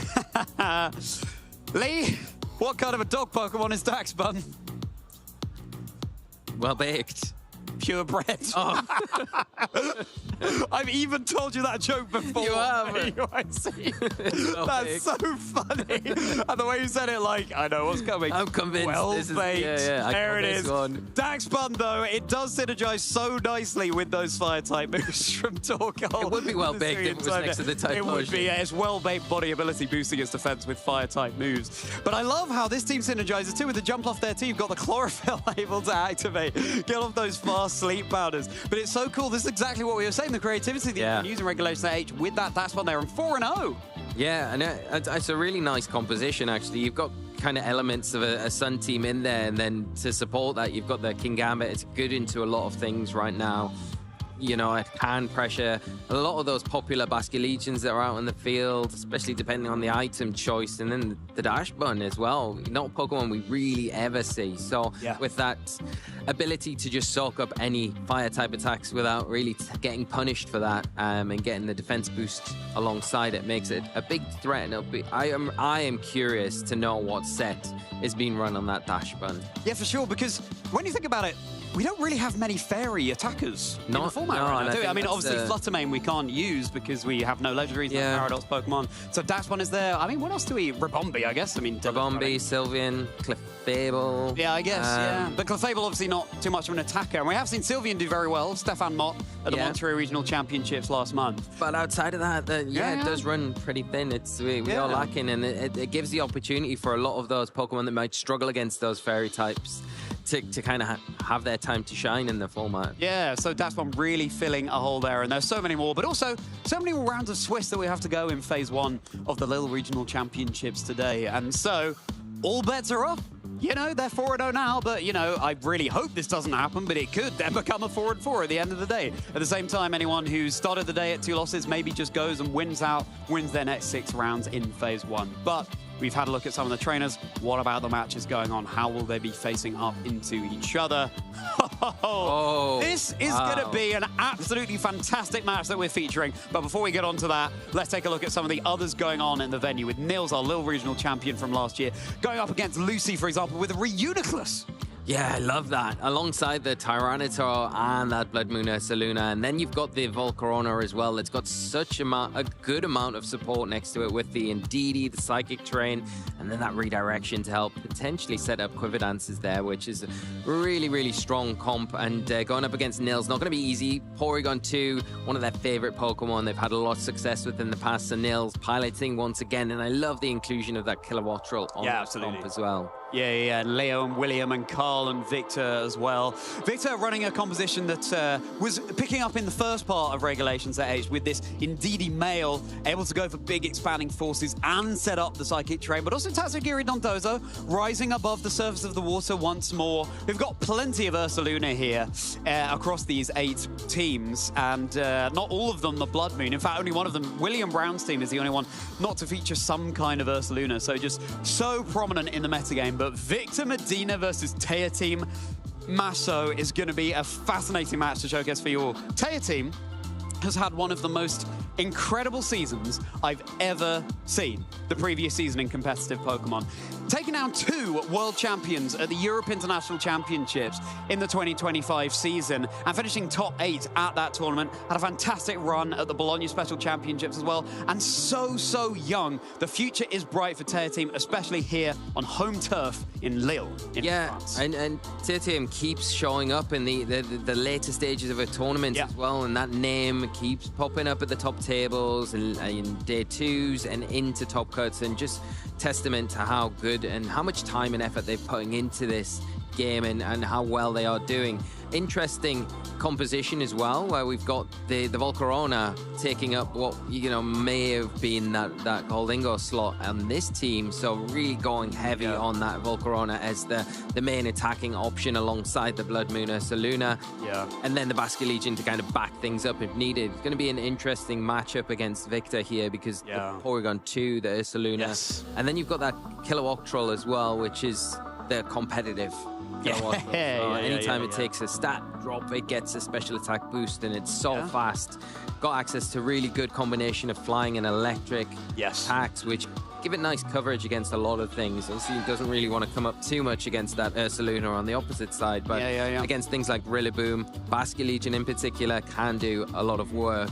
Does need to be careful. We'll get into the match, for sure. But both these players incredible. Victor, we know, was the finalist in Frankfurt, our last regional here in Europe, and hopefully, I'm sure they will be wanting to try and replicate that, but go one step further at this event here in Lille. Could it finally be time for Victor Medina to claim that big victory? We've been waiting for it, and we know it's just around the corner for you, Victor. But first of all, they're going to have to make it through this round and many more rounds today against Taya team. So we can't wait to dive into that.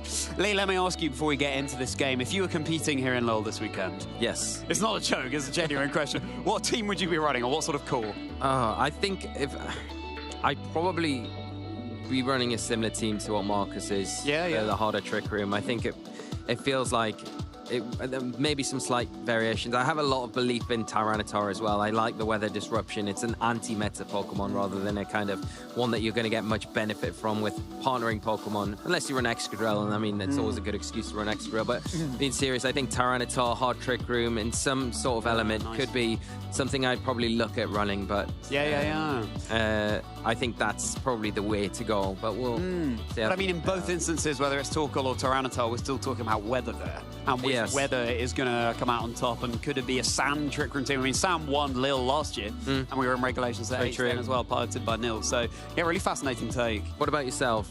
I was just about to do the thank you so much for asking thing, so thank you. I caught you before. I think I would really want to be taking advantage of regulations at H to run those Pokemon that we don't normally see. I probably, if I'd been playing this weekend, I probably would have gone back through results of teams that we've seen recently that are slightly less on the beaten track and tried to replicate that myself. Maybe take inspiration from the Golduck, Oricorio, Sensu, or at least running. I think the way that team worked was so fun. Simple beam on Golduck, so you're doubling your stat gains for a move like Quiver Dance, for example. And then, of course, Oricorio with the Dancer ability uses the move immediately after Volcarona again, so it gets those boosts, and then it's able to attack. And not only that, but Volcarona gets Fiery Dance as well, and so Dancer copies that too, and then you might get another special attack boost. It would be a lot of fun, but I do think I always have a soft spot in my heart for Hard Trick Room, especially with Oranguru. But those are some very Pokemon. Nice. Yeah, we can talk about that a bit more in a minute. But I'm not sure they're going to make it onto our usage stats. But let's take a look at the top 12 Pokemon in regulations at age that we have here in day 1. Yeah, they're not there. Incineroar, Golden Go, Rillaboom out, 1, 2, 3. Surprise. Well, yeah, I mean, I saw these earlier, so I was just joking. But no, I think there isn't really much surprise, and that's the point here. I think this is kind of what we probably would have expected to see coming into day 1 at least. Was there anything that stands out to you, Charlie, that you think, oh, that doesn't quite sit where I thought it would, or is this basically what you kind of imagined? Something I would call out is that Volcarona is really rising up, and I wouldn't be surprised if in future regional championships this season, Volcarona climbs beyond 12th and gets higher, even still maybe onto that top row there. So I love to see the trainers leading into Volcarona, and it does match up positively into so many of these common threats on Emanuele's team that won Frankfurt, like the Golden Go, for example, and of course Rillaboom here. I think the Archaladon being in 7th position, I mean, it's pretty high. And Pelipper, and we've been talking about this Rain team as well, beyond Emanuele's team, with Archaladon and Basculegion and Pelipper. It's fascinating to see so many of the Pokemon on both of those teams occupying this top 12. The question I'm always fascinated by is I'd love to see the 13th through to 20th Pokemon. Yeah. I feel like that would vary a lot, tournament on tournament. And I think when we go into the day 2 statistics, the phase 2 of this tournament, that is where it is going to be fascinating to see how Volcarona does do. Is it going to really creep up this board? Yeah. Is it going to fall off a little bit? Because I think the Volcarona in general, it can do well into a lot of the teams that we're seeing commonly used in the format, but specifically if it's running into those harder Trick Room teams that we've seen Marcus running, I think it's going to have a harder time, so that might prevent it from really rocketing up at the board.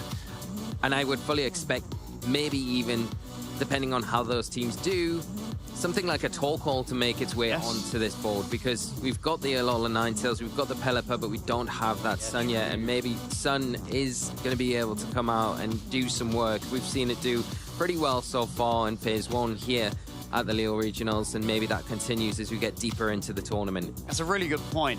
I wouldn't be surprised if Sand with Tyranitar is the 4th most popular of the 4 weathers, but also it could be lurking just behind. Again, Tyranitar is what won Lille last year, piloted by Nils Dunlop, and Regulations at Age has really proven its worth. This Excadrill Tyranitar team that really rose up to the 4, and sometimes even, you know, Tyranitar and Lycanroc can get off those fast rock slides, flinching your opponents. I've been on the receiving end of those. They are not fun, let me tell you. That takes me back. That was I think the first tournament I played in Scarlet and Violet, first regional I played was Liverpool, and I played Lycanroc and Tyranitar. Oh, nice. It's a lot of fun. How did it go?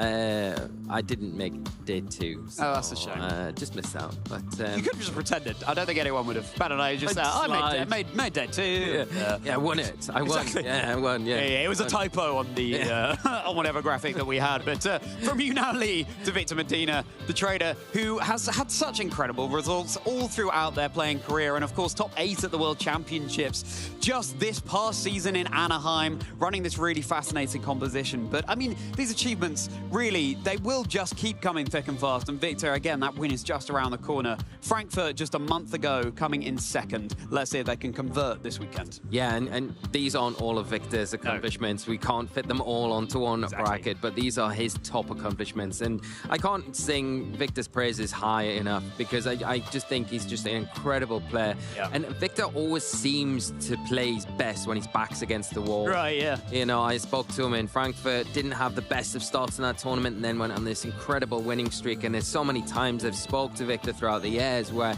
he's been at these events and it looks like might be teetering on the edge of dropping out the tournament, and then comes back, and then it's the finals, or it's top 4, top 8, and you know, Victor is there.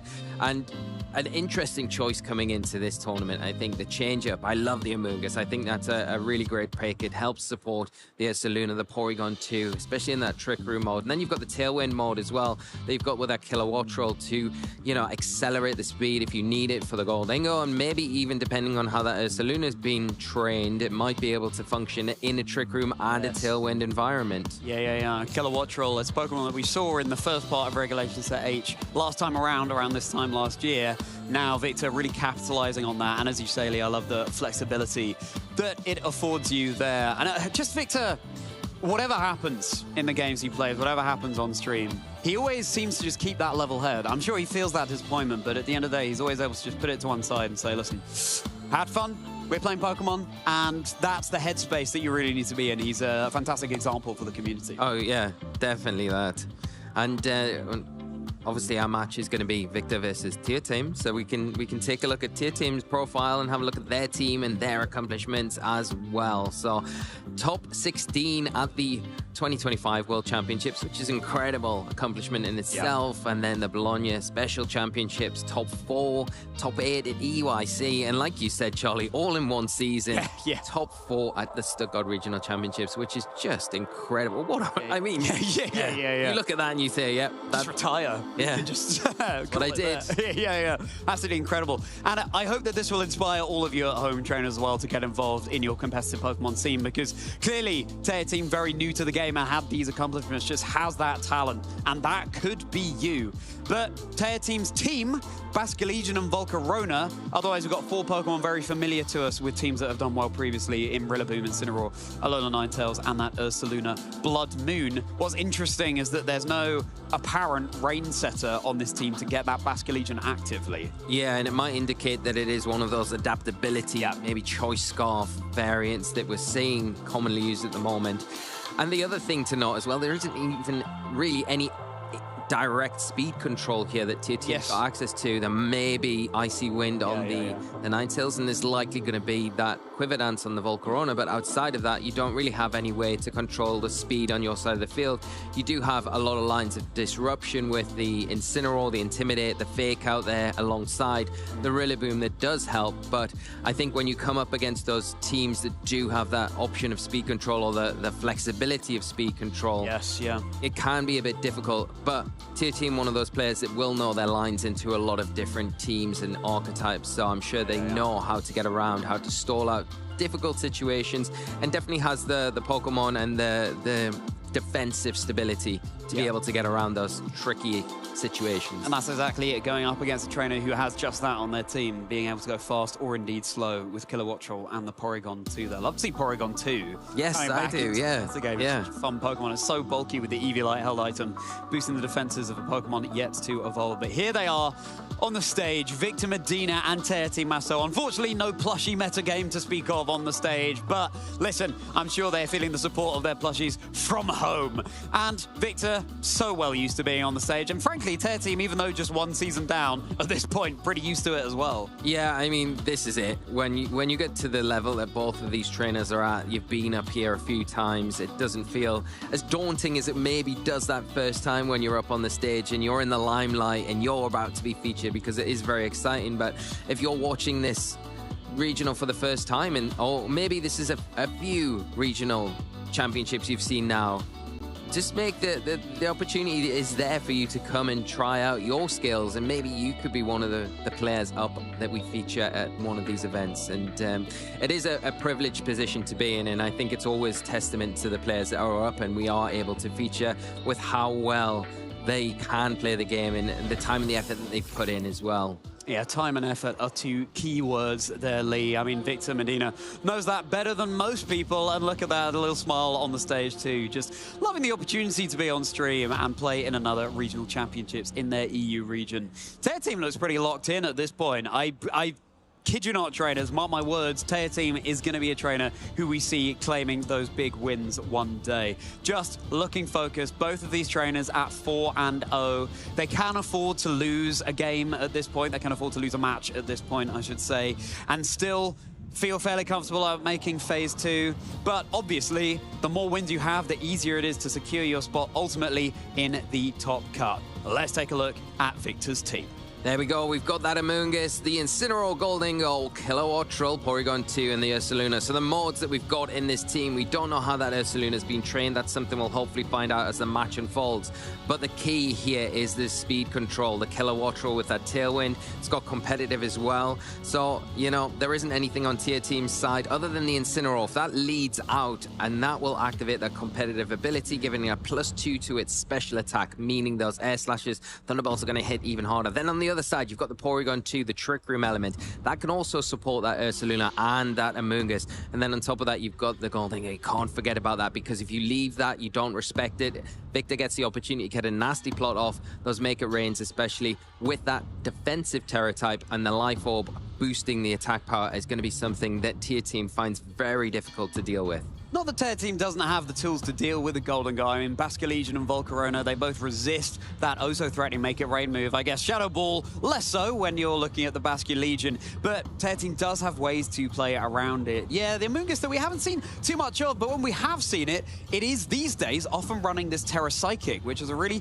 fascinating Terra type. But of course, it means that you're resisting Psychic type damage when something like an Expanding Force is so threatening in regulations at H right now. Yeah, it's a really good choice, I think, especially into the format at the moment. moment, and if those harder Trick Room teams start to pick up in popularity, that can be really useful in those games. I think the one thing you can mention about the Kilowattrel in particular is the fact that it really puts off your opponent bringing any of those common fake out users like the Rillaboom, because it's got the Ghost Terrestrialization. It can just tear out of that fake out, and then if it gets that air slash on, it's hitting super effective damage. And then if Incineroar comes, the same thing can happen. Get a big Thunderbolt off, and you can't really prevent that Pokemon, and you can't really stop that Tailwind if that's what Victor decides to go for. Yeah, so nice, because also Kilowattrel, of course, immune to those ground-type moves that would otherwise be doing super effective damage to electric-type Pokemon. Speaking of ground-type moves, there is that Ursaluna taking a leaf out of Kilowattrel's book, or should I say a feather, with the Terra Electric there. And we got Ninetales, Rillaboom, Incineroar, Basculegion, and Volcarona. You said it before, Lee, it will be Basculegion with the adaptability and the Choice Scarf. Adaptability boosting up the power of moves of the native type of Basculegion. It's only running Water Ghost moves, so all of those moves will have that boost, and it stacks even more if Basculegion goes for its Terra Water here. So a Pokemon that you certainly cannot ignore.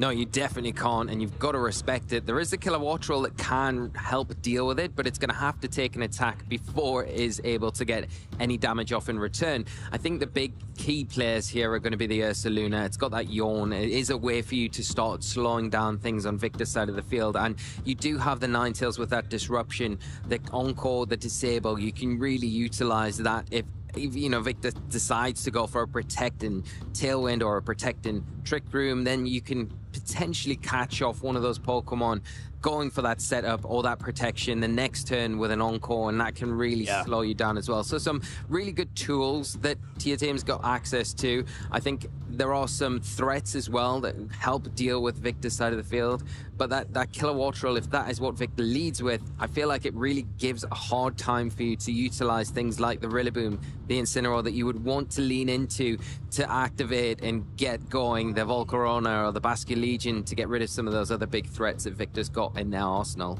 I think it's about time we see how these two fascinating teams and these two incredible trainers match up into each other. Hitting the field, it's going to be the Basculegion and Volcarona for Taya team, and Incineroar and Porygon 2. A classic lead for Victor. Yeah, it's a really nice lead for Victor in particular, because that Intimidate going to slow down that Basculegion, dropping that attack by one stage. You've got the download ability activating on the Porygon 2, but because of how tier teams team have trained, attack boost not going to be that useful in this scenario. Volcarona sitting in a nice spot where it can potentially get a Quiver Dance off, but it is a bit susceptible to a fake out here, and the big threat for Victor is that Basculegion, which can't be faked out and is pressuring big Wave Crash damage or even Flip Turn damage into the Incineroar that is going to be threatened and potentially goes down if taking one of those attacks this turn. Slightly mitigated, of course, by the Intimidate pressure there, but yeah, there's no Kilowattrel in the lead for Victor, and Taya team did not fall for that, did not go for their Intimidate. Pokemon in the lead. So the time ticking down, but trainers locked into their moves. The Terrestrialization, the Sparkles, the Crystals, heading straight into the Incineroar for Victor. It's become a Terra Ghost type. Yeah, and that's nice because it gets rid of that water weakness that is threatening it from the Basculegion, kind of opens the door for it to stay on the field as safe as possible and make use of that Intimidate a lot more than it was before. Absolutely. 50% HP on this Incineroar now. The Heat Wave follow-up now, Incineroar is not resisting that, but it's hanging on. It's able to get this parting shot off. Volcarona no longer has the firepower that once it did. Now Victor's able to switch something in from the back. Yeah, and this is the Ursaluna. It's going to be in a prime position to really start putting on a lot of pressure this next turn. It is going to have to spend a turn before that Flame Orb's activated, but it still has access to things like Headlong Rush, which is still a very powerful and potent attack.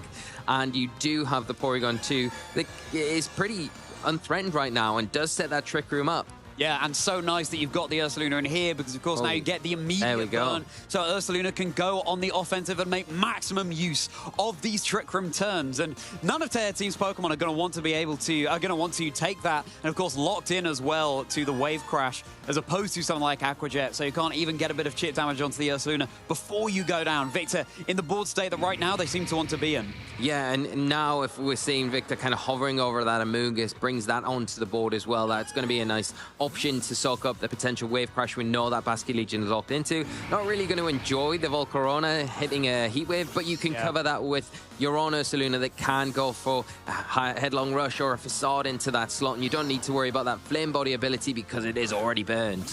And Intimidate is going to be joining the field now for Taya team. Ursaluna's attack reduced, so not hitting quite as hard, but still with the burn and with the guts ability, it's going to be dealing big damage. Just how much? The headlong rush, enough now to secure the knockout into Taya team's Basque Legion, but Ursaluna is softening itself up in the process. Yeah, I really like that because I think when you look at the Volcarona, it has got the Protect on there, so there's potential of wasting an attack into that slot and allowing the Basque Legion to attack. We go after the Basque Legion, you know its only option if it stays on the field is to go for that wave crash, so you're taking the opportunity and making the most of these Trick Room turns, which you've really got to do. Now, Taya team does have a little bit of time. They've got the Incineroar onto the field. They've got that fake out that is going to give a little bit of alleviation alongside the Rillaboom now, which is going to heavily threaten that Ursaluna if it doesn't go for the Terastallization. But it's still something that Victor has access to and can go for that Terastallization now, get around any fake out pressure and get a facade off into something like the Incineroar or that Rillaboom. Amoonguss is not in the best of positions here either, of course, with Incineroar holding the safety goggles and Rillaboom being a native grass type. Rage Powder's not going to be doing anything. The Spore's not going to be doing anything either. Victor deciding whether or not to keep either of their Pokemon in. Is it time for the Amoonguss just to stall out? Is it time for it to retire and come back in where it can put a little bit more pressure onto the board as the time ticks away? Let's see how the next turn is going to be unfolding. Is it going to be the Protect? Victor bringing it right down, but Ursaluna now switching out. Yeah, just wants to get rid of that Intimidate. I think so. It's at maximum power when it comes back onto the field. And I think now that Victor's got an idea of the remaining Pokemon on Taya team's side, can kind of start formulating that end game plan. Wants to preserve the Amoonguss, obviously doesn't want to have to deal with a fake out or a double up into that slot this turn. We are seeing a huge Woodhammer though. Massive damage, the freshly switched in Porygon 2, but hanging on thanks to that Eviolite held item. The knockoff, no damage into the protected Amoonguss, of course, but now Porygon 2 is front row center. With access to recover as well, if Victor's able to weave that in, you just heal back up all that damage that the Woodhammer dealt. Yeah, and the nice thing as well with the Amoonguss, you can make use of it with that side Pollen Puff onto the Porygon 2 if you want to go for an attack with it this turn, because there is the possibility of going Terastallization on the Porygon 2 and going for the Terra Fighting attack into the Incineroar, potentially picking a knock-up out onto that Pokemon, whilst also getting a little bit of recovery with your own Amoonguss. And then that helps the Amoonguss, keeps the Amoonguss safe from any incoming Flare Blitzes that are potentially there from that Incineroar. Love that answer, Lee. Yeah, of course, Porygon 2 can feast on this delicious pollen that Amoonguss has provided. And that Rubber Duck back up to nearly full HP, now able to get this super effective Ice Beam off. Porygon 2 not the heaviest hitter, and Rillaboom holding the Assault Vest, though. The Woodhammer just targeted into the Amoonguss, predicting maybe a switch there, but no. Just a little bit of recall damage, maybe even more than the Woodhammer actually did to the Amoonguss. But Porygon 2 now taunted. It can't go for something like Recover. It can't go for something like Trick Room, which is going to become relevant soon as the Trick Room expires. But maybe Victor just content to dish out the damage here. Yeah, and then the one thing that I would just note here is the Incineroar on Taya team's side doesn't have access to Flare Blitz, so it's not threatening that Amoonguss. That Amoonguss right now for Victor is sitting pretty safe. It's got no threat from the Incineroar. It can be taunted, but you're still going to have access to that Pollen Puff. And the Rillaboom as well has got high horsepower, will be doing decent enough damage, but not really putting so much pressure on. Very passive kind of at the moment, where you're not getting the damage onto the field that you want. Taya team needs to get through these Trick Room turns. That taunt onto the Porygon 2 is great, but you need to get your Volcarona into the mix and start getting that set up, because that is going to be your way to cut through these big threats on Victor's side. Yeah, 100%. It's nice, though, that Taya team, at least with the Rillaboom, it's not just there for the support. Of course, it's really threatening, especially the Ursaluna on Victor's side of the field with so much damage. Just the Amoonguss dishing out more Pollen Puff, serving them up to the Incineroar. No longer resisting the big Woodhammer in the grassy terrain, but that still isn't enough to secure the knockout. Hanging around on 20 HP. Super effective knockoff, though. That certainly will do the trick. Yeah, it will. And now this opens the door for maybe the Ursaluna to come onto the field, or even that Porygon 2, where it can potentially take a little bit of time up, the Incineroar having to then commit that taunt onto that Pokemon if it wants to prevent a Trick Room. I think Victor's idea here would be get that Trick Room set up once again, you do see it just end. So, but it's very difficult to do when you've got that threat of Incineroar in front of you that is pressuring with Taunt. Do you go down a different route with the Ursaluna? Now we know that the Terastallization's been spent on the Incineroar. You can't tear out of that grass weakness that the Rillaboom's putting on. So you need to try and remove that first. And maybe that's the idea from Victor here, to utilize that Ice Beam or the Terra Blast into the Rillaboom, get rid of that. You could double up into it this turn with the Amoonguss and that Pollen Puff. And once that drops, it makes it a little bit easier for the Ursaluna to come onto the field in whatever scenario and at least get some damage off before it does go down. What's so nice is that Porygon 2 can make use of Terra Blast, whether it's Terastallized or not. Being a normal type Pokemon, it's going to give that same type attack bonus to the Terra Blast move. Given Terra Blast pre-Terastallization is a normal type. Rillaboom just switching to the back, needing to keep that fake out cycle pressure up their sleeve as Volcarona's going to wing its way onto the field once more. And now getting the boost thanks to the Grassy Seed on the grassy terrain to its defense. It's going to be even harder to remove, but disincentivized, therefore, from switching out the Volcarona. Amoonguss this time is going to be the one taunted. Porygon 2 could have set up the Trick Room, just going for the Ice Beam. So Tear Team really called that turn well. Yeah, really nice play there. Tear Team shutting down that option on the Amoonguss there to prevent if that Rillaboom does switch out, because it was so heavily targeted. It made sense to get it off the field to preserve it, because knowing that you've got that, Victor's got the Ursaluna in the back, you need to keep that to deal with that Pokemon when it does make an appearance again. So allowing the Volcarona to come in, get that Grassy Seed activated, get the defense boost, that's going to help out against that Ursaluna. But you're in a prime position now where you can just taunt the Porygon 2 if you're Tear Team, and then get a Quiver Dance up, and you've got really nothing to worry about going into this turn. And then that Volcarona becomes the big threat. This is back on Victor now to deal with. And in response to that, we are seeing that Ursaluna. Yeah, Ursaluna joining the field, and of course now the mind games of, am I going to be taunted on the Porygon 2? Am I not? Do I attack? Do I try and set up another Trick Room? Well, attacking is not what Volcarona is going to be doing. It will be boosting its special attack, though, alongside its special defense and speed. That Quiver Dance, yeah, there it is. Porygon 2 is now taunted. Tear Team playing this oh so well, because now Porygon 2 had locked into the Trick Room, can't set it up. The Ursaluna's out, but it's going to have to take a whole heap of damage before it can hope to do any back itself. Yeah, and that's the problem here, especially with the Grassy Seed that's active on the Volcarona, is going to make it difficult to get the damage that you would normally see from the Ursaluna onto that Pokemon, and I don't think you're going to be able to get it on one hit. That's the problem. Even a double up with the Terra Blast from the Porygon 2, with the Facade or the Headlong Rush into that Pokemon, probably won't be enough, and the damage that you'll take in return from an incoming Heat Wave is probably going to be close to putting it in knockout range, and it will definitely be knocked out if you get any chip from a potential Incineroar. And then you're softening up your Ursaluna from that Quiver Dance Volcarona, of course, thanks to the recoil effect of Headlong Rush dropping the defensive stats. And here it is, super effective. Incineroar does go down in one hit here. It was a critical hit, but coming at a price of Ursaluna, yeah, maybe not being able to make it through much more in this game. At least Tear Team now brought down to their final two Pokemon, the Rillaboom and the Volcarona.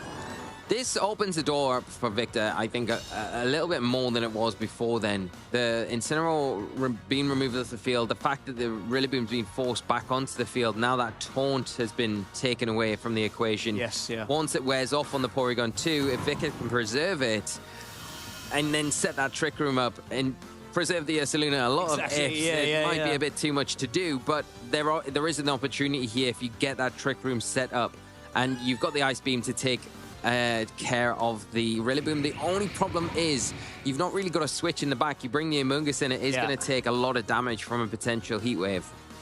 This is the thing, all of the ifs going around, and Victor's going to have to play this immaculately to try and get it right. We saw there, it's still more turns of Trick Room, but Porygon 2, that's the least of its concerns right now, because it's not going to be able to act. The Heat Wave boosted up, thanks to the Quiver Dance of Volcarona. That's Ursaluna down. That is, by all accounts, the main damage dealer for Victor down too, with it.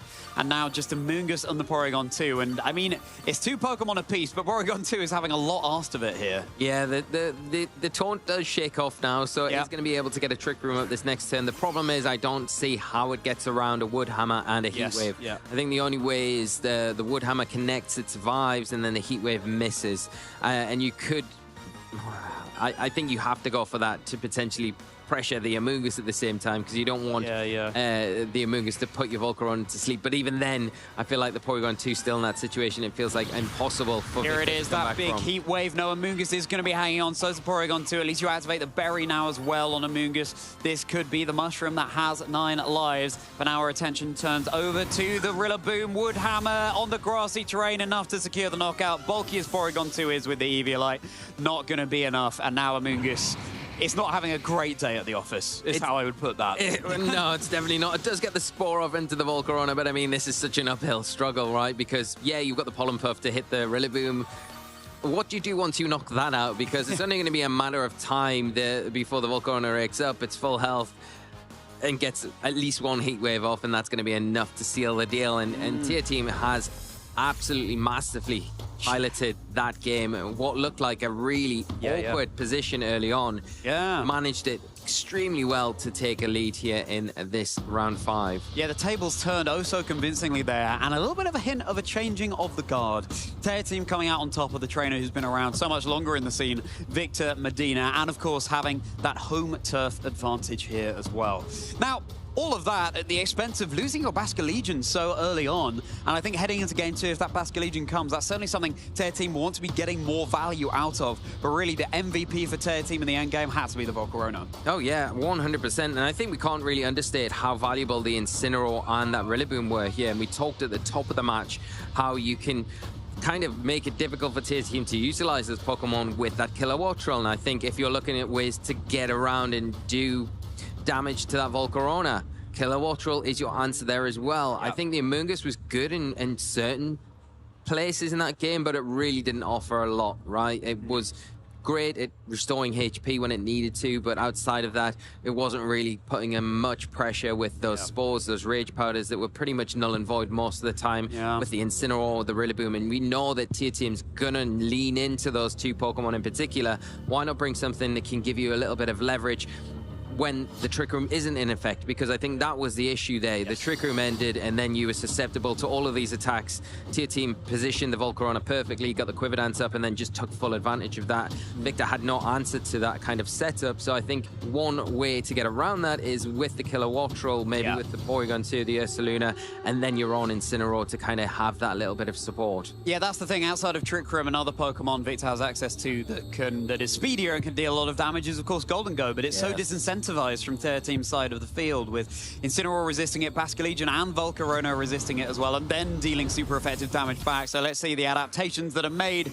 No adaptability, Basculegion. Speaking of adaptations, it's going to be Volcarona in the lead. It worked so well for Tier Team last time alongside Incineroar. We've got an opposing Incineroar for Victor, and this time the Amoonguss. Really interesting duo that Victor's gone with. It is. It's very kind of passive in a lot of ways. You do threaten the Spore into the opposing Volcarona, and you do have the faster fake out here, so you can potentially get a fake out of onto the Volcarona and Spore it, but it can just easily protect as well, and allow the opposing Incineroar to get a taunt off instead of going for the fake out. The Volcarona has to be the key target for Victor because that is the Pokemon that can set up, but you also know if you're going to rely on that Trick Room mode in the back, you need to try and deal with this. Incineroar, neither Pokemon Victor's got out in the field right now can do that. Yeah, well, Victor's going to be switching out that Amoonguss pronto. Ursaluna going to be joining the fray again. It's going to be able to get the Flame Orb boost to its Guts ability at the end of this turn, as long as it's not knocked off by Tier Team's Incineroar. Going for Fake Out into the Volcarona here, but now Tier Team's Incineroar. What move has that pesky cat locked into? Just going to be the taunt this time onto the Ursaluna. Don't think Ursaluna really minds being taunted. It's there to deal out massive damage anyway. It is, and one thing that the Ursaluna does have the advantage of coming into this game now, unlike that game 1, is the fact that Victor still has access to that terrestrialization, so you can utilize that. Maybe you don't want to do that in front of a knockoff enabled Incineroar now, but you do threaten with getting that free switch in and the Flame Orb activated.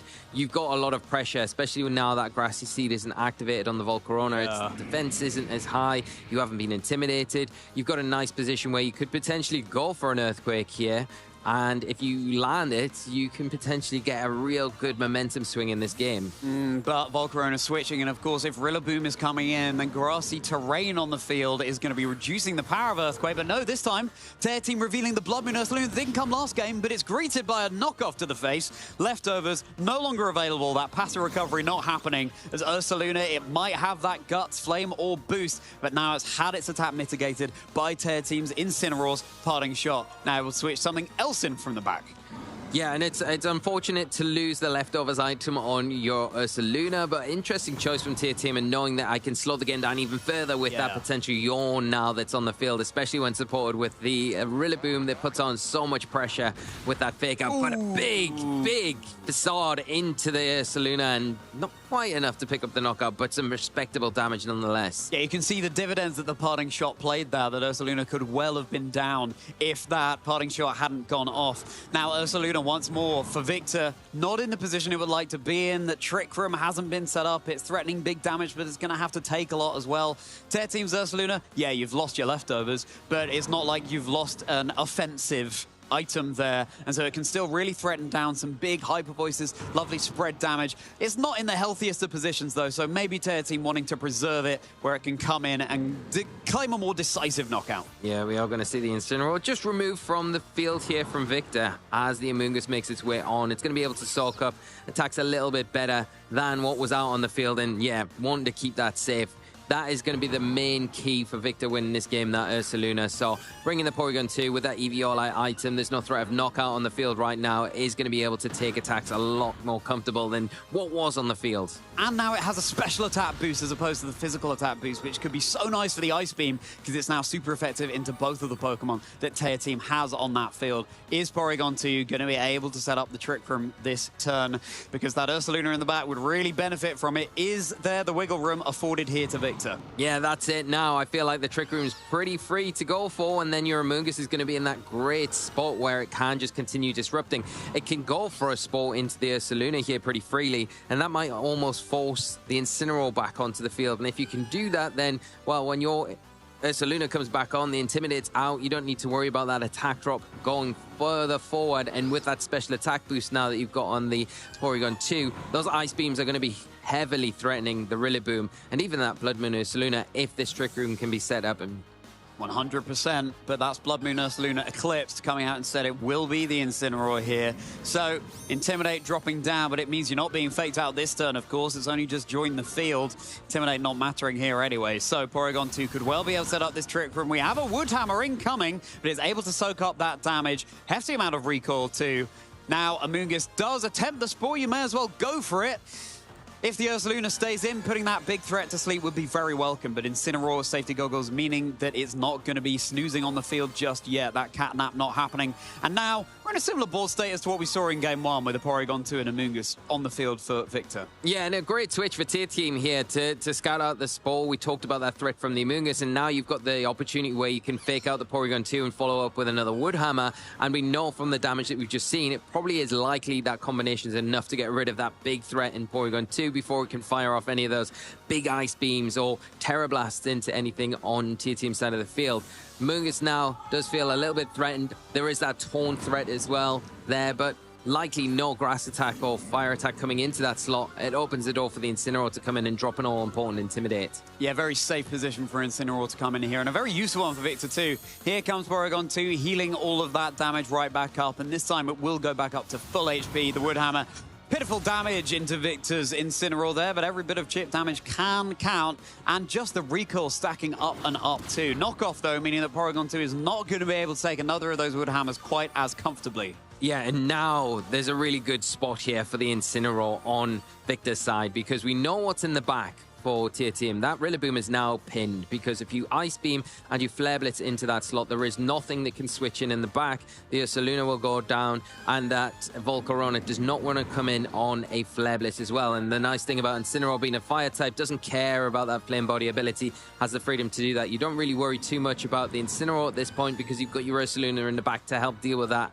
when the time is right. But you still have to be conscious about that parting shot that is pretty free at the moment for Tier Team if they just want to maybe switch the Rillaboom out, sack off the Ursaluna, and then parting shot to get it back onto the field fresh with that fake out to help get around these Trick Room turns. Speaking of switching out, that's going to be Rillaboom leaving the fray. Volcarona now hitting the field and is able to activate its Grassy Seed that paid so many dividends for Terra Team in that previous game, but it's going to have to withstand this Trick Room first. Just the raw Terra Blast from Porygon 2 into Terra Team Incineroar. Look how much damage that does with the download special attack boost. Having spoken of that boost, it's going to be brought right back down to neutral thanks to another parting shot from Terra Team's Incineroar, switching something else in from the back. And if we see a parting shot from Victor's Incineroar here into the Volcarona, that's going to then allow the Blood Moon Ursaluna to come back onto the field, and then it is game on, because that, in the Trick Room, going to be a big threat. But not seeing it, just a knockoff into the Rillaboom, getting rid of that Assault Vest. Assault Vest gone, and so is the special defense boost that it affords.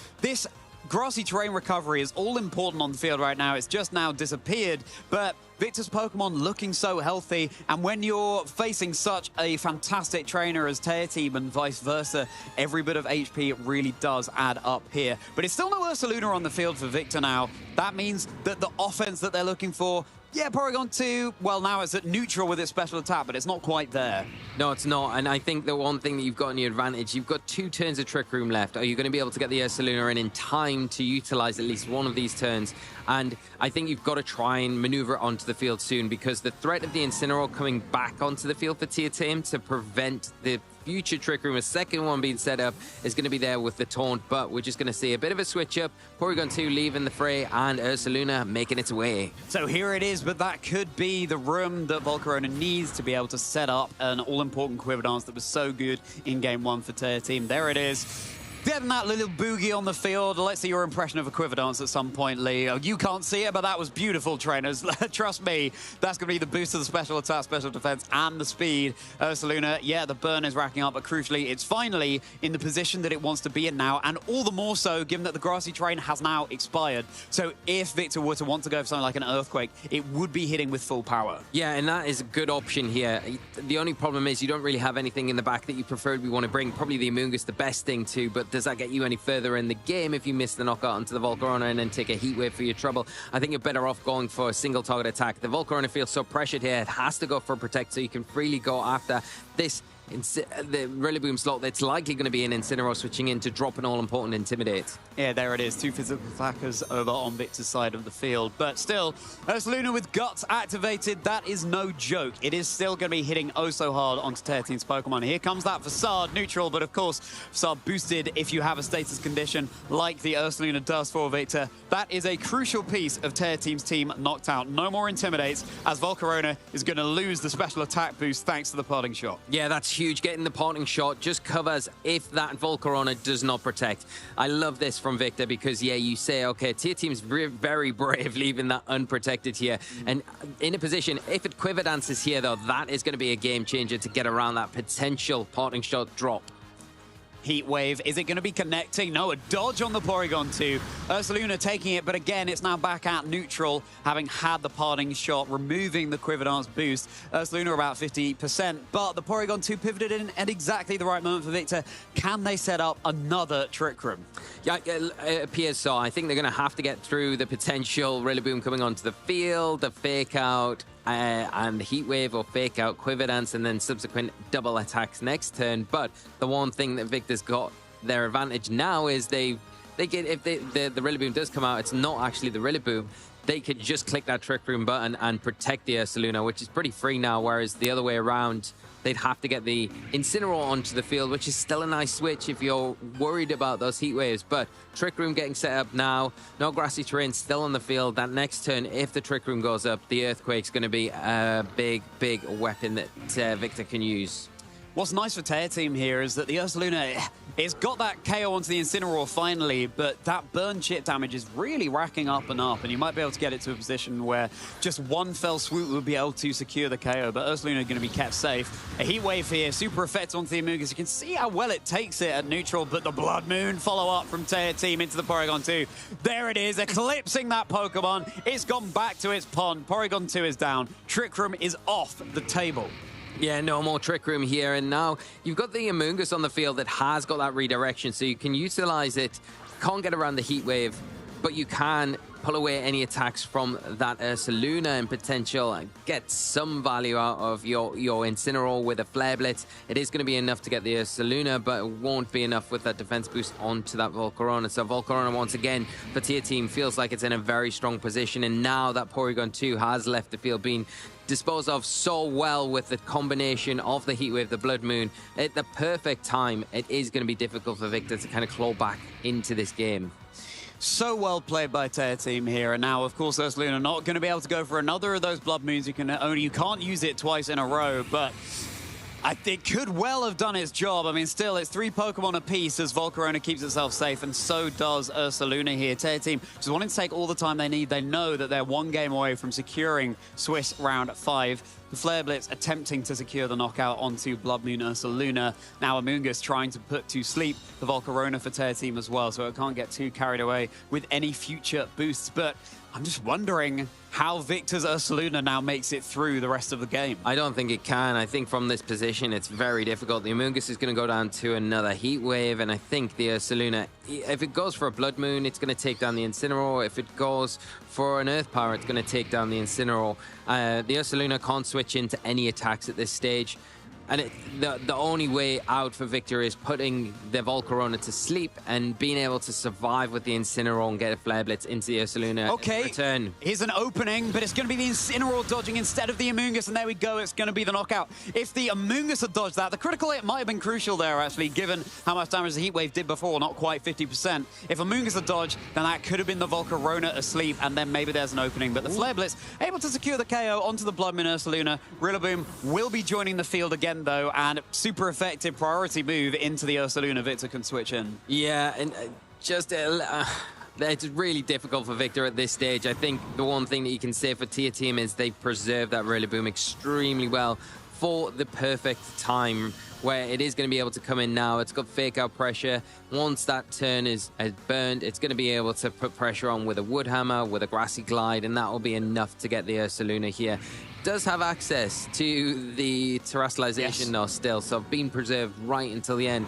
But the same can be said for Tier Team as well. They have access to their terrestrialization, so can maybe take advantage of it on their end as well. With the Volcarona pretty defensively well set up in this spot. It feels a long shot for Victor to come back into this, but we've seen stranger things happen as we see the terrestrialization kicking us into these last few turns. Fine margins indeed, but yes, the late game terrestrialization, something that you really want to keep in your sleeve if you can possibly help it when you know more of the board state, more of the information at play. The responding terrestrialization, Rillaboom is now a Terra Fire, and Ursaluna for Victor, a Terra Ghost. So no longer super effective from those Grassy Glides, but can it still withstand the heat from the Volcarona, or will we have to get out of the kitchen? Volcarona is just going to be going for a Quiver Dance. It's at full HP, and I think that's probably a wise decision for Tear Team. That could just be the play that locks up this game, getting all those lovely boosts. Now the Flare Blitz resisted, of course, by Tear Team's Rillaboom here, and how will the Rillaboom be responding? The Wood Hammer, big damage, boosted by the grassy terrain. Yeah, that's going to be Ursaluna down. It's going to be Tear Team, it looks like, securing the Swiss round 5 here in Lille. Here on home turf in France, having the time of their life up there. Incineroar's having a lot asked of it. Yeah, at this point, it just feels a little bit too out of reach. What an amazing terrestrialization on the Rillaboom there. Knowing how fast the Incineroar was, it surprised me that last turn outspeeding the Blood Moon Ursaluna, but then Tier Team picking up on that, terrestrializing to survive, now making full use of this combination between the Volcarona and this.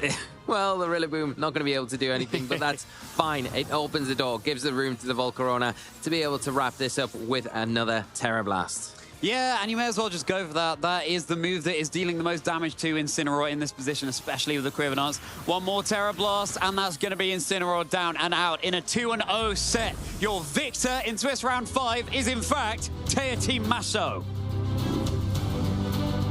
Wow, what a phenomenal showing against such a formidable opponent in Victor. Tier Team coming out on top, and what an incredible way to do it. Cool, calm, and collected the whole way through. Yeah. So composed. There was situations there where you thought, this looks a bit scary. Things could go south very quickly, but yeah, just keeping that cool, knowing the game plan, knowing the win cons in that specific matchup and just executing the game plan perfectly. Yeah, amazing. wonderful. And like you say, really kind of backing up your words. You know, it is just a matter of time before Tier Team does pick up one of these big titles. And coming in with that form into this event, looks like they're coming in really determined to do that. If you're just tuning in, trainers, first of all, where have you been? You've been missing so much fantastic action, and that last match between Victor and Tear Team, an incredible one. But yes, Tear Team, as we were saying before, someone who had an incredible 2025 season, top 8 at EUIC, and phenomenal showings at the regional championships as well. So maybe right here in Lille, it couldn't be a better time really for Tear Team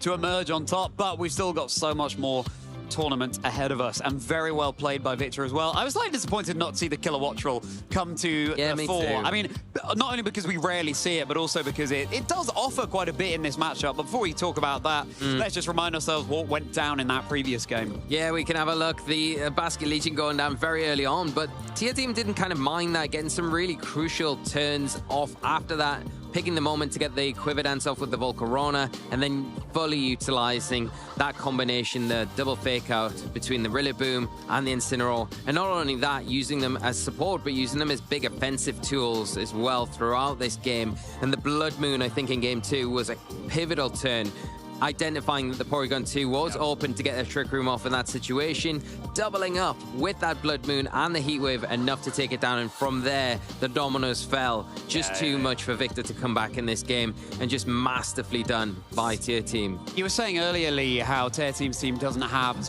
half as much access to speed control options as Victor's does, and Tear Team showing that, okay, that doesn't necessarily have to be an issue. As long as you can stall out those turns of Trick Room, or if it's Tailwind, stall out those turns of Tailwind, then, and you have enough bulk to be able to hang on through those attacks, then you can just come back out roaring in the endgame. I'm pleased you said that, because it is the bulk that you've got there, the defensive capabilities of the team, where you say, okay, well, be faster than me, because I'm going to play in a way where, yeah, you're going to get maybe 1 or 2 attacks off on me in your preferable speed control environment, but it's not going to be enough. And I'm going to take opportunities when they're presented to me, like with the Quiver Dance, at the precise time to really then put the pressure back on you and make you have to react. And that's exactly what Tier Team did, and it was a very, very methodical, reactive play style, knowing exactly what was to come, but just handled it like a true champ. And I agree with you. I think the Kilowatt Roll from Victor, whatever the reasons were for not bringing it, I think it would have at least put a little pressure on.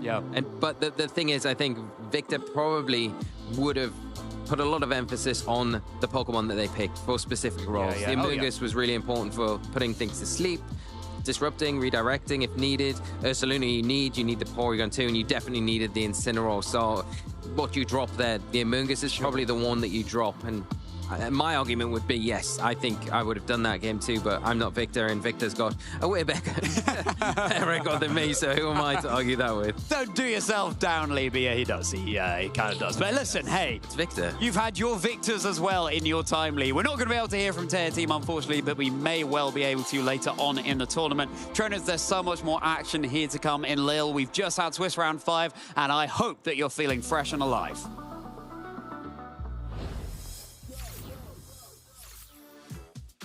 I'm Victor Medina. I'm a VGC player, and I'm here just to get better, to try to qualify for the World Championship and to play VGC.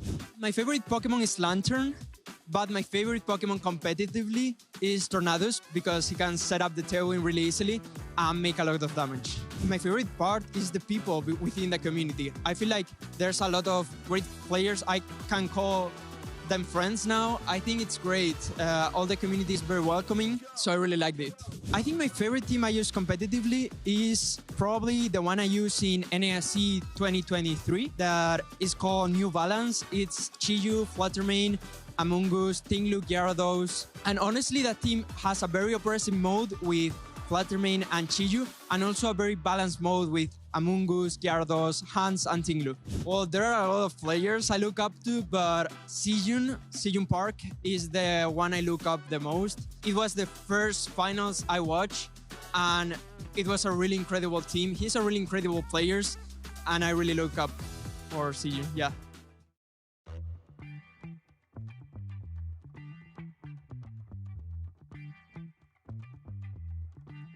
I'm Michael Kelch, and I just won the Stockholm Regional Championships, and I think it was a phenomenal one. I played against really good players. I had a ton of fun. My friends had really good runs. So overall, just a fantastic experience over the weekend again. And just having incredible stream matches was the peak, the highlight of everything. He's Kelch. He's Stockholm Regional Champion. He's doing it again, and he has done it. Undisputed regional champion of Stockholm, Michael Kelch.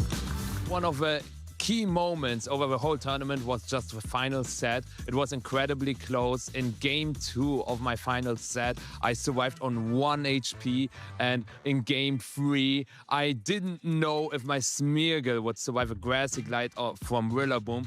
Into the Smeargle. It's not enough. 7 HP. So the finals had a really key moments that flipped the game and that were really deciding and super close in the end.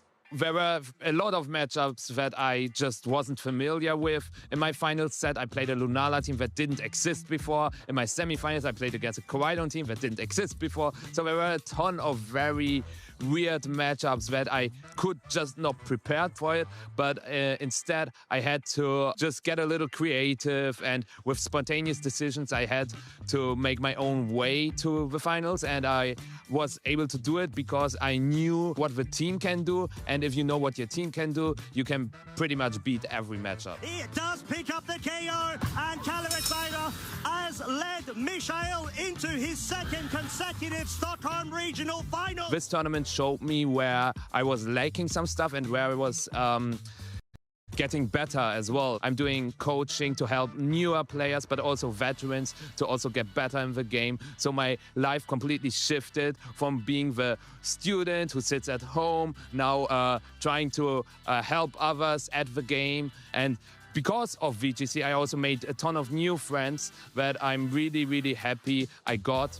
It is very important to not get crushed by losses or by unlucky games, because mentality is actually a thing a lot of players really struggle into, and that is my advice I will give to newer players.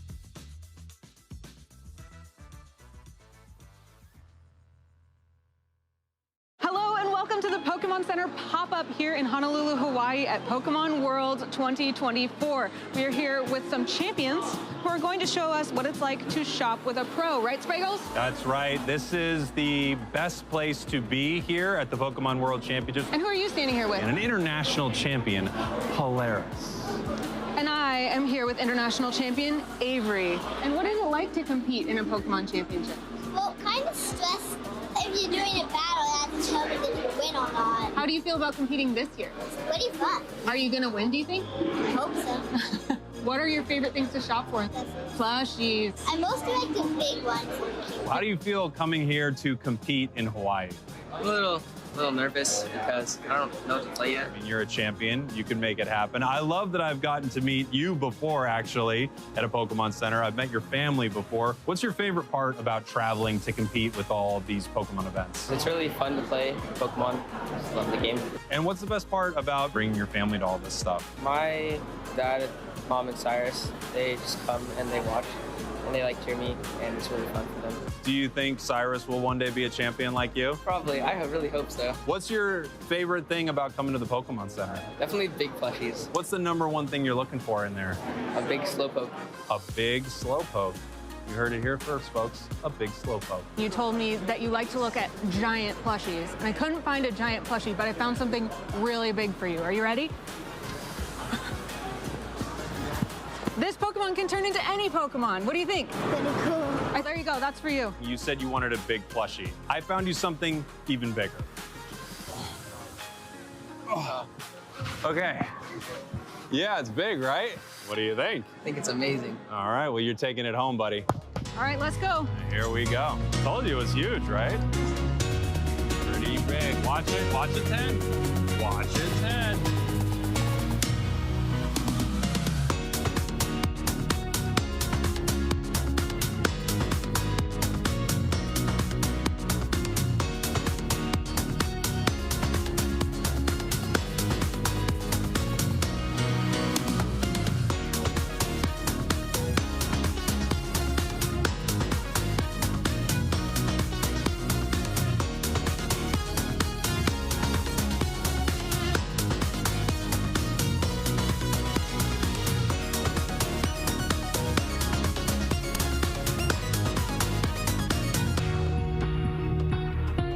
think the toughest thing will be getting in your carry-on, but once it's on the plane, like, you're good to go.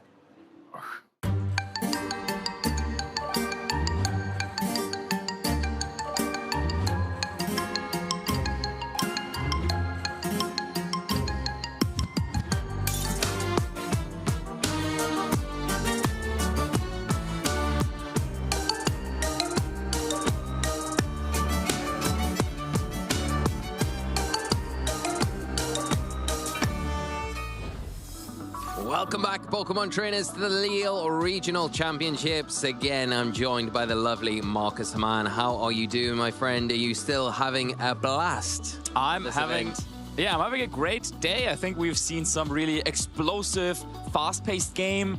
And this previous round, a little bit more of a slower, methodical, strategic setup. And I'm really down for either. And I can't wait to see what we have next up in store. Yeah, I mean, you and Ben had a Dusclops on the stream earlier, a real throwback. So, and that performed pretty well in that match. But John was able to kind of just overcome it barely in the end there. But yeah, that last match was a lot more planned out and made it very difficult. Tier team made it very difficult for Victor to kind of get any sort of momentum in that game, and just really well executed. And like you said at the top of the show, the Volcarona is the Pokemon to watch out for this weekend. If it can get in those positions set up, it becomes very difficult to deal with, especially with that grassy seed. Yeah, I mean, Volcarona, one of my caster predictions, one Pokemon that I think has a pretty good spot in the metagame right now, and Teo Team really showing what it is capable of doing in that previous set. But besides the more standard compositions, there are also, this is a little bit of a sneak peek, there are also some maybe more unusual teams still around and still doing well in the competition. Yeah, maybe. Just a maybe. We might be able to feature them next, but we will be heading into the next round first. Maybe. Hopefully. We'll see.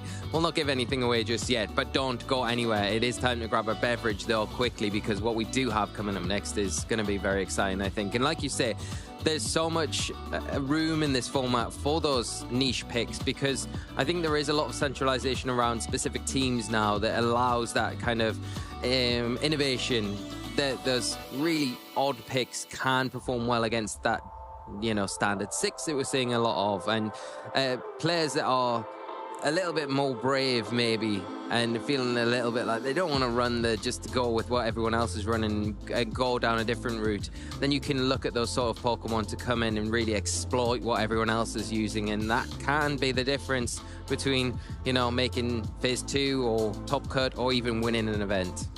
Yeah, and after just 5 rounds so far, even on top of the standings, there might be still some players and some teams that are using some of those more unique picks. Of course, you have to have a very good reason if you want to run a Pokemon that is not considered to be very strong. But if we have a look at the standings here, quite some familiar names, of course. We got Eduardo Cunha returning here at this event after a bit of a break, and he's doing quite well. World champion, and 5-0 here in Lille. Amazing start to the tournament, and exactly what they'll be looking for after you, like you say, coming back from a break. Marcus Dion as well, continuing on that winning streak in the last round, picking up another win.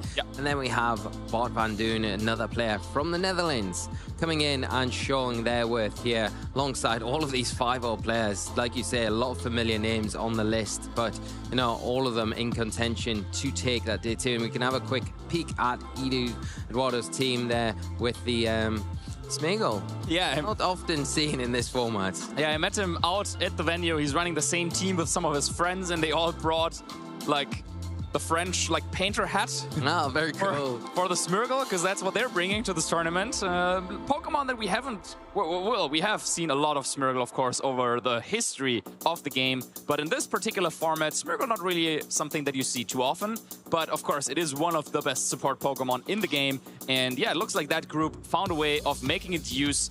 And I'm not going to spoil too much about their team, but it looks like, we what everything's gonna do, but there's one Pokemon that has a little bit of a different role than what you might be expecting. Well, hopefully we can get to feature that later on the broadcast. I'm very intrigued now to find out what that is, and I'm sure all of you viewing at home are too. But yeah, what an incredible way to begin the tournament. Eduardo, one of those players, former world champion. We know the talent that Eduardo has in Pokemon in general, and in these sort of formats in particular, I feel this is where really Eduardo like thrives in the team building aspect, picking out those niche things that might not be super niche, but changing things up in those standard builds and really kind of making them their own, and then being able to get success with them is something that we've seen Eduardo do time and time again. Absolutely. And yeah, what is worth noting, all these players who are here at 5-0, they will only need one more win to qualify to phase 2 of the competition. Of course, every win carries over into phase 2 as well, so they wouldn't want to stop there, but getting there, of course, winning this next round, of course, gives you a little bit of extra security. You already know that you will be playing tomorrow, you will be playing in phase 2, and that's why I think this round in particular is just a very, very important one, just to make sure that you're driving that momentum. You already won 5 games, right? You want to make it 6 and want to qualify into phase 2 for sure. Yeah, and I think give yourself the best chance going into that phase 2 of the tournament is possible by not dropping games. And if you're 5-0 at this stage, you know you're doing a lot of the things that you need to be doing right, and you just want to continue that as well. But we are going to be heading into round 6, so let's take a look at some of the notable matches that we've highlighted round and what we'll be featuring as our match. And there it is, the Pokemon that I think, yeah, you should be looking forward to seeing.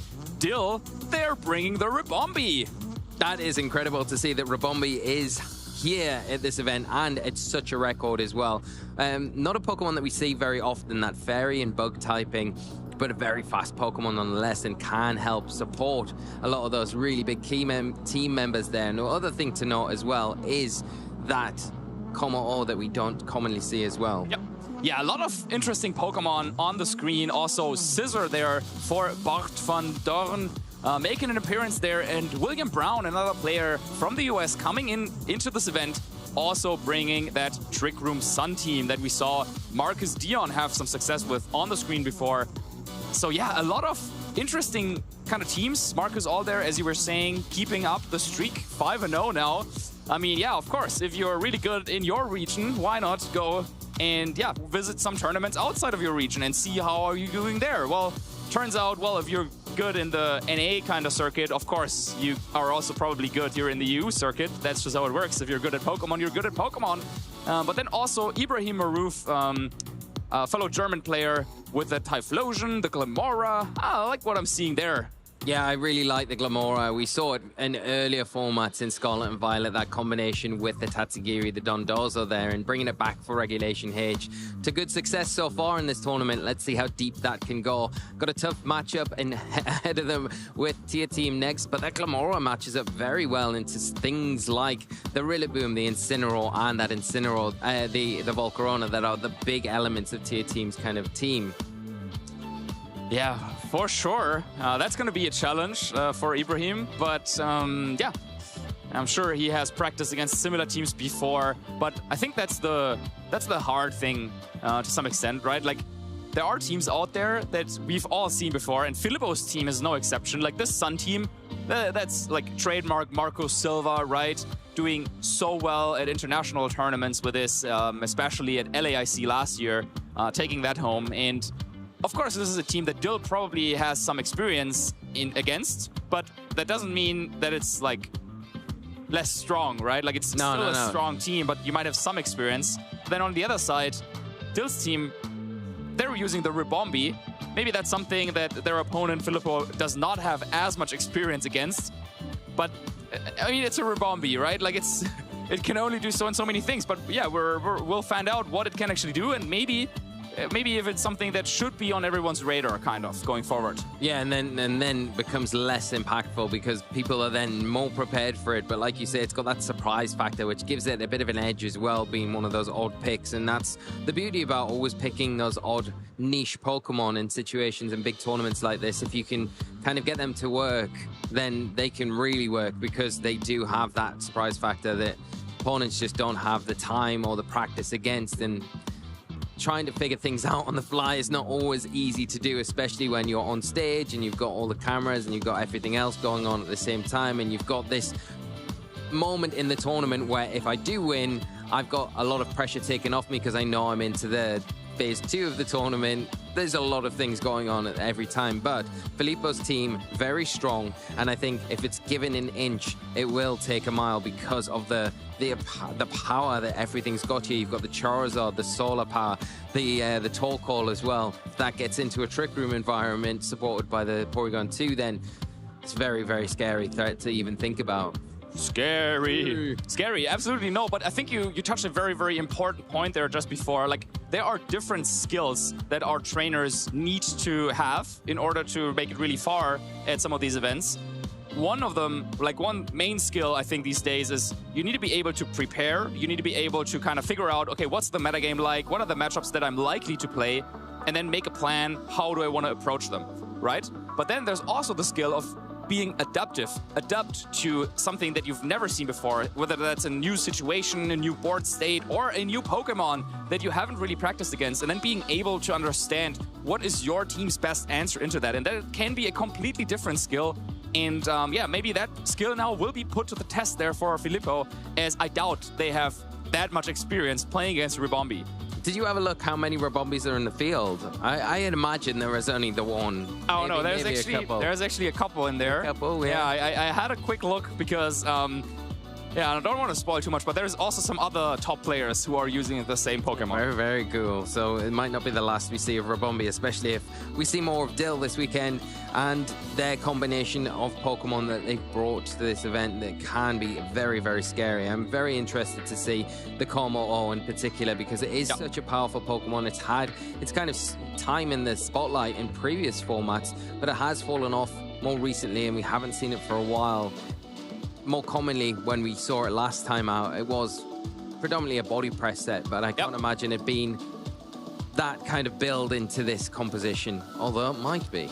Yeah, I think like the one thing that Ribombee does really well, and I think we'll get to talk a little bit more as, yeah, our players are ready on stage and we are just about to kick things off here in our round 6. But yeah, Ribombee, a Pokemon that thrives because of two things. I guess 3. Its speed, it's very fast. Yes. Its ability, Shield Dust, yes, prevents secondary effects, and most notably, this allows it to bypass the flinching effect from Fake Out. So you can do something even in the face of Fake Out. And then the third one being its supportive move pool, Fake Tears, Tailwind. It knows a couple of moves, it learns a couple of moves that can really help out its ally Pokemon. It's not going to be the star of the show, but it can be there to support everyone else. And we talked about it when Charlie just a moment ago, the lack of fairy types that we have in this format and how good they can be into a lot of different Pokemon. And it is, and it has got access to potentially Moonblast, which is going to give you at least a fairy coverage on your team. It might not be hitting as hard, but if it does have something like Fake Tears, then you can make that Moonblast way stronger than it would have been without it. Absolutely. Will the fairy type attacks be helpful against this team that is full of fire type Pokemon? Well, probably not in this situation, yeah. We will learn about that in just a few moments as our players are ready. I hope everyone at home is ready. We certainly are ready to get started with this round 6. Yeah, and our players are warming up now. We'll be able to get into the accomplishments and then we'll get into the teams and talk about the matchup specifically and see how both of these players are going to kind of match up against each other, what they need to do, the ins and outs. But Filippo has got those accolades. Top 16 at the Stuttgart Regional Championships in 2024 and also a top 64 finish in Dortmund, hoping to build on those accomplishments here at this event in Lille. And then we've got Dill there with that EUIC finalist placement from that match against Wolf last year, and that was just incredible. Earlier this year, sorry, yes. Which was just incredible. Other top finishes, Grand Challenge top 16, Utrecht top 16 as well, so not unfamiliar with these big events and getting those big finishes. Yeah, absolutely iconic finals against Wolf Glick. Really came down to the wire there in Game 3. But now it's a new season, it's a new format, it's a new day, a new battle, and a new opponent. Filippo coming in with the Sun team. Charizard's attacks sometimes can switch up a little bit. No Dragon Pulse. This one is running Weather Ball, interestingly. But then, yeah, it's a lot of the trusted and the expected. We got the Porygon 2 with a Terra Fighting, Terra Blast combination. Terra Ghost or Ursaluna. Citrus Berry on Incineroar. And then, of course, yeah, Jump Bluff. The kind of supporting star. We are used to seeing Jumpluff now, but of course, the first time it was really unleashed. Everyone was also really surprised by what it could do, but with a covered cloak, players have figured out that you don't actually need to run an offensive move. You can just get away with running just support moves. Of course, if you get taunted, that's pretty bad, but yeah, just don't get taunted, I guess would be my advice here. Yeah, we don't have many of those prankster taunters in the format right now, and the ones that are really susceptible to those fire type attacks, so I'll make it hard to bring against the Jumpluff that does have that chlorophyll ability to get the boost immediately when that sun is set. And then we can look at Dill's team. There's the Rabombi unveiled with the Protect, the Moonblast, Tailwind, and Faked. Here's the combination there. We've got the Incineroar with that covered cloak. Interesting item choice there on the Incineroar. Yep. Goldingo gonna have that Life Orb and the Power Gem there just to take advantage of rock coverage on that Pokemon. Well, the Dragonite there, Extreme Speed, Tailwind, Scale Shot, and then the Kommo-o is a very interesting set in itself with that Throat Spray item that's going to get the boost when it uses that Clanging Scales attack. And then you've got the combination of Aura Sphere, and the Flamethrower, and then the Ursaluna, another big special attacker to take advantage of that fake tears on the Rabombi. Yeah, I think that's going to be the plan here. Set up Tailwind, outspeed everything, and then use fake tears and special attackers.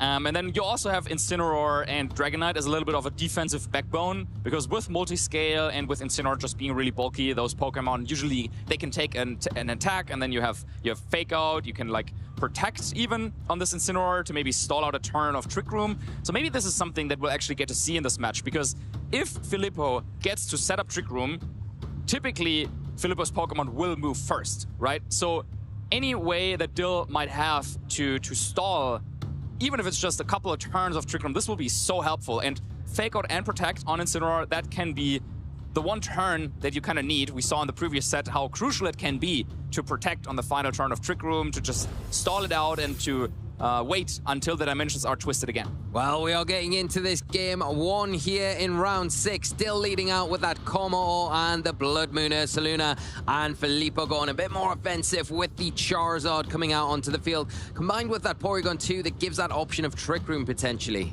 Yeah, and I like the lead from Filippo here, because there's two options right now, right? You have to try and cover for, oh, there could be a Torkoal switch in and a powerful attack from Charizard. And yeah, looking over at Dill's side of the board, Charizard would outpace both Kommo-o and Ursaluna most likely, so you really got to be worried about this powerful fire-type attack coming in. But there could also be a switch, let's say, into Ursaluna and the Trick Room, and all of a sudden the board is completely different, and trying to cover both at the same time is so tough. So let's see what Dill decided to do. Well, we do see a switch straight up. The Charizard leaving the field, the Ursaluna coming in. It might indicate what Filippo is going for. Terastallization coming straight out from Dill. The Kommo-o going for that fire Terastallization. Did have the resistance to those fire-type attacks anyway, but going to have a further one as it fires off a big Clanging Scales, and it is going to get a critical hit into that Ursaluna there, doing some nice damage along the way, and the Throat Spray finally activated, giving a special attack boost to that Kommo-o, followed up by a Hyper Voice as well, but the combination not enough to take down either of these Pokemon on Filippo's side, as that Trick Room is now set. The Ursaluna will activate that Flame Orb, and now it's going to be in a position to fire off some big attacks, especially into the Kommo-o that's going to be susceptible to those earthquakes now. Absolutely. Well, we gotta worry a little bit about Vacuum Wave, maybe. With the Assault Vest, Ursaluna has the space to run this quite weak attack, but it's a priority move, and this could come in handy in this situation. So maybe are you forced to go for the Terastallization, or are you comfortable that you would take that hit? But yeah, too powerful spread type attack, hitting both Pokemon, a lot of damage over on Dill's side, but now that we're in Trick Room, it's Filippo's turn to do a lot of damage. Well, we're just seeing a Protect here in this first turn of Trick Room from the Ursaluna, and wants to scout out what Dill does as they pivot in the Incineroar for the Porygon 2 and drop an all-important Intimidate. Probably not so important onto both of these special attackers here, as another Hyper Voice comes out from the Ursaluna Blood Moon and doing some big damage onto the Incineroar here on the switch in, and it leaves the Kommo-o for another Clanging Scales, and it is going to get a huge amount of damage off onto that Incineroar, putting it in a very precarious range. Yeah, this is one of those turns where Filippo must be like, oh, wow, like Dill, like they got second place at EUIC, one of the biggest Pokemon tournaments ever. Like, they're not just letting me, I don't know, like take an attack here. They're not just letting me take a KO here on the Kommo-o, right? So I'm gonna reposition, I will Protect, switch an Incineroar so that next turn I can go for Fake Out and an attack. But Dill was like, hey, you know what? I'm fine, like, taking a little bit of a risk here. I think that you want to protect Ursaluna, and I'll actually go after your other slot. And this works out perfectly. Now, Dill still can go for Protect on Como if they wanted to.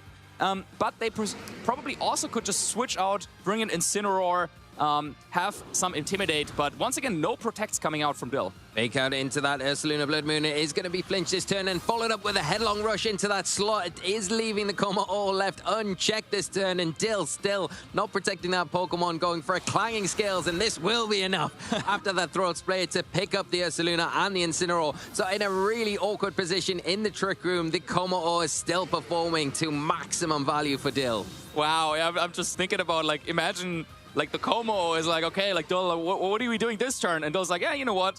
Clanging Scales. And the Como was like, okay. And the next turn is like, okay, what are we doing now? It's like, oh, Clanging Scales. And then the Como was like, well, we could be KO'd, right? And it's like, no, Clanging Scales. Like, okay. It's like, I trust you. And the next turn, it's like the same thing. Okay, Clanging Scales. Like, okay, whatever.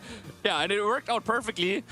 Como is still at full health, boosted on the special side. And wow, just all of a sudden, Filippo already down to their final 2 Pokemon. Yeah, not really getting any value out of this Trick Room either. It is the Porygon 2 on the field now. It is going to be able to potentially pick off that Ursaluna on Dill's side, but it does leave that Como in a position where you're not dealing with it, and the Charizard not the answer that probably Filippo is looking for in this game to have against this Como as a Blood Moon coming out, and it is just going to underspeed the Porygon 2 in the Trick Room, take it down, and make quick work of that. The Charizard not in a position really now to be the Pokemon that you want, and it is, for its trouble, it's going to have to take a Clanging Scales. What else? What else at this point, right? Air Slash, not quite enough to knock out Como, and yeah, really, this Trick Room now working against Filippo. Really, this game, everything went wrong. Dill, just from turn 1, took over control, didn't want to play the slow, methodical game that we were kind of anticipating with, okay, you can like try and stall the Trick Room. No, Dill was like, hey, I understand the pressure dynamic really, really well, but I know that you might overthink things and that you will try to position safely. I'm down to just like take some risks, right? I would just click Clanging Scales, and that worked out so well.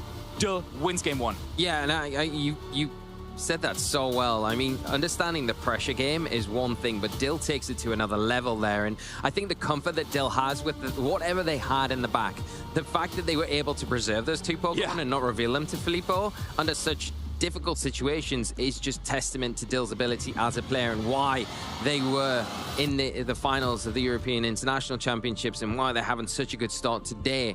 The terrestrialization might have seemed questionable on the Como in that first turn, but no, it made so much sense going into the next turn, but it was still so threatened. You thought, okay, well, can't leave it on the field, it's going to protect, but no. Like you say, Clanging Scales was the option, and just really, you know, taking full advantage of Filippo's kind of second guessing in that match all the way. So I think getting the Trick Room up was right, but you need to get value from it if you're Filippo going into this next game. Yeah, I think if you're Filippo, you just have to forget about this game. Just be like, okay, yeah, okay, whatever. I get it. No Protect when I expected them to be there. Like, that's fine. I'll just, like, let's move into the next game. But I think you shouldn't make the mistake of thinking that, oh, now I know how my opponent plays. They will never click Protect. Now, this time I'll just, like, attack. Because then, of course, Dill, being the player that they are, they will know that as well. And that they will Protect, probably adapt their game as well. So, yeah, this just has to be treated as, like, this, like, I don't know, fresh game. And you can't really let it get to you too much. But it seems like Filippo already being like, okay, I don't want to do the same kind of pressure lead on turn 1 again. No Charizard this time. As we also learned that there was actually no Torkoal, interestingly enough. Yeah. So the Charizard was there maybe to be a little bit of a bluff. But the game plan was being centered more around the Trick Room and then Ursaluna. But yeah, this time around, I'm expecting Filippo to do things a little bit differently. Well, we are kicking off with a terrestrialization, and it looks like it is on Filippo's side. It will be the Porygon 2 taking up the big fist. It is the fighting terrestrialization, and where will this be going? It might be into that Blood Moon Ursaluna. If it's doubled up from the Incineroar, can it get an attack off? The Clanging Scales coming out from the Como, or it is going to take those defense drops, but all importantly, it is going to get that Throat Spray activated, giving it a boost to that special attack, making it more of a threat going into the next turn. Knock off into that Ursaluna. Going to remove that Assault Vest, which is so key. If this Porygon 2, it can get the Terra Blast off. Doubling up into that threatening Pokemon with the fists. And it is enough to pick up a clean knockout this turn 1. Yeah, and we learned in the previous game that Ursaluna Blood Moon over on Dill's side is actually quite slow, maybe as a countermeasure against Trick Room. So now Filippo uses that information, understands that, well, there cannot be a Protect coming out from that Pokemon, so I can go for a knockoff, getting rid of Assault Vest right away, and then Porygon with the special attack boost and the Terra into fighting can hit a super effective hit and knock out Ursaluna right away. So already on this turn 1, things are looking much better for Filippo than in the previous game. Yeah, now the fake out pressure is there, and that is into the Porygon 2. Going to prevent it from attacking this turn. Clanging Scales coming out. The Incineroar barely hang on for Filippo, now boosted by that Throat Spray. Activating is Citrus Berry, so going to get a nice bit of recovery here before the Incineroar can act. But where's it going? What's it doing? It is a parting shot, lowering that attack and the special attack, removing that Throat Spray boost to the Kommo-o, which is so important. And the other aspect of this is it allows Filippo to get something more favorable on the field that's going to put a bit more pressure onto things on Dill's side. So Kommo also could have gone for an Aura Sphere, but I think at this point we're like locked in, like Clanging Scales all the way. So I'm not surprised in the slightest that was the move of choice, because yeah, with the fake out, Porygon 2 can't protect either. And so you can kind of stack up damage on Porygon, and now it might be in KO range of a singular attack from Kommo-o. And yeah, if Porygon 2 goes down, then all of a sudden Ursaluna might really struggle to find an opportunity to do a lot of damage. But this turn, I think it's going to be really important. Is there going to be like a protect Trick Room kind of play? Or are you trying to like use this turn and attack with Ursaluna regardless of the fact that Trick Room is not set up yet? Well, let's see how things play out. We are going to see the Ursaluna switch out of the field, and it will be the Ursaluna on Filippo's side, going for a Protect. Doesn't want to take an unnecessary Clanging Scales, because that is what Dill has clicked once again. Looks like it will be enough to get this Porygon 2. Oh, but it survives. The parting shot, key in allowing this Porygon 2 to get that all-important Trick Room up, and now the Ursaluna on Filippo's side in a really good position going into this next turn. Okay, so this Kommo has clicked Clanging Scales 7 times in a row across both of those games. I think now is the time where maybe you can't do it anymore. Porygon 2, definitely in range of extreme speed, but Filippo knows that too. So, will Porygon, is Porygon relevant? And it seems like Filippo decides, yes, I want to keep Porygon 2 around. So instead, bringing out Incineroar, but I'm very sure, yeah, Ursaluna finally will get a big attack off now under Trick Room. Yeah, and is it into the Kommo-o? That is the question. The Intimidate dropping now onto the Dragonite. The Kommo-o switching out, not going for the Clanging Scales, wants to undo all of those drops that it's taken from that attack. Now the Incineroar on Dill's side coming into the field. All important Intimidate being put onto that Ursaluna, and the Incineroar taking their attack down to -1. Followed up with an extreme speed, but because of the Intimidate, not quite enough to get the Incineroar, and the Headlong Rush in return. Wow. Going to be a big knockout from this Ursaluna, taking another piece of Dill's puzzle down. Yeah, huge turn, because Incineroar, we talked about this before the game, Incineroar is the Pokemon over on Dill's side that could help to stall out Trick Room. It could help to slow down this Ursaluna. We already seen Terrestrialization was committed on Filippo's Porygon 2, so yeah, between Fake Out and Protect, that would have been a lot of time that Dill could have wasted and a lot of turns that they could have stalled out. But now we still have 3 more turns left. And, well, Fake Out is active, but over for Filippo. So that means you can just go for, like, Fake Out into either Pokemon, really, and then attack the other. And, yeah, I think this game, it looks completely different from the previous one, because Filippo under Trick Room establishing a very, very strong positioning. Yeah, managing the field a lot better, as we see Dragonite Protect here, and followed by a Protect from this Kommo-o. Just wants to burn not only a turn of Trick Room, but the incoming threat of a Fake Out and a double up from that Ursaluna for at least this turn. But there are still 2 turns of Trick Room. It doesn't get away from the fact that Filippo still got a huge amount of pressure going into the rest of this match. Yeah, Filippo maybe might be surprised right here, though. Like, what? Your Kommo-o learns Protect? I thought Clanging Scales was the only move that Kommo-o could use, but nope. Actually, yeah, that's fine. That's according to the rules. That is fine. You can, you're not forced to click the same move for 8 times in a row if you've used it 7 times in a row. But yeah, now Protect already been used over on Dill's side. They could try and go for the double Protect, but even if that succeeded, then there's still one more turn of Trick Room left afterwards. And we got a little bit of a glimpse here that Filippo also has some plans ready for when Trick Room is over. So I think it's pretty safe to say that they are in a fantastic spot. Wanting to preserve the Incineroar, taking it out of harm's way for at least this next turn, even the low health. Bringing the Porygon 2 in to maybe just take an attack in its place here. Does get the download boost. I don't know if this is going to matter, but it is a special attack boost that it does get access to.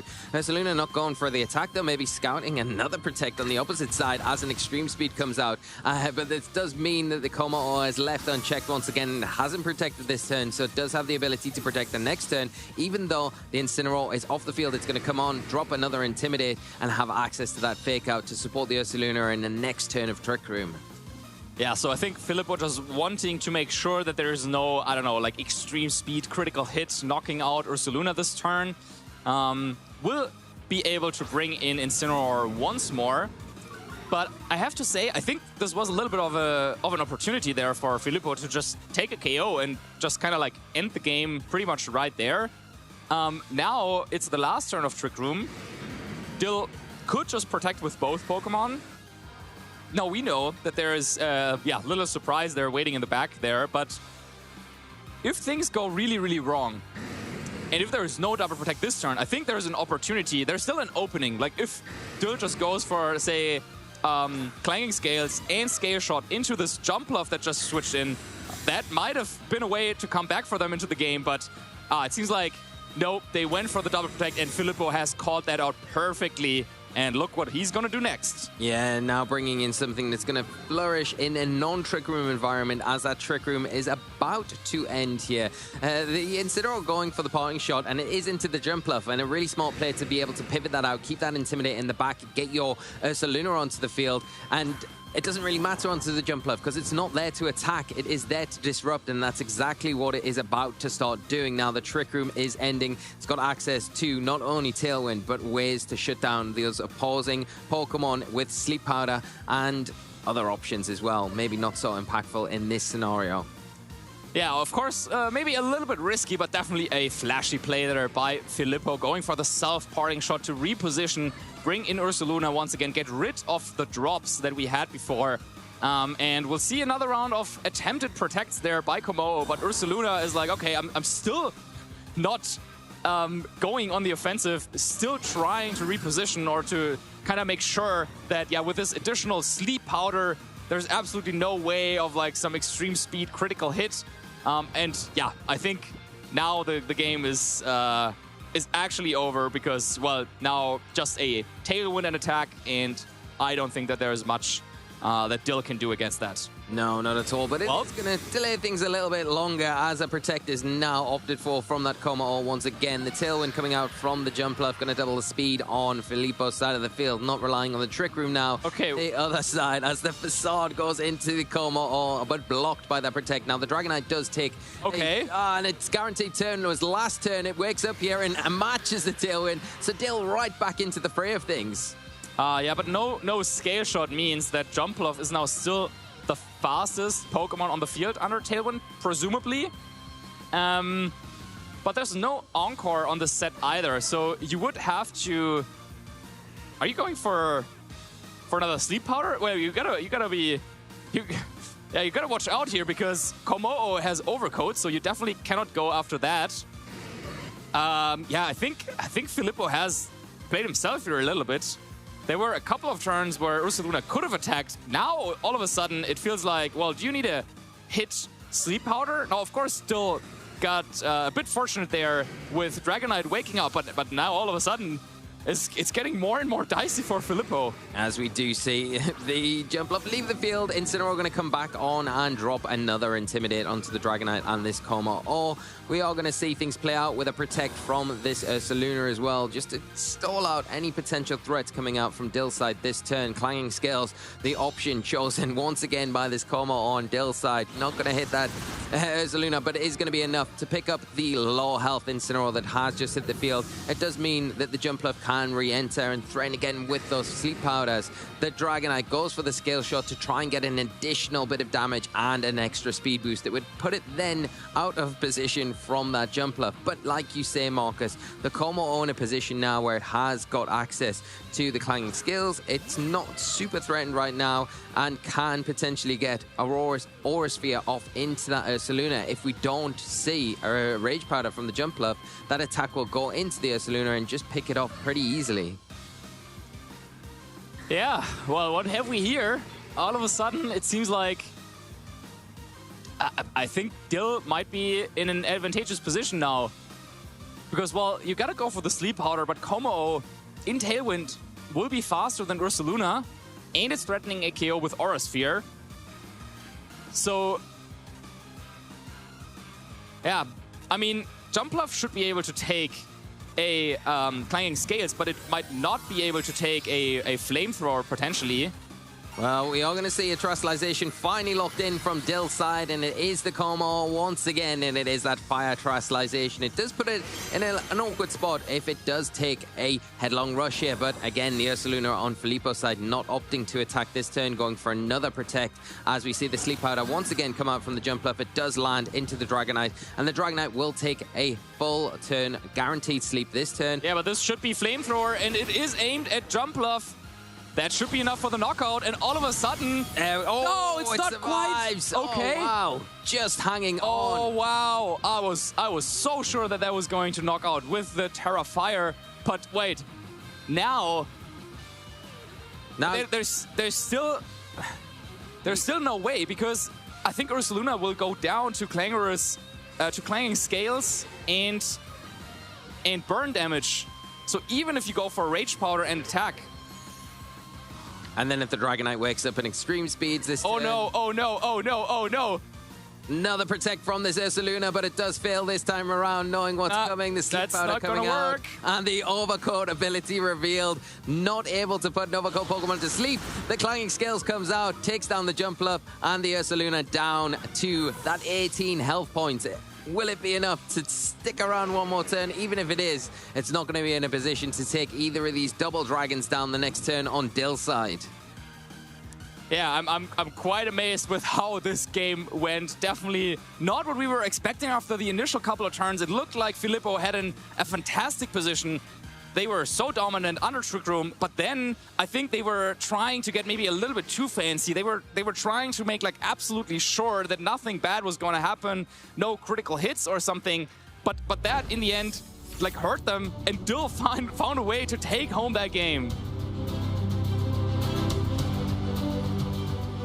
The master of pressure himself. There we go. Dill taking that match in such convincing fashion. That is just incredibly well done by Dill. And, you know, you've got to really take your hat off to them in particular with how well they played that match in such an awkward spot in that game too, in particular, where they were just not in a great position, where Filippo got the Trick Room set up early on and was able to take those big knockouts, and Dill down to 2 Pokemon, the Dragonite, the Como, and you think at that stage the Ursaluna's in that spot where it is threatening those big attacks, those big headlong rushes, facades, but Dill stayed true to their strategy, and it really paid off. And like you said, Filippo kind of wanting that guaranteed board position, guaranteed play to lock the game up, which never quite came.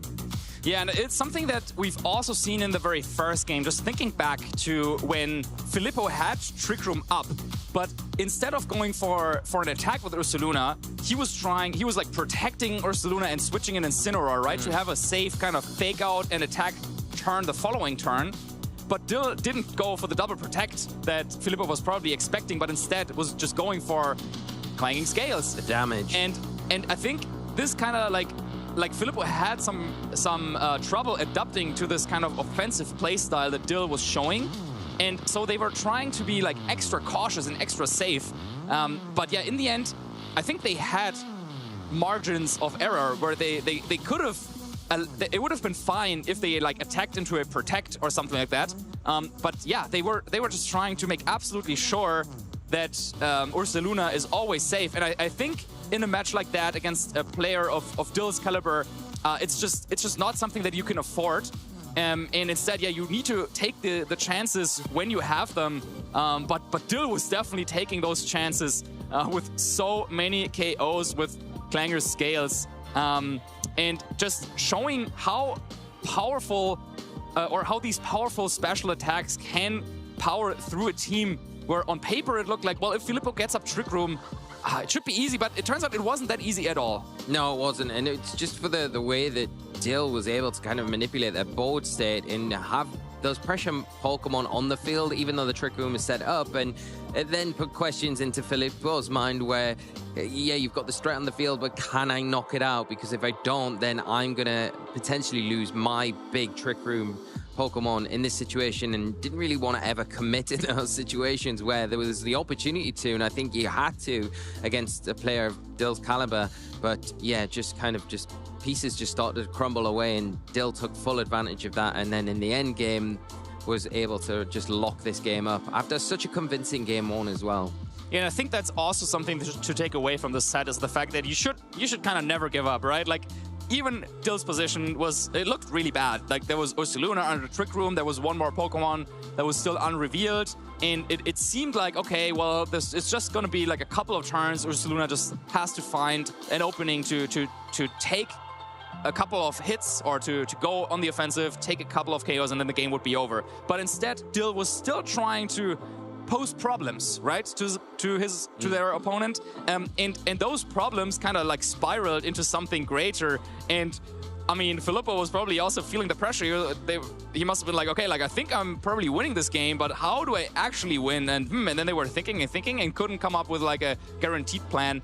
And then that is when they kind of like saw their opening, and they struck with those heavy hits, and Dragonite waking up at the perfect time, setting Tailwind. All of a sudden, there was no speed control anymore for Filippo's side. And then, yeah, Dill took that game.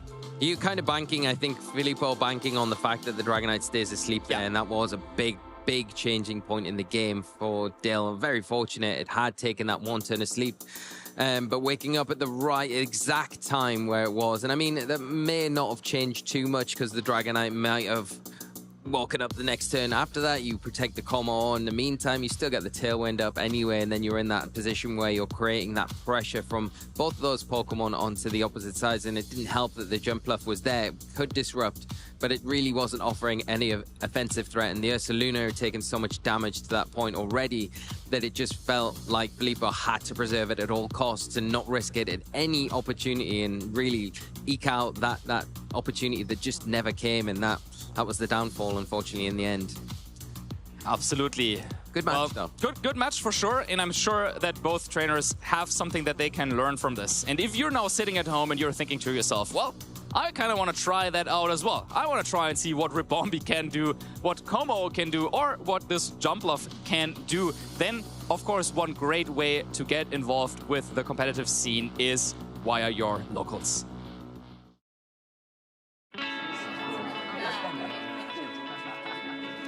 Hey, do you want to play? Yeah.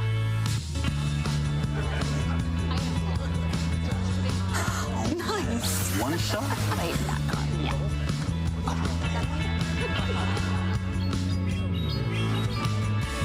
I'll use twin cannons. Great game, guys. Bye. See you next week. Come play at your local Pokémon League. Do you get involved with your Pokemon League? Take Marcus's advice and start your own journey in your own Pokemon adventure in the competitive scene for the video game. And yeah, there will be a QR code on your screen now. Just scan that, and that will take you to the information that you need to find out where you can go to get started. And definitely do get started, because it's so exciting and it's so much fun, and maybe you can be the next Dill Yeomans who burst onto the scene and has been just phenomenal since they had that finish at the European International Championships, and really shown what a high-level trainer they are.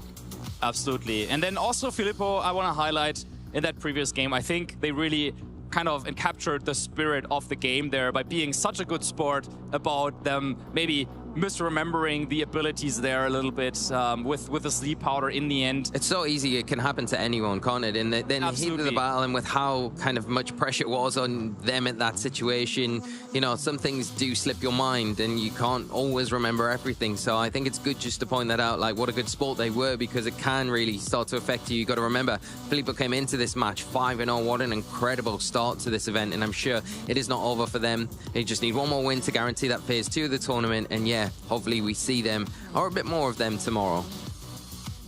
So, after you scanned that QR code and found your closest league, then back to us, because of course this weekend you're staying with us as we will continue to go through this tournament. And now we have a couple of players who are already guaranteed qualified into phase 2, and yeah, Dill is one of them.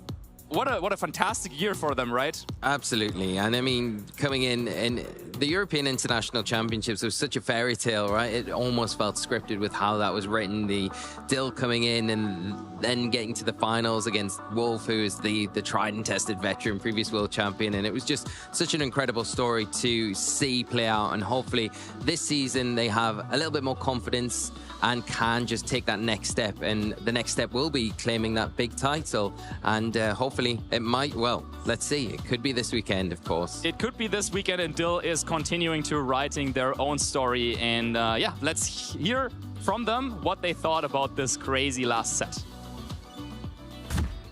Well, we don't know what the end to that story is, but what we do know is that Dill Yeomans here is going to be making their way into phase 2 of the Lille Regional Championships. 6-0, how are you feeling?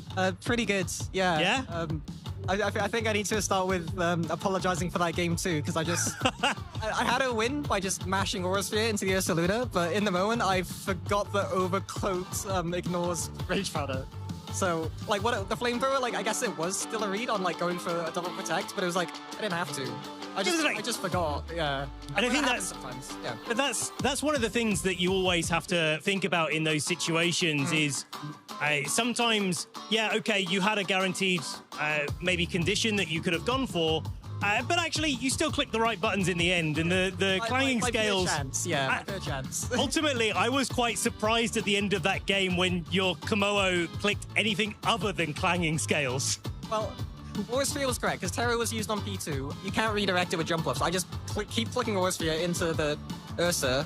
The way that Philippe had out of it was get Tailwind up and deny my Tailwind. That's why he sleep powdered. Yeah. I got very lucky with a 1-turn wake. But no, I got lucky overall that it somehow worked out when I just forgot something like that. In my defense, Como has only been on the team for like a week, so I've not thought about Overcoat that much. My knowledge of Overcoat is, I don't care about Amoonguss. That's great. I didn't think about why, because against my own teams with Amoonguss, I'm not like trying to pin the other slot with it. I guess other Ursalunas that could come up, but a lot of time they go Ghost anyways. Like it's just like it's kind of the clanging mon. So it's something I hadn't thought about. So that's entirely on me. If we rewind in that game 2, yeah. Like, game 1, I'm going to come back to later, but the start of that game 2, where Filippo just went straight for the Ursaluna, got the KO after learning that it was the Porygon 2 and the Incineroar were faster than your Ursaluna, getting that KO, you must have been a bit worried at that point. Not particularly, because I'd thought about instant P2 lead like loads over the past week, because I've got like, I think it's maybe a bit of a struggle for the team, more so with like the Amoonguss versions. But like, if they go for that double up, which I'd seen people do a few times, I just get something else in, and Komo's at +1, and like the P2 shouldn't be getting Trick Room up. Like, I fake out clanging, then I meant to Flare Blitz clanging, but I realized because he just brought in Ursa, if he clicks Earthquake that turn, I think I might lose. Sure. Like, yes, especially after the... Looking back at it, so I think I'd clanged twice, so Como was at -2. I don't know the exact calc, but I was assuming that it would do too much for me to come back. So I was like, okay, if I switch Incin, I think that's what I did, right? I didn't Flare Blitz. I switched Incin to Unite. You brought the Incin in for fake out. If I'm wrong, I still have ways to play it. I was quite scared when I was wrong, but I thought this must still be a way to play it. P2's low, Incin's low. I can E-speeds. Yeah. But if I'd Flare Blitz, they would have just won the game. But I think what I did was fine. I hope. I'm struggling to like picture the game back a little bit. Yeah, no, that's fine. You've finished the game. We don't have to think about it too much more. I want to think about it more because I imagine I didn't do like the optimal thing on a lot of turns, but it's like whatever. Yeah, and it's okay. Like sometimes that happens. These are long days of Pokemon, and sometimes you don't do the optimal thing, and sometimes it works out, sometimes it doesn't. Sometimes you forget that Overcoat blocks Rage Powder, and you throw away guaranteed win. Now we've learned something about Overcoat, so that's something to take home with all of us this weekend. I was quite. If I'd lost that game, I was quite comfortable going into a game 3 anyways, because I think the matchup felt quite good. Especially after the way that game 1 played out, and you just hit clanging scales about a billion times. Game 1 was quite silly. I think with playing P2 Ursa in general, it's like on both sides you have to get every turn like pretty good, and like you can't be giving up free damage anywhere. Yeah. And bringing Charizard kind of was giving up free damage, but also swapping in the Ursa on the double also was giving up so much free damage. Yeah. So like after that had happened, I just never felt like I had to protect the Como because like well when Ursa underspeeds his. Probably. I don't know if we found out. I assume it does. But even because like on these Sun teams they run had the vacuum wave. Yeah. But on like these Tailwind teams they run some speed. So I was like, okay, Hyper Voice gets there. So that means I have no reason to protect Como. Then Instant comes in. It's like okay, he can still only kill one, and if he kills the Como, Ursa still has the same pin with Hyper Voice. Yeah. So it's like I might as well just keep clicking double spread move. Yeah. And again, sometimes that just works out. Yeah. Okay. So match was great. Congratulations, 6-0. Double congratulations. Yeah. It is double my best start before this was 3-0 last year at Lille and 3-0 at EYC. So I've doubled the best start, I guess. So 6-0. So we're improving slightly coming into the new season. I'm usually pretty bad at the first half of the day. Well, the second half you're proving pretty well. Okay, so let's zoom out a bit and talk about this team. And most of the team is Pokemon that are fairly tried and tested, but there's a bug on there that's maybe slightly different. Maybe some people would look at the moveset and expect it to be a Whimsicott. Right, yeah. But it's actually a Rabombi. It's actually a Rabombi. So I do want to shout out my friend Matt Potter for this, because one day, like, I think he played an online thing at night, and he sent me a paste late at night when I'd already gone to sleep. I open it first thing in the morning, look at it, so, oh, that's a cool team. I don't think about it again. Then I'm on the train to work, and I just have the idea to like build this Rabombi, Arcaladon, Golden Go team. And then I realized afterwards, it's like he didn't have Golden Go, but like Rabombi, Arcaladon was like the starting point. I was like, oh yeah, well Matt, you just influenced this, and that's where it started. It's like I've just been playing Rabombi since then. That's a nice way to kind of double take on seeing something and then kind of come back to it later and say like, oh okay, maybe this is the answer. So I heard earlier from somebody else that one round that you've had today at least, your Rabombi's taken like 3 KOs. Yeah, my round 2 though, which was on the side TV. It was against Mouse Ape Lead. I went. Normally the plan would be Dragonite Ursaluna, I think. I don't actually remember, but like I went be Ursaluna because they had an Incineroar back, and I don't want Dragonite intimidated. Just Tailwind Hyper Voice. They beat up, do something. The next turn, I'm like, okay, well, Hyper Voice didn't do that much to Mouse, so I think I have to Terror the B to get that kill and then hit the Ape. And I did. Right. I got that kill. Ursa killed Ape. And then B went on to kill the Sneasler and the Rillaboom in the back. So, yeah. That doesn't normally happen. I think that's the first time I've actually terrored the B in, like, a game as well. I mean, it's still pretty cool, though. We were Terror Dark until, like, last week, because Scarf and Didi was more of a thing. And also, like, Whimsicott, like, taunting and stuff is kind of annoying. Yeah. But, no, Fairy was correct today. Yeah. It's nice. Nice that the supportive piece can go offensive. Okay, so looking forward to the rest of the season. We're pretty early on. Yeah. What are your plans so far? I've got no idea. No idea. Excellent. This is the only Reg H event I'm doing. Okay. I didn't really think about it. Like, Gdansk is just, like, too soon, and Stuttgart's expensive, I think. I don't love the format. I had to, like, really... I like this team. Now that I've, like, been playing it more. But I had to, like, really force myself to get into this format. It's just not for me. I'll probably do Birmingham and EYC, because, like, they're close. Like, it's 2 hours on the train for me. Then after that, I've got no idea. Presumably, we'll be playing on Champions sometime after EYC. So if that meta's fun, then maybe I'll go to more regionals. And, I mean, if I get good points, maybe I'll try and push for Worlds, but that's not currently the plan. Well, fingers crossed, and we'll see. I mean, Champions will be exciting for whenever that turns into a thing. Dill, congratulations so far. We're going to wrap things up here now. But just before we do you have any shout-outs for people at home that have helped you along the way? Shout-outs to Matt again for the B idea. Shouts to Marco for helping work on this team with me. Shouts to Jono and Azra for just like helping me always in general. Shouts to my friend Angela for the shiny Komodo. Caitlin for the marked Dragonite. I think that's it, I guess. Yeah. Nice. Well, Dill, thank you very much. We're going to let you get rested for your next round. You've still got a few more to play today. Quite a few more, actually. Say again? Quite a few more today, right? Yeah, a few more today. A few more today. Lots of Pokemon going on here at the Lille Regional Championships. And we're going to be going to a quick break right now, but we'll be back with round 7 here in Lille. Stay tuned. Hi there, Pokemon trainers. Charlie Merriman here, and I'm joined by Marcus Statter and Lee Provost. And today we're going to be talking about Intimidate in VGC, traditionally one of the most useful abilities throughout VGC history. But there are, of course, ways to counter it. Marcus, why don't you kick us off? Yeah, Intimidate, one of the best abilities the game has ever seen. And especially in double battles, of course, Intimidate affects both of the opponent's Pokemon, lowering their attack stat, and that is just so useful. Switching in a Pokemon with the Intimidate ability from the back, lower the attack stat, and then you can take a hit that you probably would not have been able to without it. So very, very high impact in basically every format we've played. Yeah, and so many useful Pokemon get that ability, like Landorus, for example, Hisuian Arcanine, or indeed Cantonian Arcanine. We've seen some play with that Pokemon as well. Salamence, Gyarados, so it's really ubiquitous. Yeah, there's a lot of users, probably not as many as there might have been in previous formats, but it's such a strong ability. But I think now, if you look at the format, we've got a lot more ways to kind of deter it and kind of counteract it. So it's not as effective as it has been previously in the past. You've got a lot of more defined ability Pokemon that can really take advantage of that and put you in a bit more of a precarious position if that is something that you activate, especially on something like, you know, King Gambit or Annihilate. So you have to be a bit more careful, I think, if you are utilizing it where you're not as freely as you were to kind of just cycle it in and out as you were once upon a time. Yeah, of course, Defiant sharply boosts your attack stat when you're intimidated, so you go from a -1 in your attack to a +1. So yeah, that obviously can pay dividends on the damage output that you would be doing. And King Gambit, but also there's the competitive ability, so you get a boost to your special attack stat rather than your physical attack, and of course that would be at +2 stages as opposed to +1, because Intimidate affects only the physical attack, and Pokemon like Empoleon now get access to that competitive ability.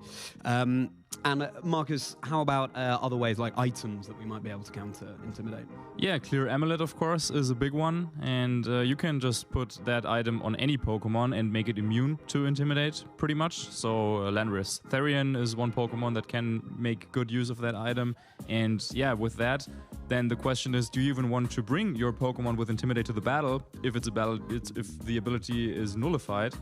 And of course, there's also other ways that we've seen recently where with Urshifu, with their attacks always getting critical hits.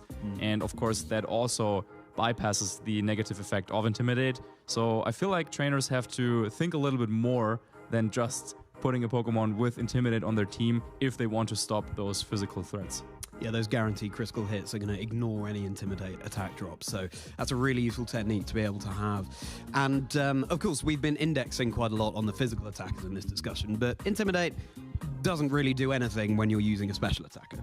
No, of course not. And I think that's one of the big, pluses. You've got a lot of Pokemon that are just relying on that special attacking stat, so they can kind of just bypass the Intimidate and not really care about it at all. We've got big attackers like Flutterman. We've seen the impact that that's had since its introduction in Scarlet and Violet, and that has been, primarily a special attacker, a big special attacker. So you've got a lot more special attackers that are kind of making waves in the format now, so it does make it more difficult, like Marcus touched upon, to kind of always bring that Intimidate user, especially because you've got these item choices that negate it. You've got a lot more of these abilities in Defiant and Competitive that can make it and hinder your ability to kind of utilize it like it once was. Yeah, making waves or indeed making it rain with something like a Golden Go, dealing that big spread damage with its special attack stat. And here's a niche suggestion for you.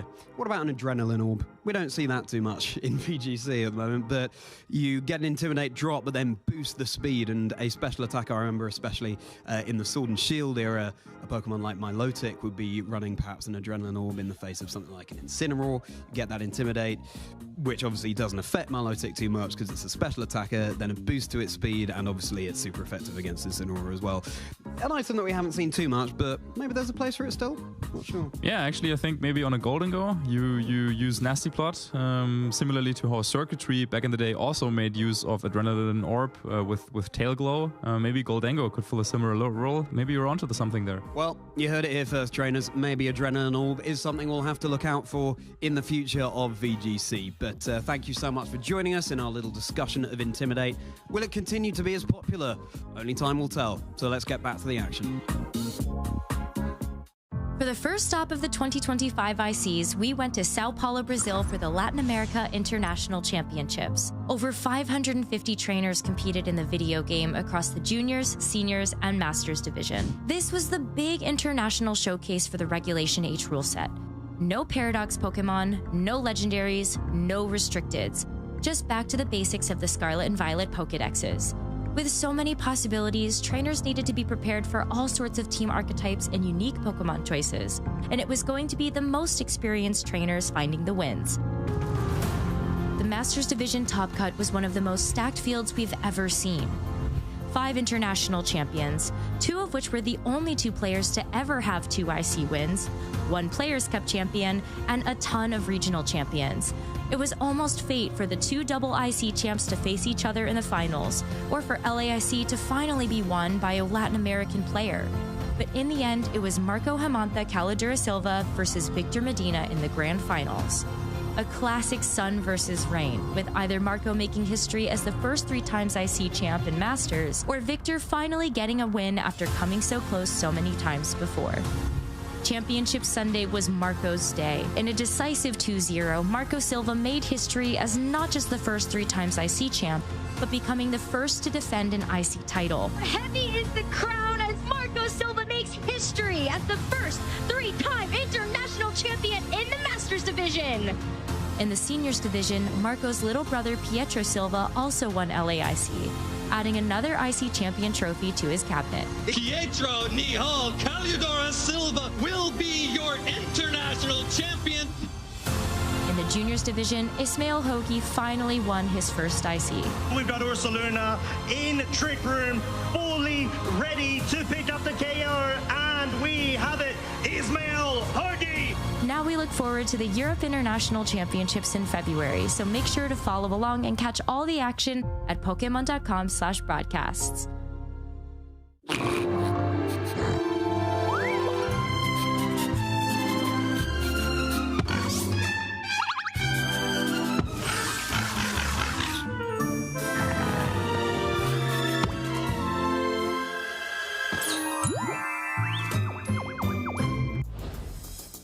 Oh, such a cute little animation. And here we are with someone else who is cute.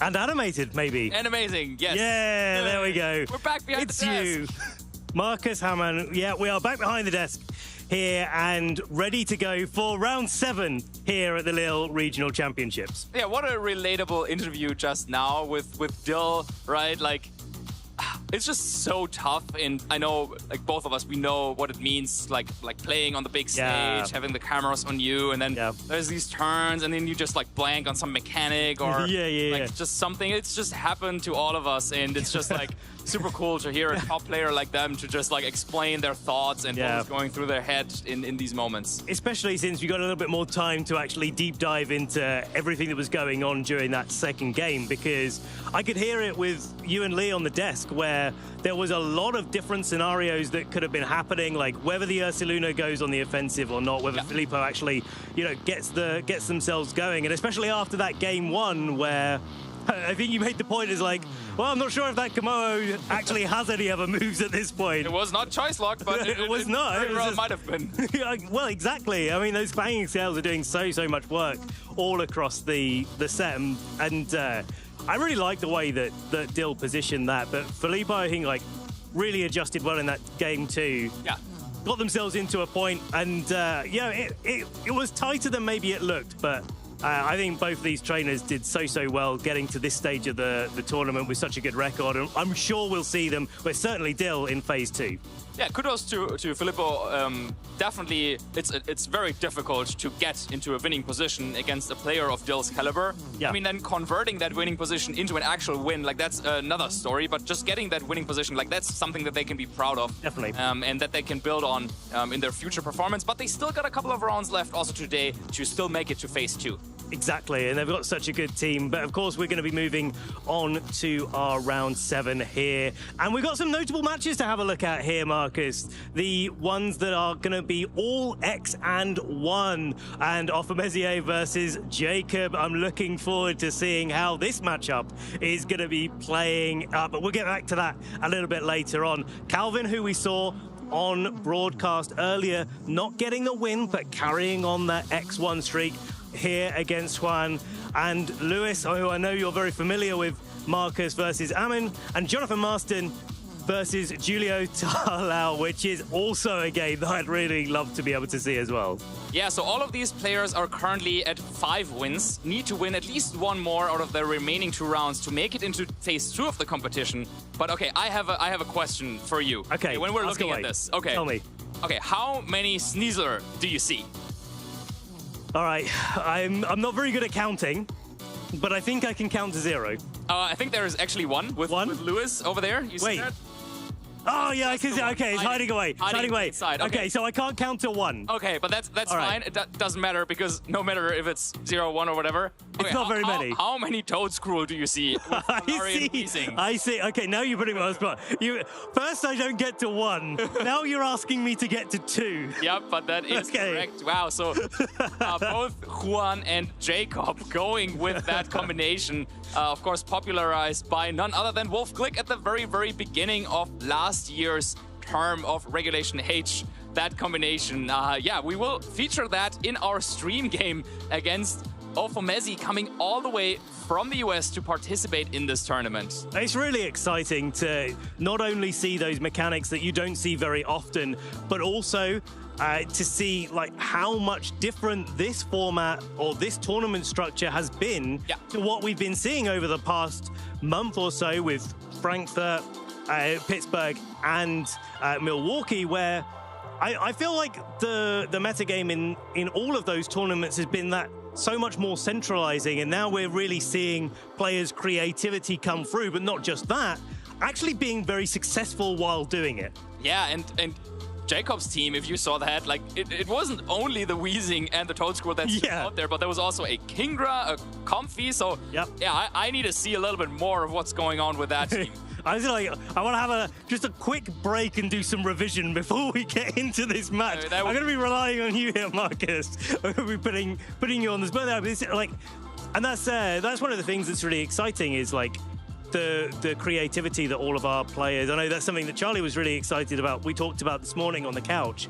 Seeing all of that creativity come and do so well in these events, and showing that you can actually pilot these different teams if you maybe target something in the metagame or maybe see an opportunity, or if you just really like using those Pokemon and you want to take it to an event. I mean, that's okay too. Yeah, that's totally fine. I mean, I always say, like, okay, winning is nice, but having fun, like, that is the real winning. The real winning is the friends we make along the way. Absolutely, that as well. And now having 2 players that came a really long way, so maybe they made a lot of friends, because Offermezi coming in from the US, Jacob coming in from Australia. Now they meet here in Lille, and that's just beautiful. Yeah. How the Pokemon community is just global, and yeah, gives everyone this opportunity to go to all these different tournaments and to face not only the best players in a region, but yeah, essentially around the world. Like in Frankfurt, we got Shohei Kimura show up. Yeah, of course. World champion from 2023, making it all the way into the top 4. Nearly winning the event. Maybe that inspired some other international players being like, oh yeah, right, like that sounds great. Why not meet some of my fellow Pokemon community members from Europe? And it's nice seeing it the other way around. I mean, we see in some of these international tournaments where it's like, well, 2 players from the same locals have traveled all the way around the world just to play each other in Swiss Round 6. Yep. And, you know, those things could happen. It's quite amusing when it does, but I love the fact that our regionals are becoming just that little bit more international now. Absolutely. And well, we have an exciting match coming up with players that are currently 5-1 in the standings, but there are also a couple of players that still have that flawless record, 6-0, no losses so far, and all 11 of them, in fact, are already qualified for Phase 2. Yeah, looking at the top of the standings there, Juan, with a very nice 6-0 record. Tier Team, who we saw on stream as well, keeping their record going, had a very good match on stream actually against Victor Medina, and that was very well played for both of those players. But when you're playing up against someone like Victor, who is currently #1 in championship point standings, then you've got to know that you're coming in for a hard time. Yeah, and you're going to be on top of your game, and Teo Team definitely has shown that, so no surprise to see that he also then won the next round and now is qualified for Phase 2. And then, of course, we also have a couple of players down there at 5-1. There's a few more of them, but they still need that one extra win to qualify to Phase 2. Yeah, it's like Nils Dunlop, one of our players to watch this weekend. Marcus Dion, who we also saw winning on stream earlier against Taram Birdie, still making their way up the ladder towards our Phase 2. Eduardo Cunha, previous world champion, as well, doing very well in this tournament. So many names that you can just pick out of these standings, and you love to see the consistency of our players coming in here. Yeah, but also a couple of names that I'm not so familiar with. So maybe some of our players here, and maybe one of their first breakout performance, I like to call them, right? Having a really good tournament, and maybe out there making a name for themselves that we will remember their name whenever we're seeing them again or going into future tournaments. And that's what I love is where you almost break that glass ceiling. We saw that with Dill with their breakout performance at EUIC, making it all the way to the finals, and then coming back and actually seeing some of their consistency they played in a few other regional and special championships afterwards, and still continued to do well after that. And you can see that upward trajectory. You can see those the journey of those trainers that have made their breakout performance and then carried on in the community and carried on proving to all of us and themselves that they are worthy of the titles that they achieve. And definitely worthy of this big stage are our two players for this round, Ofomezi and Jacob. Getting ready. They know just one more win will allow them to move on into Phase 2 of the tournament and facing someone else who is from outside the region. Probably not something that they were expecting in this round. No, not at all. But of course, the player that doesn't make the win this time round will have their opportunity. There is 8 rounds in Phase 1 before we break to Phase 2. And so even if it's not this round, they still have one more chance to make it all the way. Absolutely, and having that chance is, of course, good to know for them, because maybe that gives them a little bit of a, stress relief. But at the same time, you really want to make this one count, and you really want to win this round. And I think when we will look at the teams, we just saw them previously, but I think for both of them, in their mind, they got to be thinking, there's a really good reason, why they should win this one. Let me explain. So we saw Jacob's team is a little bit more out there, right? And Ofomezi on the other side, who also has a couple of fans supporting him here in the venue, he's bringing a team that we have seen before. So it looks like Ofomezi with that Mousehold Annihilate combination, Dragonite, Golden Rillaboom, Ursaluna Blood Moon, those are Pokemon that Jacob on the other side, I'm very sure he has a plan into this. Right. And so Jacob must be feeling good because he's like, oh wow, this is exactly what I'm practicing for. This is the kind of team I want to face. And then at the same time, Ofomezi, he must be looking at Jacob's team and is thinking about, okay, wow, Toadscruel, Comfy, Kingdra, what are you doing with these Pokemon against me? I have the bulky, really good synergy Pokemon team, so I should be the one coming out on top. So yeah, I think this might be actually exactly the matchup that both of them were hoping to face in this round. It's but it's scary when Jacob there getting top 64, and more importantly than that, making Phase 2 of Frankfurt not long ago. He's piloting this so well, and you can't necessarily look at that and go, oh, actually, this is a team I shouldn't be worried about at all. Especially not, Ofomezi has got a lot of experience under their belt. 2023 Portland top 4, Pittsburgh top 8 in 2024, and of course, about a month ago, playing Pittsburgh and getting top 16, so doing very, very well in the current format too. Both of these trainers are clearly on form. They're clearly playing to their very high standards. And whether or not this matchup is something that we see before, I've got no doubt that Ofemeze is really probably quite comfortable with the team that they're using and probably has some ideas of how to adjust in the moment. Yeah, both of them coming off of very, very strong finishes at regionals. So both of them on top of their game. Ofemeze now coming in with the same 6 Pokemon that have been made popular from the Japanese scene. Shohei Kimura at Frankfurt, top 4 with the same team essentially. And yeah, it's really centered around the Maushold and the Dragonite as support Pokemon. You have Tailwind on Dragonite with Multiscale. Such a strong combination that allows the other Pokemon to, outspeed your opponent's team. And then Maushold with a Friend Guard and, of course, Super Fang for damage, Beat Up, and Follow Me for support. Beat Up, very weak move, but it hits multiple times. So when using that on Annihilate, you can really boost Rage Fist into a territory where, there's it's quite a scary attack. It's very scary, and there's not that many moves that can reach the base power that Rage Fist can. I think it's interesting that we had a little break from this Annihilate set at the tail end of the last regulation set H, and it's really come back into favor more recently, where players are relying a little bit more on that Annihilate Maushold combination and trying to support Annihilate through some of the new threats that are coming into the format. So it's a composition that maybe sometimes has to think just a little bit about how it's going to play for a team. Do you go for the beat up and the Rage Fist? Do you go for the follow me sort of plays? Do you try to leverage that Super Fang to try and do something? It's got lots of different options, and I think the real skill that Ofemeze is going to be demonstrating overall is making those decisions correctly in the moment. Yeah, it's a team that is very, very flexible, and there's a lot of different options that Ofemeze could go for, and identifying which one is the correct one for this matchup is going to be hard. Right. Because if we have a look here at Jacob's team, that is unlike anything I've seen before in this format. Toadscruel and Weezing, okay, we've seen that before, but the Toadscruel actually has Bullet Seed. So you can also have a... Oh, that's so clever. You have also the self-activation kind of dynamic going on there, but not with Annihilate, but with Stamina on Archelodon. Yeah, it's like getting the body press going very, very quickly, because you don't necessarily need the Weezing to be out with the Toadscruel.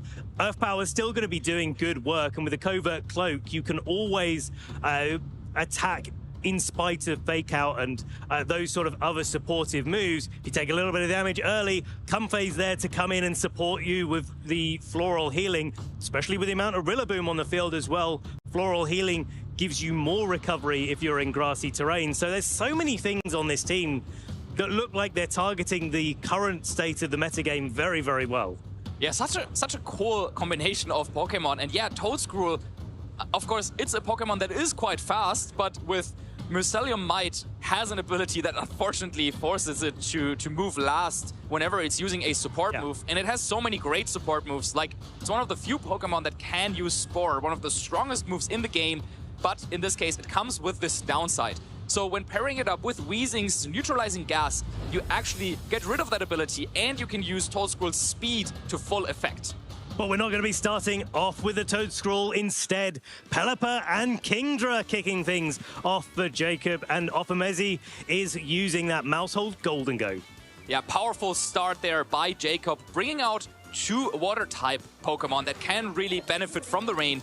And this Pelipper is not a traditional supporting variant, but it's offensive with a Choice Scarf. And that could be a really, really powerful combination of, like, double Weather Ball, for example. I was gonna call out like maybe a Muddy Water, but actually it is Surf on Kingdra. Now that is something that could bypass the Follow Me from Maushold. And yeah, already Ofemeze though has an answer to this with Friend Guard and Terra Water. The Golden Go should be in a fine spot. I think so. It's just how much pressure can the Golden Go really put onto Jacob's team, where you can only target one thing at a time with Shadow Ball. Both Pokemon are resisting the Make It Rain. But that doesn't matter this turn, because our Chaladon is going to be switching in and resisting that hit as well. So many Pokemon that are resisting this Make It Rain. Now the Golden Go going for the Terra Water, not going to like an Electro Shot.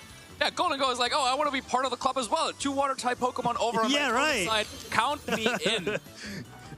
And Maushold just going for a protect there, going on the defensive, scouting out exactly maybe what this Pelipper that was holding a Choice Scarf was going to be going for. Now the Surf, and this is another interesting self-target interaction. Our Chaladon can shrug that off, but it is going to get a stamina boost because of the Surf hitting down into it. Yeah, a couple of ways there for Jacob to activate stamina. Now let's see how much Shadow Ball will do to Kingdra. It should take the hit as it does, but yeah, some okay damage between Life Orb and Surf on Golden Go. You forced out Terrestrialization, so now Jacob can plan their approach to this match a little bit better. Right. It's always good to have that Terrestrialization committed by your opponent. Exactly. Then he's like, plan for the end game. What do I actually need to Terra in this spot? And now the Kingdra being Terra Steel doesn't really make too much of an impact here. I think now the question is, how does Jacob target down into Offamezi?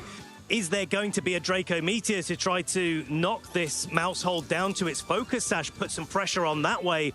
And how does the Golden Go get out of the little bit of the bind that it's in front of this Archaladon that's really ready to get started to boost itself up?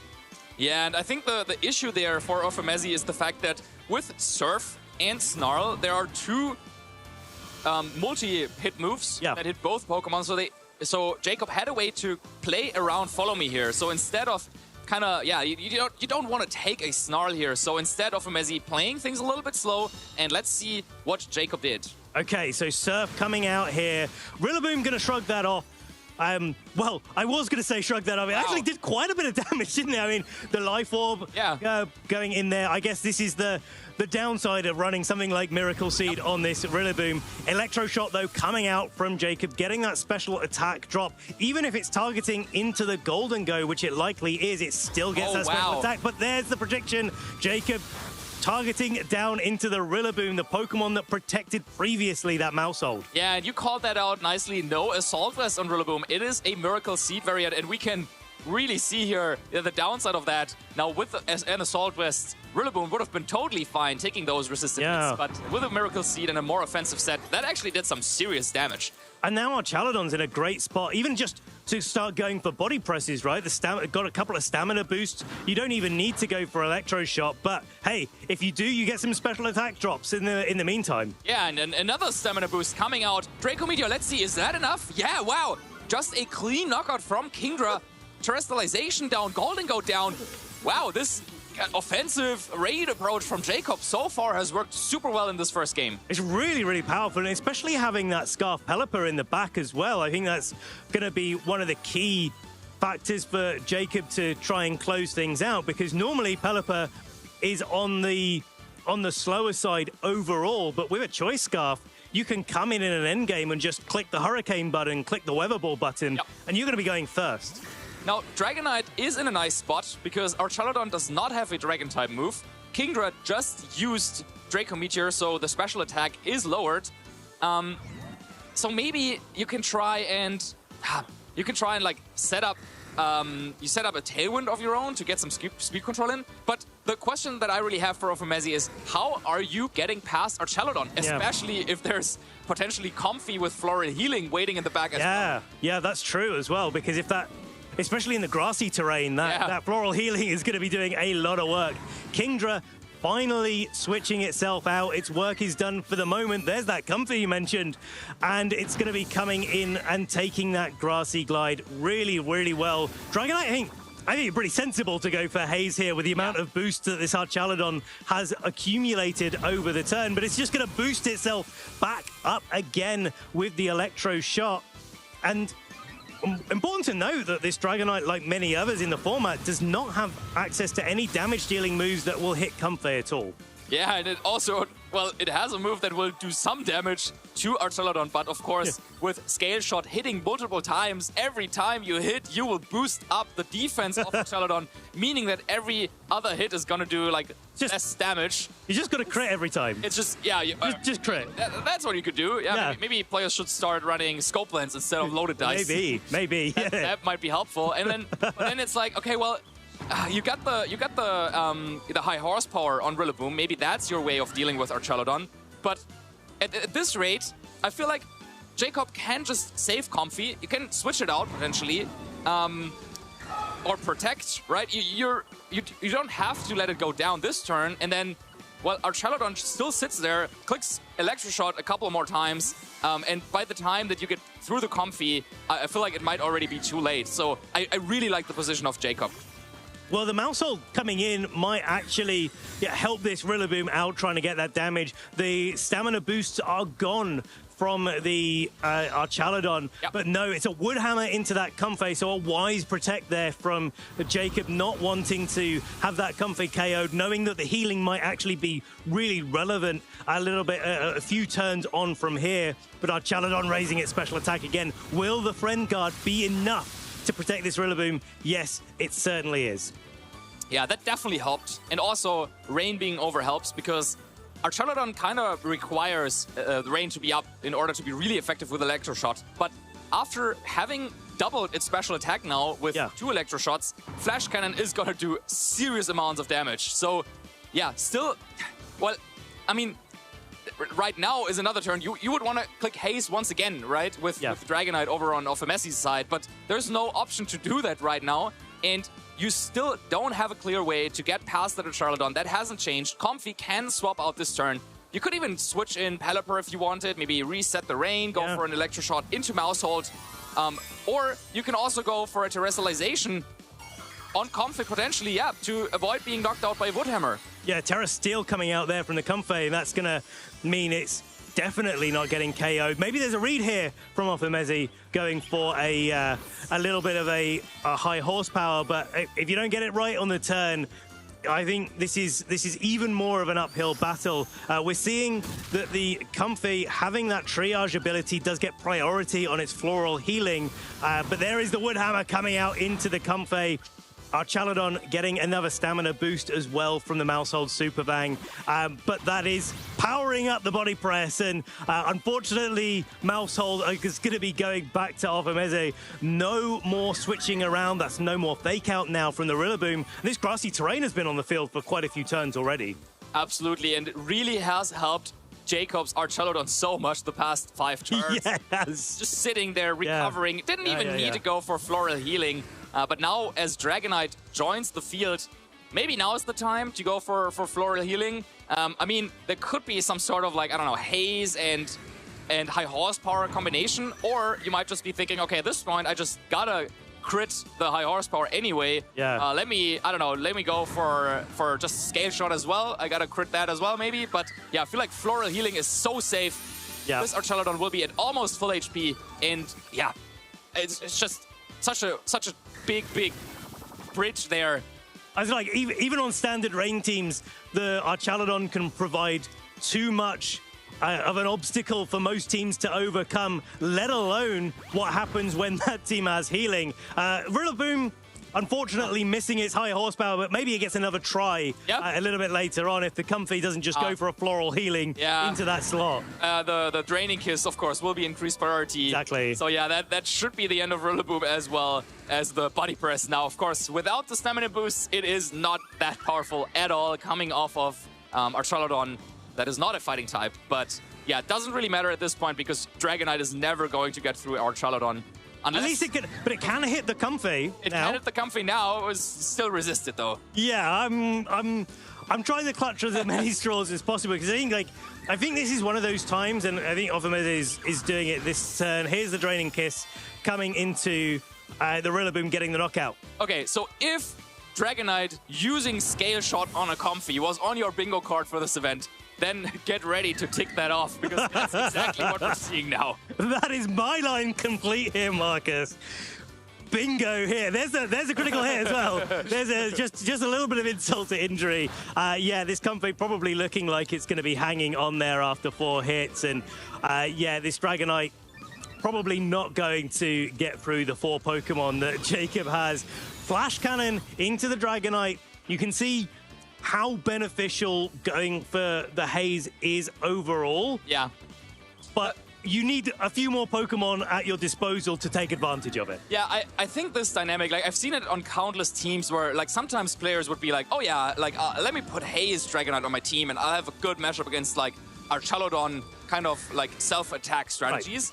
Right. But the issue is Dragonite used haste twice and reset the boost twice, but you still need damage to follow up, and Dragonite is ridiculously bad at dealing with Archelodon offensively. It can help the teammates by supporting it with the haze, but there's got to be something like, for example, an Ursaluna Blood Moon, for example, which might be an adaptation that Ofemezi might have to go for in this second game, as you need damage to follow up the boost being removed with the haze. Right, it's like, but it's hard, isn't it? Because I guess Ofemezi is probably like maybe thinking about going for Terra Water on the Ursaluna and then being able to sit in front of the Rain mode. But if you have to terastallize something else, then the Ursaluna's really threatened by that mode of the team. And if not, you still get hit with the Electro Shot with the Ursaluna. Yes. Oh, sorry, the Archelodon. Yeah, and I think this is one of those situations where now Ofemezi is sitting there and he's like, I feel like if I'm bringing Ursaluna right now, I feel like I'll stare down like a toad-scroll wheezing. Yeah.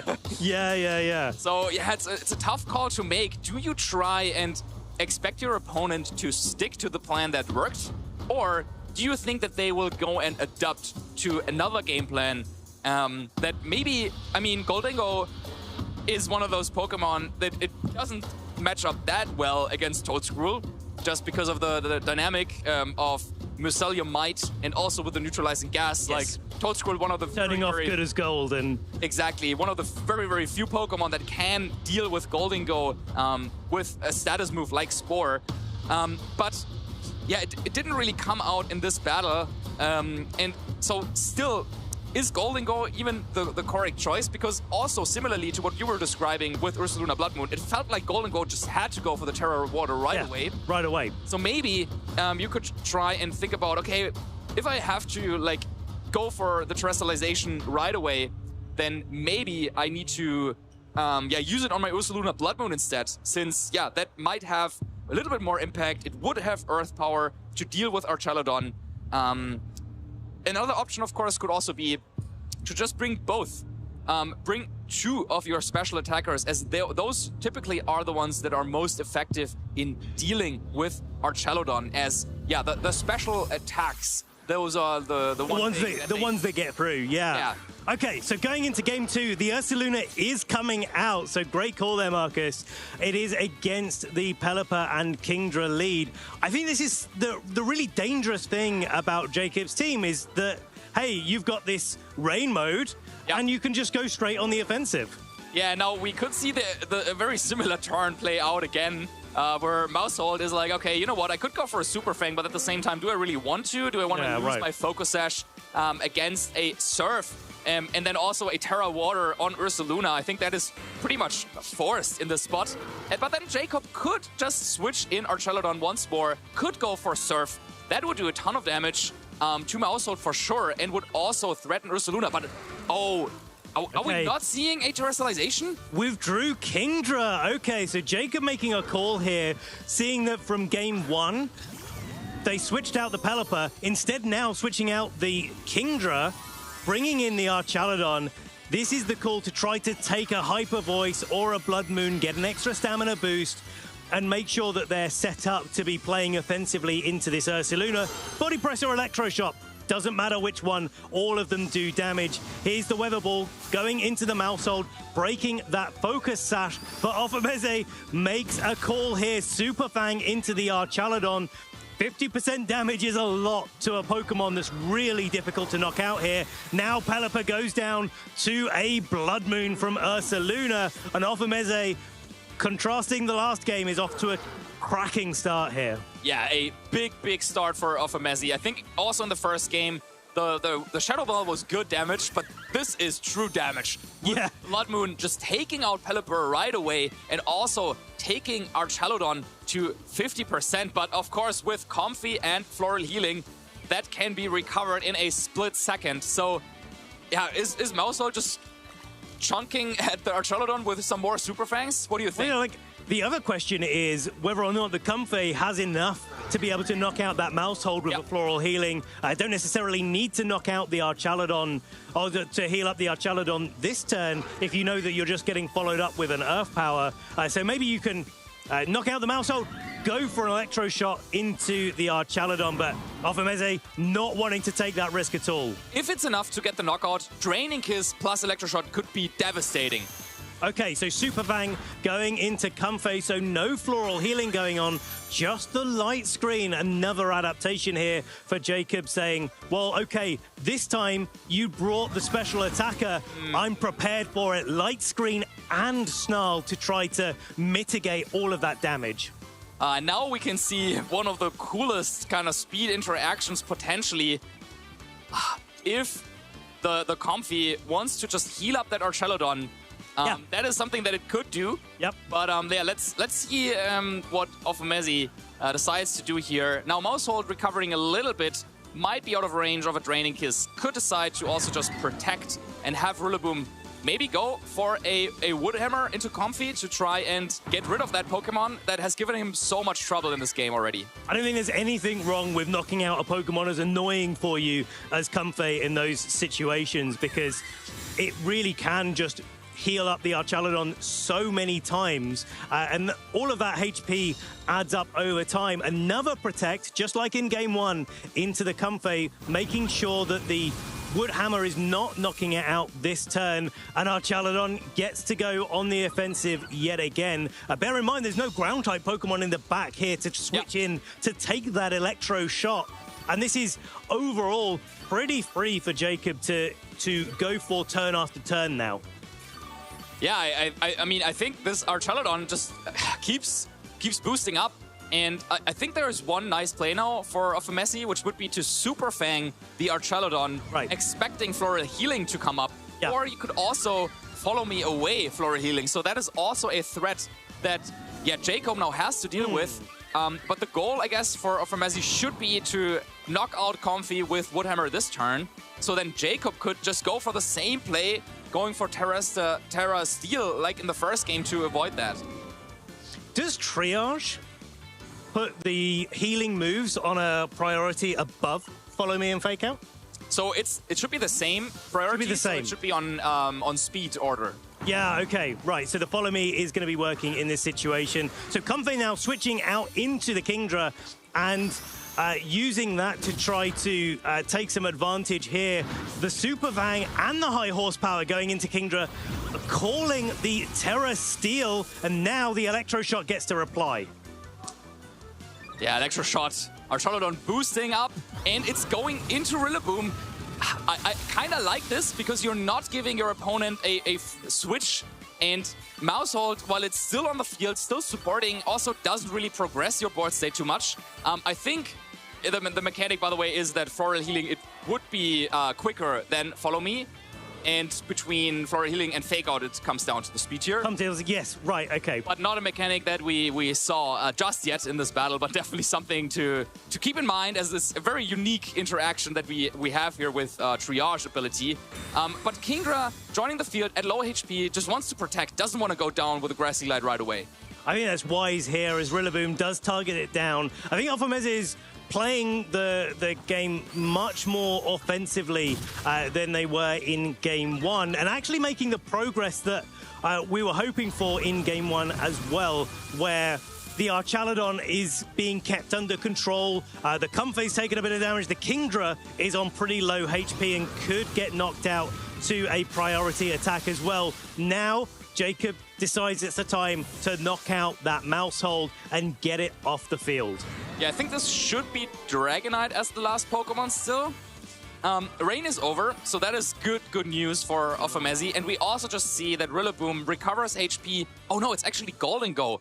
Okay, that is quite interesting. So with the recovery there from Grassy Terrain, we just saw that Rillaboom outspeeds Kingdra. I was a little bit worried that if Kingdra is faster, it could go for a Terra Steel and avoid being knocked out by Grassy Glide. Right. But I think in this spot, you might be able to just go for, say, Earth Power into Archaludon and Woodhammer into Kingdra. I don't think the Grassy Glide is necessary, but... Oh, but here it comes in. Is enough to pick up the KO on the Kingdra, so that's not going to cause Offamezi any more problems this game. I think the timing's been great for Offamezi as well, bringing in that Ursaluna at the end of Rain, where there is no longer any risk of Electro Shot. The Terra Water doing well, but yeah, here's the Blood Moon. Predicting the KO for Jacob. Sorry, the Terra Grass. The Terra Grass from Jacob onto the Archaludon, and instead not doing anything. Now the light screen ends, so it's a good time for Comfey to get back in, maybe set it up again, but also maybe just make sure that this Archaludon is kept healthy. Yeah, so well, now we know that Blood Moon cannot be used again, so now I would expect this Archaludon to terrestrialize. Yes. So are you then going for Hyper Voice instead? This is kind of tricky. Once again, it's one of those situations where if you can get rid of the Comfey now, then that would be huge. But if Jacob predicts this, goes for Protect, that would give Archaludon another free turn, and then you can still go for the Floral Healing on the next turn. So I think like the most obvious play would be to just go for Floral Healing, but no, actually it's a light screen. Okay, so trying to keep the Archaludon that little bit safer. Here's the Woodhammer in reply into the Comfey. It's not going to be able to hang on there whatsoever. And Terra is still available, so Jacob really trying to hold on to that for as long as physically possible. Here's the body press after a few shots by Offamezi, calling it and going straight for the Earth Power in the face of this Terra Grass potential Archaludon and taking us to a Game 3. Yeah, and this approach with the Ursaluna Blood Moon went much better than the previous game. I think it became very clear to Offamezi that, okay, against this Archaludon, it's not enough to just bring a Golden Go. I need to not rely on haste, but instead I need to rely on damage. And between Super Fang and Earth Power, he has ways of damaging Archaludon even when it gets a couple of boosts into its defenses. So I really, really like the way that Offamezi approached this second game. And yeah, I think Jacob now might have to think about how to react to that, because yeah, it looked quite convincing there from Offamezi. The Terra Water, we were talking about it, it's kind of forced, but in a way where like he was always, or he was like never in danger, because Ursaluna only, or when Archaludon came out, Ursaluna left the field and it only came back in when the raid was over. And this is, I think this is something that we really need to hone in on, is that the game plan that Offamezi used worked because they were able to call the Pelipper staying in, get the Blood Moon into that slot and knock it out on turn 1, and then were able to just wait out those rain turns until they were able to get into a good position. Oh, there it Here's the switch up though. Toadscrawl and Galarian Weezing. It is the Mousehold and Ursaluna coming out for Offamezi, and we're going to see this combination in full force. Yeah, that is what we wanted to see now for Game 3. Offamezi with Ursaluna ready to take on a rain lead once more, but is he also ready to take on this Weezing Toadscrawl combination? I mean, I think if anything was going to, it would be Mousehold Ursaluna. The combination of Super Fang and an attack will be enough to pick up the KO on the Weezing. But you got to get through the spore pressure first, and there's no safety goggles out on the field right now. Yeah, I think with this Weezing, you could go for like a Dazzling Gleam to bypass the Follow Me. Okay. Spore comes out, will put Mousehold to sleep. Yep. But yeah, Weezing with the choice specs can do a little bit of damage, but okay, it's actually going to be just the Sludge Bomb. Okay, so Sludge Bomb into the Mousehold, breaking the Focus Sash. Now the Weezing is gone. The question is that one Spore enough to put them into a great spot? Now, I wouldn't be surprised if there wasn't Kingdra Pelipper if there wasn't the Kingdra Pelipper in the back, or if there was. I showed like both scenarios are possible here, but the Archaludon boosted up by the Bullet Seed could be a really important game plan that Jacob might have up their sleeve. Yeah, you could bring in Archaludon now. You could go for Terra Grass potentially and Bullet Seed yourself and Body Press into Ursaluna. Yeah. Now, unlike the previous game, Ursaluna was not forced to terrestrialize right away, and there could still be Golden Go waiting in the back as well. So I'm not sure how effective this Archaludon-centric game plan would have been.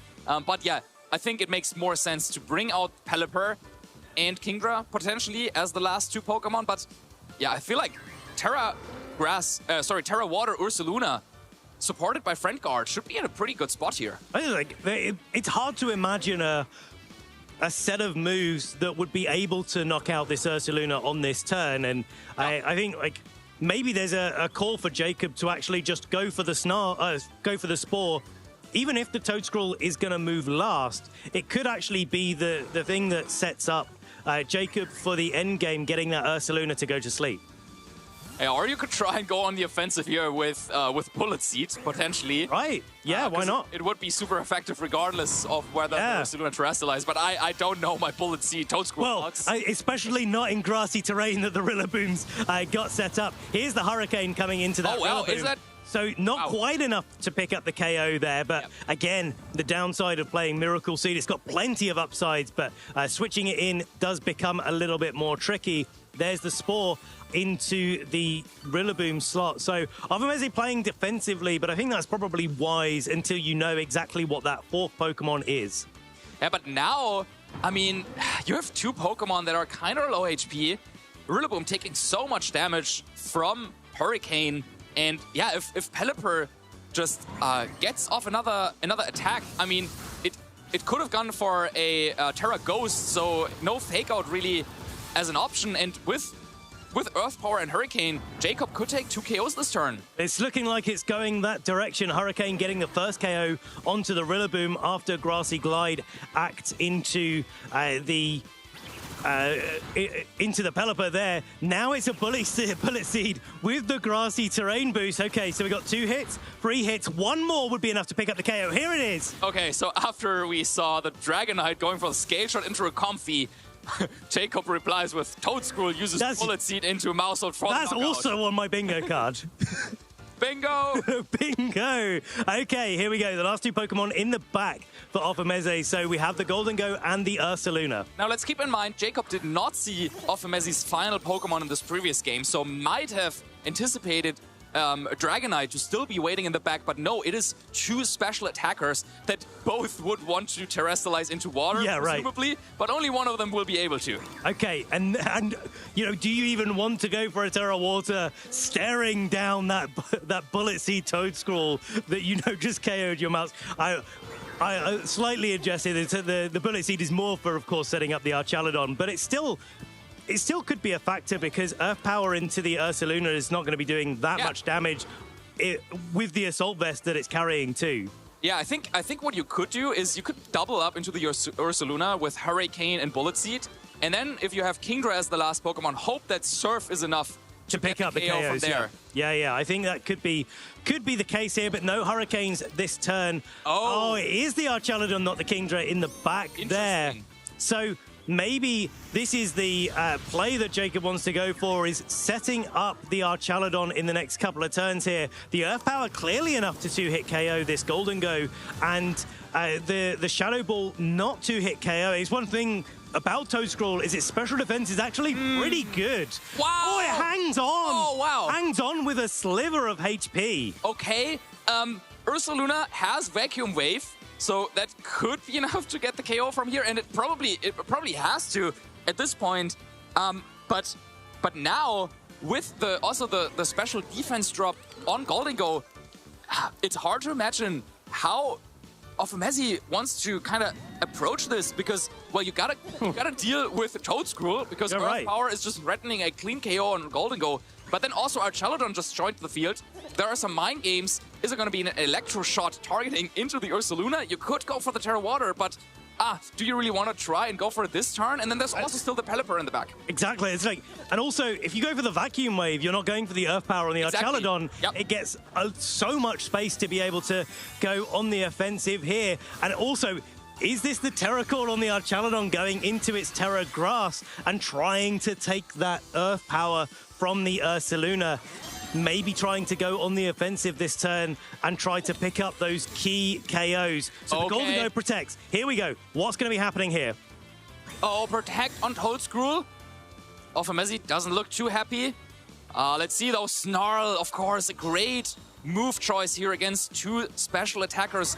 Will reduce Ursaluna's damage output. But yeah, it seems like this turn it went for Hyper Voice. So still like a small victory, I guess, because you're getting some damage on Artelodon, but yeah, look at that with Assault Vest. Are you? Yeah, it's like, but I think that's really clever as well, because with the grassy terrain recovery and the special attack drop on the Ursaluna, I don't think that Toedscruel's in Vacuum Wave range anymore. Yeah, I don't think so either. You might be looking at maybe you need a critical hit. I feel like Offamezi might have to just like go for it anyway, because what else are you going to do if Toedscruel just goes for an attack, knocks out Golden Go with Earth Power? The game is pretty much over. Okay, so Vacuum Wave is coming out easily enough to pick up, to hang on there. Golden Go goes down to the second Earth Power. No terrestrialization committed just yet. I think Offamezi doing well to hold on to that, but Jacob seeing through it, getting that body press. He's not even boosted up that much at this point, only one stage of increased defense at the moment. But I think now at this point, actually it doesn't really make too much of an impact, because there is the option for that side bullet seed and the attack coming out from Jacob's side. So Offamezi calling that, seeing it, and it will be Jacob, the winner of Swiss Round 7, making it all the way into Phase 2. Wow, I am really impressed by Jacob's unique team building. And by the way, how he approached this. I mean, going into it, he definitely had to feel the pressure, being a bit of the underdog, going up against Offamezi, a strong player that came all the way from the United States to, claim victory here in Lille, but with unique combinations. So cool. And then also bringing out the Weezing and Toedscruel in Game 3. That was just so awesome. Jacob played it so well. And not to disregard what Offamezi was doing, I think the approach to Game 2 was phenomenal. He identified how he needed to switch things up after the first game.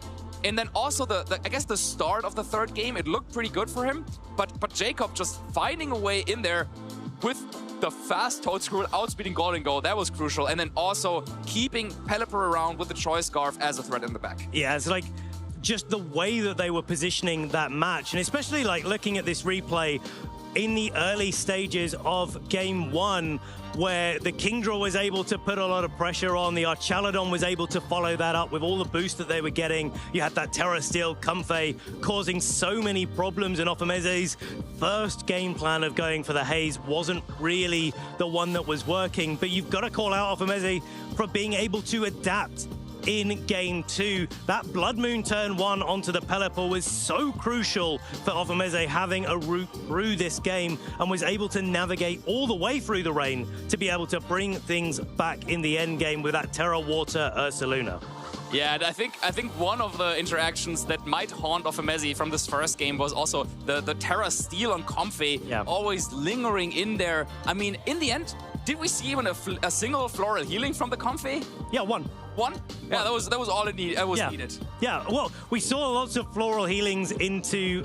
we saw the draining kisses into as far as damage went. But yeah, just one floral healing overall. And yeah, you could see there with Jacob in this game, definitely happy with how it went out, and relieved. But yeah, he really understood, I think, the board position like very, very well. And I think he must have quite a bit of experience with this very unique team that he's bringing to this event. I think that's like one of the key things is, and you called it out in the early stages of the match when we were kicking things off. It's like, well, Jacob's got a lot of experience playing into what Offamezi is using, but the other way around, a little bit less so. You've got to kind of pick it up on the fly. So sometimes in those matchups, you're like, you kind of have to go into the game against Jacob being like, well, I'm kind of one game down. We'll give something a go. We'll try to win, but actually probably got to win games 2 and 3 once I've figured out exactly how they're going to be approaching the matchup.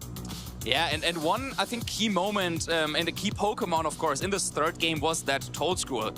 And I mean, we were kind of struggling here as well, kind of thinking about, okay, how much damage can Vacuum Wave even do to a Toedscruel? Right. Like, what's the interaction going in there? And then Toedscruel proved to go on the offensive, also with the Bullet Seed. And this turn, really, where the Blood Moon was able to get the KO on Toedscruel.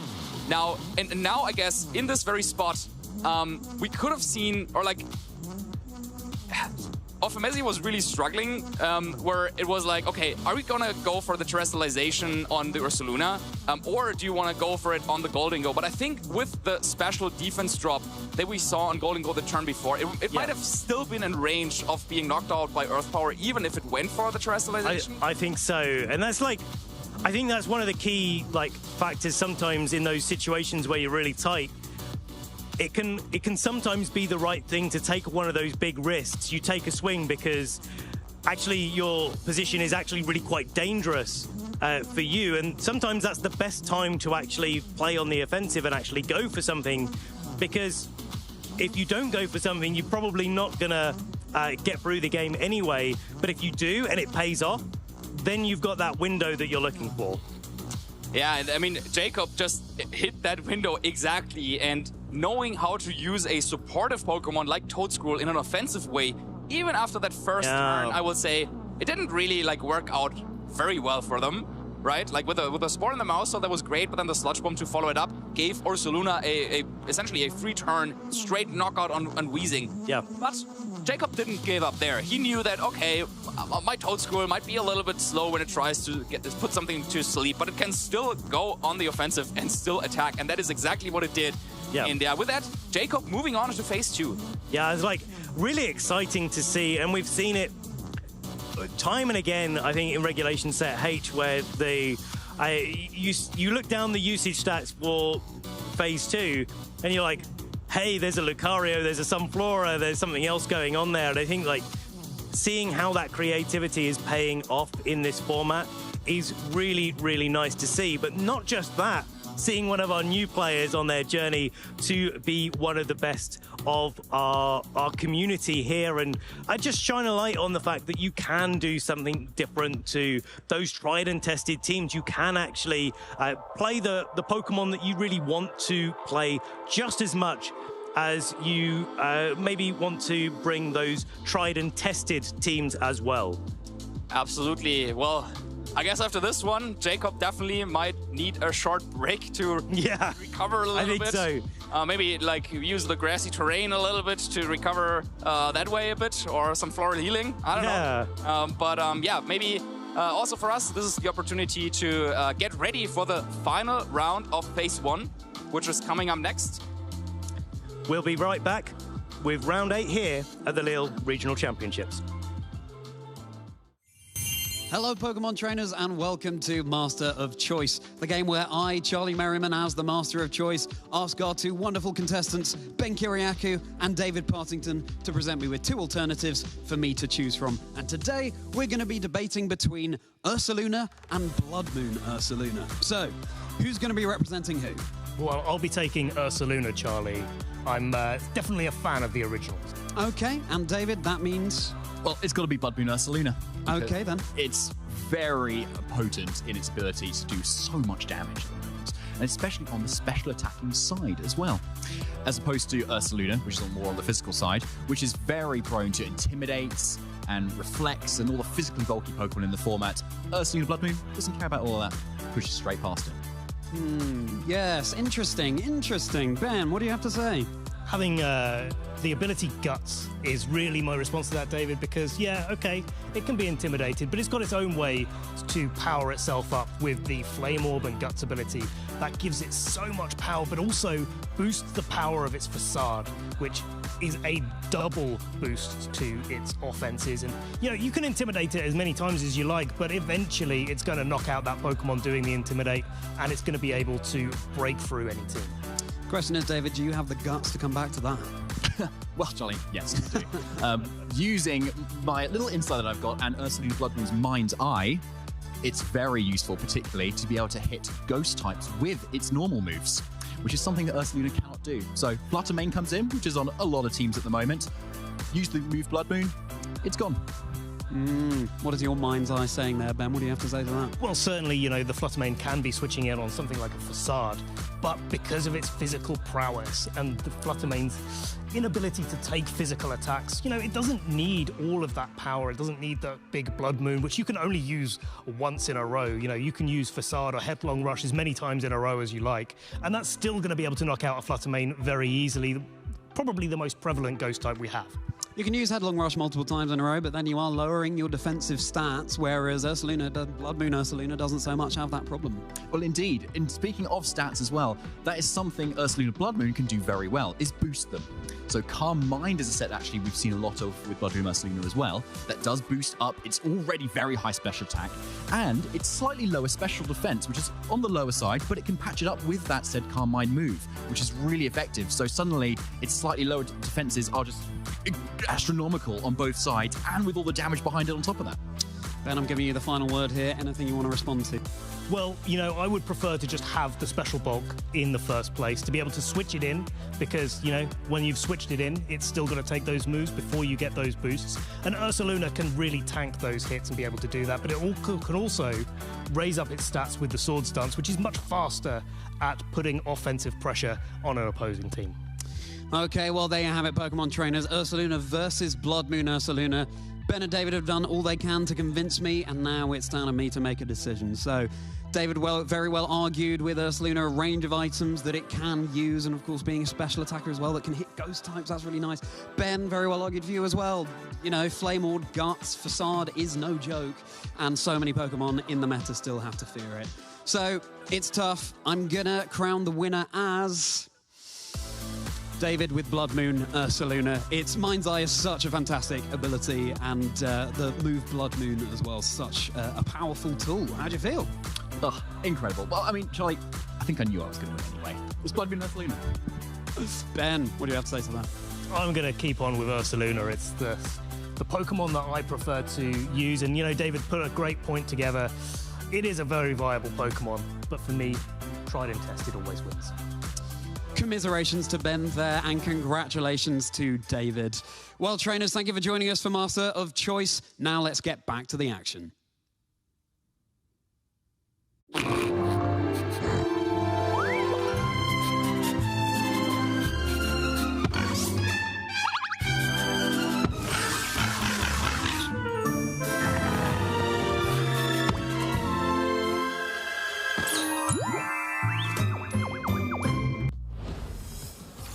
Well, hello, Pokemon trainers. We're here at the Lille Regional Championships, and I am joined by Alessandra, who is the head fan zone coordinator. Hi, it's great to have some time with you. And we have the opportunity for you to talk us through the fan zone. Tell us what people that attend these events can expect to see at these sort of little gatherings.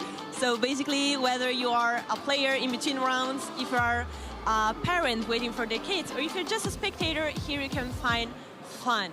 Here you can participate in a lot of free activities, gain a lot of cool stickers, and let's have a walk around and see what you can do, really. So what you can see here is the board games table. So here we have a bunch of Pokemon tabletops games like Pokemon Labyrinth, Pokemon Monopoly, and all this. So if you have time for a Monopoly game, well, this is the right place to have one. I own the Pokemon Monopoly. It's like one of my favorite games as well. I wish I had time because, yeah, but the Monopoly takes a long time, but all these board games that you've got, how incredible that you can just come and get involved and join in and experience all the different Pokemon board game sides of things. But not just board games, because we have many other yellow closed tables where you can pick one drawing and you can freely color it. And we have a very, very cool experience, which is the coloring and drawing competition. Oh, so this is awesome. Yep, you can submit a drawing, and at the end of the day, we will announce some winners based on age divisions and stuff like the normal tournament, like the main stage. Yep. That's great. So you can actually, if you're an artist and you love drawing Pokemon or whatever, you can come along and then do some drawing, and you can actually win prizes for it. Exactly. What kind of prizes are we kind of talking about?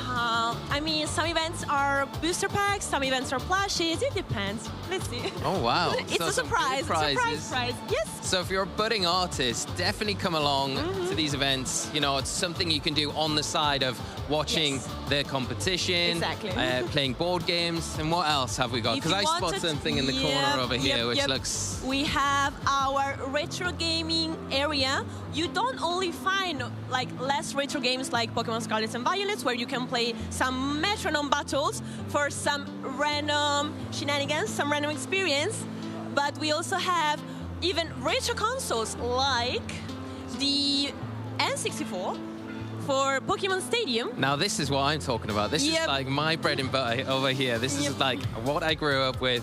Mini games on Pokemon Stadium, which is so exciting. Yes, so this is basically what we offer at the Fun Experience, a fun experience for everyone. And you have, attending. do you have prizes and competitions running on these retro games exactly. as well? This is incredible. We have prizes for everything. This is the sort of thing to expect in the fan zone. There is a lot going on. You can get involved with the art, you can do board games, you can do the retro games, and there is prizes up for grabs. So just giving you a little taste of what you can expect from the fan zone when you come to one of these events here in Europe and NA, of course. And Alessandra, thank you so much for taking the time, for being amazing, brilliant, and talking us through what players can expect when attending fan zone at a regional event.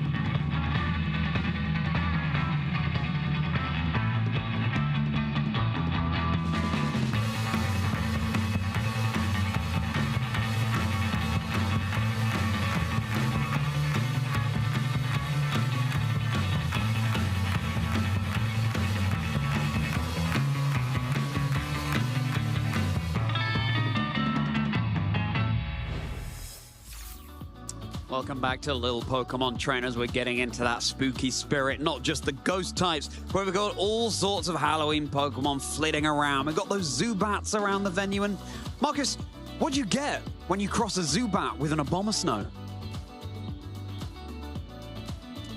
Enlighten me. Frostbite. You love it. There, they love it. I got... yeah.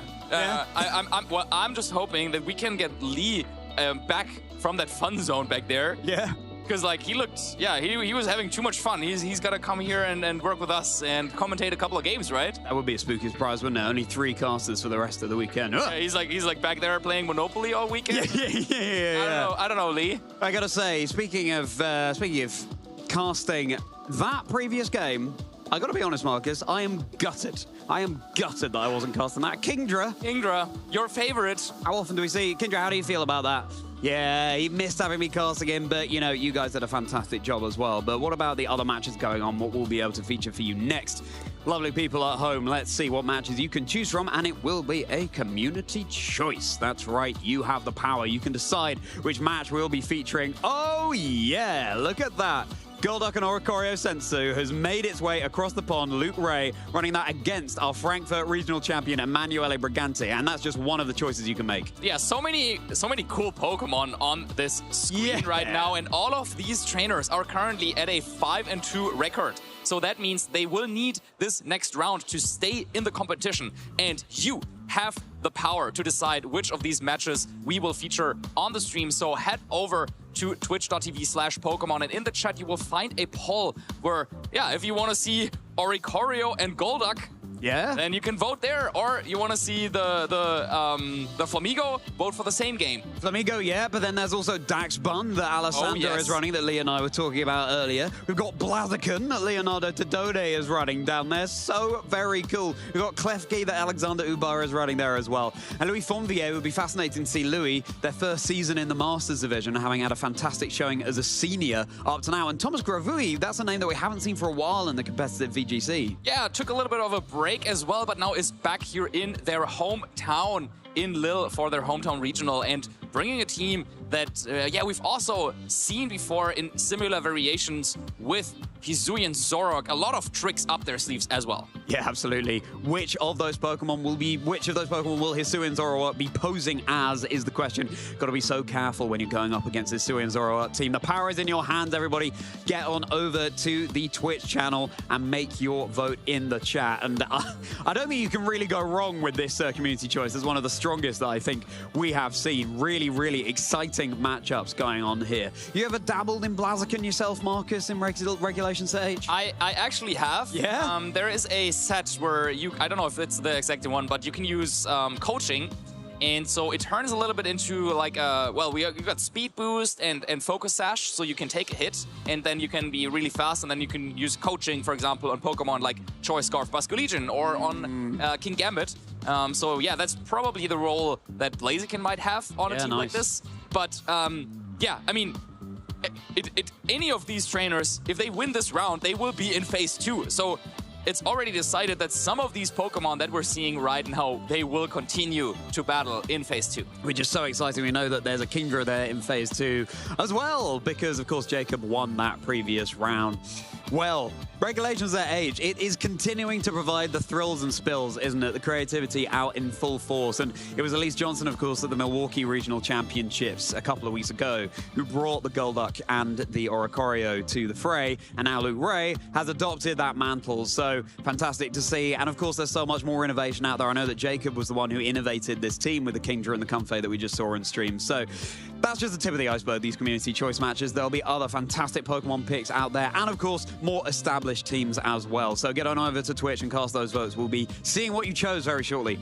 Yeah, and we have Emanuele, who as you said, he just won the Frankfurt Regional Championships. One of our very, very few players who is already qualified for the Pokemon World Championships happening at Pokemon XP next year in San Francisco. And he's bringing a different team to this tournament. So we all remember what happened the last time when he came up with a really, really powerful team. Of course, he won the tournament and it was super meta after that. Now, what do you think about Flamigo? Is that gonna climb up the ranks as well? I mean, Flamigo had a fantastic showing in the first iteration of Regulation Set H that we had around this time last year. And I think it's very wise of Emanuele to deviate from that team that did so well in Frankfurt, because everyone's so prepared for it now. Emanuele, let's not forget, also came second in the Grand Challenge that happened just after Frankfurt, I believe. And then that team, that team was on both the winner and finalist teams in Milwaukee a few weeks ago with Joshua Lawsey and Alex Arund over there. So it's really omnipresent. And so Emanuele deciding, okay, now I need to counter this beast that I've created. Yeah, and maybe he's ready with Flamigo, and let's see what our community decided. What will we see in this round? Don't forget, it's the last round of phase 1, but then we'll have some more action for phase 2 coming up right after that. So yeah, let's see who of these trainers will join us in What have you chosen? It will indeed be Emanuele, our Frankfurt Regional Champion, going up against Luke Ray with this fascinating Oricorio and Golduck composition. Fantastic choice, chat. Having said that, would have loved to have seen all of these matches, of course, and all of these really unique Pokemon. We didn't call out Hisuian Typhlosion before, for example, there. But maybe we will yet have a chance to over the course of the Lille Regional Championships this weekend. So we will get Luke and Emanuele all set up, and we will bring that thrilling Pokemon action to you. Oh, yeah, wow. I'm excited to see if Golduck will make an appearance. I mean, traditionally, I would think that this is maybe a set with Cloud9 and you're trying to use it against weather-based teams. Exactly, yeah. Now, Emanuele does have a lot of Ninetales, but yeah, that's also typically a Pokemon that is used for a little bit of a counter weather action and not really for, like, I don't know, any, like, slush rush shenanigans. But the Oricorio and Volcarona, I guess what we're expecting here is this the Dancer combination with Quiver Dance. Yeah, that is definitely something that we could see right here with Luke's team. Yeah, that's absolutely how Elise was running it as well. Golduck has access to Simple Beam, and that means that any stat boost will be doubled, and indeed drops. But of course, Volcarona going for the Quiver Dance, and that means you get +2 to your special attack, special defense, and speed instead. And then if Oricorio is on the field, and it's next to the Volcarona, then its Dancer ability will copy that dance move right away, and then the Oricorio will be able to move as well, so you get boost, and then you deal damage. Then there's also Fiery Dance that Volcarona can go for. Torocorio deals damage as Fiery Dance, maybe gets another double special attack boost if it's had Simple Beam on it, and then goes for a move of its own choosing, maybe Revelation Dance, and that's a move that takes on the type of whichever form of Oricorio is using it. So it would be Ghost, but if the Oricorio terastallizes, then I know that Elise, for example, is running the Terra Fairy, I believe. If that's a Terra Fairy again, it would become a Fairy type move. So it's such a flexible Pokemon. It's such a cool composition. And listen, we'll be talking about it a whole lot more in just a moment, but that's just a little taste of the treats in store. Yeah, I'm impressed, Charlie. You definitely got your mechanics down there. It was such a cool team, Marcus. I was studying it and studying it. But before we dive into that match, let's take a look at how the trainers are doing out there in the venue. What records are we dealing with so far? Who is still undefeated? Who has taken one of those losses? Who has stamped their ticket into day 2? We'll be able to take a look at those names very shortly indeed. Now, everyone with at least 6 wins is already qualified for Phase 2, but as wins transfer over into Phase 2, of course, you don't want to stop winning right here, and we still have 5 players who are still undefeated. And yeah, looking at that, there's quite a few names that we haven't get to see yet.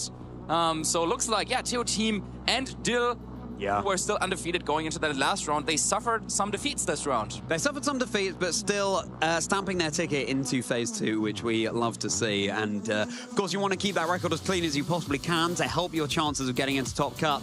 And that's exactly what the likes of Juan Manuel Odriozola and Giovanni Piscitelli and so many more have done. And Bart Van Doorn running a really interesting team. There was a really unique Pokemon pick on Bart's team, and it's on the tip of my tongue, but I can't remember which Pokemon it was now. I'm going to have to look that up. Yeah, maybe we will see them in Phase 2. But now, of course, our eyes turn onto the 5 and 2 players who still need to win this. Their tournament life on the line. Last round, and they need to make it count. Absolutely. It was Scizor. That was it. That's the Pokemon that Bart is running. Yeah, very cool Pokemon. But yes, you're right. The 5 and 2 players, everything on the line for them. This is the difference between progressing in the competition and their competition ending right here, right now. And we will be featuring exactly one of those matches on stream for you. So the pressure is intense. The crowd out there, they are going crazy. The massive crowds are gathering out there watching the streams, enjoying the action here at the Lille Regional Championships, and maybe sheltering from the rain as well. Yeah, and maybe protecting from the rain, which we will probably not see in this match, but protecting from the rain is that Golduck, and I just gotta bring it back there because you mentioned Simple Beam. So talk me through about how exactly does that strategy work again? Right, so Simple Beam is not a move that does any damage. All it does is changes the target's ability to the ability Simple. Simple. That sounds simple. That sounds simple enough, right? What Simple does is means that you take double to any stat boosts or drops. So, Quiver Dance on Volcarona, that gives a +1 special attack, special defense, and speed. But if the Volcarona has been Simple Beamed and its ability is now Simple, that means it's going to be +2 in special attack, special defense, and speed. And if Volcarona uses Fairy Dance, and has the simple ability, it has a 50% chance of doubling its special attack. That's exactly right, Marcus. Yeah, you are learning very well. I never thought we'd be in this position where I'm teaching you about the VGC circuit as someone who's been around for over a decade in the scene. But there it is, Golduck there. And as you said, Marcus, with the Cloud 9 ability most likely cancelling the effects of weather there. So the weather remains on the field, I believe, but it's just the effects that are cancelled out. Yeah, and of course, Simple Beam, it sounds simple and it sounds very, very powerful, but there's only a handful of Pokemon that learn this move, and Golduck being one of them actually, makes it so that you can craft some really, really interesting strategies like you were talking about. I remember one time I played against a team that was using a Simple Beam Smeargle, and they were using that to use Simple Beam on their Dondozo. Oh, love it. And then, okay, let's do the math. With Commander from Tatsugiri, all of a sudden Dondozo would go to +4 on all the stats. So good. I think it's a good thing that that move has such limited distribution because, otherwise Simple Beam would be running rampant in the game. Another Pokemon that gets access to it, I believe, is Latios, which obviously we don't have in Regulations at H, but something that I enjoyed doing as well, I played around with. Simple Beaming your Phalanx, it uses no retreat that gets a boost to all of its stats at the cost of not being able to switch out. But with Simple, of course, that means it gets a double boost. And watching that cute little Caterpillar sweep, it's a treat, I tell you. Okay, if we're still on the topic of Simple Beam, then I have a story from like way back in the day. There was a story time. famous German team with a Simple Beam Spinder. Oh, yeah. Use Simple Beam on Latias, and then Latias, or was it Entrainment? No, Spinder doesn't have Simple as an ability, does it? No, I don't think so. Spinder, I mean, it's not in Scarlet and Violet, so I mean, I don't... it's not surprising. That was a while ago. But Tangled Feet, it definitely gets. That was a long time ago. But anyway, with the Spinder, very famously, everyone was scared to go up against the Spinder and Latias combination. But that was a while ago. So yeah, great to see that these kind of tactics are still out there and players are trying to make them work. Yeah. It's wonderful just to experience all of the creativity that Pokemon affords us. Elise Johnson last week, at the Milwaukee Regional Championships recently, for example, clearly just spent all that time working out how these strategies can pay dividends. And the problem with locking in too heavily on such a strategy that has multiple components to it, if it's not Simple Beam, then you want your Oricorio in the position to be able to get Dancer boosts, is that it can be shut down relatively easily. This is why a lot of players prefer to run those balanced teams and sort of more simple strategies to be able to succeed. But if it does work, then there are very limited answers available to it, and Elise had a fantastic result in Milwaukee. But I think we'll be able to take a little bit of a look at Emanuele Brigante's path through the Lille Regional Championships so far. Yeah, let's see if he is ready to take on that simple strategy. Seems like he started the day with a loss against his own team. Kind of. So, well, that's taking a little bit of his own medicine right there, but then fighting back strongly, playing against a couple of sand teams, losing to one in the process, but then eventually able to win out to qualify kind of for this play-in round. Yeah. So cool, some of these Pokemon. Edward, see you there. Swiss round 6. Running a Slacking and Galarian Wheezing. Of course, the Neutralizing Gas cancelling Slacking's Truant ability, meaning that Slacking can act every turn instead of every other turn. And Slacking is such a powerful Pokemon. Those stats cannot be ignored, especially when Slacking is moving every single turn. Fascinating that Emanuele now running a Garchomp, which we don't see too commonly, went up against the Garchomp on that very same team. Dragapult, Swiss round 2 there as well. Dusclops we saw on stream earlier. Sylveon, Theo in Swiss round 5. Oh, exciting times indeed.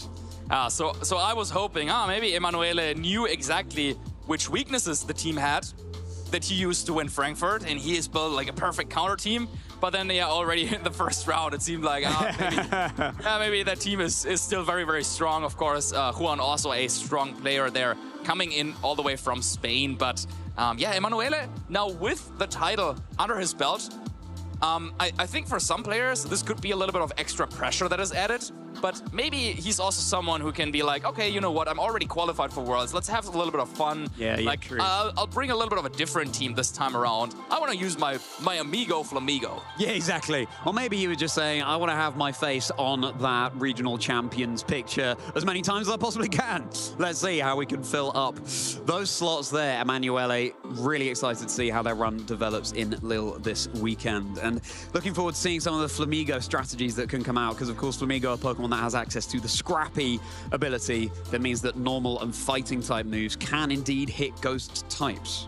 Yeah, that is the perfect counter to our Lilloween that is going on, right? So, yeah. But they're getting ready on stage already, trainers. So whatever else you have going on, make sure you are getting your beady eyes focused on this stream, because we have our Frankfurt regional champion, Emanuele Brigante, on stage, going up against Luke, running that oh-so-coveted Volcarona, Golduck, and Oricorio strategy. And I cannot wait to see how it performs against Emanuele's. And I also wonder how far Emanuele has prepared against the composition, because it's been known since the Milwaukee Regional Championships, but it's not like Luke, by the same token, will be that prepared for the team that Emanuele is running, because it's not the classic 6 that Emanuele has brought before. Absolutely, yeah. So I think it's a very, very fitting way to end phase 1 of the tournament, and it's of course the old story of having a champion, right? Yes. Then someone who brings a fancy strategy might be considered to be a little bit of an underdog, but we saw in the previous round just how little that can mean in Pokemon, where we saw Jacob come out on top with your favorite Kingdra and also with a Toedscruel and Weezing. So I guess, maybe the story will rewrite itself, or will Emanuele continue his streak of great performances with a phase 2 here in Lille? Yeah, we saw earlier on stream Team Masso come out victorious against Victor Medina. So a changing of the guard all round, perhaps, what with Jacob winning just then, indeed. But now, Emanuele versus Luke. Let's see, will Luke be able to go all the way again with this fantastic, masterful strategy? And I cannot wait for everyone at home to be able to see just what is in store here if they miss the Milwaukee Regional Championships, because we're in for a treat, let me tell you. But they look fairly chill up there on the stage. Luke, yeah. He's feeling good. He's quiver dancing himself, yeah? I wonder if Emanuele has that dancer ability. It's not like he's copying Luke's dance there, but... Yeah, no, he's not. Nah, he's vibing along. There's no plushie metagame to speak of. In fact, all of the games I've casted so far, no plushies, unfortunately, on the stage. But, oh well, the plushies, I'm sure, will be cheering them on from home. Emanuele, no stranger to this situation. Being on stream is always a treat. It can always be a bit of a trick as well. I wonder how much used to it they are now. In any case, someone who likes to keep a level head and is oh so good at doing that. Yeah, and here we have the player that will try to dethrone the reigning champion of the last European Regional. Luke getting ready to play here on stream, face one of the best players of this season, coming in with no results to their name yet, but they are ready to add one to that list for the future. And then over on the other side, Emanuele Briganti needs almost no introduction after what he did over in Frankfurt a couple of weeks ago.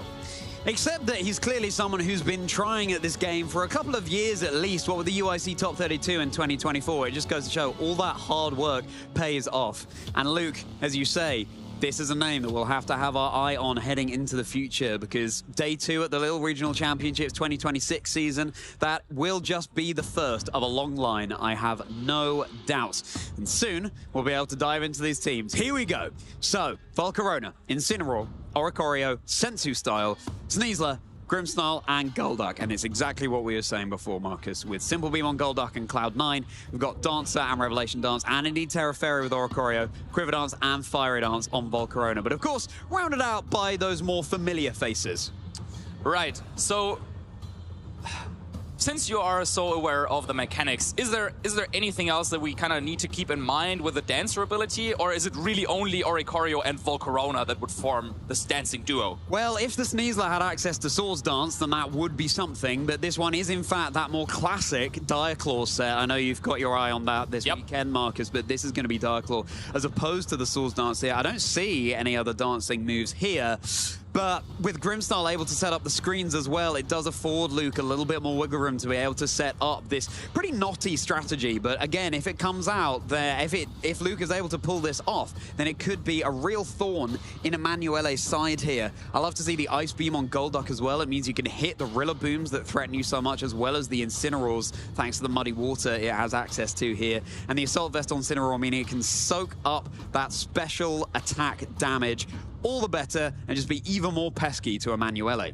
Yeah, I'm interested in seeing whether that Grimmsnarl will be, or will come out right away, because, yeah, that is, of course, a Pokemon that could give those Pokemon, the Volcarona and the Oricorio, just a little bit more sustainability, setting up those screens. But hold that thought. There's a Mirror Herb on Incineroar. So we could see a scenario where not only would Oricorio copy Quiver Dance with Dancer, but then also Incineroar would copy the dance with Mirror Herb. It wants to be part of the dancing club as well. Yeah. Wow, that would be fascinating. Unfortunately, Quiver Dance wouldn't give Incineroar a boost to its physical attack, but it would make it even harder to remove from the field with special defense boosts and indeed speedier. But Golden Go is going to be a real problem for Luke's Grimmsnarl here. That's super effective, Make It Rain, all the more so boosted potentially by Nasty Plot. Could just remove it from contention immediately, but it's Choice Scarf Ninetales this time around with access to the Fairy-type move Moonblast. Lee and I were talking earlier about how we're kind of lacking Fairy damage in the format right now, and Fairy types in general. That's partly why we see a Daxbun out there in the field somewhere. But Garchomp as well, it's a Pokemon, a beloved fan favorite, just going all in the offense. Life Orb with Earthquake and Dragon Claw and Stomping Tantrum. Yeah, some really cool choices there by Emanuele. The Choice Scarf Ninetales and the Mirror Herb Incineroar we already talked about, and also Covered Cloak on Golden Go. Yeah. To potentially block like Snarl, Icy Wind. Yeah. Moves like that. Very, very cool choices. And so it seems like Emanuele also has a couple of surprises. And I think neither player has prepared against the others. Yeah. So that is going to be a really explosive, like, I don't know what's going to happen here.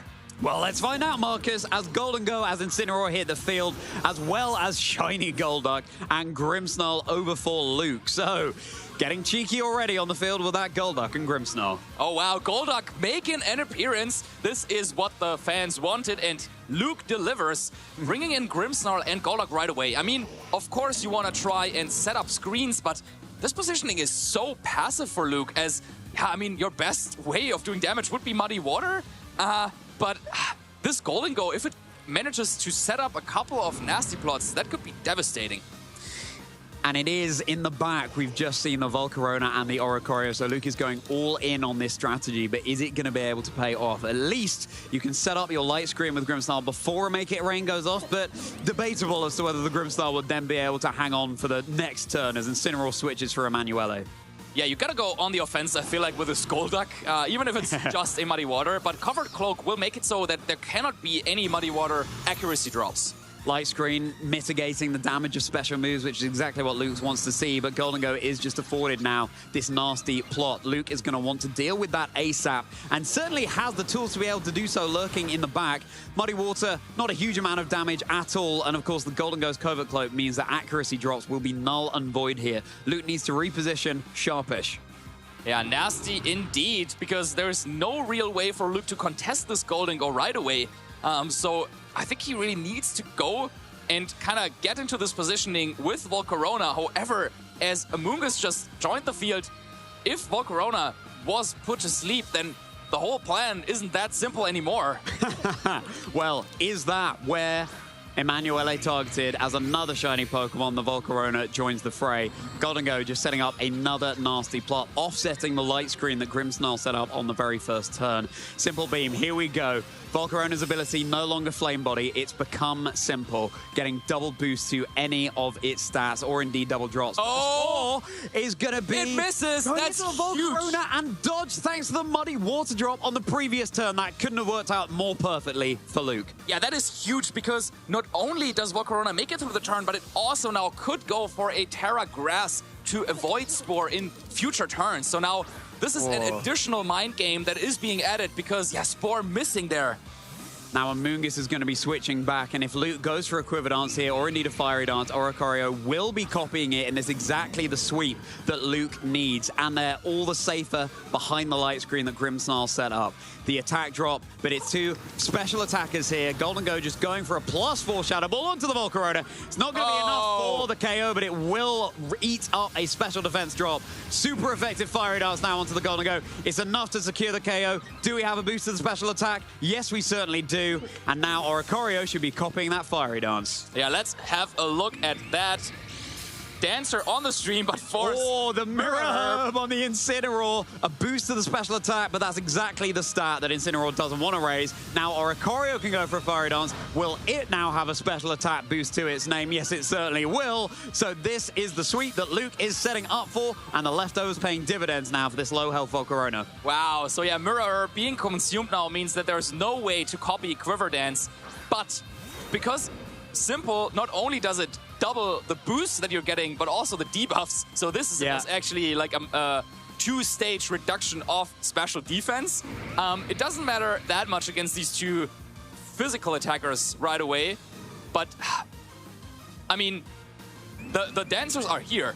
But how do you make use of them? Looking at Garchomp, which likely is still the fastest Pokemon right now. Garchomp doesn't crucially have access to Rock Slide that would be super effective against both of Luke's Pokemon, so that gives them a little bit more breathing room here. But Fake Out attempted into the Oricorio slot, protecting a Terra there perhaps into the Fairy, because it would be super effective against the Garchomp, but no. Knockout onto the Oricorio here. Able to set up the Tailwind.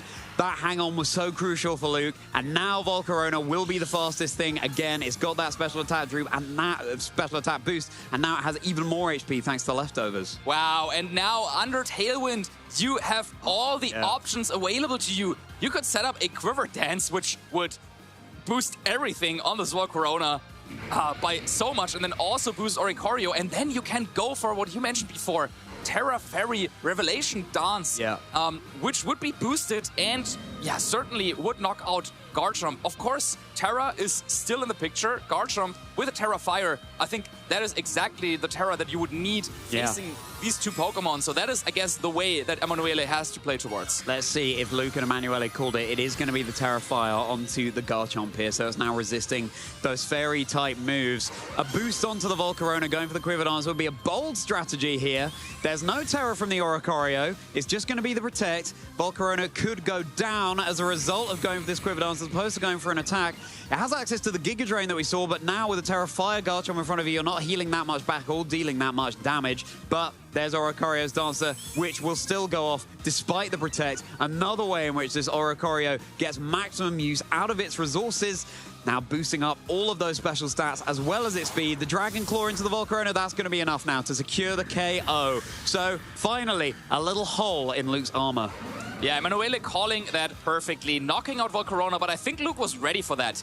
He kind of just wanted to use that turn to set up Oricorio. Yes. Because Volcarona, look, staring down two fire types, it's not really possible for it to do what it wants to do, which is do a lot of damage, as all its moves kind of would be resisted there in that situation. So deciding that, okay, it's more helpful, I need to get my Oricorio boosted up, and because Garchomp terrestrialized into fire, maybe now is the time for Golduck actually to come out and do some damage with Muddy Water. Yeah, this is something I literally never thought I'd say, Marcus, but is Golduck going to be the star of the show? Surrounded by all this dancing, will Golduck be the leading duck in the spotlight? Give us an encore. Well, it all comes down to this, really. This Muddy Water is having a lot asked of it. Let's see what Golduck can achieve. Well, not too much into the Garchomp, just going for the Protect, but that could give Luke a little bit more space now to get set up in the way they want. The Revelation does attempted target into the Garchomp. Yeah, into the Protect, therefore nullified, but Golduck follows it up with Muddy Water. Let's see how much damage can it do to Incineroar. It's going to connect, and the Incineroar, it's not that much damage. Golduck not known for its offensive prowess, and now the knockoff, that's enough to secure the KO into the Oricorio.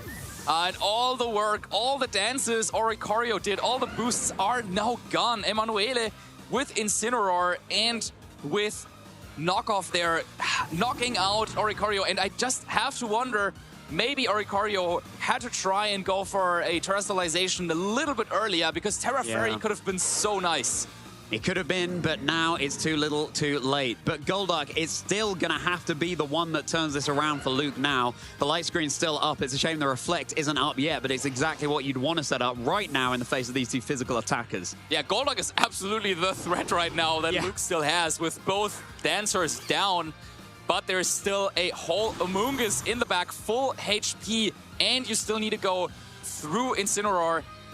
Muddy Water going to miss on Amoonguss, but more crucially, hitting Incineroar, but it just barely survives. Barely hangs on, but it's still a great amount of damage. Amoonguss is the one you probably don't mind missing there. Parting shot, thanks to the Muddy Water accuracy drop still coming into play at this late stage. And Golduck does thankfully have access to the Ice Beam, so super effective damage can be online into that Amoonguss should it need to.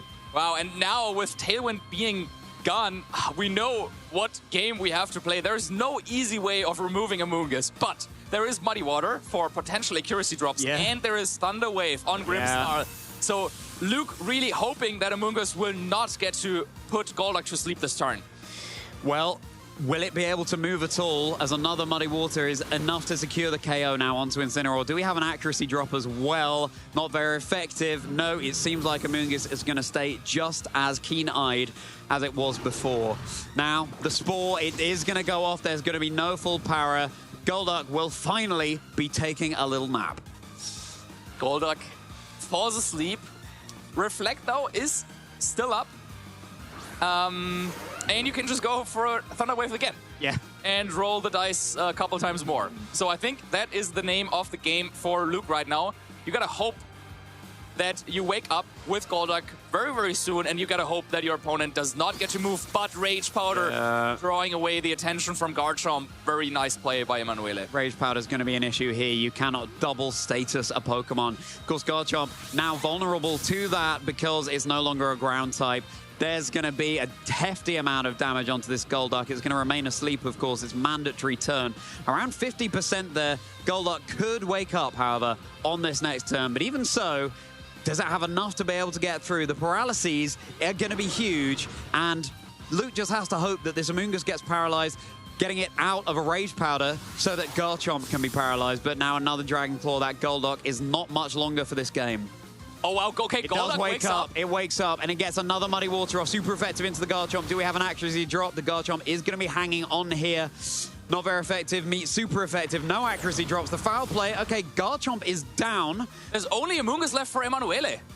Amoonguss cannot deal that much damage at all, but the Golduck is very low indeed. But the Grimmsnarl has foul play, so it does have access to some damaging moves. This could come right down to the wire, and it's going to be fully paralyzed, the Amoonguss, on this turn. This is a Terra Ice Beam now, and Golduck might be able to just seal this game from here. Oh my goodness gracious me. The Terra Ice that we didn't even talk about before, Marcus, is now the MVP for Luke here. The full power on the Amoonguss on that last turn is exactly what they needed. No more Spore. Golduck's getting frosty. Here comes that boosted Ice Beam, the unsung hero of the Lille Regional Championships. Sure, the Amoonguss is hanging on, but there's so much work that it has to do. It's able to snack on its berry, it's able to recover some HP, but can it survive this double up from the unlikely friends of Grimmsnarl and Golduck? Oh, it's another Lord. Full power on the Amoonguss. Wow.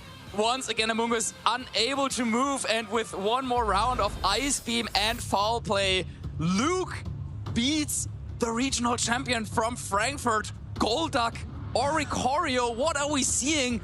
Up 1-0 and one step closer to advancing to phase 2. Luke really doing everything they needed to do to win there, and sure, a lot went in Luke's favor. The Muddy Water accuracy drop that happened on, I believe, the Incineroar early on in the game really came into play a couple of times there. The full powers that Amoonguss suffered.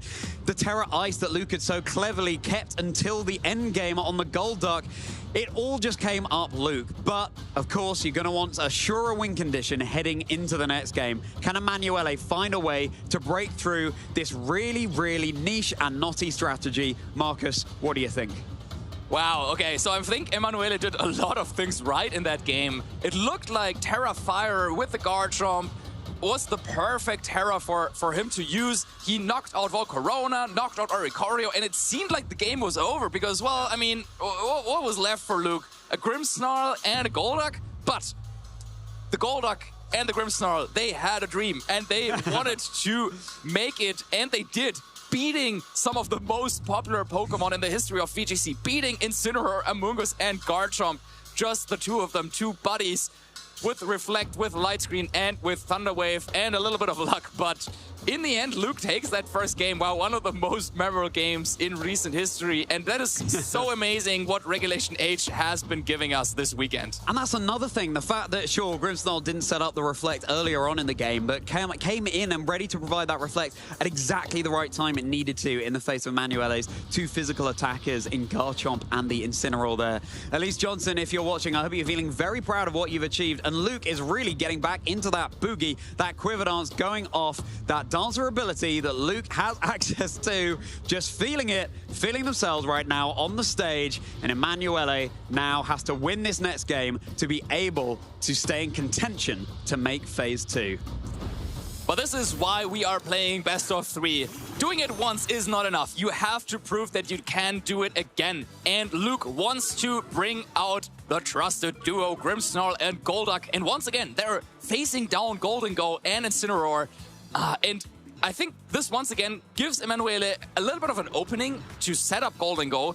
And he was able to use that in the first game a little bit, but then Volcarona joined in the field. But that was only possible because the Spore missed. So I feel like Emanuele could just go for the same play again, bring in Amoonguss this turn, set up Nasty Plot, and be fine as long as there's no Muddy Water accuracy drop. Yeah, fine with a big caveat there. The immediate terrestrialization, time to get sparkly on the Grimmsnarl this time around. So not conserving that Terra Ice in the end game that was so crucial for Luke in that last game.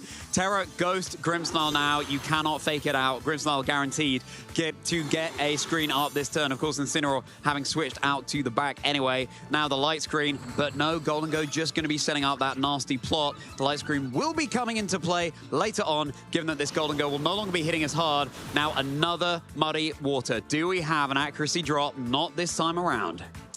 Not this time, but we have a terrestrialization already committed by Luke's Grimmsnarl, and I think this only plays into Emanuela's plan because, yeah, Golden Go can just go for another nasty plot and doesn't really have to worry about anything. Amungo is likely sporing into the Grimmsnarl slot, but Luke is like, okay, I don't want...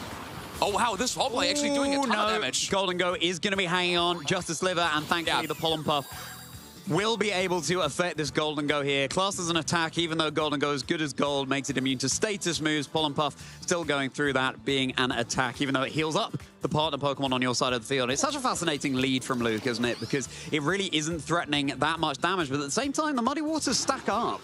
Yeah, so Luke has to kind of get out of this position, but you don't want to swap in Volcarona into Spore. So instead, I think he does the only thing that makes sense in this position, which is going for the same Thunder Wave and Muddy Water combination that bailed him out of game one. Just keep dishing them out. And sure, something's going to be, well, it's going to be going into the Protect there. You could have gone for an Ice Beam, but, you know, you could KO Pokemon, or you could just make sure it's not hitting its attacks. Oh. There is an actually drop here. It's bound to happen. That Golduck, that was the third Muddy Water it's gone for. Oh, and the immediate miss. Oh, my goodness gracious me. Luke is really, really channeling all of that fortune here in our final Swiss round of Phase 1 of the Lille Regional Championships. And Golden Go just went for the Protect. So if you feel like Muddy Water and Foul Play might get it from this range, this might be a great opportunity to go for it. But then at the same time, Golden Go has the boosts up its belt and under its belt, and it could go for just a Shadow Ball to knock out Grimmsnarl, as it has terrestrialized into Ghost. But yeah, if you can manage to outspeed Golden Go then with your own Volcarona, I feel like there's still definitely an opening. Will it be enough of an opening as Amoongus just going to switch out? Emanuele not wanting to roll that dice anymore. Am I going to hit through the actually drop? Am I going to hit through Paralysis? Garchomp just joining the fray, of course. That would be immune at this point to the Thunder Wave. It's still a ground type.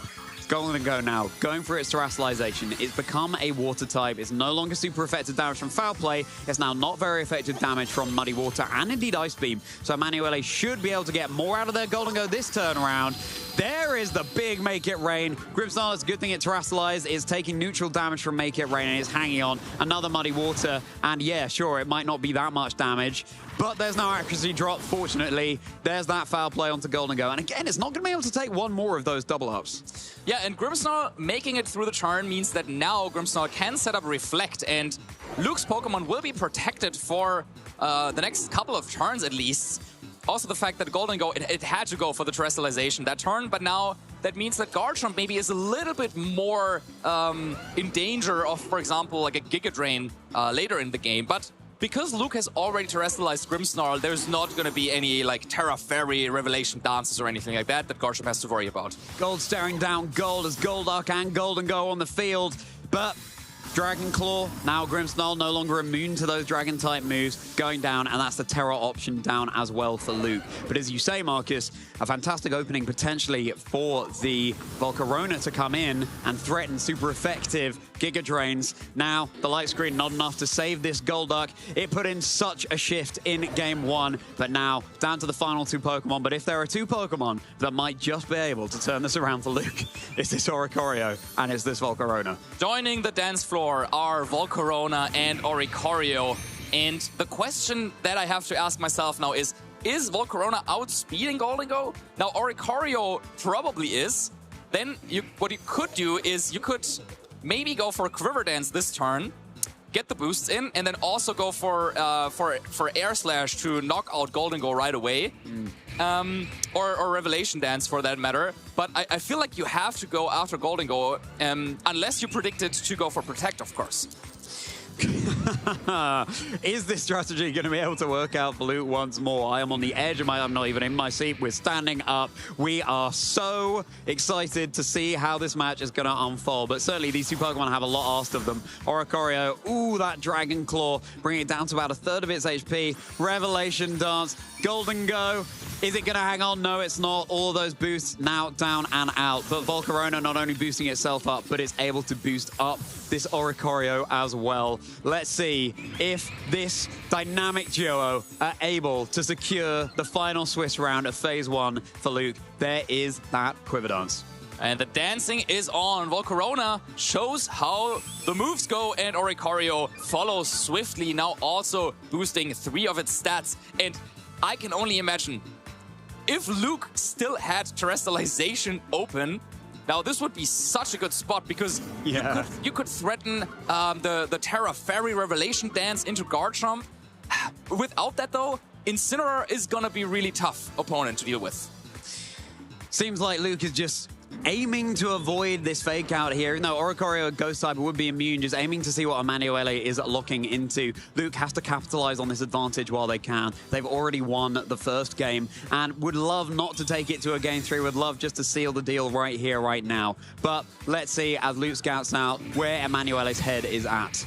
Yeah, and let's not forget about the Mirror Herb as well. It's not that easy for Luke to just go for a couple more setup moves, because yeah, if you boost your stats, then Incineroar also will boost the special defense. So, Fake Out and Dragon Claw not doing anything this turn.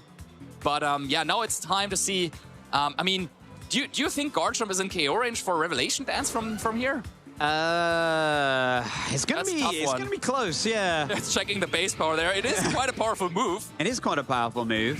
I think we're at +1. I'll be honest, yeah. Garchomp and its bulk is not the bulkiest of Pokemon, but also my Oricorio counts need to brush up on those trainers, as Garchomp now stalls out for this turn. A Revelation Dance attempted into that. This could give Incineroar the opening it needs now to secure the KO onto the Oricorio.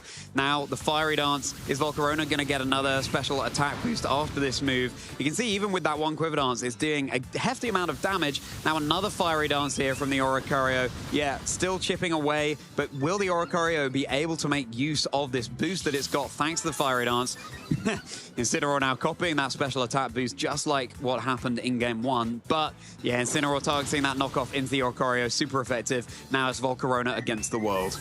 Yeah, and that is bad news, because Incineroar is still quite healthy.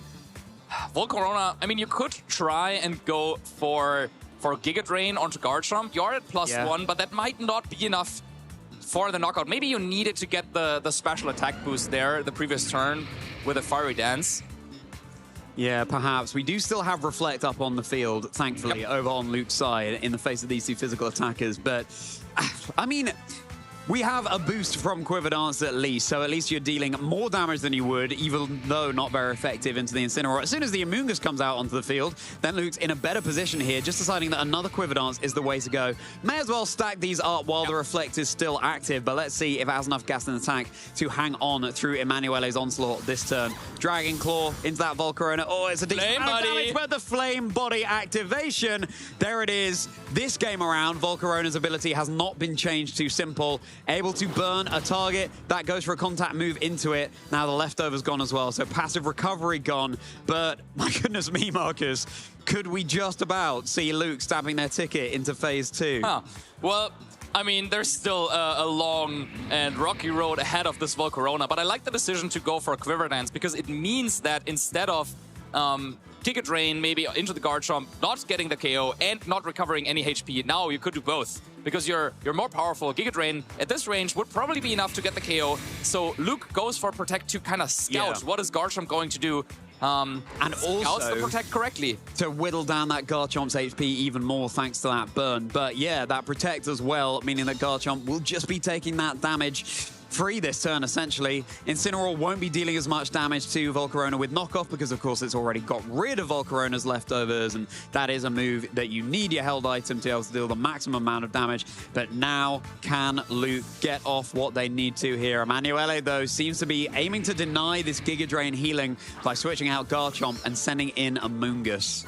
Yeah, and that is the perfect switch in, because it will deny Volcarona the much-needed recovery, and now Incineroar with Flare Blitz should be able to take out Volcarona. There we go. And Emanuele ties up the series. Yeah, with a critical hit to boot as well, but Emanuele going to be coming out on top in that game. It was so cool seeing Luke's strategy pay dividends in Game 1. Game 2, it didn't quite go their way, but now it all comes down to a Game 3. One game stands between these two trainers and stamping their ticket into the next stage of the competition. And Marcus, for you, what was it about how Emanuele adapted that worked so well? Yeah, I think Luke was maybe... Or like, Luke showed their cards very, very early there with that first turn terrestrialization, and that allowed Emanuele to really kind of build their game plan from there on, knowing that there was not going to be a Terra Fairy on Oricorio or Terra Grass on Volcarona. And so just going for the boosts on Golden Go, I think, was a very nice way of ensuring that Golden Go would do a ton of damage. And Luke just didn't get Volcarona into the spot where it needed to be, because, yeah, it's a very, very, like, kind of small window of opportunity that Luke needs to hit, where the supporting moves like the Light Scream and Reflect are still active, so that you can make use of them. But you also need to get Volcarona in safely. And in the first game, you got the safe switch in on the Spore Miss, but in the second game, it never really came. So when Volcarona hit the field together with Oricorio, it was already kind of a little bit too late, because Incineroar was still healthy, Garchomp was still around, and then it's just very, very tough because, yeah, Oricorio, it's a great Pokemon when it has all those boosts, but I mean, there's a reason why Incineroar is so popular and why Oricorio we don't get to see that often. And yeah, so you really, maybe for Game 3, need to save Terrestrialization on Oricorio. I think one Pokemon that Luke could think about bringing is actually their Incineroar. Because, yeah, they also have that available. With Assault Vest, it could take on Golden Go a little bit better than what we've seen so far from them. Okay, so it's going to be Grimmsnarl and Volcarona in the lead instead for Luke this time around. And there is that Golden Go. You may as well lead it. It's in such a good position against Luke's team. Alongside Incineroar now for Emanuele.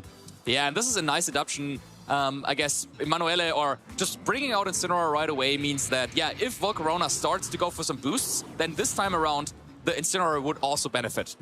Light Screen being able to be set up by this Grimmsnarl, just like it has turn 1 of every game so far in this thrilling series. Golden Go now boosting up its special attack by 2 stages. Thanks to this nasty plot, just like Emanuele's done turn 1 of every game in this thrilling series. So Emanuele really trying to cash in all their chips now with this Golden Go. But it's nice to have a little bit more offense in the lead if you're Luke's in Luke's position here with this Volcarona.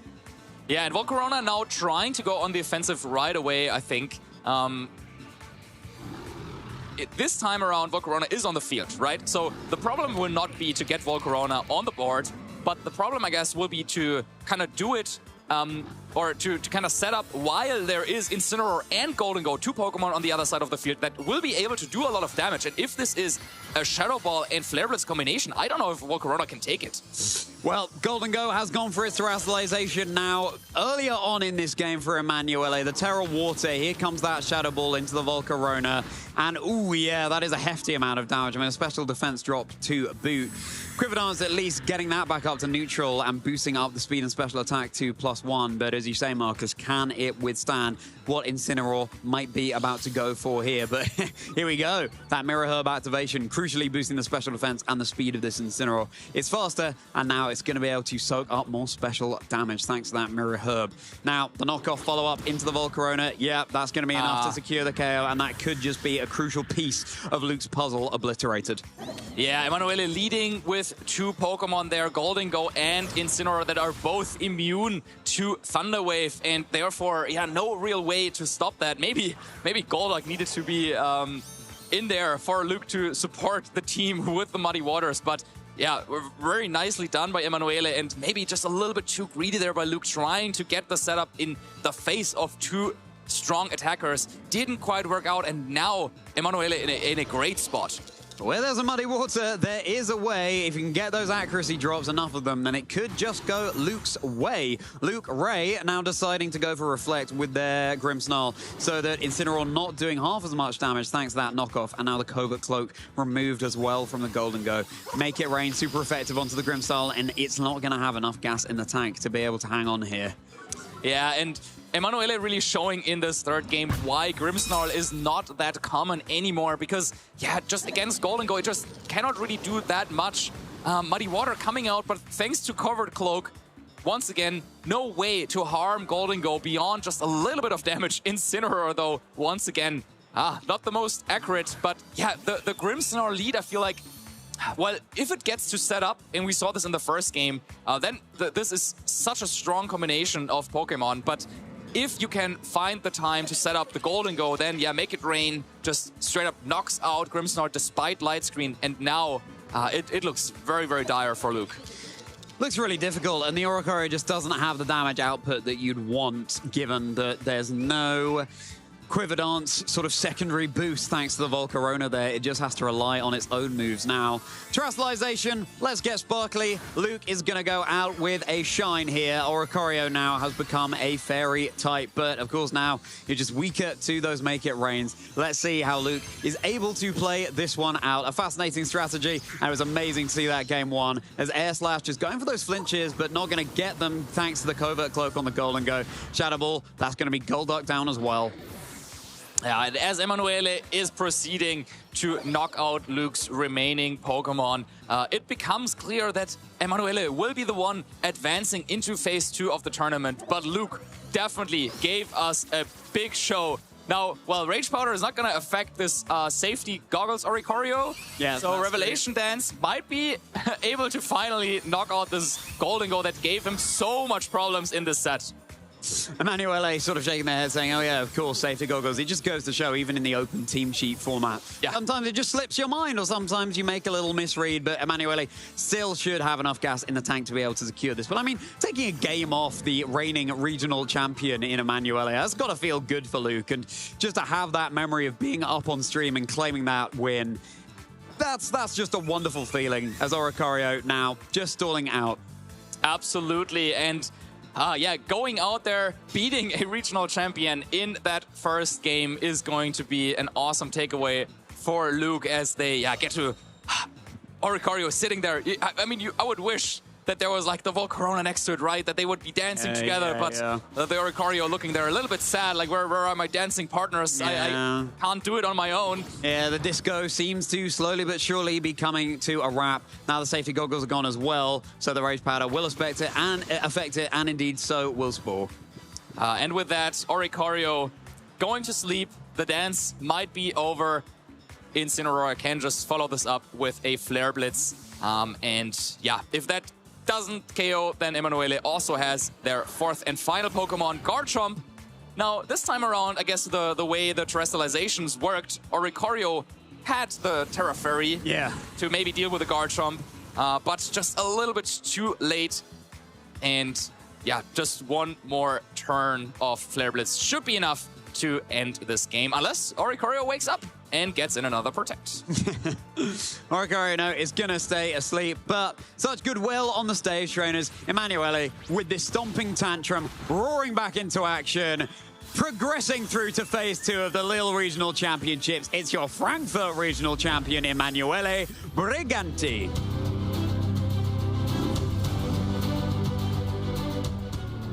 How exciting must it have been to play this set and then lose game one in the way that we saw. But Emanuele was like, okay, I trust my plan. I know how to approach this. Didn't really, I don't know, switch things up in any major way. And I think the 4 Pokemon that he was bringing, they were correct. Being flexible with them, using terrestrialization on Garchomp for fire, that was good. Yeah. But then also just really focusing on Golden Go. It's just so strong, and yeah, it just really worked out. Yeah, it did. Luke was able to get the position that exactly they needed in that game one. But this is the thing, you kind of need a lot to go right if you're running a strategy as involved as this Dancer and Simple Beam stuff. And actually in that game 3, I'd have been interested to see Luke lead Golduck with one of the attackers, just get that Simple Beam off immediately, and then at least you're threatening a little bit more on the field, because as it was, just didn't really seem to have what it needed. But now we can remind ourselves of what went down in that Swiss round 8. This is already in the position where Luke was getting all of those accuracy drops and those full paralyses. It was so cool to see Luke just having that boogie on the stage. And let me tell you, Luke, we are boogieing along with you, as were your Oricorio and your Volcarona. But Emanuele is showing that maybe the adaptation they made to this team that has been running rampant in the format that they have unleashed is exactly what the doctor ordered. Yeah, and then knocking out Volcarona there in the second game, and then also in the third game, just focusing down on the Volcarona whenever Emanuele had the opportunity to do so was the key to victory here in this battle. And then, yeah, once the pieces started falling, the strategy kind of falls apart for Luke, because the Pokemon are not there to work individually. They are there to work as a team. So if one member goes down, it's so tough for the others to pull the weight. I mean, Golduck and Grimmsnarl, they did an amazing job in first game, even though the special attackers were out of the picture. But yeah, from then on out, Emanuele just one step ahead in the remaining 2 games. But it's wonderful to see Luke experimenting with all of these creative picks that could work in Regulations at Age. We saw it work so well just recently at the Milwaukee Regional Championships. So let's hope that that continues, and who knows what other fantastic strategies we have in store, what else Regulations at Age has to offer. How can we top this? I know. Should we just go home? We could, but what if I told you that there are some more games to be played today? Oh, great. Yeah, sure. Throw them in there. I mean, you saw in the community choice, there was Darkspawn that we could have featured there. We had a Blaziken as well. Who knows? Some of those trainers will have made Phase 2. All of those will win an in. So all sorts of action that could still come out here at the Lille Regional Championships. Exactly, and we will actually get to feature some Phase 2 matches already today. So don't get too confused. We've reworked the tournament structure just a little bit for this season, and that means that the day isn't over for us. No, it certainly isn't. And in fact, I think we'll be able to show a little bit of what was going down in that previous game, Marcus. I believe you had a clip that you wanted to talk about from the Emanuele versus Luke match that we saw there. Yeah, let's have a look again and analyze a little bit if there was something that maybe Luke could have done differently in order to overcome this very, very powerful positioning of Amoonguss and Gholdengo that Emanuele really set up so nicely. It seemed like there weren't really any like clear ways of going for that. And here, this is from the second game, this core positioning just early on when the Spore missed. But then I guess the question was, okay, how do you really capitalize now?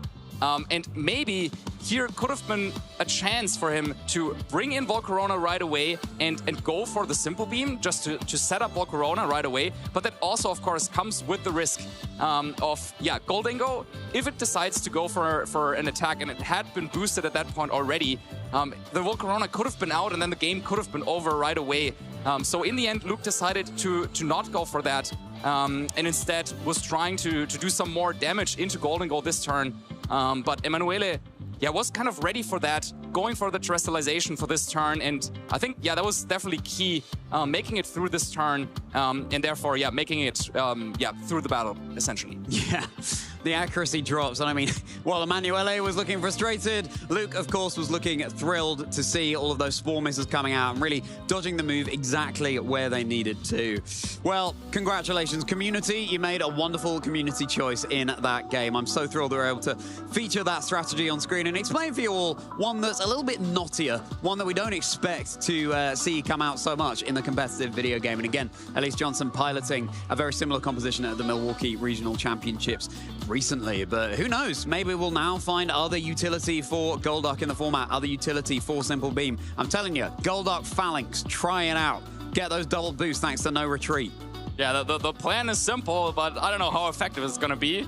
But yeah, maybe you have some experiences with that as well. And I think one of the beautiful things that we just get to see is also this, I guess, international kind of like innovation spreading from one tournament to the others, where like Luke maybe was sitting at home watching the regional championships over there and was saying like, oh, to himself, oh, wow, like this is the team that I want to use. I'm going to be in Lille, so wow, let's have some fun with Oricorio and Volcarona. And this is exactly what they did. Yeah, I think they can be so proud of their run. Absolutely. 5 wins with this team. And almost making it through to Phase 2 while beating a regional champion in one game. Like, yeah, that's awesome. Also, just the way they were able to conserve that Terra until the very end of the game when it really, really mattered. Going for Terra Ice on the Golduck and then the Ice Beam doing so much more damage.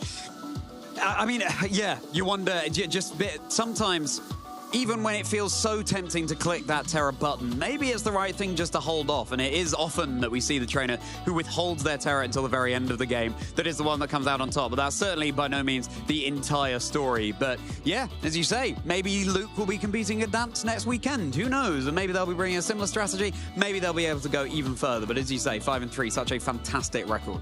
Yeah, or maybe some of you at home will take this team to some of your next locals.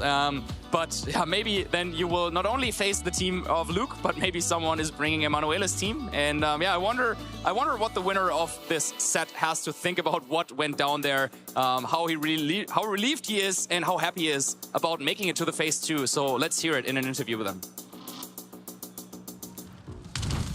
Thank you so much, Marcus and Charlie. Well, I'm here with our last round winner, Emanuele Brigante. Congratulations on such an incredible performance, getting to this stage in the tournament and progressing on to phase 2. How are you feeling after that match? Well, of course, I'm happy that I won, and I'm also kind of tired for all the 3 games went. It was kind of stressful to play against that. It's not the most conventional team that you would kind of face either. What were your thoughts going into the match when you kind of knew it was the simple beam, Golduck, and then the dancer or a choreo and the Volcarona? I already knew I had some trouble into Volcarona, so having actually 2 of them with Oricorio being on side was going to be double the trouble actually. So I knew I had to be very careful, and like my idea was I need Incineroar on the field because with the Mirror Herb I can try to not get the thing out of hand with the boosting special defense since I can mirror those and go on. And after game 1 I saw that my Goldengo is faster than its Volcarona. So fake out Nasty Plot was kind of always free because since I'm faster I can then pressure the Volcarona before it gets a boost. Yeah, I mean getting the Nasty Plots off in that second game was really key to being able to kind of get rid of those threats early on, and identifying, like you say, the speed interactions is such a huge thing in a lot of these games, especially against Pokemon that you don't commonly come up against. The other thing that I'd like to touch on with the teams before we get into other things is the Frankfurt Regional. You came off the back of that. You are a Frankfurt Regional champion for this season. It was an incredible showing. But coming into this next regional, you've changed up your team completely from what you were playing. And what was the thoughts on that? Were you just thinking that team's done, it's had its finish, and I just want to try something else, or was there some other behind it? The team getting very popular was one main reason for me to change it, since after that I also played the Grand Challenge and I got a good result there as well. And I was like, it's getting even more popular after that, and I know I may play either mirrors or counter teams, like it's very likely. So I was like, I might as well change something and try to like get a little bit of advantage into that. So like having a good matchup into my team, but also into popular stuff in the meta as well with a different choice. Yeah, with how popular it is. And do you feel comfortable playing that team? And have you played that team so far in the tournament? Yeah, I actually played on first round. Wow. And I lost. My opponent played very well, and like it's always an hard matchup because it's a good team, so you really can't counter team it without missing on the other stuff. So it's usually not worth it on the balance. But other than that, I didn't face any other, and I'm surprised as well to have not played more. Yeah, well, good thing. Hopefully you don't see any more for the rest of the tournament. That would be good. Has there been an MVP on your team so far this weekend, or are we still kind of deciding on where that is because we're only part way through now so far? Not sure yet, but I'm very glad that my Goldengo was cover clock on this last on this last best of 3. Definitely. It's such a good choice as well for a lot of reasons, because I think a lot of trainers would automatically just look at Goldengo and think, well, it's got the good as gold ability, so it kind of has a good amount of coverage against a lot of things that could be threatening to it. But I think the additional secondary effects that can affect it, and being able to just nullify those completely is such a big call. Has it played a big role so far in the tournament for you? Very useful into Goldengo mirrors. For example, you often use Ninetales with Goldengo to win the ties, so you can ice you in the Shadow Ball. But with the Cover Clock, that doesn't work because the Cover Clock stops it. Or in mirrors, you can't fake out if I Terra, while I do have the fake out pressure. You can't snarl, so it's been very useful for the tournament, yes. Yeah, it's a really good tech. I really like that integration onto the team in particular. And you've got Flamigo as well there, which is very cool, because it's one of those Pokemon that we don't see too often. When it does come, it normally has quite a big impact. Have you seen much usage with it today? So it is another answer to actually Outer Goldengo, which is getting even more popular. And it should be good into Frankfurt's team. 5 of the 6 Pokemon on the team get a double damage from the stats. And the only one that doesn't take it is Ninetales, but it only has spread moves that get stopped by White Then you've got Goldengo for that as well. Yeah. So that's kind of fine, right? Yeah. I really like the iteration that you've brought to this event. And now you've made it into phase 2 of the tournament. You've got 2 more rounds today to play, so hopefully they go well. And I understand that you do want to probably take a little bit of a breather, knowing how tired you say you were before you get into the rest of the event. So we'll let you. Do you have any shout outs or anyone here at the venue you'd like to give a shout out before you? Yeah, of course, to all my friends that keep supporting me every time, my girlfriend, my family, and the Tomodachi team as well. Awesome, brilliant. Well, Emanuele, thank you so much for taking the time to come up on the stage with us, take the time to give us a bit of insights with your team. Good luck, because I got to interview you in Frankfurt. I hope after that interview, you obviously went on and won, so I hope the same thing happens at this event. You've been playing amazing so far this weekend, and thank you very much. Good luck with the rest of your games, and hopefully we see a little bit more of you. Everyone at home, sit tight. We will be back very soon. Grab a beverage, because we've got 2 more rounds of phase 2 of the tournament starting very soon.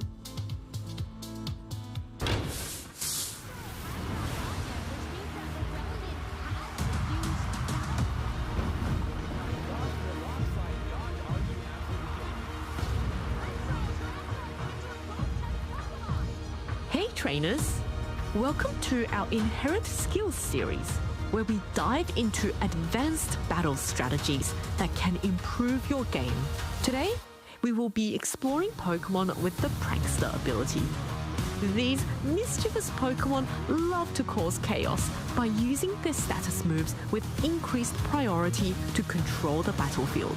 Whether it is speeding up teammates or shutting down opponents, Pranksters are some of the best support Pokemon in the game. One of the biggest advantages of Prankster is speed control. Moves like Tailwind double your team's speed for 4 turns, with the count starting from the turn it is used. Hyper-offense teams favor this form of speed control as it allows the partner to attack instantly after Tailwind is set up. Whimsicott is one of the most common Tailwind setters in the game.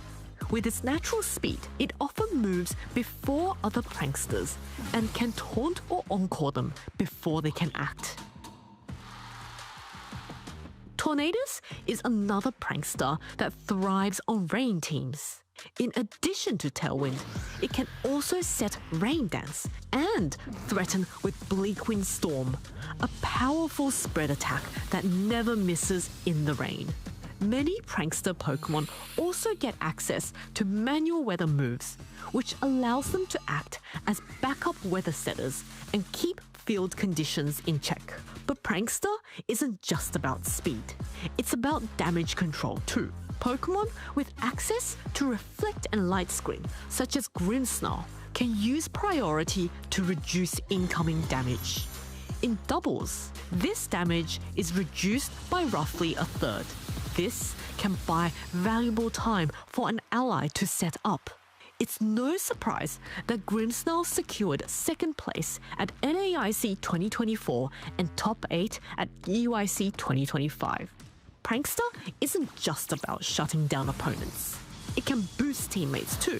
If an opponent sets up Trick Room, a prankster can reverse the speed order by using Priority Thunderwave or Scary Face on their own ally, letting them move first on the Trick Room instead.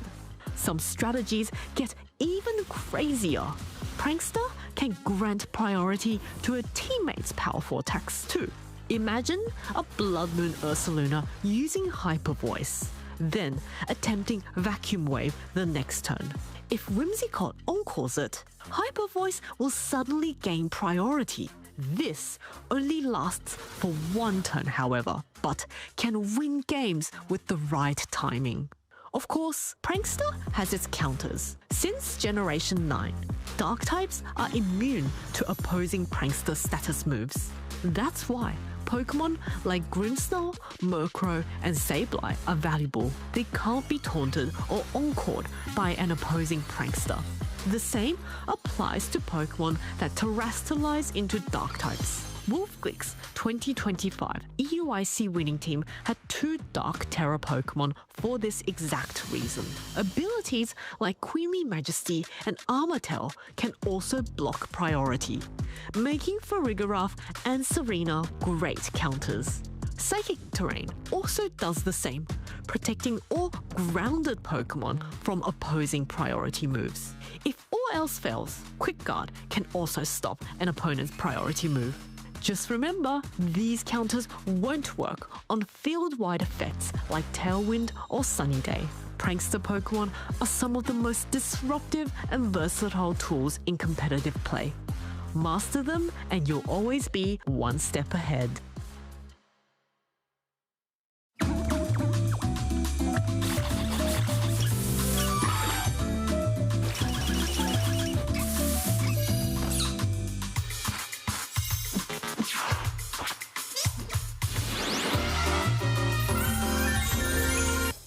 Welcome, trainers, to the Lille Regional Championships. We are getting into that spooky spirit. I'm joined here by Rachel. Rachel, how are you doing? I'm good. How are you? Fantastic. Oh, thank you so much for asking. I'm doing very well, thank you. Cooked up a little game for us to play, Rachel.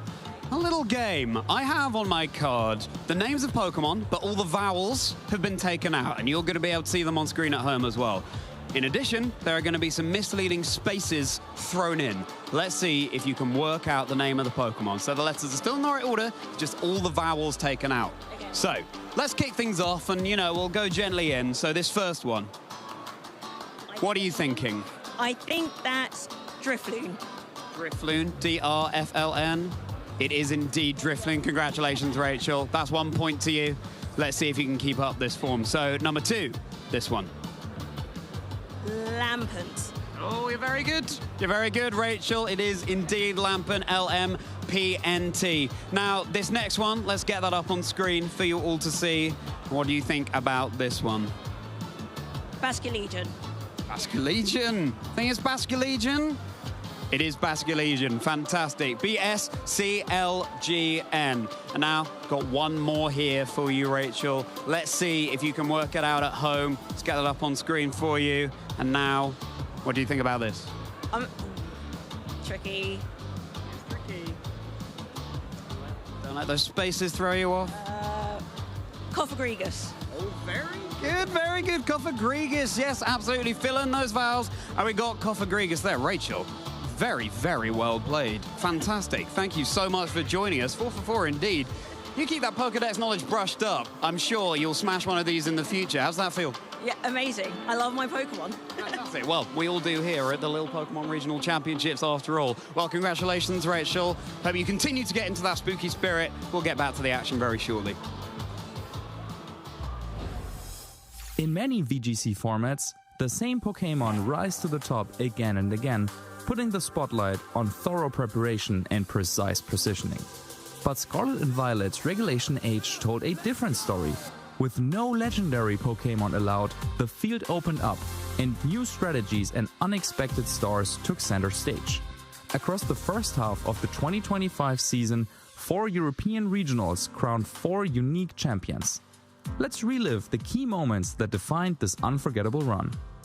At the first tournament, Dortmund Regionals, creativity and team building was everywhere. But the finals came down to Matty Morgan and Davide Miraglia. Matty was chasing his second regional win, while Davide hadn't been this deep in a tournament since 2016.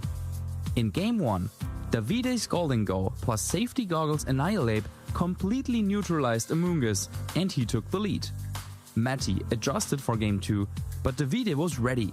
Clefable gave clutch support, Annihilate set up with bulk up, and without answers on Matty's side, Davide secured the victory. A huge win for him and the first major title ever for Clefable. Lille brought even more creativity, and in the finals it was Nils Dunlop versus Victor Medina. Nils, a former EUIC champ, brought a unique sand team, while Victor was hunting for his first ever major win with a balanced team that included Ninetales. Game 1, ChoiceBack's Ninetales froze Nils' Corviknight and carried Victor to victory. But in Game 2, Nils turned the tables. He stacked boosts with Corviknight until it was unbreakable, forcing a Game 3. Once again, Ninetales pulled off an incredible freeze and even survived on 1 hit point. It looked like Victor's moment. But Nils wasn't done. He unleashed a lethal combo of Terra Psychic Indeedee and Sneasler, completing the comeback and taking the title. In Gdansk, 2 Italian legends clashed. Federico Camporese's Rain team versus Marco Silva's Sun Squad. Marco already had multiple international titles at the time, while Federico was chasing his first. Game 1, Marco made some great calls and forced out Pelipper early. With this, he managed to get weather control and cruise to victory. Game 2 started rough. Federico gambled on a Terra Dark Sucker Punch read that failed. But with his back against the wall, Pelipper connected a desperate Hurricane in the sun, confusing Porygon 2 and swinging momentum. That miracle led to a wild endgame where King Gambit and Pelipper actually won under the sun, tying the set. Game 3, Federico revealed Basculegion for the first time. It instantly knocked out Charizard on turn 1. With Rain locked in, thanks to an unfortunate Trick Room timing, Basculegion dominated the field and delivered Federico's long-awaited first major trophy. Federico's victory added 6 brand new champions to the list, meaning that every winning team so far, Davide's, Nils's, and now Federico's, featured completely unique Pokémon. No repeats at all. Even if Marco had taken the title, this streak would have helped, showing just how wide open and creative this format truly was. But with 1 European regional left, the big question was, would we crown a 4th team of unique champions, or would a proven strategy finally rise again? For the last European regional of Regulation H, the circuit returned to Germany. Joe Ugarte's Sun team fell in top 8, leaving Eden Bachelor against Francesco Piopero in the finals. Both veterans, but both chasing their first major offline title. The set was incredibly positional. In Game 1, Eden made a great call, pivoting Ursaluna Blood Moon into Archaludon's Electroshot and riding that momentum to a win. Francesco adapted in Game 2, targeting Incineroar early and navigating a difficult endgame beautifully, tying the series. In the decider, Francesco revealed Basculegion, but Eden diffused the threat with Intimidate, traded Incineroar for it, and returned to their strongest position, Golden Go plus Dragonite. A timely Nasty Plot gave Eden the edge, and they closed out the set to become the final European regional champion of the regulation. 4 tournaments, 4 epic finals, and 4 incredible champions, each with their own unique team. In total, 22 different Pokémon claimed the spotlight as European regional winners in Regulation H. This format gave us unforgettable battles throughout the 2025 season, and it's back for the first half of 2026, with even more stories waiting to be written. What was your favorite Regulation H moment? Share it with us using the hashtag #PlayPokemon.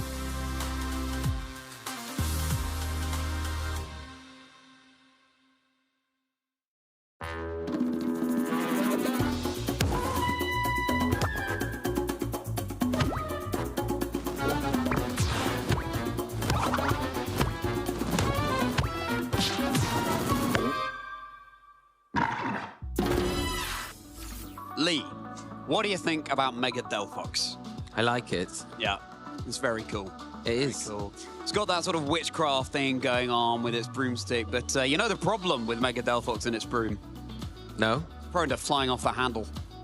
Welcome back, trainers, to the Lille Regional Championships. Lee is fighting back the laughter. Just had to let it out there. Yeah, I know. Couldn't hold it in any longer. Screamingly funny. Yeah, I in my cannot head. believe that earlier that tax bun thing happened. That was so funny. Goodness gracious me. It's well big. Set Lee up with a tax bun joke at EUIC. What kind of a dog Pokemon is Daxbun? Purebred. Lee was like, oh, I know this earlier on today. Well baked. Got the punchline wrong. Oh, great. I will be clipping that later. But we have reached the end of phase 1 of the Lille Regional Championship. All 8 Swiss rounds have been played. But we're going to be able to bring you even more Pokemon action because we will be featuring the first 2 rounds of phase 2 right now, today on Saturday at the Lille Regional Championships. Wow, I can't believe we're at this stage of the tournament already where we're, you know, through that first step and now moving into, this is the crunch time for our players. A loss at this stage still won't mean that you're out because it is still a second phase of Swiss. But all our players at this point in the you know, they're going to want to continue that winning streak. At least, you know, our 3 undefeated players that we've still got in the bracket now, they'll want to continue on that run and hopefully keep going, pushing towards that top 8 cut that we'll have. Well, not top 8. It'll be an asymmetric cut that we'll have, but push on a little bit further in the tournament. And then everyone else on the cusp there needs to just continue winning because if not, then their tournament could come to an end. Yeah. Oh, exciting times indeed. But unfortunately, I mean, the way this competition works is just that, you know, the day draws on and trainers get more time, but of course they just have to keep bringing more and more of their A game here. So I hope they're staying hydrated, hope they're staying well nourished as well to be able to eke out that final bit of energy for the last 2 rounds that we'll be bringing to you today. And there's such a diverse field out there. As you know, Lee, I was gutted not to be casting that Kingdra on stream. But there we go. We know that phase 2, we have 98 players qualified. We'll be able to take a look at some of those names right now here in Lille. So let's see which trainers are progressing to the next phase of the competition. We know that the Kingdra player, for example, Jacob, has stamped their ticket into phase 2. Have a few undefeated players, just 3 undefeated players at this stage of the tournament. I mean, unsurprising that it's such a low number given how stacked the field is out there. Let's take a look at some of those names very shortly. Yeah, we will momentarily. But getting back to what you were saying, Charlie, the Kingdra matchup, yes. You've had a real treat, though, with the Oricorio matchup you just had. Yeah. And then the Kingdra before that. At least you got to interview Jacob, which was great. No, I wasn't able to. Oh. Wasn't able to interview, I know. Yeah. Oh, dear. But it was wonderful to see, as you say, that Oricorio Golduck. Oh. Corona the chance again. I know, exactly. Hopefully I do again. But that composition was so cool that we just featured on stream. You're going to want to check it out. That Elise Johnson was piloting at the Milwaukee Regional Championships recently. It's so cool the way it all works together. Simple beam with stacking those boosts, and then Oricorio copying the dance moves that Volcarona can go for. Go back and check it out because, my goodness, game 1, that Golduck was popping off. It was such a treat to see, and there'll be so many more that we can witness this weekend. It's a very scary team to face because once that Volcarona comes onto the field next to the Oricorio and it starts getting those quivered answers up, and especially if the Golduck, which it did in that game 1, got that simple beam onto it, then it's like anyone familiar with Xerneas and the move Geomancy, it's pretty much just trying to replicate that without needing the Power Herb item and doing that every turn, and then the Oricorio copying it, so it becomes very scary very quickly. And Emanuele did very well to manage that threat in the instance, because I know a lot of players, you might just crumble in that situation, think, well, this is it, this is over. But Emanuele identifying the Goldengo being the faster thing of everything on the field and taking advantage of that. So I think we do have a phase 2 players ready. We'll be moving on to the phase 2 players, but first we do have our phase 1 usage stats ready that we can take a look at. There we go. And we'll look at the phase 2 players. Yeah, whip them in. Let's take a look again. Kingdra's not there in the top 12 Pokemon, but Volcarona certainly is. Not yet, exactly. That's the spirit, my friend. But we do have the Alolan Ninetales and the Pelipper bringing that dual weather. I mean, Incineroar, Goldengo, Rillaboom, they're a staple in the top 3 spots right now, I would say. They really are. We talked about them throughout the broadcast this weekend, and for good reason, because of the ability that the Incineroar, the Rillaboom give to a lot of those Pokemon that like to set up, and one of the best Pokemon to be able to set up and threaten very quickly is the Goldengo. Saluna Blood Moon as well up there alongside that has been one of the primary pinnacle special attackers in this format. And I do like that the Volcarona's making its way on, and it was a really good identifier by Marcus saying it's a good time in the format for this Pokemon to come in and really have a good time against a lot of these things. You look at that top line of Pokemon, well, Incineroar kind of struggles against it, the Gholdengo doesn't want to face it, the Rillaboom doesn't like it.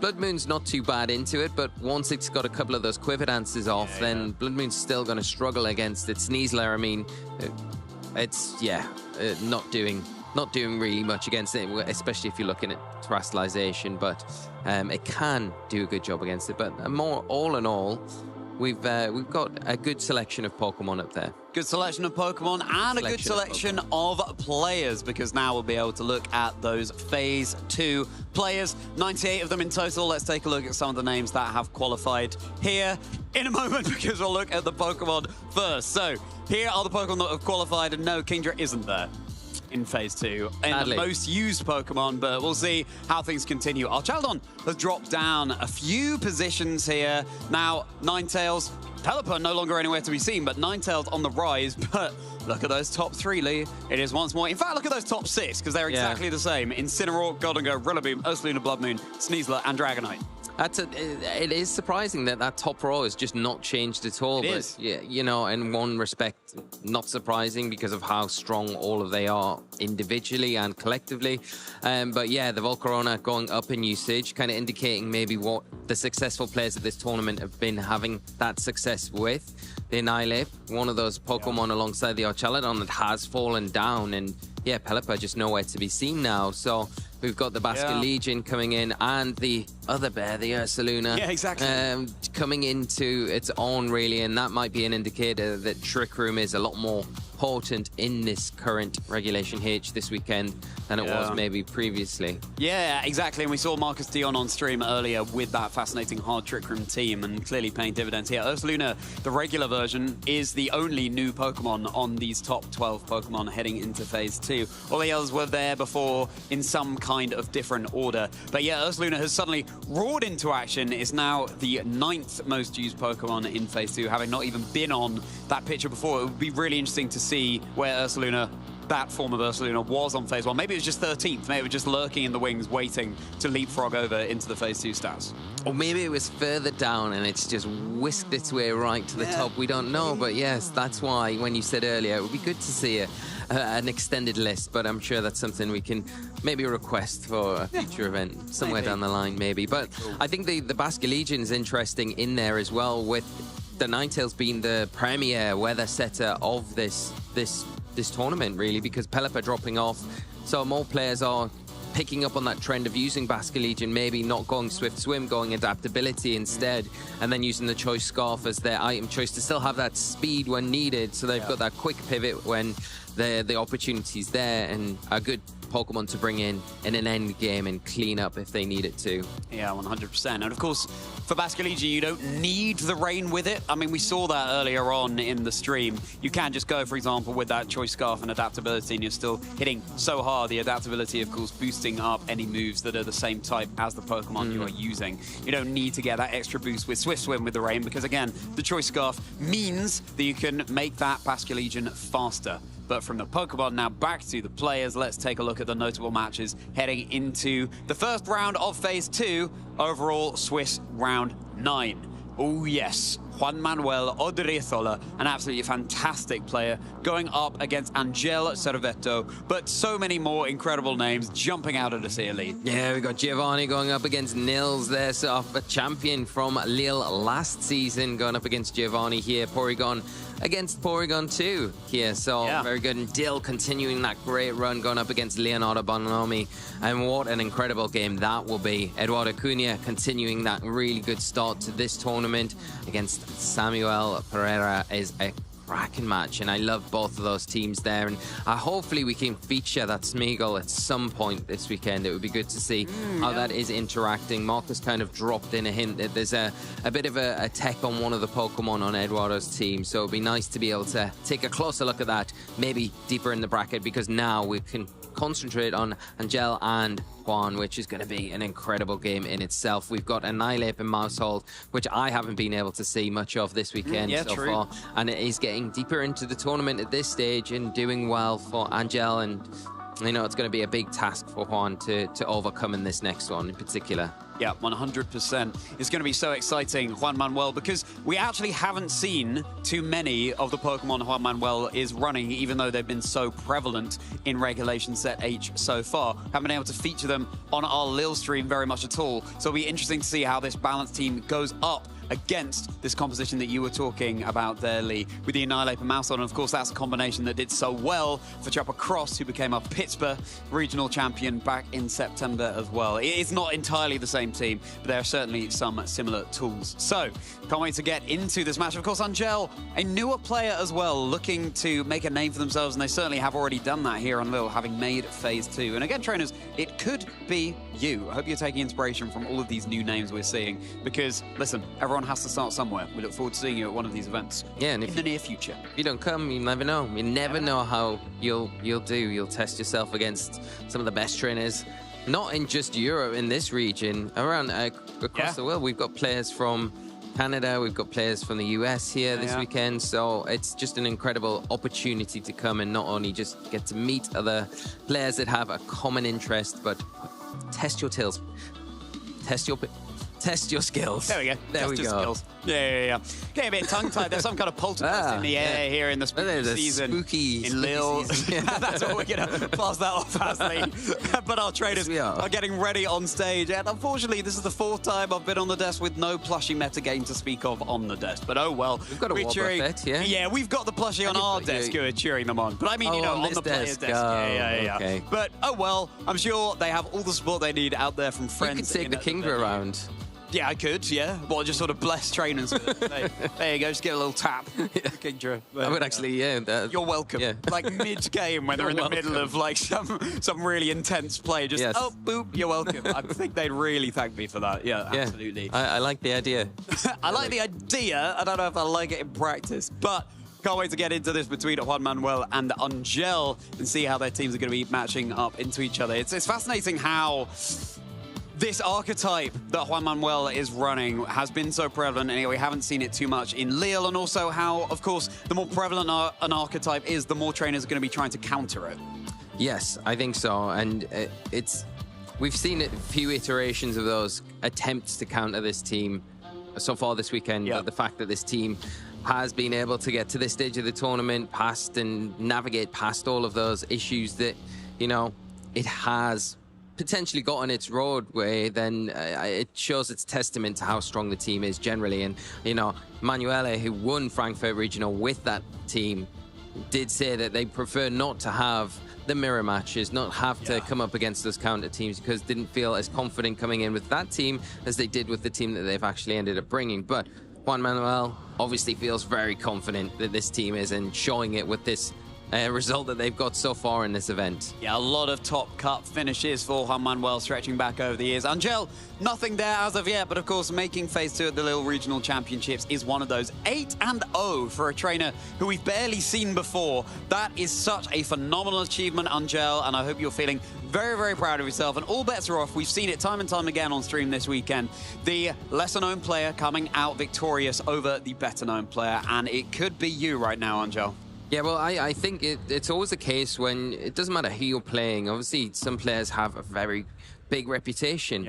But at the end of the day, you're sitting down against another player and you're just having to play the game. You can only play who's in front of you. You can only play the Pokemon that are in front of you. And I think sometimes it's best to shut that noise out. But we'll see if both players can do that going into this one. They've done so well to get to this stage. We can take a look at the teams. Rillaboom and Incineroar, Golden Ghost, Niesla, Ninetales, and Bloodmoon Ursaluna. Yes, this classic 6 that Emanuele Briganti themselves is oh so familiar with. And yes, it will be this variant of Sneasler that we've seen rising through the ranks. Swords Dance, Acrobatics, Close Combat. There's no Dire Claw to speak of there, so no pesky status conditions for Angel to worry about.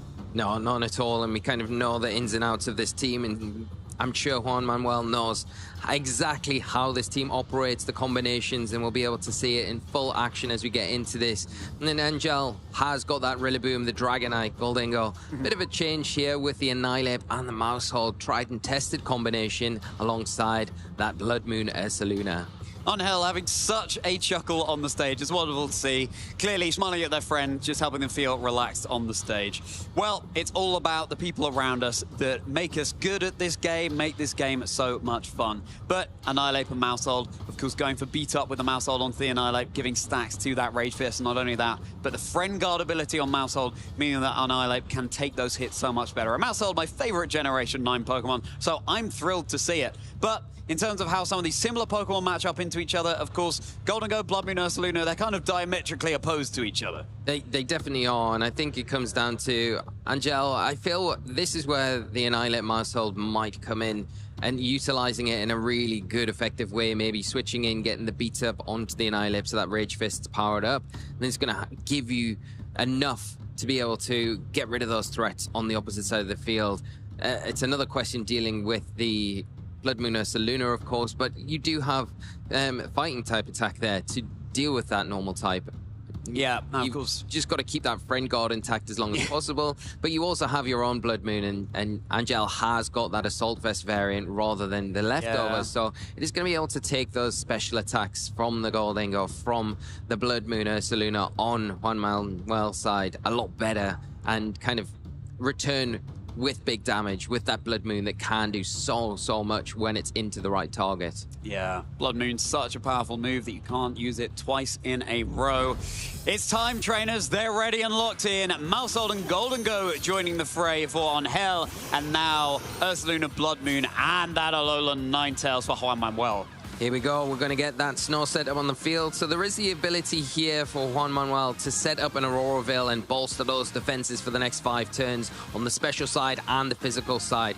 There is the threat, though, of that Goldingo on the opposite side for Angel, where they can go for a nasty plot. It's pretty free here. It is threatened by a Earth Power, of course, so you can't ignore that. But you do have the Maushold here that is and has the ability to redirect that move and kind of keep the Goldingo safe while that nasty plot is set up, and then you're in a position to throw down some Make It Rains. Ooh, and that's a dodge from the Super Fang on what looks like the Ursaluna Blood Moon Aurora Veil. Very safe to be set up now from Juan Manuel's Alolan Ninetales. But yeah, as you say, Lee, this Make It Rain, it's not going to appreciate taking that. Double super effective, but thanks to that Focus Sash, of course, able to hang on here. And did you see how quickly Juan Manuel locked in those moves, just clearly set on the game plan? Yeah, knows exactly what they need to do into this game, and the Super Fang miss, not ideal. Oh, and the Earth Power, able to just about hang on, barely.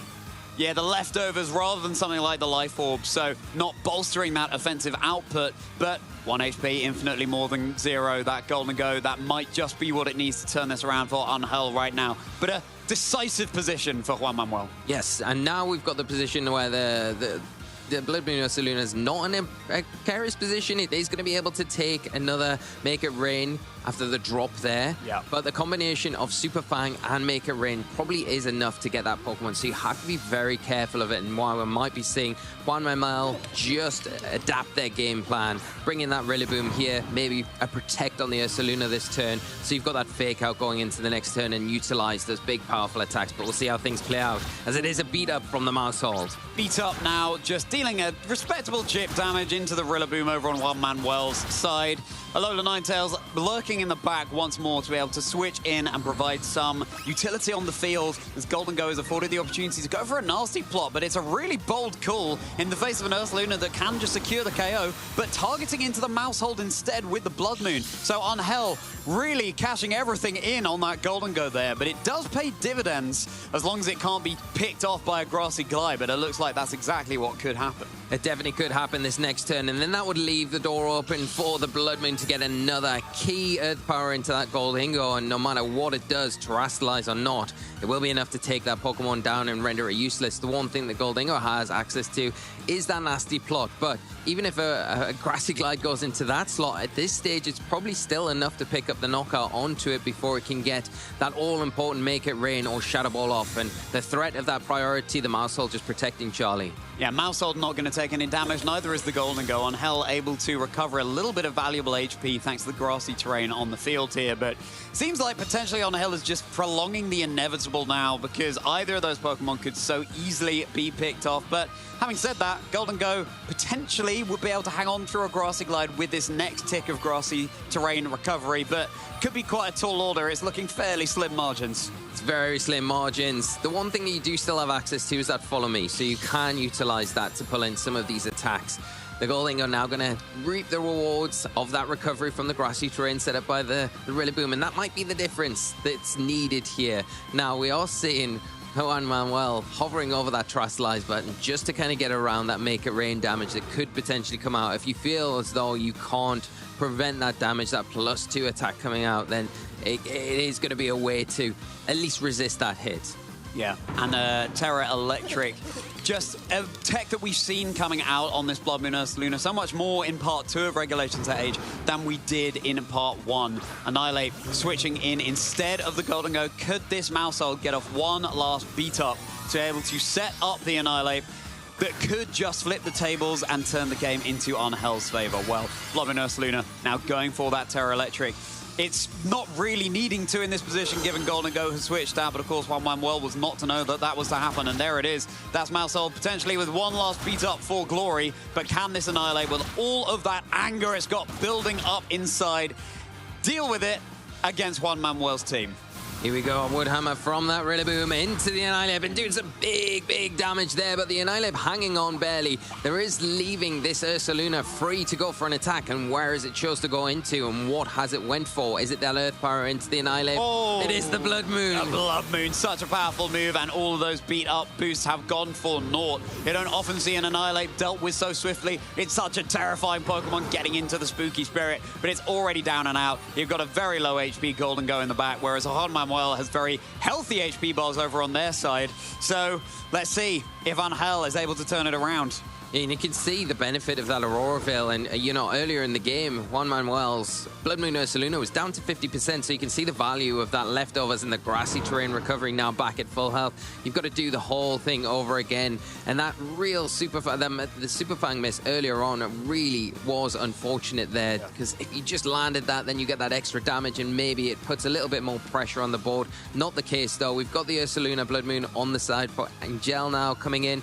It has got that Assault Vest, so it is going to be able to soak up attacks on the special side a little bit better, but it is so heavily threatened from this Rillaboom right now that is pretty healthy, like you say, Charlie, and in a position to offer some big physical damage into that slot. Unsurprising to see the Ursaluna for Angel go for its own Terastallization, no longer super effective damage from the grass-type moves. Now Angel's Ursaluna is also a Terra Electric. Grassy Glide, though, into the Mousehold, in fact, just picking off that Pokemon, the critical hit. Absolutely unnecessary there. Golden Go will be switching in the next turn. Angel brought down to their final 2 Pokemon. But now, the Earth Power super effective into Juan Manuel's own Ursaluna, and just a yawn coming out from Juan Manuel. Such a nice play here, because now Angel locked down to their final 2 Pokemon. Ursaluna cannot switch out to reset that drowsiness. No, but if you do have 2 Pokemon left, I mean, the 2 that you would want are the powerhouses in the Blood Moon Ursaluna and that Goldingo that can come in and offer a little bit of support to try and get rid of these threats now that Aurora Veil has left the field. Those extra defenses that Juan Manuel had are not there. Now you're going to be, the only problem is the Goldingo is so low health at this stage. Has it got enough to be able to get the damage required to pull Angel back into this game?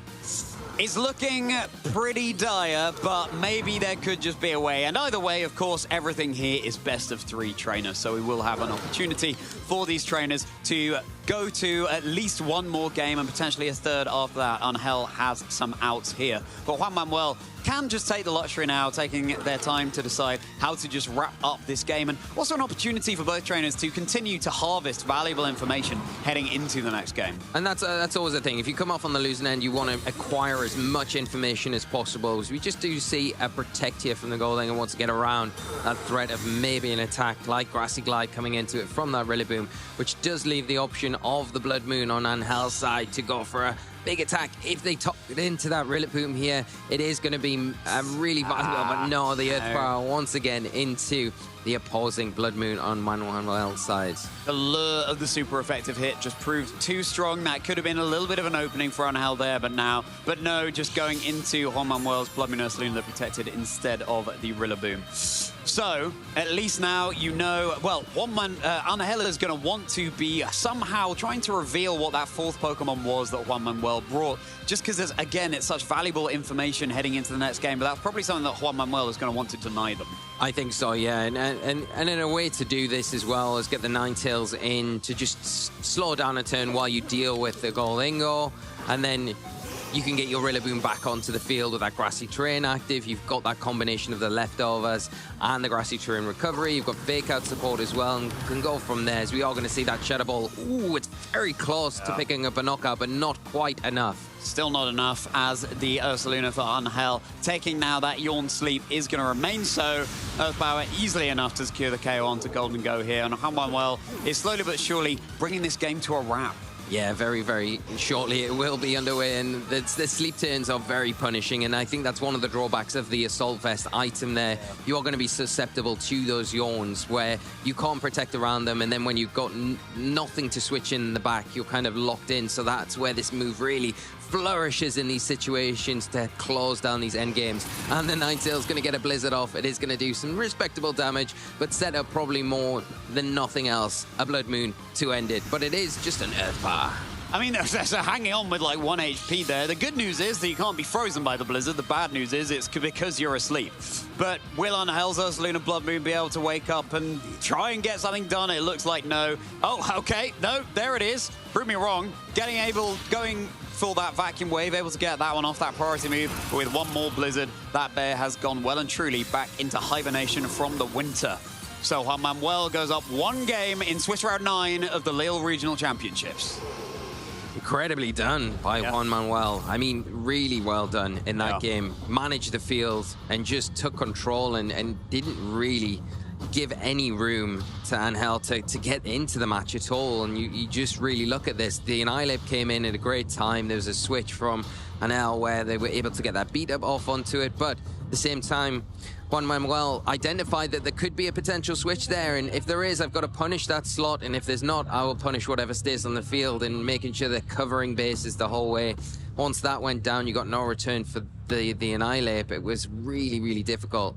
You had that Super Fang miss at the start of the game. That didn't help, but I think with the Auroraville going up before the Make It Rain would have landed, the Blood Moon Ursaluna would have still survived that combination and then got an attack off onto the Goldingo anyway. It would have just been in a little bit more of an awkward spot that next turn. Yeah, I'm just looking at this matchup and trying to work out the best strategy for Angel to potentially adapt to heading into this second game. I mean, obviously, leading the Mousehold and Annihilate means that you're more front-footed there. I'm even looking at the Dragonite. Of course, it doesn't like to face down the Alolan Ninetales on Juan Manuel's side, but if you can get a scale shot off and get the speed boosted on that Dragonite, we know that it was the Sneasler lurking in the back for Juan Manuel. And then maybe you're just able to sweep through and then deal with the Alolan Ninetales another way and get out some good damage onto the Blood Moon Ursaluna. But at the same time, scale shot is the only damaging move that Dragonite has access to. It might just be a little bit too risky to bring here. Gonna be Golden Go and Mousehold coming out for Angel. And now Blood Moon Ursaluna once more alongside the Alolan Ninetales for Juan Manuel. So no change-ups here, maybe some adaptations from our players. I don't know if Juan Manuel wants to go for anything different other than an Auroraville and then an Earth Power into the Goldingo again, just to get damage and get those defense boosts on your side of the field. The adaptations might be from Angel here, where you could potentially see the Annihilape switch in, but there's so much of a pull here just to click the Make It Rain button and say, right, let's deal with this Ninetales. And you could potentially go for that. You could get that combination. Go for that Super Fang, Make It Rain, but we are seeing a Follow Me just to detract any of that threat to that Goldingo here and keep it a little bit more healthy than it was in that game one. But there is that pesky Auroraville. This Alolan Ninetales doesn't have access to the Covert Cloak, so a Fake Out, if Angel had led that Rillaboom, could have been nice there, but the Earth Power now redirected into the Mousehold as Angel is able to get their Golden Go set up with that Light Bulb Moment nasty plot. Yeah, now the problem is getting the nasty plot off is great and all, but now you haven't really broke the sash on that Ninetales to set up the knockout. This turn, you're going to have to spend an extra turn doing it. But all the while, you've got a +2 in your special attack. The Make It Rain going to do some big damage, and maybe you force the hand of that Blood Moon Ursaluna to Terastallize a little bit sooner than it wants to get around the Make It Rain and turn it into a resisted hit, which could be an option here. Yeah, of course, Mouse are providing the Friend Guard as well, so Golden Go are able to take these hits a little bit better than it ordinarily would have done, as well as being able to go for the Follow Me's. Mousehole this turn is just going to go for the Protect. It's on low HP. You want to preserve it for as long as you can with that Friend Guard, but also Golden Go will go for the Protect here as well, scouting out what Juan Manuel's game plan is heading into this next turn.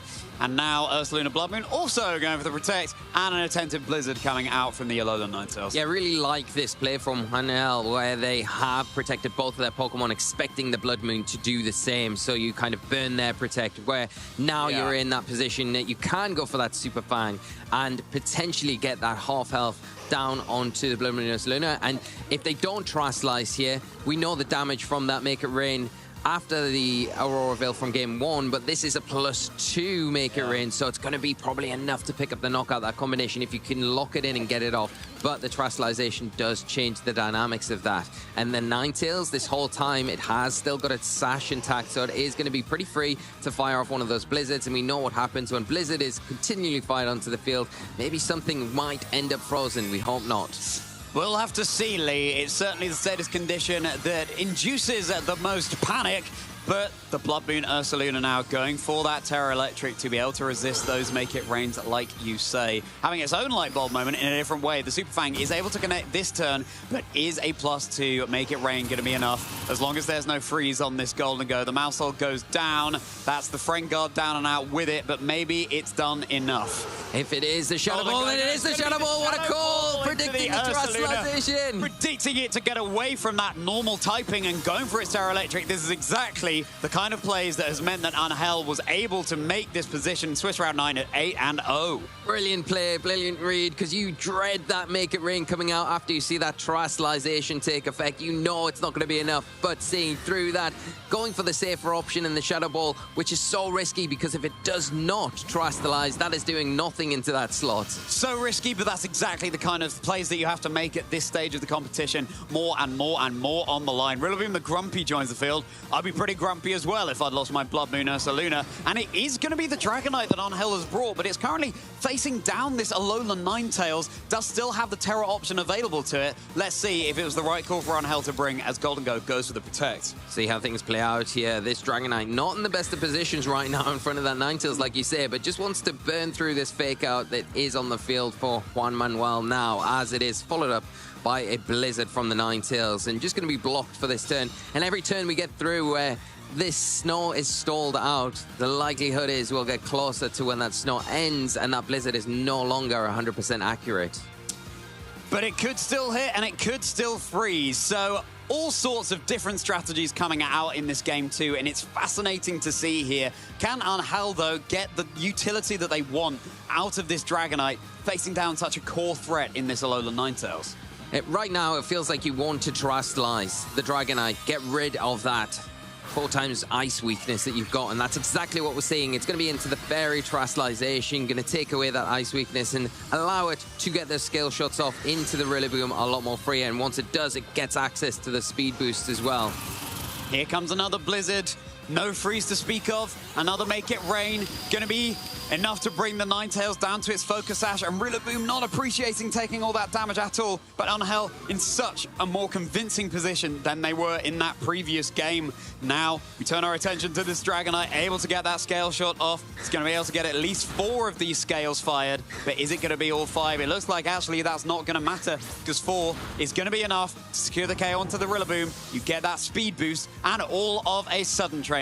Now it's Juan Manuel down to their final 2 Pokemon. Angel seems certainly to have the speed advantage and might just have what it takes now to secure their spot heading into a game 3. Yeah, they played this and adapted so well coming into this game too. It's exactly like you said, Charlie, what we want to see. Now that Dragonite going to be in the position where it can get a Tailwind off and that Ninetales down to its Sash, especially with this Sneasler coming in onto the field now, you definitely want to have that Tailwind in effect if you can, because the Dragonite is +1, so you can then utilize that Scale Shot a little bit more to try and get an advantage here, but you still have to worry about this Ninetales. But the snow has ended, the weather effect's gone, that Blizzard is not 100% accurate any longer.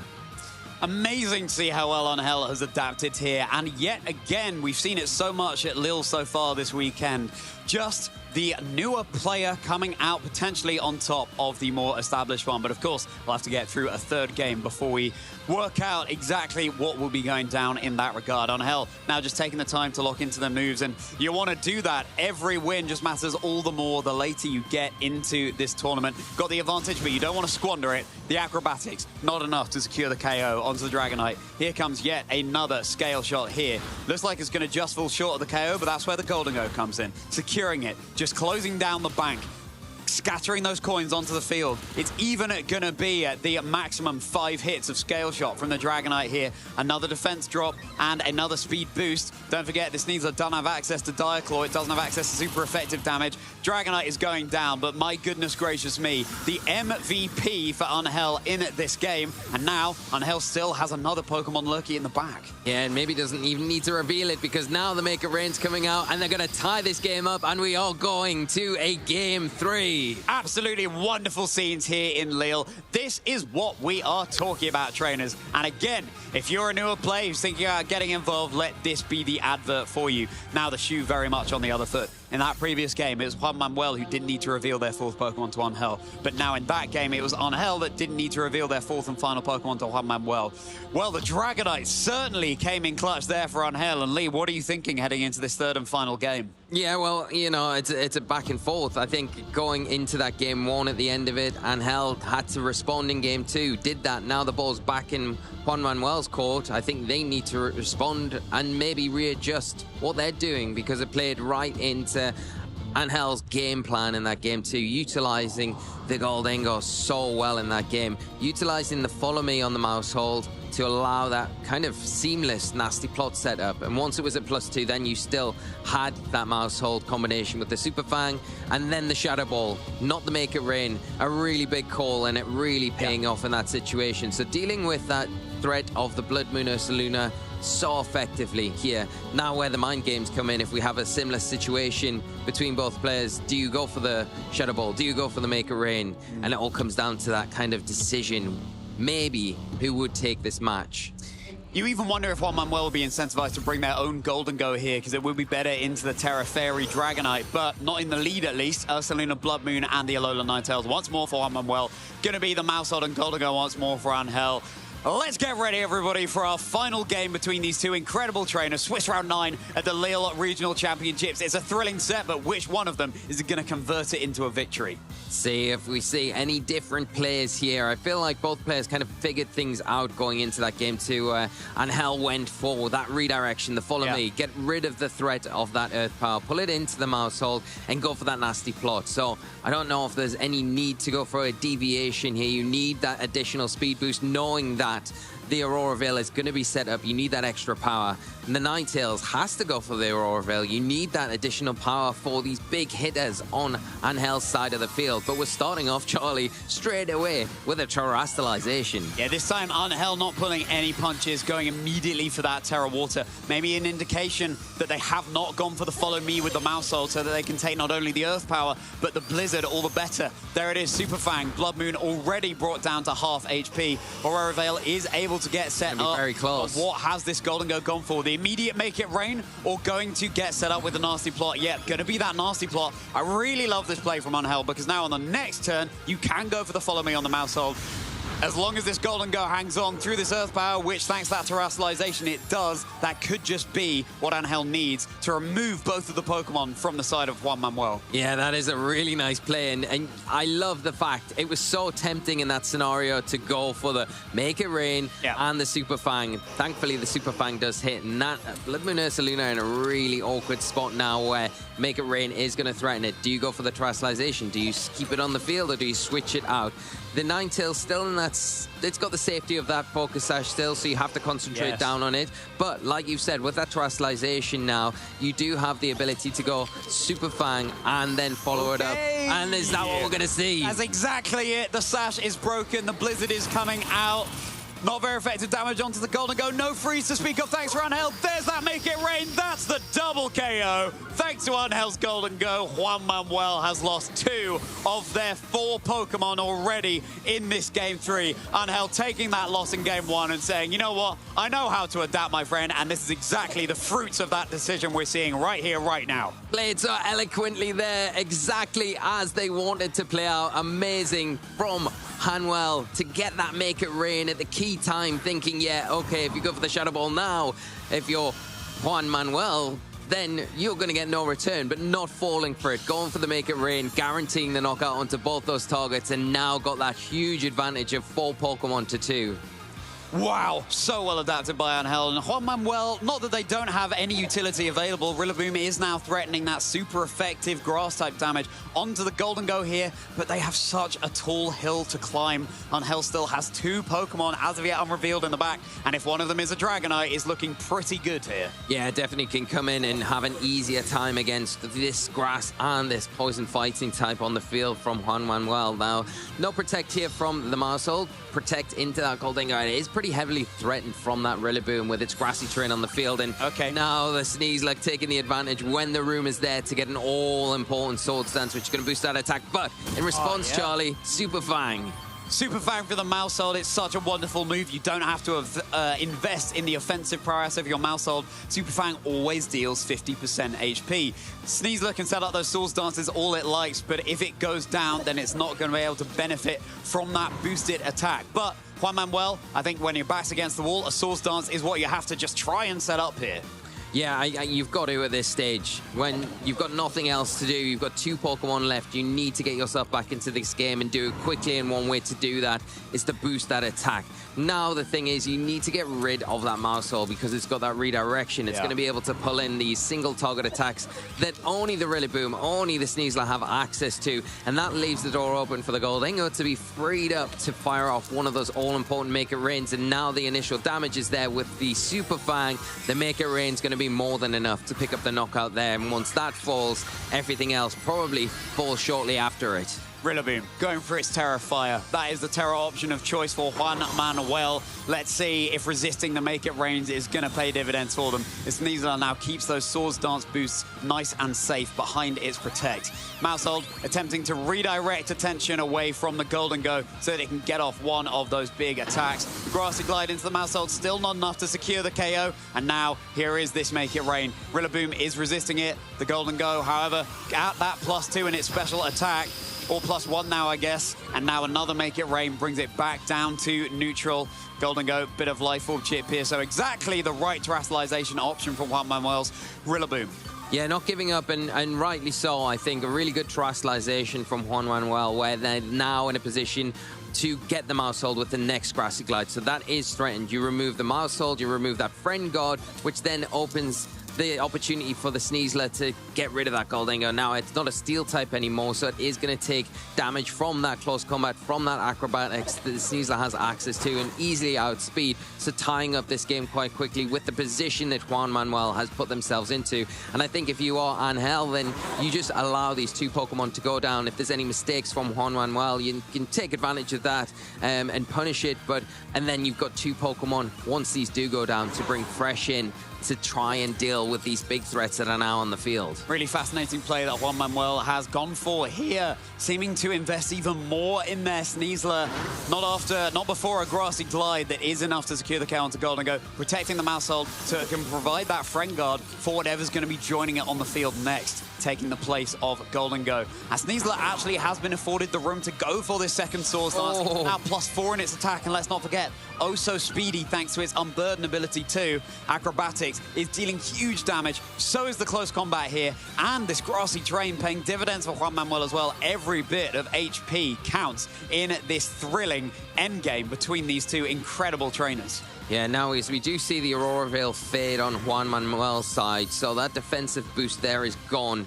The big thing is And Hanwell's done very well, has preserved that mouse hold that last turn, saying, okay, well, I will keep it around for a little bit longer because the Friend Guard is going to be key in allowing the Dragonite to potentially take an attack from this Sneasler and get an all-important Tailwind or a Scale Shot into that Pokemon. Which one do you go for? The Tailwind's guaranteed. The Scale Shot can miss. Which do you choose? Because you've still got a Pokemon in the back that could maybe take advantage of that Tailwind. But if it is something like that Ursaluna, it's not going to have a great time against that Rillaboom. But we are seeing on the defensive, Hanwell go for a Protect. So Sneasler not going to be dealing any damage this turn, but where did this Dragonite target as Mousehold redirects the attention from the Rillaboom? Grassy Glide this time enough to secure the KO onto the Mousehold. Has Angel been able to secure the KO onto the Rillaboom on Juan Manuel's side, or did it go into that Protect? It's just going for that Tailwind. It's got that speed advantage now. Wonderful play here to mitigate the threat coming out from Juan Manuel Sneasler. Now we will have the reveal of Angel's fourth and final Pokemon. Yeah, and it is that Ursaluna. It is going to be threatened by the grass-type attacks from that Rillaboom, but with that speed boost, it is going to be able to outpace it, and it does have access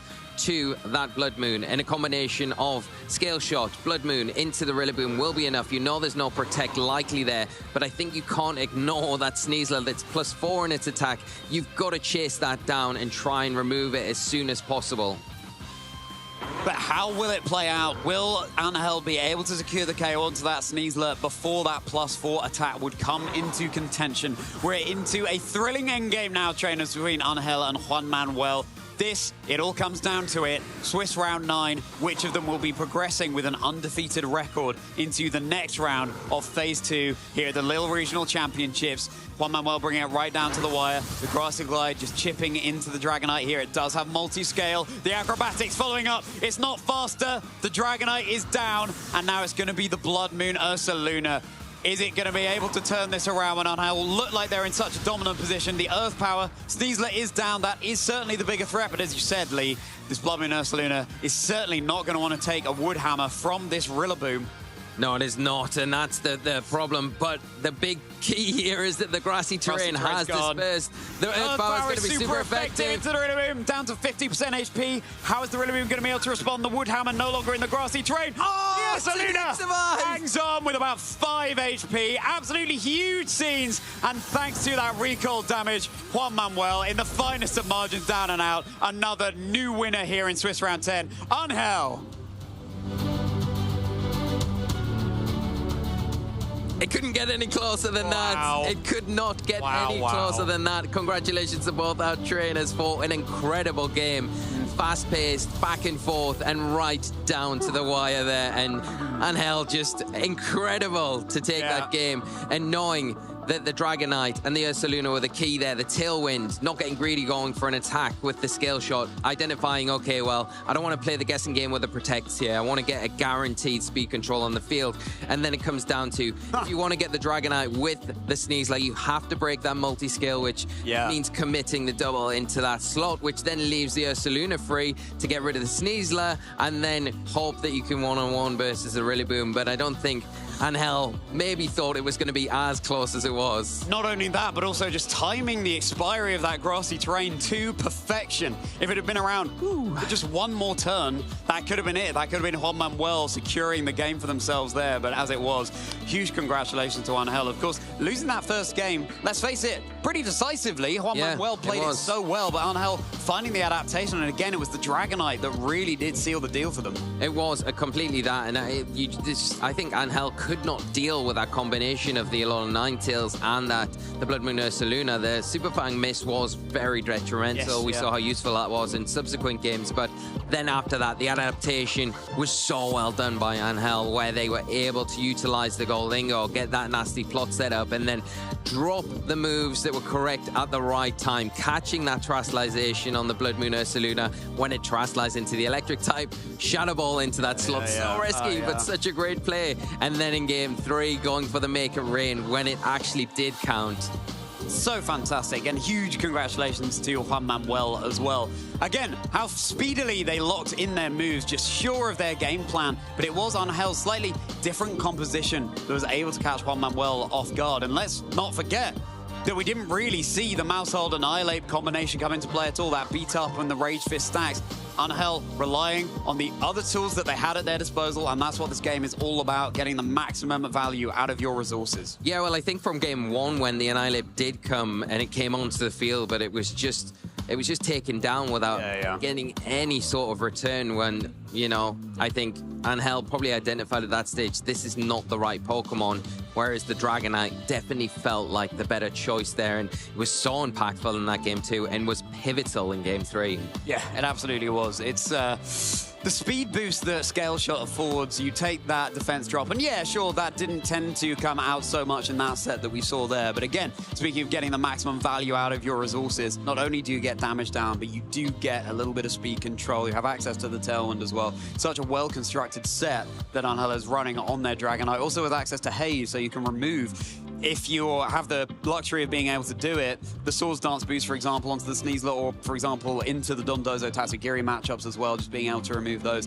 Dragonite coming to the fore. I know you'll be thrilled to see that as well, Lee. Oh, yes. A new shiny friend for Pokemon Legends that's ZA. true. Very true, yes. And it's new Mega as well, of course. Absolutely. Yeah, so Dragonite still in Scarlet and Violet performing extremely well. And yeah, also the Haze, nice to get rid of those Make It Rain drops if you have. Yes, absolutely. The nasty plot. So it's so good on so many levels, and it's been a real mainstay in these sort of formats that we've had that aren't restricted with Dragonite. And it's really great to see this Pokemon having its time to shine, and hopefully that continues going forward. But Angel just played that incredibly well. After, like you say, you know, sometimes at this stage of the tournament, it's been a long day so far. We've played a lot of rounds, and you come into that game one and you're on stream for the first time, and you have such a kind of one-sided game one.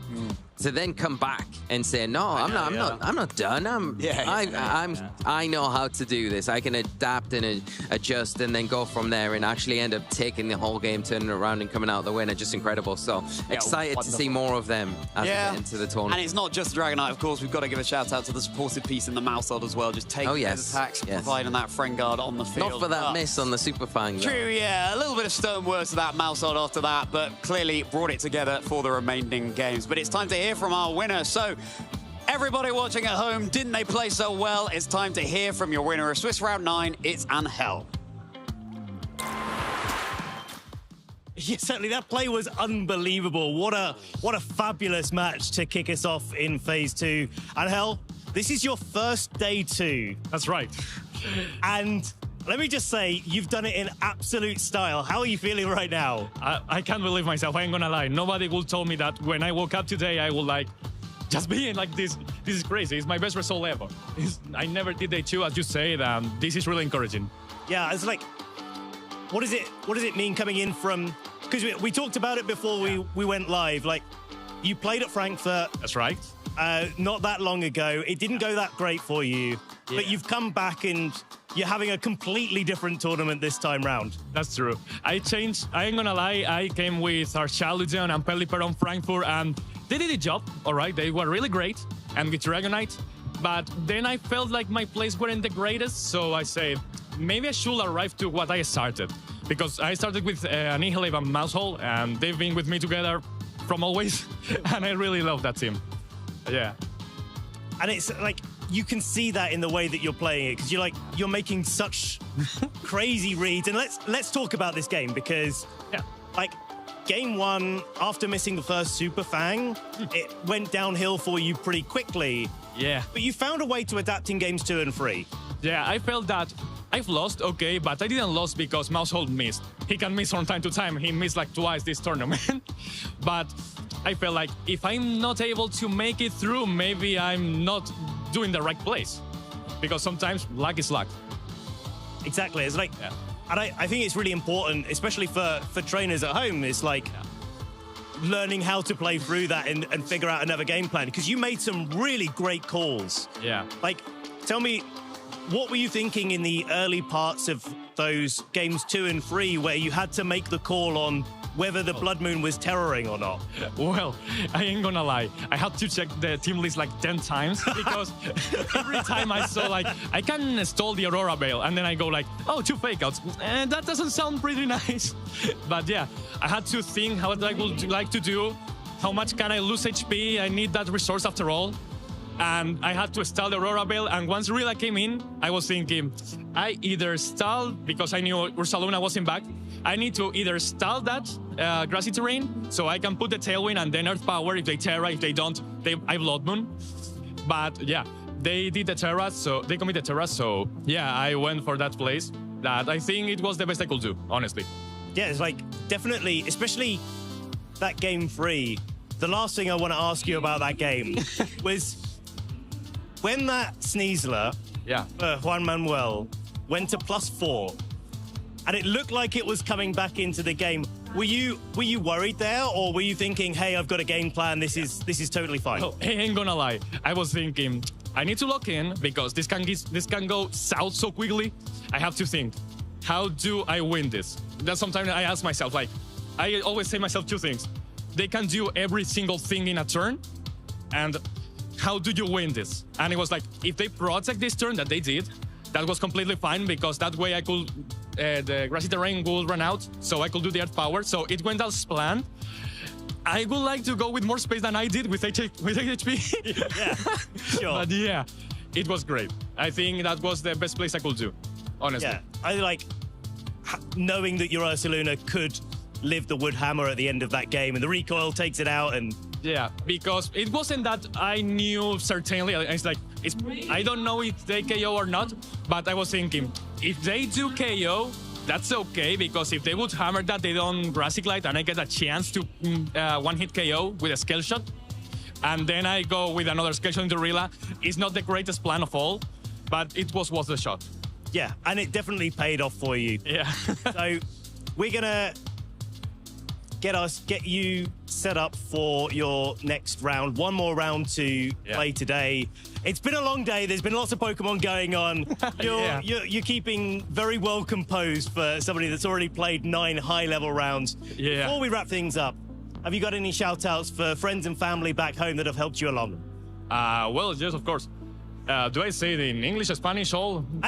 Whatever works for you. Okay. To the guys on Illumina Server, thank you so much for training to help me play. Dani, Juli, Pepelu, todos vosotros, chavales, muchas gracias de verdad por ayudarme en los local y todo y a practicar. Y a toda la gente que me está apoyando en mi casa, a mi pareja, a todos, muchísimas gracias. Thank you so much. Angel, so much. You've been such a great competitor. We're really excited for you making your first day too. Yeah. You're looking like you might even make it all the way to our asymmetrical top cut.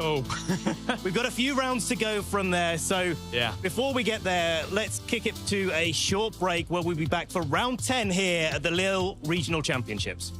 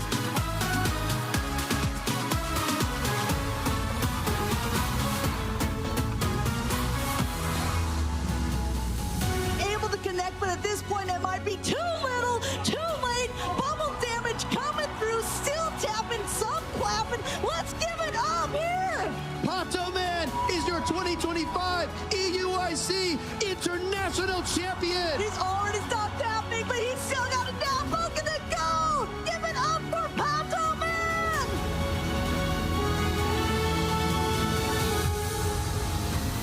Multiple members of Peru on Rayquaza, Mimikyu and Ripness. The 84 is in, Rayquaza's at half right now, only 10 seconds left on the clock. Tempo is here, but there's just no time. Overlord moves to the middle, and Luminosity Gaming's gonna stop them, and they are going to win the AL's Cup.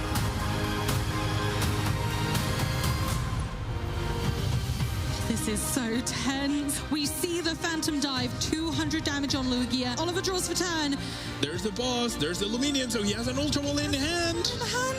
There it is. Oh my gosh. It all has to come together. Luminium for boss. Boss the bench. Dragapult. And Oliver is your UIC Juniors champion. Dreamy and Dracloak will be going down. Amy, there will be 2 Duskull in play, and that's it for Nathan. I think a comeback is nigh impossible, Pablo. I always call it, and I'm always burned, but I'm gonna call it again. Nathan, there we go. There is the handshake. Gabriel Fernandez is your seniors victor, our champion of EUIC 2025. Congratulations. This is where dreams are no longer imagined, but lived. The weight of expectation, the pressure of one of the biggest stages, over 3,300 challenges, and one final brilliant dance partner in Natalie, all stood before him. Yet now, here he stands. Straight onto Oranguru and then use it for, oh yeah, it's Precious Trolley, getting all of your basic Pokemon out. Whatever 5 basic Pokemon Ryuki wants to get on the board here are coming. Here we go, look at all the pieces. There we go, Ryuki is gonna be your European International Champion 2025. He came to Dortmund, he won the whole thing, and now he's come to London and won the whole thing. Here comes a big Astral Barrage connecting down into the Torkoal. No damage to the protecting Calyrex. It hangs on with 13 hit HP. But did Torkoal go for Eruption? Which is... No! It doesn't want to go! We're not in check room anymore! Into the Torkoal there. Torkoal is down. Ismail seems to be once more on this back hoof. That's it. Your EUIC Junior Champion, Fabian Musicant! It's not going to be enough damage there. Ian's Urshifu soaking this up. This game is slowly but surely coming to a wrap. It has been Ian's that's been going fast. The close combat. To Luis Urshifu. It's going to be the KO. We have our senior EUIC champion, Ian Larson. With the electric drift, it is moving before the Flutter Mane. Here we go, which is an into the Flutter Mane, and it is going to be enough. Nero is able to close this out with Ferrograph's only option, able to go for the Psychic in it. It's immune. Wolfclick is able to take the title. He takes his second international championship and becomes your 2025 European International Champion. I'm just thinking about the scope. I could not have won this final if I didn't have the support of some incredible people. Amazing, man. Back-to-back UIC. Ich fühle mich super erleichtert, weil ich war sehr nervös am Anfang. I shout out my friends, my locals, and my family for helping me to get to this point. All my family, my friends, I love you all. めちゃめちゃ嬉しいです。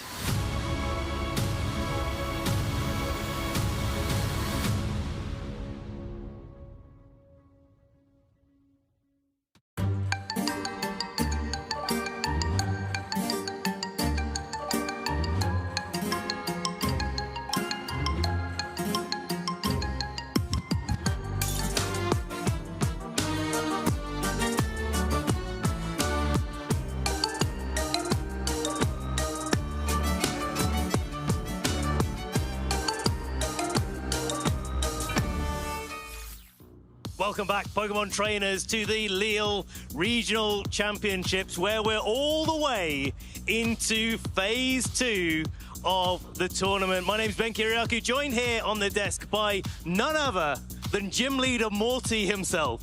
Ah. Hello.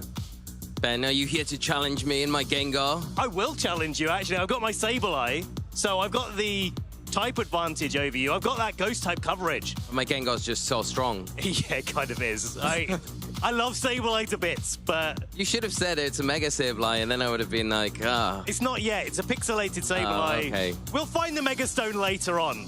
Maybe we'll find it in ZA. Maybe, yes. That'd be How have you great. been enjoying the weekend so far? The first time we've been behind the desk together today. It's been so great. And actually coming off that match with Manuel what an end, and Angel, right? that was unbelievable. And this is the quality of match that we love seeing at these regional championships, but not just that.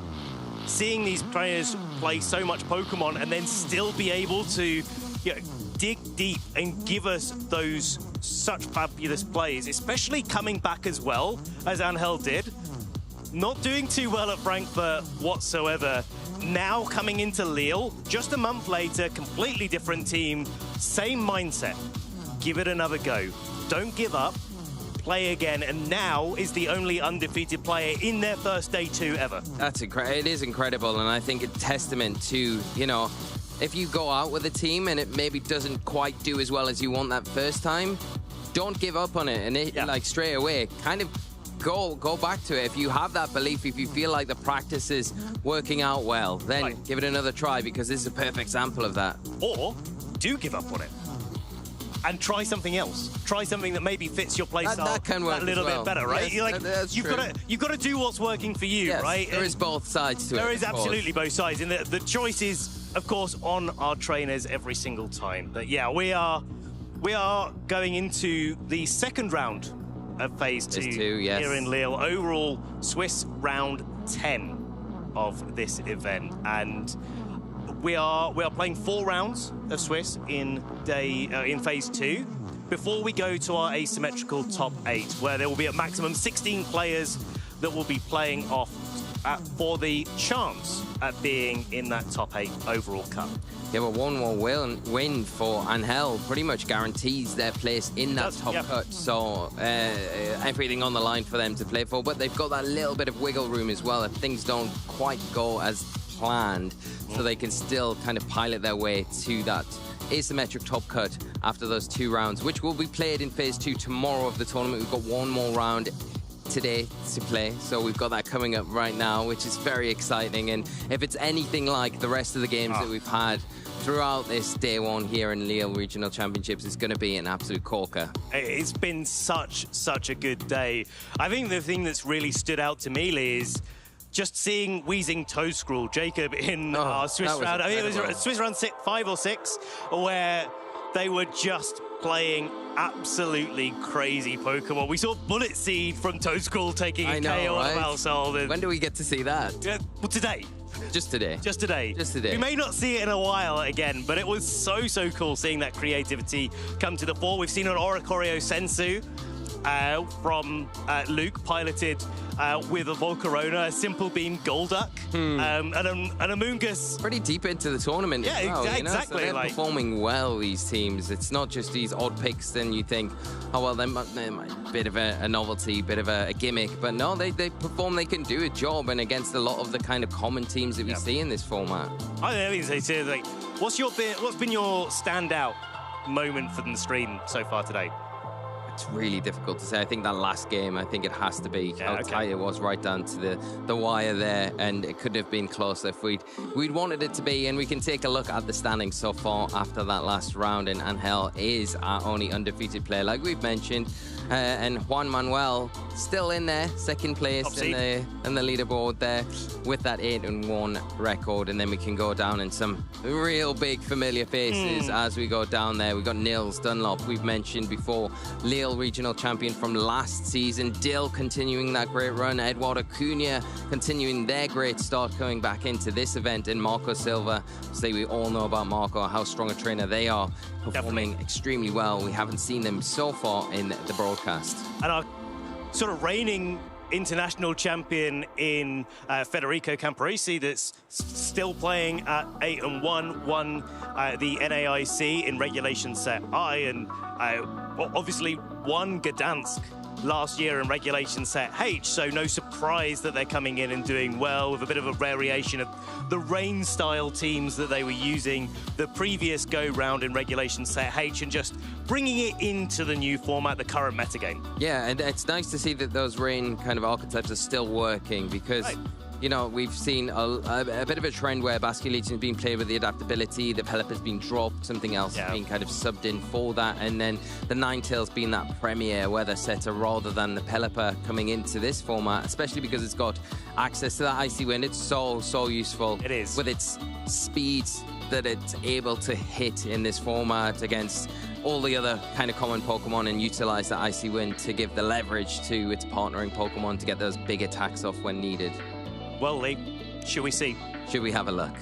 Round 10 here at the Lille Regional Championships. Here's our notable matches that are being played this round. Our players in contention for making it into...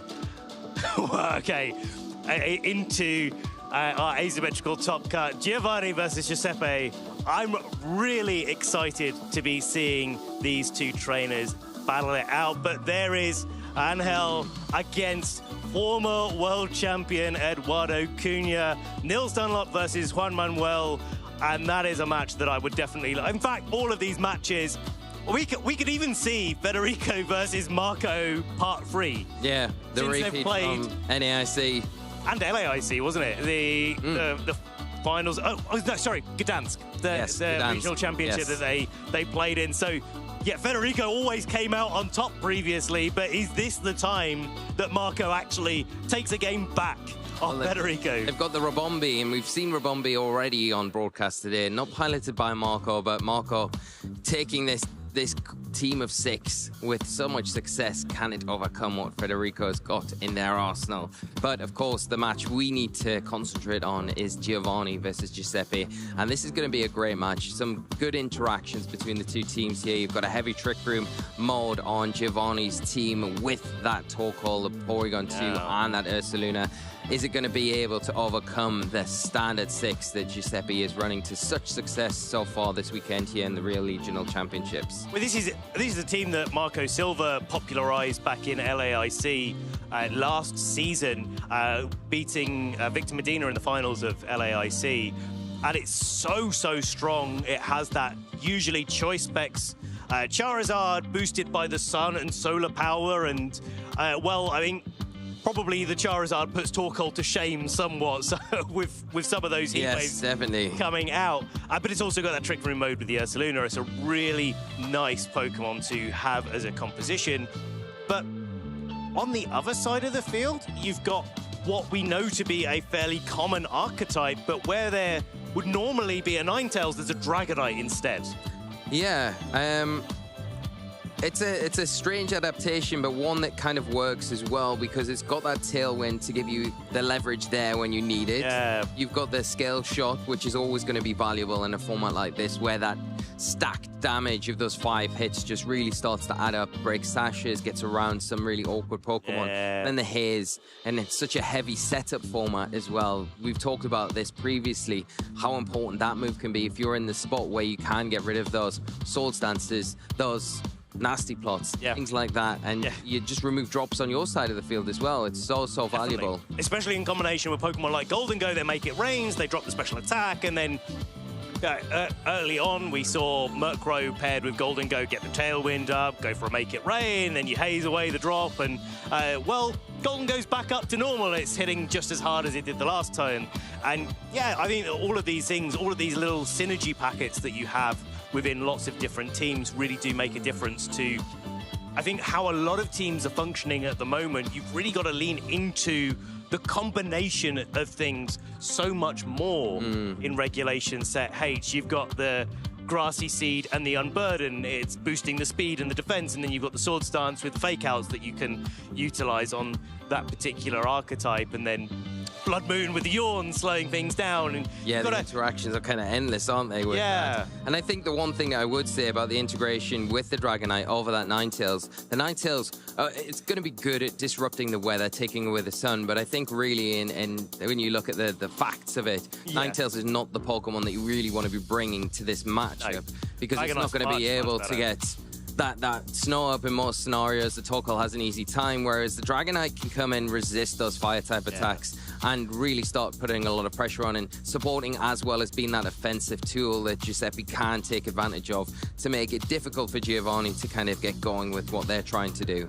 Well, we have Giovanni and Giuseppe on stage. Giovanni on the left, Giuseppe on the right, and these two trainers are getting ready to battle it out to see who has a yet greater chance of making it to our asymmetrical top cut here. Both of them no strangers to being up on that stage. They're having a good time. They're having a little bit of a chat as well. Always nice to see our trainers having such a good time under those bright lights. Yeah, especially at this stage of the tournament when the pressure is on slightly for you to kind of get those wins, to progress deeper into the tournament, to make sure you can do everything to solidify your place in top cut when the time comes. Of course, when we're looking at the teams, we'll be able to get into the interactions in a minute, Ben, but we'll be able to start off with the accolades and have a look at what these trainers have achieved coming into this event in previous tournaments. And let's just say that these trainers aren't this is a familiar territory to our players.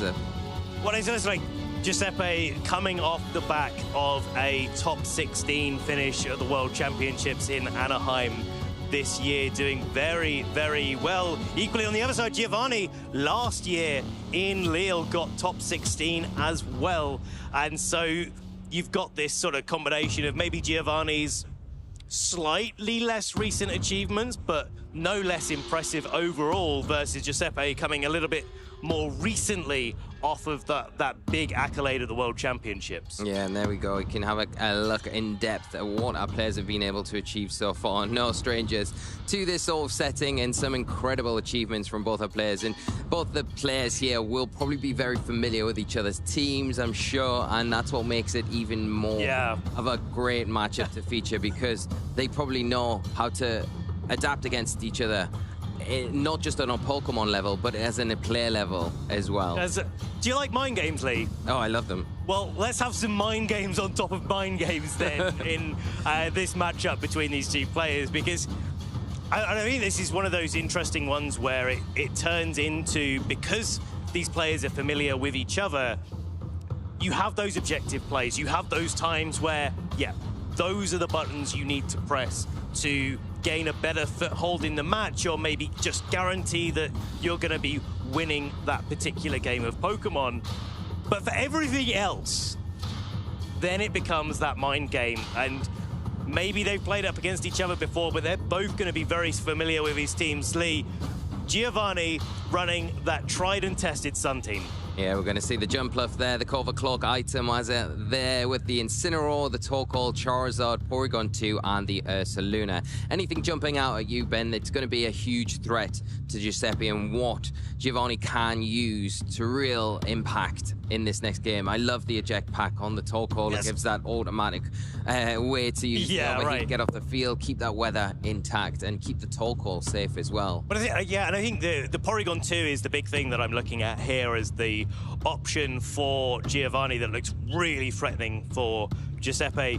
Not necessarily just the fact that it can go for super effective attacks, the Ice Beam, the Terra Fighting Terra Blast if it goes for it, but actually just getting the Trick Room set up and getting the Ursaluna in. And if you look at Giuseppe's team here now, there is the double fake-out pressure going around with the Rillaboom Incineroar combination, but actually Sneasel, Golden Go, and Dragonite don't love to be in that Trick Room environment.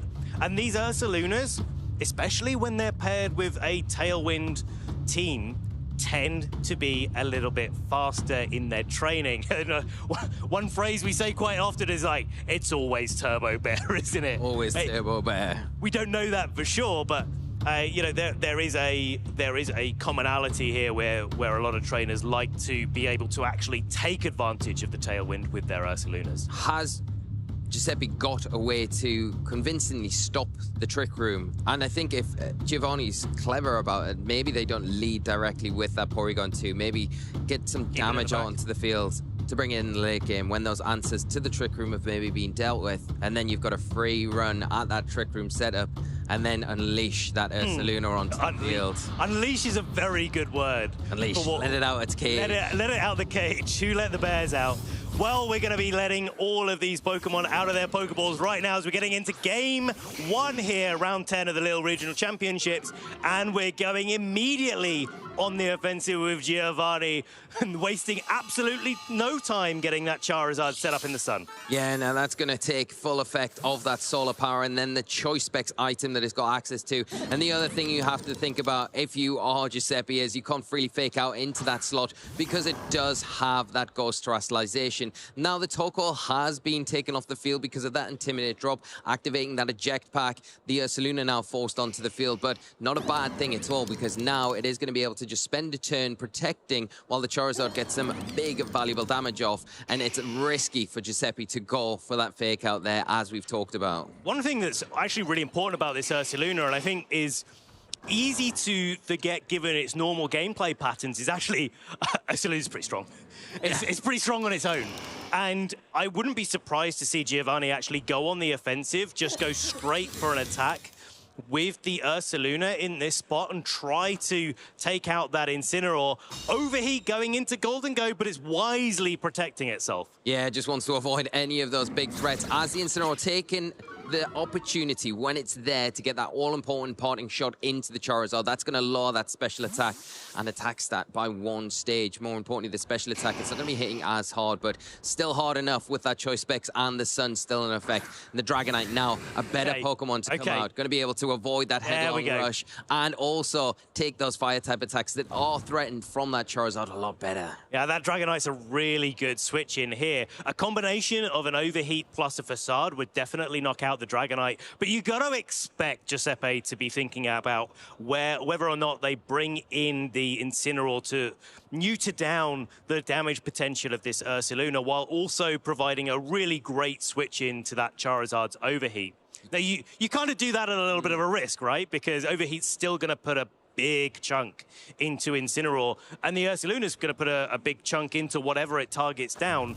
But the Dragonite may this turn be able to get the KO on that Charizard. That could be so important. And that would be big important for the rest of the game for Giuseppe, but we are starting off with a Terastallization. It is the Goldingo going for that Water Terra type. Going to take away that Fire type weakness that is present on the field. Overheat coming out, and it is a miss into the Goldingo. Huge miss for Giovanni, and a Make It Rain in return from Giuseppe. And they do some big damage into that Ursaluna. Charizard shrugging it off, but after missing that Overheat, is not feeling great about itself. And the skill shot coming out, and another miss. So evening up the playing field. Now the Facade going into the Golden Go. That's a clean one-hit knockout. What a call from Giovanni as well. That used to be a Ghost-type Pokemon. Now it's a Water-type, but it's being hit for neutral damage with that Facade rather than being immune to it. Yeah, great call there. Just saying, okay, I'm going to cover bases here. I'm going to go for the Overheat into that slot. If it does Terastallize, I'll follow it up. Make sure that I get that knockout with the Facade if it does Terastallize. Exactly what's happened. Charizard not in the greatest spot now. It is going to be threatened by that potential fake out, and it's not as healthy as it was earlier, so Terastallizing it might not be the safest idea if you're Giovanni and the Ursaluna in a spot where fake out plus skill shot probably going to be easily able to dispose of that. Maybe if you are Giovanni, you want to preserve that, get something else on the field that feels a little safer in this scenario. I think that's the key, isn't it? Because after the Make It Rain, you've got the choice of where you scale shot rather than feeling like you need to scale shot into the Charizard because it's got that Overheat has...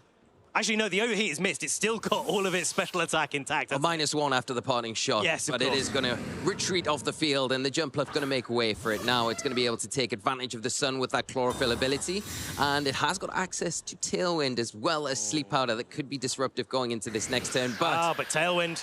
There we go, identifying the threat that could be coming onto the field. Giuseppe setting up that Tailwind, following up with a Flare Blitz from the Incineroar into that threat on the Ursaluna, but Protect is key there to preventing it from going down. Now, this doesn't stop Giovanni for going for a Tailwind of his own because, well, the Jumpluff has the Chlorophyll ability. If you put Jumpluff and Dragonite in a room, the Jumpluff will be the faster of these two Pokemon. So the Jumpluff does have an opportunity to match the Tailwind before the Ursaluna, or before the Dragonite is able to maybe try to knock it out with a Scale Shot. Yeah, and the other option there that we did see Giovanni hovering over was Encore, so you can lock that Dragonite into that Tailwind, which would really render it useless going forward in this match. We are seeing a Terrestrialization opted for from Giovanni's Jumpluff to get around the potential threat of a Flare Blitz in particular from the Incineroar on Giuseppe's side. So this Water type now going to have a much easier time, and it does go for the Encore, locking in that Dragonite, and it will be using that Tailwind over and over again for the next few turns.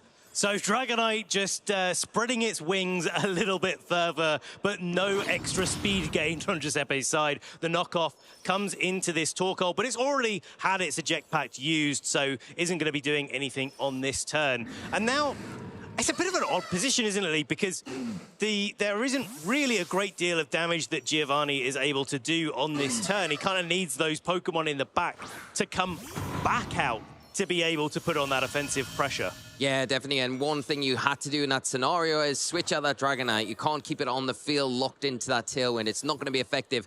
But as a consequence of that, it does mean that the Rillaboom comes into harm's way.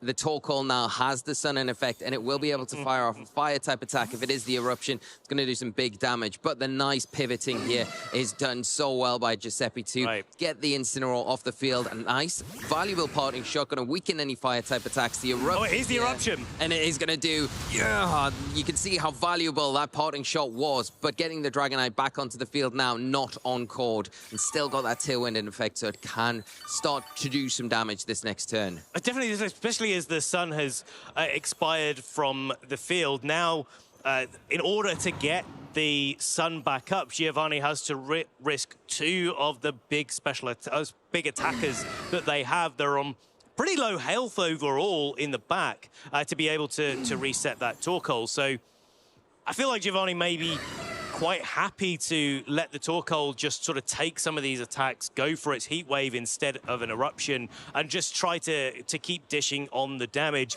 I think the important thing here is that, and something that Giuseppe is going to have to be thinking about, is that the Dragonite has now had its multi-scale broken, so it will be taking full damage from the next attacks, and there's no way for Giuseppe to heal that back up to full. Yeah, and with that Sun not in effect, the Chlorophyll ability not active, so wanting to just get it out of harm's way, the Jumpluff makes way for that Charizard, which is now going to take a Scale Shot for its trouble, and 2 is all it's needed for Giuseppe to take down the Charizard on Giovanni's side of the field. But the Torkoal now in a position where, like you said, Ben, the Sun's not up, but it's still got access to another Fire-type attack. It can fire into that Rillaboom. Has Rillaboom got anything in its arsenal? It has got high horsepower. Opting for the Wood Hammer, though, in case of a switch. Not quite the damage you're looking for, and getting a decent amount, down to about 50%.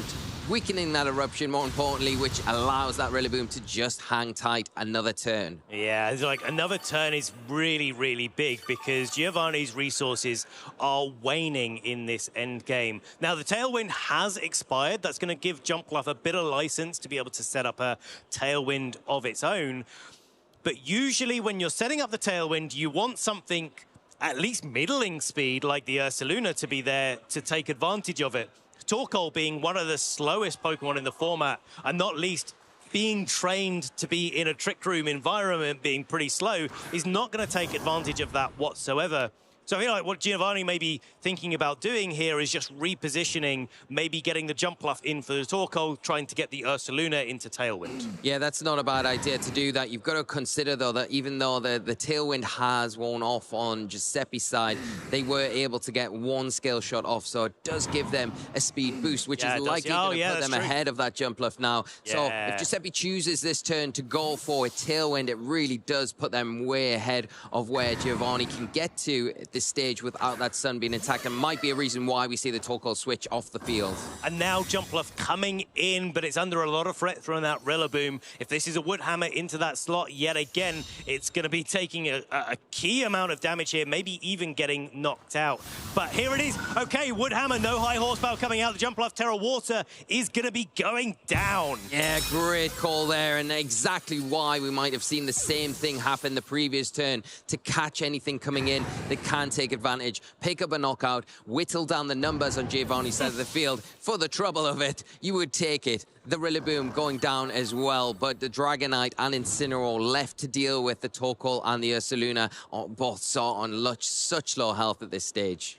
And the Incineroar in the back for Giuseppe actually leaves Giuseppe in a really strong position here, both having Fake Out active on the board and being able to put that down onto Ursaluna. It can't Terra Ghost because the Jumpluff went for its Terra Water, but also the Incineroar on Giuseppe's side does actually have access to the Flare Blitz, and so, yeah, with a Tailwind from the Dragonite, it's going to be a really uphill battle for Giovanni. He knows that. Forfeiting game 1, Giuseppe taking it here in Swish round 10. Really well managed game from Giuseppe, and such big threats that Giovanni brought, especially that Charizard that came out initially.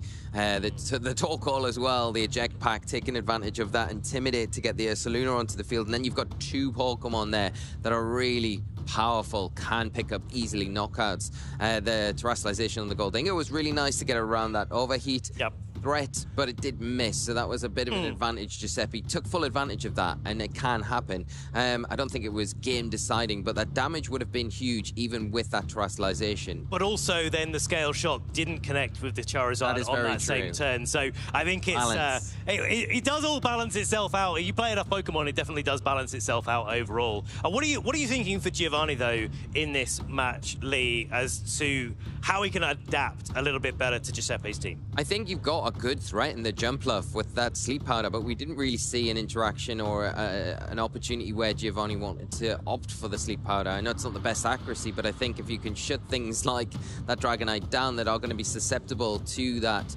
Sleep Powder option, then it gives you a way to then enable some of those other things. But I think it comes back to the top of this match, what you were saying, Ben, the Trick Room mode, the Porygon 2. I think you've got to really lean heavily into that, because that's the preferred environment of the Ursaluna. And when you look at the options on Giuseppe's side of the field, yes, they've got speed control, but it's Tailwind. You want to use the opposite thing to that, and the Porygon 2 gives you access exactly to what you're looking for. I can understand, like, Giovanni may be a little bit worried about the Sneasler and the knockoff from Incineroar, putting a lot of pressure onto that Porygon 2 mode, but Giuseppe didn't bring those to game 1, and I wonder if, now that we've seen how both of these players are approaching this early stage of the round, this game 1, whether or not we see that particular switch up for game 2. Let's see what our trainers are opting for. It's going to be the same thing on both sides. Charizard and Torkoal versus Goldingo and Incineroar. Yes, we're going to see that Intimidate dropping once again onto the field. It will mean the Eject Pack activates on this Torkoal after it set that Drought ability and the Sun onto the field. So the Charizard going to have full force this next turn, which is going to make it a very dominating presence and putting a lot of pressure onto that Goldingo. We talked about the Terrestrialization on the Charizard. It has got that Ghost Terra type, so it could get round a potential Fake Out if Giuseppe thinks about going for the Fake Out to slow that Charizard down at least this one turn.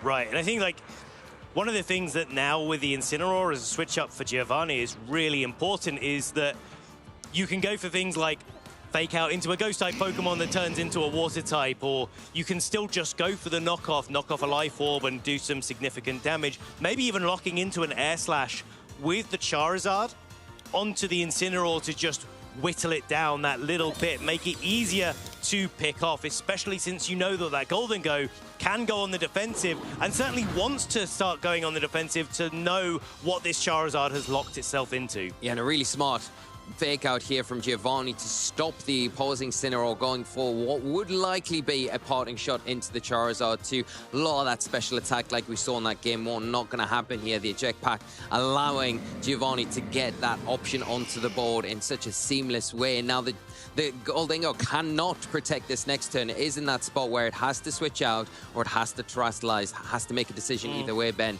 and it is very threatened. And we didn't actually see what the damage calculations were, whether with the Terra Water, the overheat was survivable, because you got to think the Sun, the choice specs, the overheat, the same type attack bonus, all of those things are really adding up in Giovanni's favor.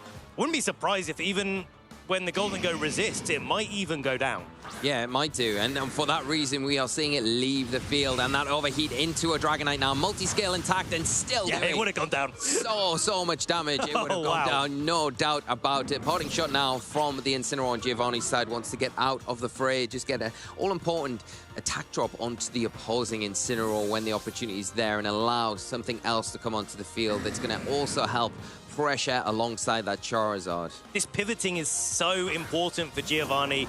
Getting on out of there, the Incineroar is a big adaptation here. Now Charizard gets its choice specs knocked off, and that might be helpful for Giovanni a little bit later, but the damage certainly will be racking up on that Charizard. Every turn it gets that solar power damage. Yeah, definitely having the option to switch around moves and match like this where there is such a revolving door of Pokemon is going to be really beneficial if you could preserve it for later in the game, of course. Now the Ursaluna on the field has had its Flame Orb activated and in a really good position to start pressuring knockouts onto the Incineroar with those ground type attacks. Now knowing that the Dragonite's on the field, there isn't that safe switch in the back for Giuseppe coming into this turn to get around that Headlong Rush or the Earthquake potentially here. So the Dragonite can't rest on its laurels either. It needs to be careful. If a Facade comes out into that slot, it will be enough to take it down. But there is the threat of the double up skill shot, Flare Blitz into the Ursaluna that you can't forget about. Well, the Incineroar is going to maybe put a little bit of a spanner in those works with the Intimidate coming in. Scale Shot also putting a spanner in the works and not landing its mark here onto the Ursaluna. But I think wise for the Incineroar on Giuseppe's side to just say, hang on a second. I want to get out of here. I want to make sure that Ursaluna is not in the strongest spot that it could be, maybe so I can mitigate some of that damage. Here's Rillaboom to also try to mitigate some of that damage and take a resisted hit from a Headlong Rush. Yeah, that is a great switch. If you got access. Oh, it's a Facade! Facade, though, coming out into it and a massive damage, really taking advantage. Not falling for going for that ground type attack. Giovanni going for the safer option, saying, yep, I don't think you're going to bring that Goldingo in on that slot. It's so risky knowing that a ground type could come here. Exactly. I'll go for the Facade. I can hit your Incineroar if it stays in for good damage, and if that Rillaboom comes in, I can really make its life a lot harder than it already was. I think this is a really good long-term strategy for Giovanni. It's not about necessarily picking up the KOs in this matchup. It's about putting things into KO range. Yeah. And that, as far as the sort of mid to late game, strategy really does start to pay off the longer this game goes on. Here we go. Well, we could see a big play happening this turn. The Dragonite going to retreat from the field for Giuseppe here, but it looks as though Giovanni did lock in with a Terastallization on that Ursaluna, and it is that Ghost Terra typing as well to get around a potential fake out. But Rillaboom not sticking around either. A double switch here for Giuseppe as they want to adapt their board position coming into this following turn. Can the things that have come on the field, though, survive what Onslaught is oncoming? Because here we go, there's that Terastallization. The Ursaluna going to turn into that Ghost type, and it will have an immunity to all of those potential fake outs coming down the line in the future. Now, committed there, fake out coming out into the Goldingo slot, which was that Rillaboom. Headlong Rush into the Incineroar, though, and it will be enough. Headlong Rush into what was the Dragonite. A huge call, picking up a big knockout onto what is one of those pivotal pieces for Giuseppe. Giovanni is reading Giuseppe like a book right now, just getting call after call after call correct. That's one of the fake out components gone, but it's more importantly the Intimidate and the Parting Shot component removed from Giuseppe's side of the field. So now, if Giovanni is able to reposition their Ursaluna, then it will come back in without all of those debuffs that Giovanni helpfully showed us on that turn. -2 attack, -1 to pretty much everything else. Yeah, and you've got a nice safe switch in the Torkoal now where you can bring it onto the field. It is a little bit conflicting because if the sun's still in effect and you bring it in and it ends, then it makes it difficult to get back up to power up the Charizard. But of course, it's worth it. The Torkoal, probably the one thing in the back that you say is quite happy to be switched in and kind of soak up and sponge some of those hits. But not seeing any switches just yet, as that Goldingo is going to Terastallize in response to that last turn. Water Terra Time Pierre going to take away that ground resistance. the ground weakness and have that fire weakness taken away as well. Okay, they're smiling. Maybe this is another call that Giovanni has made in this turn. Scale Shot goes into Incineroar. That's going to hit at least 4 times, do a nice chunk of damage here. But what has Giovanni locked into? What mischief is that Bear still up to on this turn? Dragonite gets its defense drop, gets its speed boost. Here's a parting shot from the Incineroar, pivoting it out, getting ready for either that Charizard or the Torkoal to take its place. It is, and we're going to let to see what this Ursaluna's locked into here, but we will have to wait a little bit longer. But the Charizard now going to be able to come in on the field for pretty much free here, depending on what we see this Ursaluna do. It is a headlong rush, and it is into the Goldingo once again to get some good damage, but a good Terastallization and a good opportunity taken by Giuseppe to get those nasty plots set up. I was wondering whether the Ursaluna was going to target down the Dragonite that turn. Try to utilize the defense drops from the Scale Shot to their advantage. And look at all those debuffs on Ursaluna. That's a very sad bear right now. But look at all those buffs on Golden Go. And I think now the key is going to be how the interaction plays out between Charizard and Golden Go. Because even though the choice specs has been knocked off, in the sun with solar power, Charizard is still going to be doing great damage, and maybe an overheat is enough to pick up the KO on either Dragonite or Golden Go in this spot. Either deny the Tailwind or put the Golden Go under pressure of a KO. The problem is, though, the Scale Shot's already been utilized by that Dragonite, so it's +1, so it's going to have the ability to set the Tailwind up if they want to. Put that Golden Go ahead of everything else. Drop Shadow Ball into the Ursaluna or a Make It Rain, whichever they so choose, you know. Okay, so the Torkoal comes in. There's a defensive play, protect on the Ursaluna, and just making sure that it's not going down this turn. You were absolutely spot on there, Lee. Tailwind coming out from the Dragonite. Make It Rain on the Golden Go now. Torkoal is resisting that hit, so it's going to be able to take that pretty well. Whoa, pretty well. For a 2+ Life Orb boosted Make It Rain, I think that's taken that pretty well. That is taking that it is taking it pretty well in all accounts. Now down to +1, but the Tailwind there, a really key piece of the puzzle here for Giuseppe to get back into the game. Now going to be able to pressure with the Dragonite and the Goldingo going into this next turn on that Ursaluna, and with all those debuffs as well. It's going to mean it has to switch out here, which opens the door up again for Giuseppe to kind of get rid of not only the Torkoal with another Make It Rain, but whatever comes in next to it, the Charizard solo health. And is that Incineroar going to be able to take a Make It Rain at +1 and a Scale Shot on top of it? But I think like the key thing here is that the Ursaluna is on such high HP that maybe Giovanni has the opportunity to just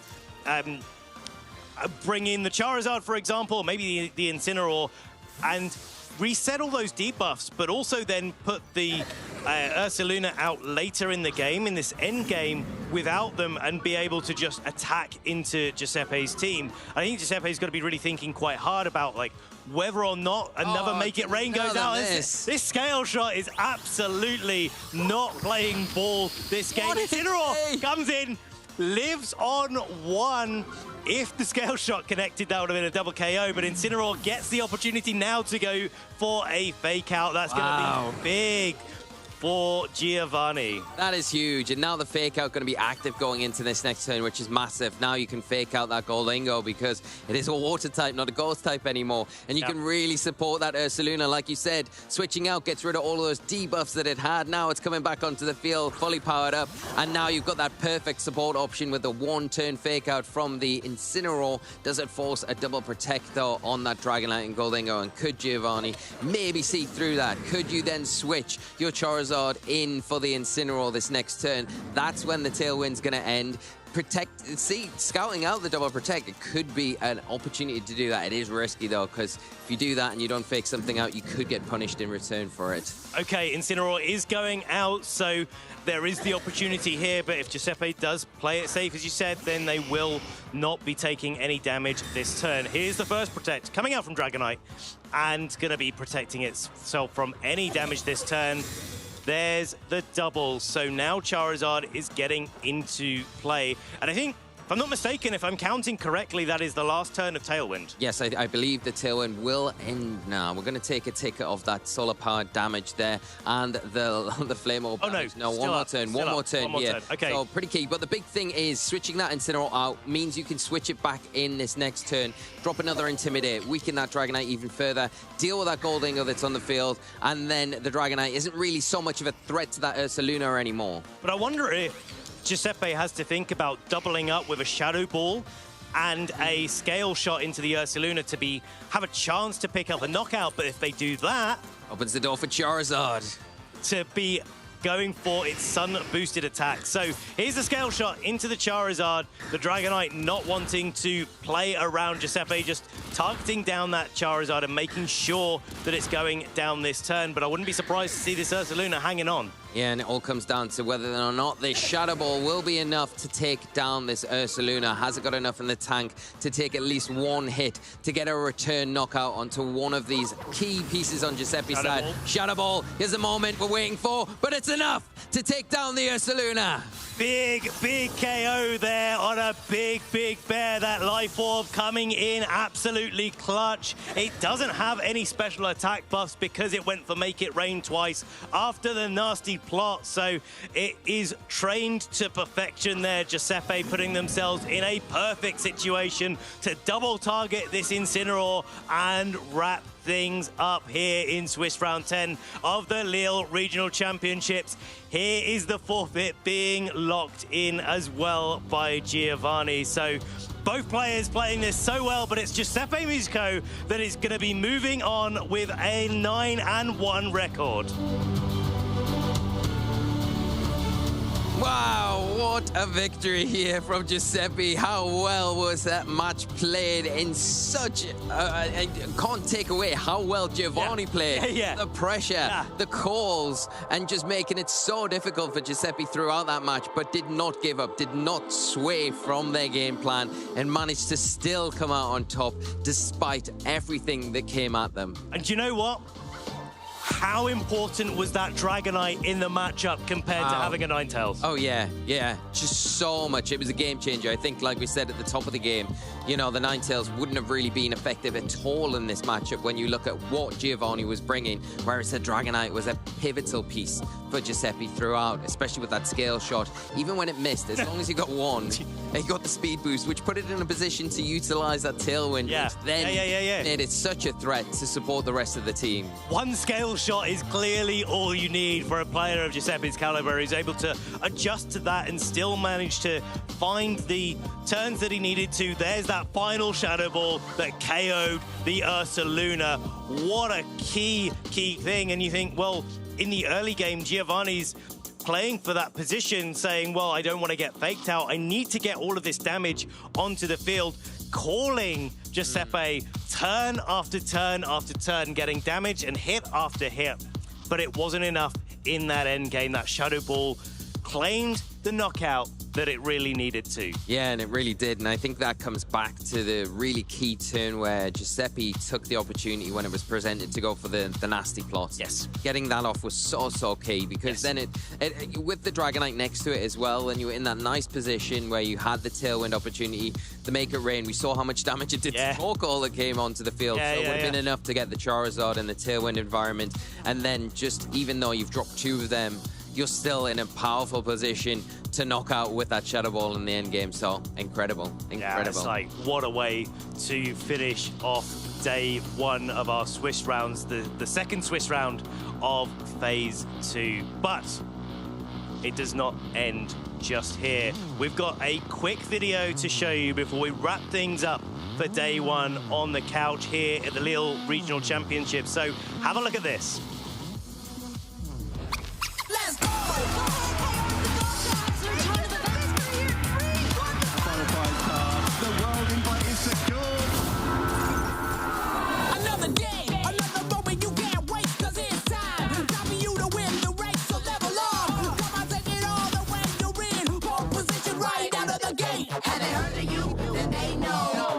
Sight set on that road. If it's on the battle, then let's go. 'Cause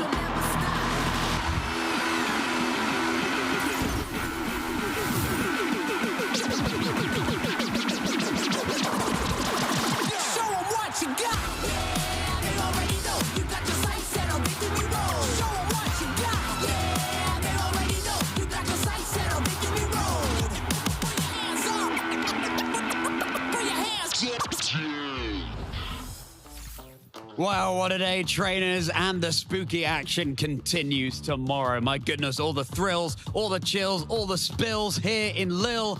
And one thing's for certain, it's been the Lille deal. Ben, tell us about that last match you casted. Was that one of your highlights of the day? It definitely was one of my highlights. There's so many from today. It was so good. And I think it's just testament to how good of a player Giuseppe is to be able to navigate such a difficult matchup, but then also to do it while not hitting really many of the scale shots at all throughout that game. The Dragonite was just like, you know what? I've got the type advantage. Maybe I'll set up a Tailwind, but I don't want to do any damage. It's been a long day. I just want to be there supporting the team. Well, that was but one of the matches we had featured today. Let's take a look at the trainers who have had at least 2 losses. These are the trainers who could still have a chance of making top cut as the day progresses tomorrow. And of course, there will be some trainers out there who are at X1 or indeed potentially totally undefeated. Angel Cervetoli, we were casting that match incredible earlier game today. Wonderful. See a name that we're less familiar with coming out on top, but Juan Manuel has qualified there as well. What else is standing out to you here? Well, Marco Silva at the very top there, I think, has to be something that we talk about.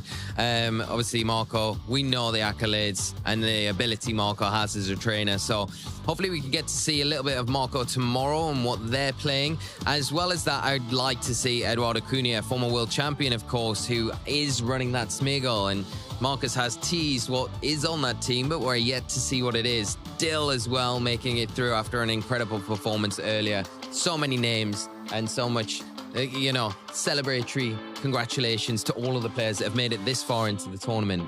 Yeah, and there'll be so many more names tomorrow as well. But that's the competitive action. What else is going on our Pokemon Twitch channel? What spooky surprises do we have for you coming up this week? Well, very appropriately, we've got that Pokemon Thrills and Chills on the Thursday. Ben, don't be too scared. We've got Pokemon Master Where's Quest. that blanket? Oh, yeah, on the Tuesday. And, of course, Latin America International Championships rerun on the Wednesday. But then next weekend, after the Gotta Catch 'em All game show, cannot wait for another installment of that. Marcus, we've got the Gdansk Regional Championships as well. Yeah, we don't stop that quickly, right? I mean, of course, there's a whole day of action left tomorrow here in Lille, but the circuit moves east. On to Gdansk. I'll be there as a player myself, and I hope to see quite a lot of you there as well. Well, looking at all of that entertainment coming up, I've got to ask you all, what's a Burmese favorite Halloween movie? The Wormadams Family. There, we got some chuckles. Then we win. That's a win for old Chazzy over here. Now, I nearly said well baked. That was hilarious. Let's take a look at how you can be following along. Get following along that website, pokemon.com/broadcast. That's right, not imaginatively titled, but that's so that you can remember it easily. That's where you can catch all the action tomorrow, as well as on our YouTube channel and indeed on our Twitch channel, trainers. Yes, there's so much more to unfold here at the Lille Regional Championships. What's that hashtag, everybody? 1, 2, 3. Play Pokemon. Terrifying, wasn't it? How awful that sounded. That's why we don't rehearse, to provide those chills and thrills. Thank you so much for tuning in, everybody. And I think it's time to wrap things up. So, yes, spooky season's in full flow, but get some rest now, and we'll see you tomorrow.